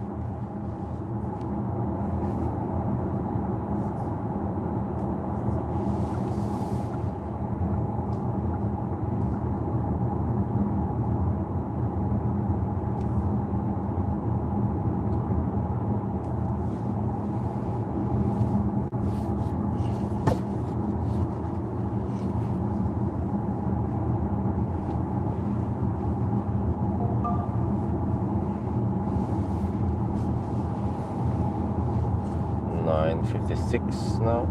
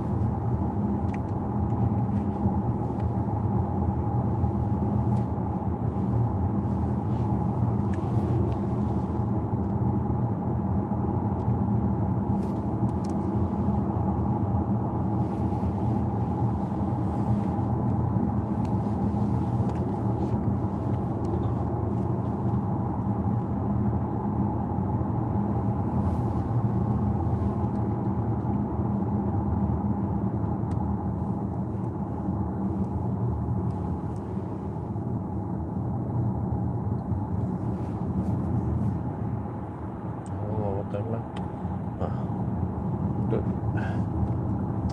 Nope. It's sun in my face. The car really struggles in some twisty apartment here.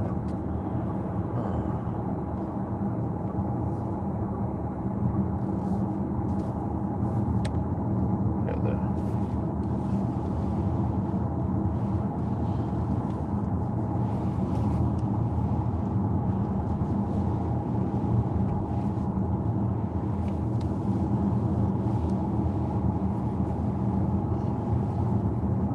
959 kilometers.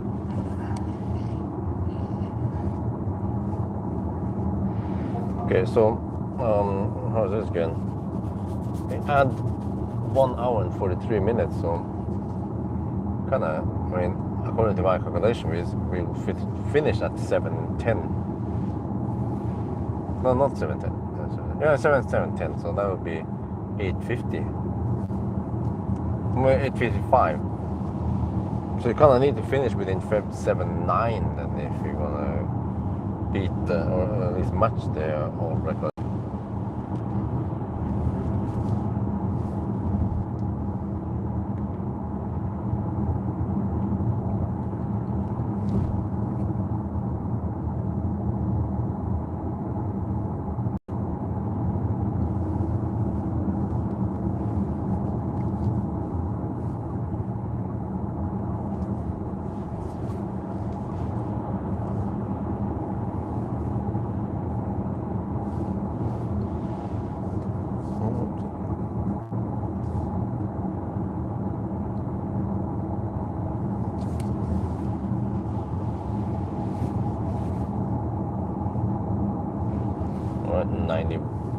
Right, 961 kilometer. Now consumption dropped to 216 watt hour per kilometer now. But soon enough we need to increase the speed.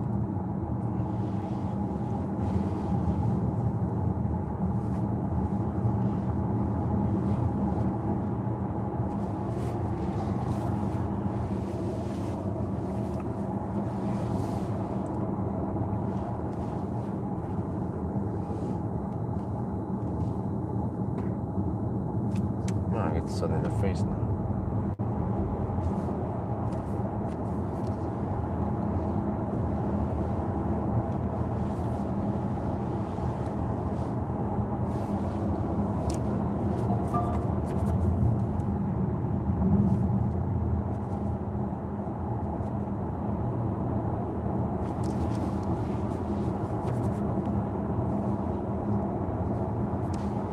Okay, 962 kilometers. So I have 18 minutes to finish 9:10 then. If that will be the time. Dude, what the heck, man? I'm really struggling with all the deer over here. Oh.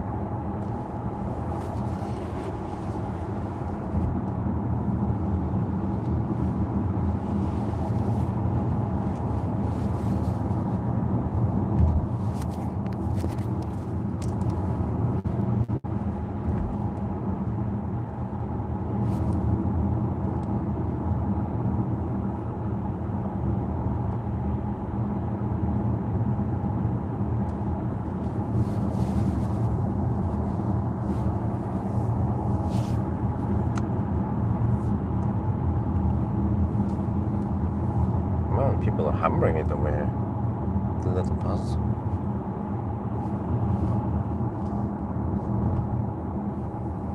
Oh shit. No. Auto lane is really bad. No, shit, man. There, lock on the autos there.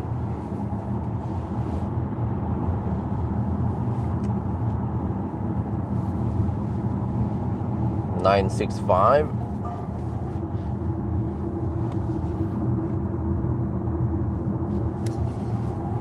No, but the traffic is kind of picking up a bit.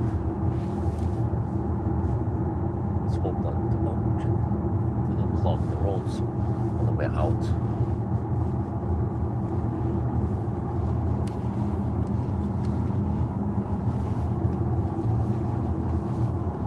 Yeah, I need to clean a bit here. So.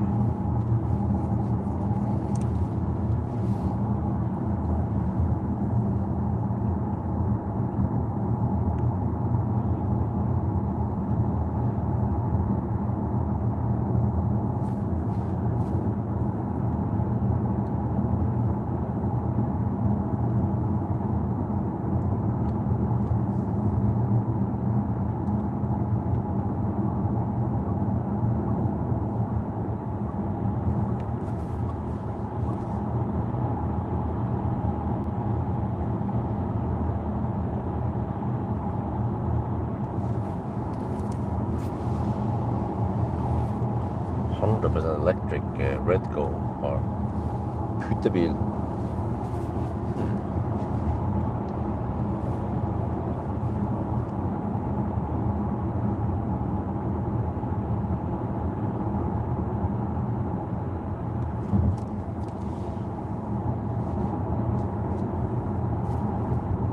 Okay, 968. Assumption is still 216. Oh.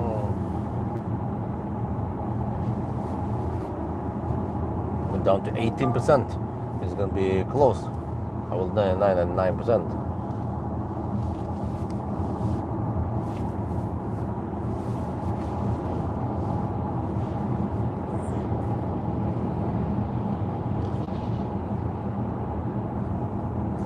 Man, there's slow down here.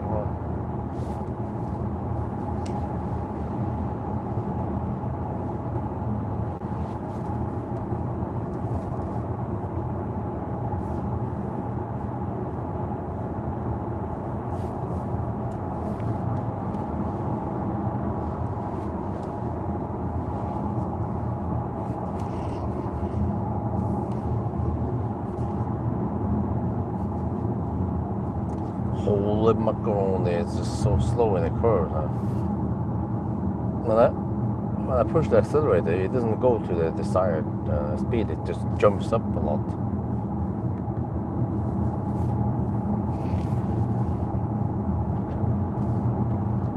Oh, shit.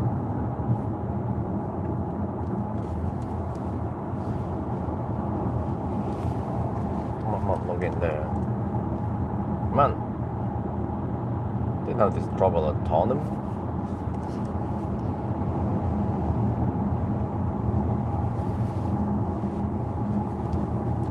$961.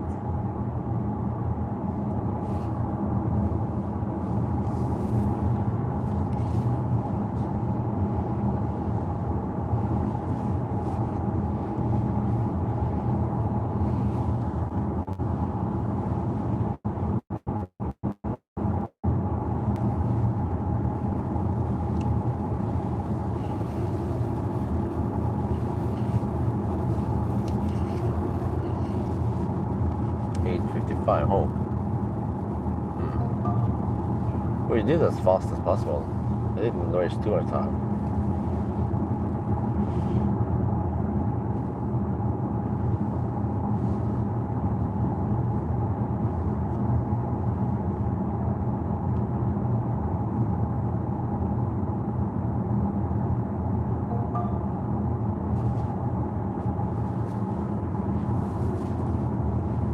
$973.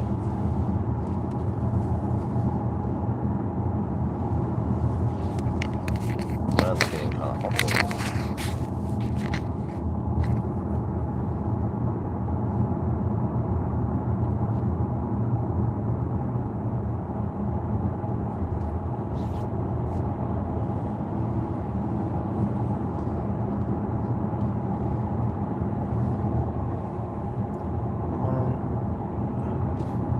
car struggles to lane change. Because I think there's a car there. And I'm struggling to see because I get sun in my face.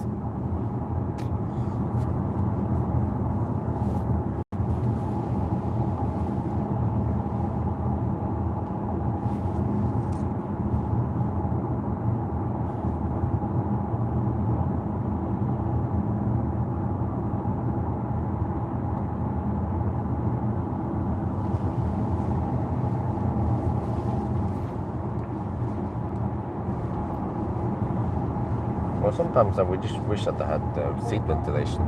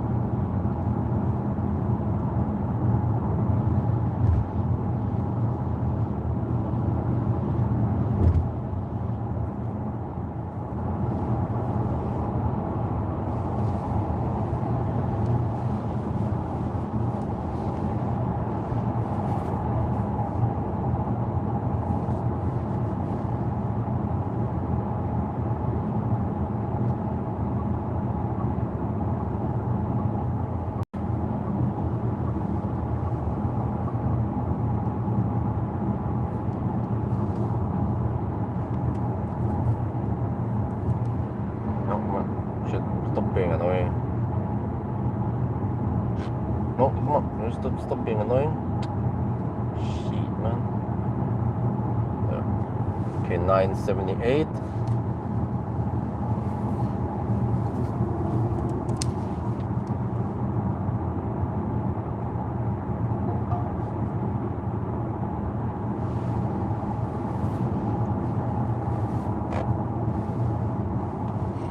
Oh, it's already 10 now. Ah, shit. We're only gonna do this in 9 hours. No matter what. Traffic is getting more intense now. Oh, shit. Oh, shit.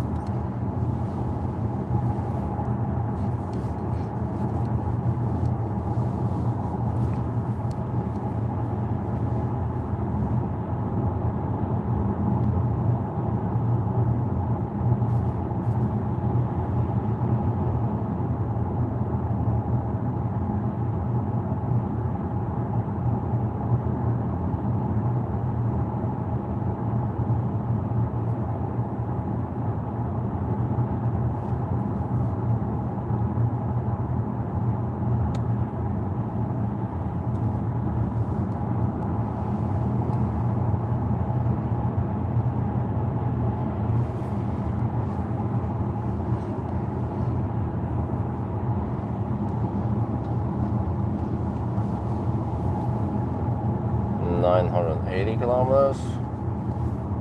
Almost there.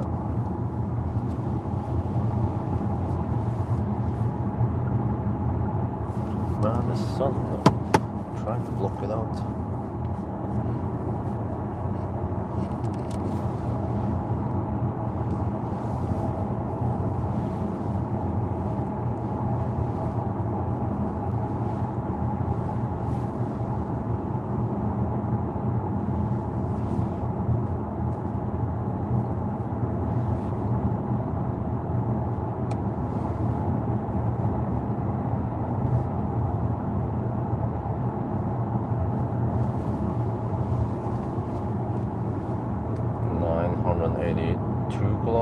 Man, it's getting sweaty in here. The sun is blasting in. Okay, let me just do this one then.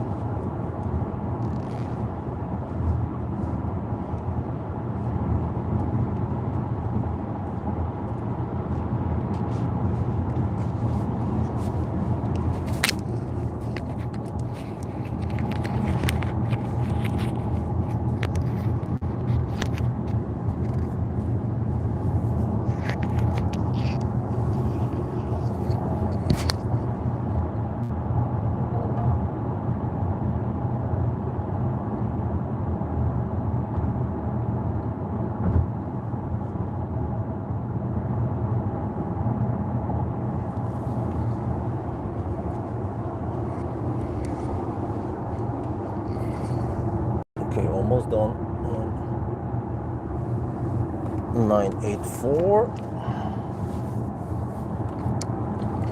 Oh, it seems like it's going to be 855, right?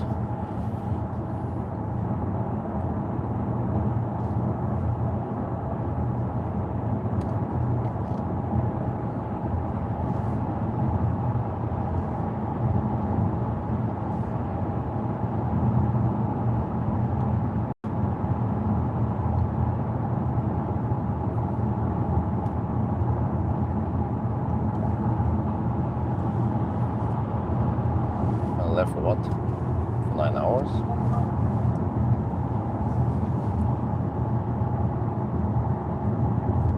Okay, 985. Oh, for 1000. Okay. Oh, sorry, I misread it. It's kilometer. Wait, what the heck is that schmutz on the windscreen now? Let's get rid of.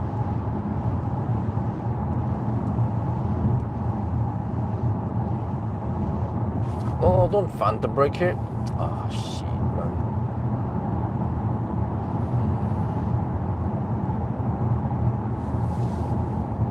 Nine, 8, 7.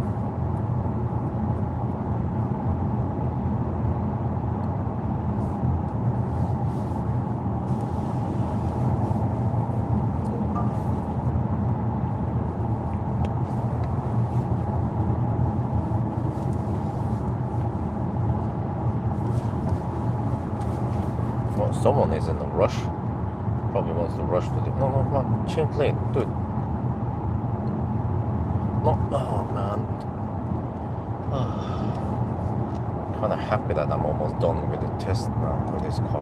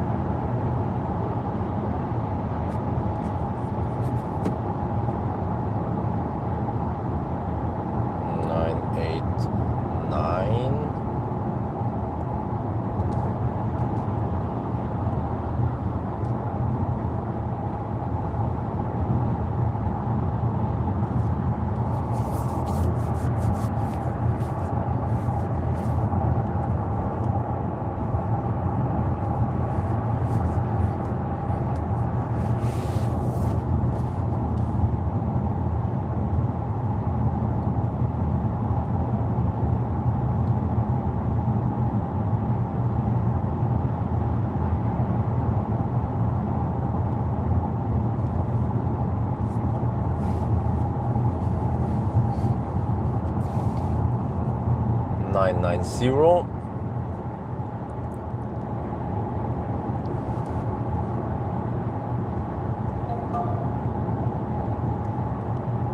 We're currently at 7,850. Yeah, 40T plus. Yeah, we're 850, so it'll be 855 then. Okay. Because we still have 9 kilometers left. And that thing is getting dusty.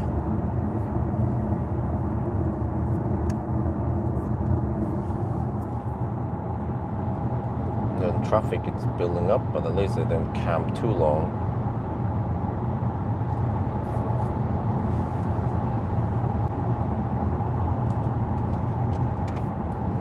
$992.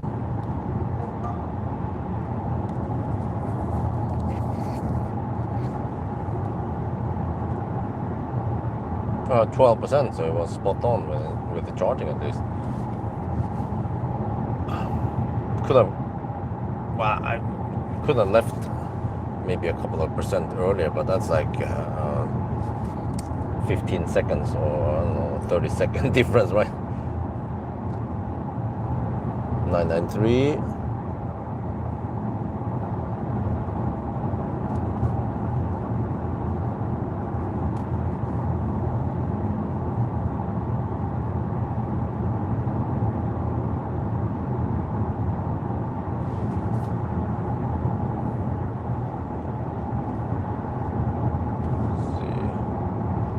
Man, why are the screens so dark here? What the heck, man? I thought I'd put it on auto. Okay, let me switch it to light theme force it on like. Okay. 995. Final. There.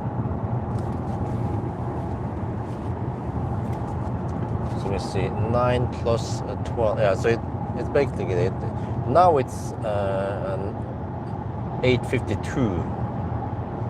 So I kind of need to finish within 1 minute in order to stay within the round down. I won't.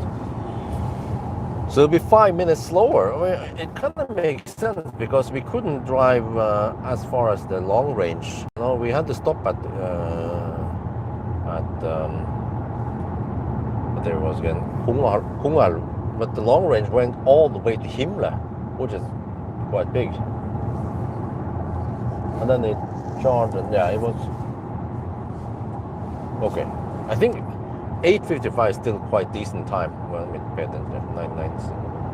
Oh, come on, it's so slow to change lane there. I'll just camp here for now. 9:07.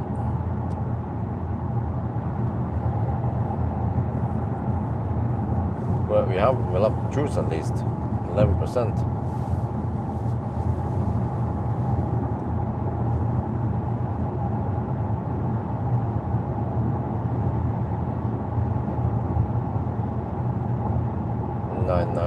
Okay, we get the camera there. Yeah, all these guys have been hammering earlier. They are going to the airport. 9:08. Man, do you see anything here? I need to use this screen maybe.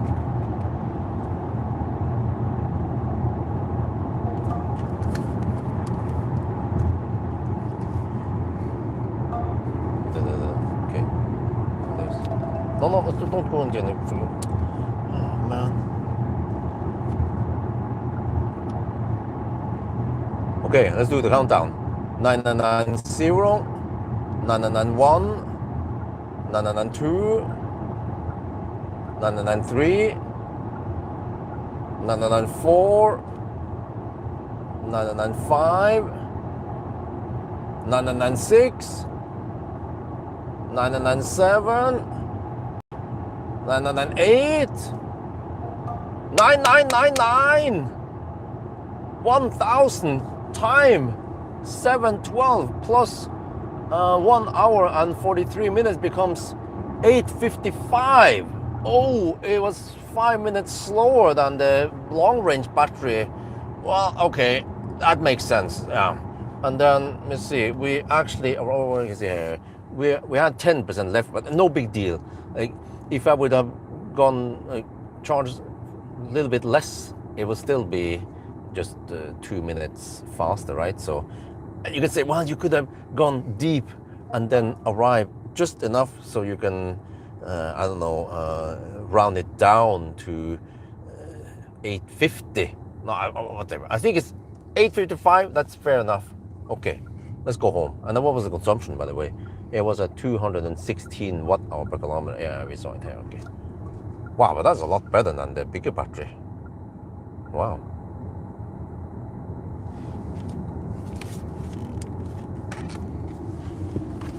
Okay, we can actually just hammer right home now.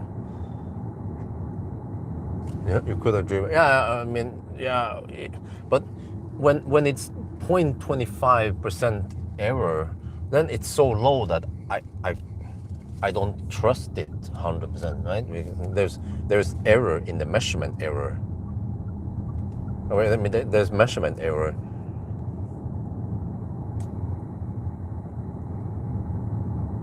So I mean, it doesn't matter. I could have driven 1 more kilometer, and it would take 1 extra minute, and it would be 8:56, which will be rounded to 8:55 anyway.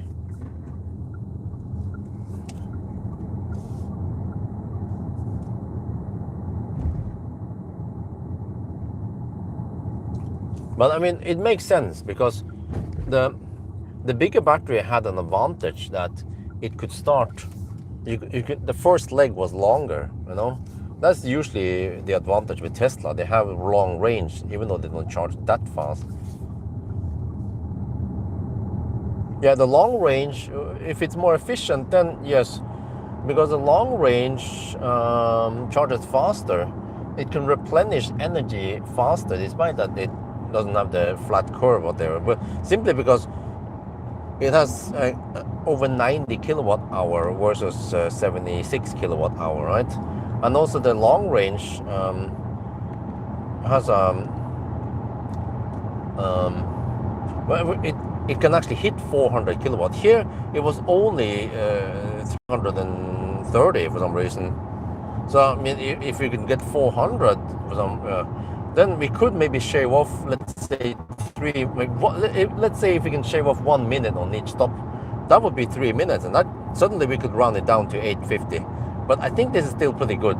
It's like the poor man's 7 GT, and it still makes it really fast, and way faster than Tesla, way faster than many other cars.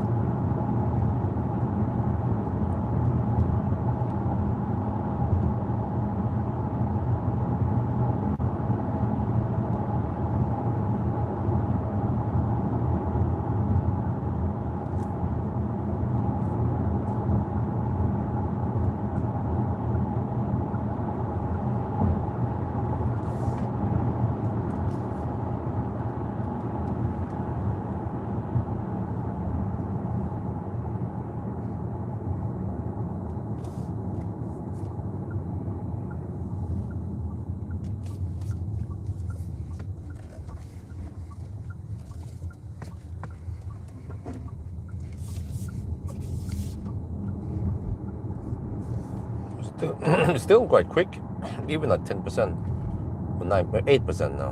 Been hammering it.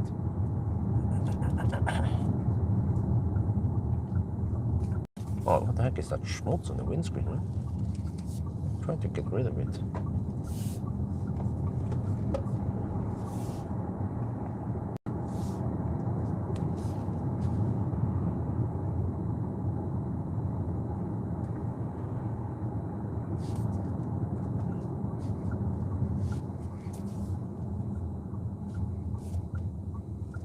Let's see, it's 7. Well, I think Isabel doesn't wake up that early, right?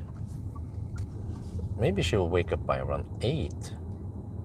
Can I get a half an hour power nap before they wake up? That'd be great. Yeah.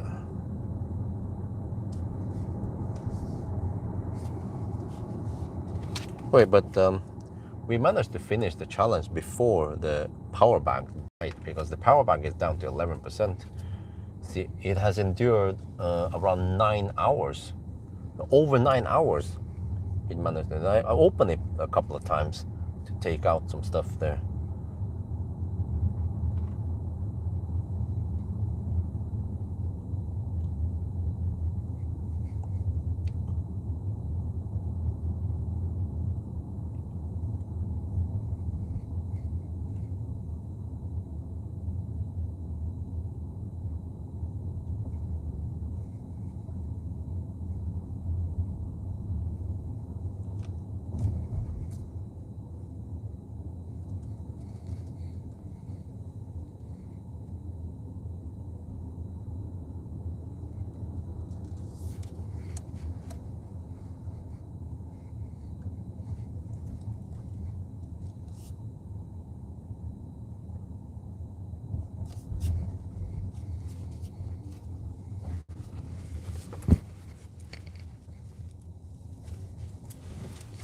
Well, welcome to the airport parking. I wonder what my neighbors thinks. What the heck is that guy doing?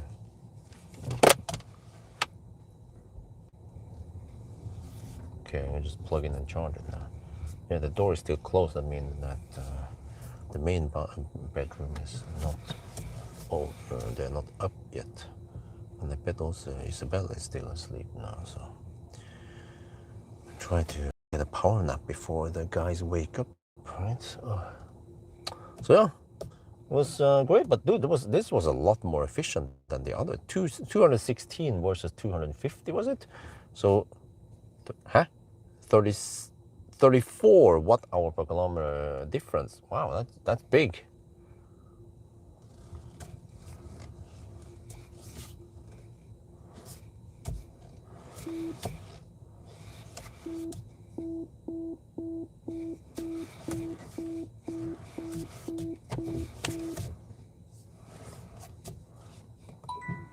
Okay.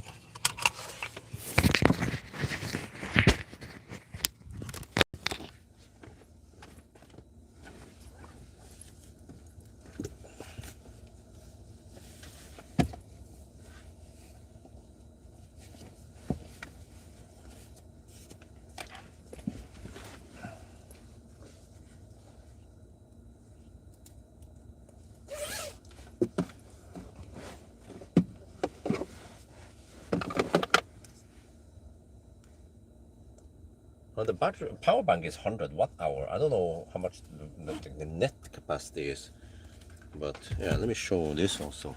I was kind of keeping track of it during the trip. Now we're back home, and yeah, we're down to 8%. Yeah, remember that I also have to get back home somehow, right? So anyway, if you look at the power bank now, it's been running through the night. It's down to 11%. So wait a it? Let's check the time here. It's 7:21. Okay, we started at 10 last night, so it's been running for 9 hours, at least a little bit over 9 hours. That means approximately 10% per hour. Then, as long as it's not, as long as the ambient temperature is not too high, right? So try to get a feel here. Just interested to try this. I actually ran it at 4 degrees Celsius. Well, I mean the trunk here might be at around 20 degrees Celsius, right? So then it doesn't spend that much keeping stuff nice and cool here. Like the bumps of it is still nice and cool.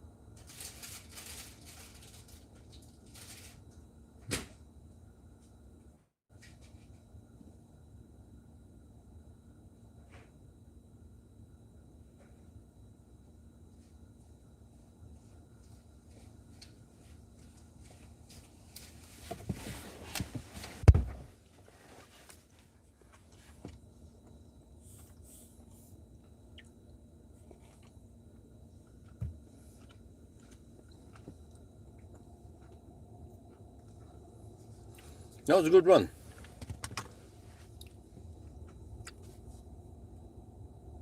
So it was nice. I had to look at the list again, but I think not that many cars can do it in 855 with just 75 kilowatt hour battery. Now I'm charging on AC.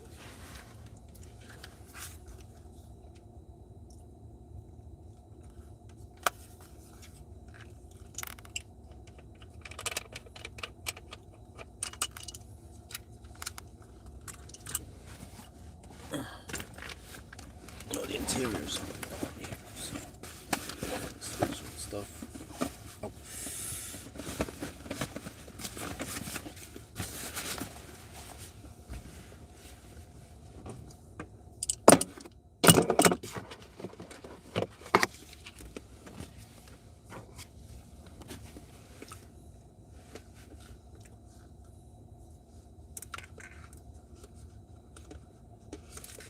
So, I mean, when I saw the charging curve, then I realized that, okay, if I get only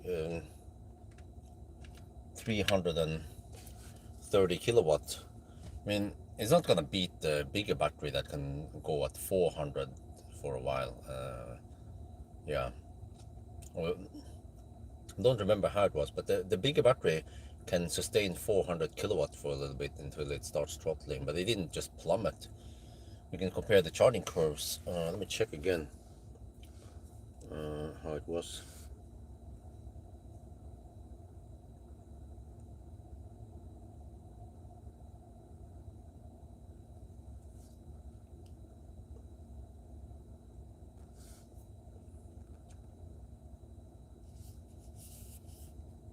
Graphs here. Okay, let me see. Which one was that? The 100 kilowatt hour. Okay. Yeah, so the blue graph. Yeah. So the bigger battery can take over 400 for a bit and then it dips. But it can still take like 380 kilowatt for a while. So the blue line, I mean, in terms of kilowatt, it still charges faster than this smaller battery until around. How is this? I can't see. Huh? Wait, did I move the whole thing? Shit, seems like I did. I was gonna pan the thing.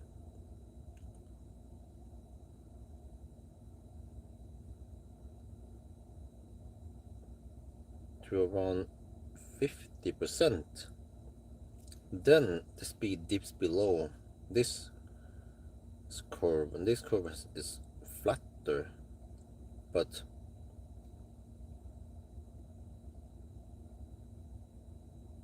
yeah. And then okay, we didn't go to, well, we did go to 80%, yeah, and 85%, which is quite fast. But then we needed what 30 minutes, so charging a little bit over 30 minutes, 33 minutes. That's what I recorded, plus the detours, and then with the bigger battery, it was must have been slightly below 30 minutes then.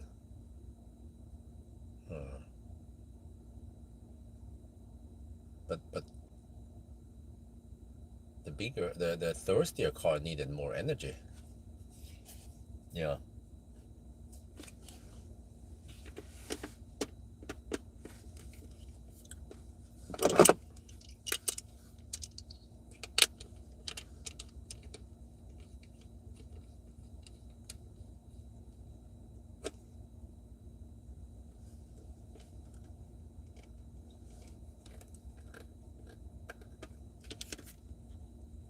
But the claim 480 kilowatt.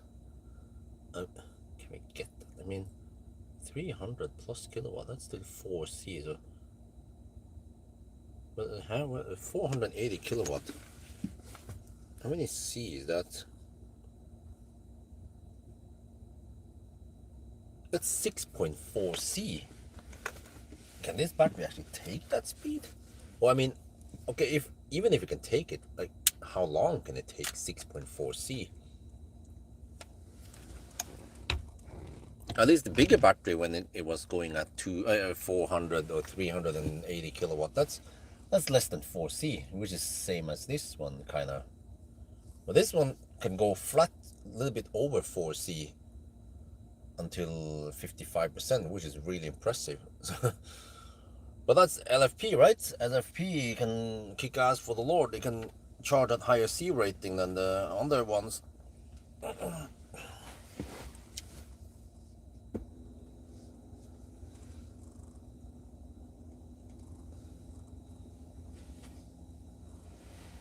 So let's see, the Nero further out there is the next car to leave now. Next week, by the end of next week. I charged it to almost 90%, so it's good to go. Yeah. And then eventually it's gonna thin out here, and then there'll be only one car left, or actually no cars left within around 2 weeks or so. It's just the peak now during July, and then things will clear out here. Now it looks kind of busy in front of the house. Let me see. How is the family going? Did they wake up still in 7:30?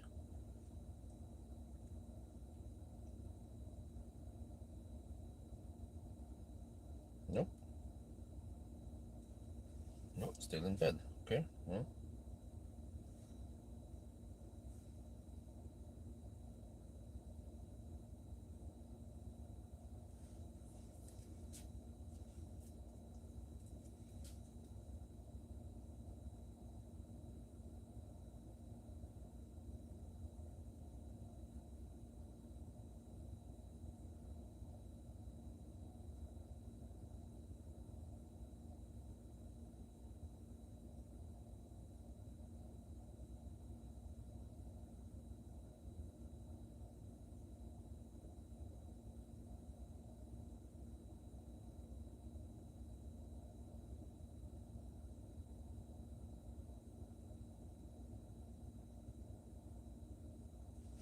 Okay. Anyway, guys, we're gonna wrap up and then call it a day now. So yeah, okay. It was a good game, yes. Good stuff. And then I guess I'll talk to you guys later next week for some GLC action. Getting tired. I see now that the 1 hour nap before the challenge is not enough. I should have slept more, at least 2 or 3 hours. That would have been great. Yeah. But I kind of also need to go to the thing. So yeah. Okay, we did this now. Finally, the golden battery has been tested, and I feel like maybe the power here has not been unleashed yet. So, well, I'm up for it if you want to retest this, but it might be winter then, because I'm already fully booked until end of September. Okay. Oh.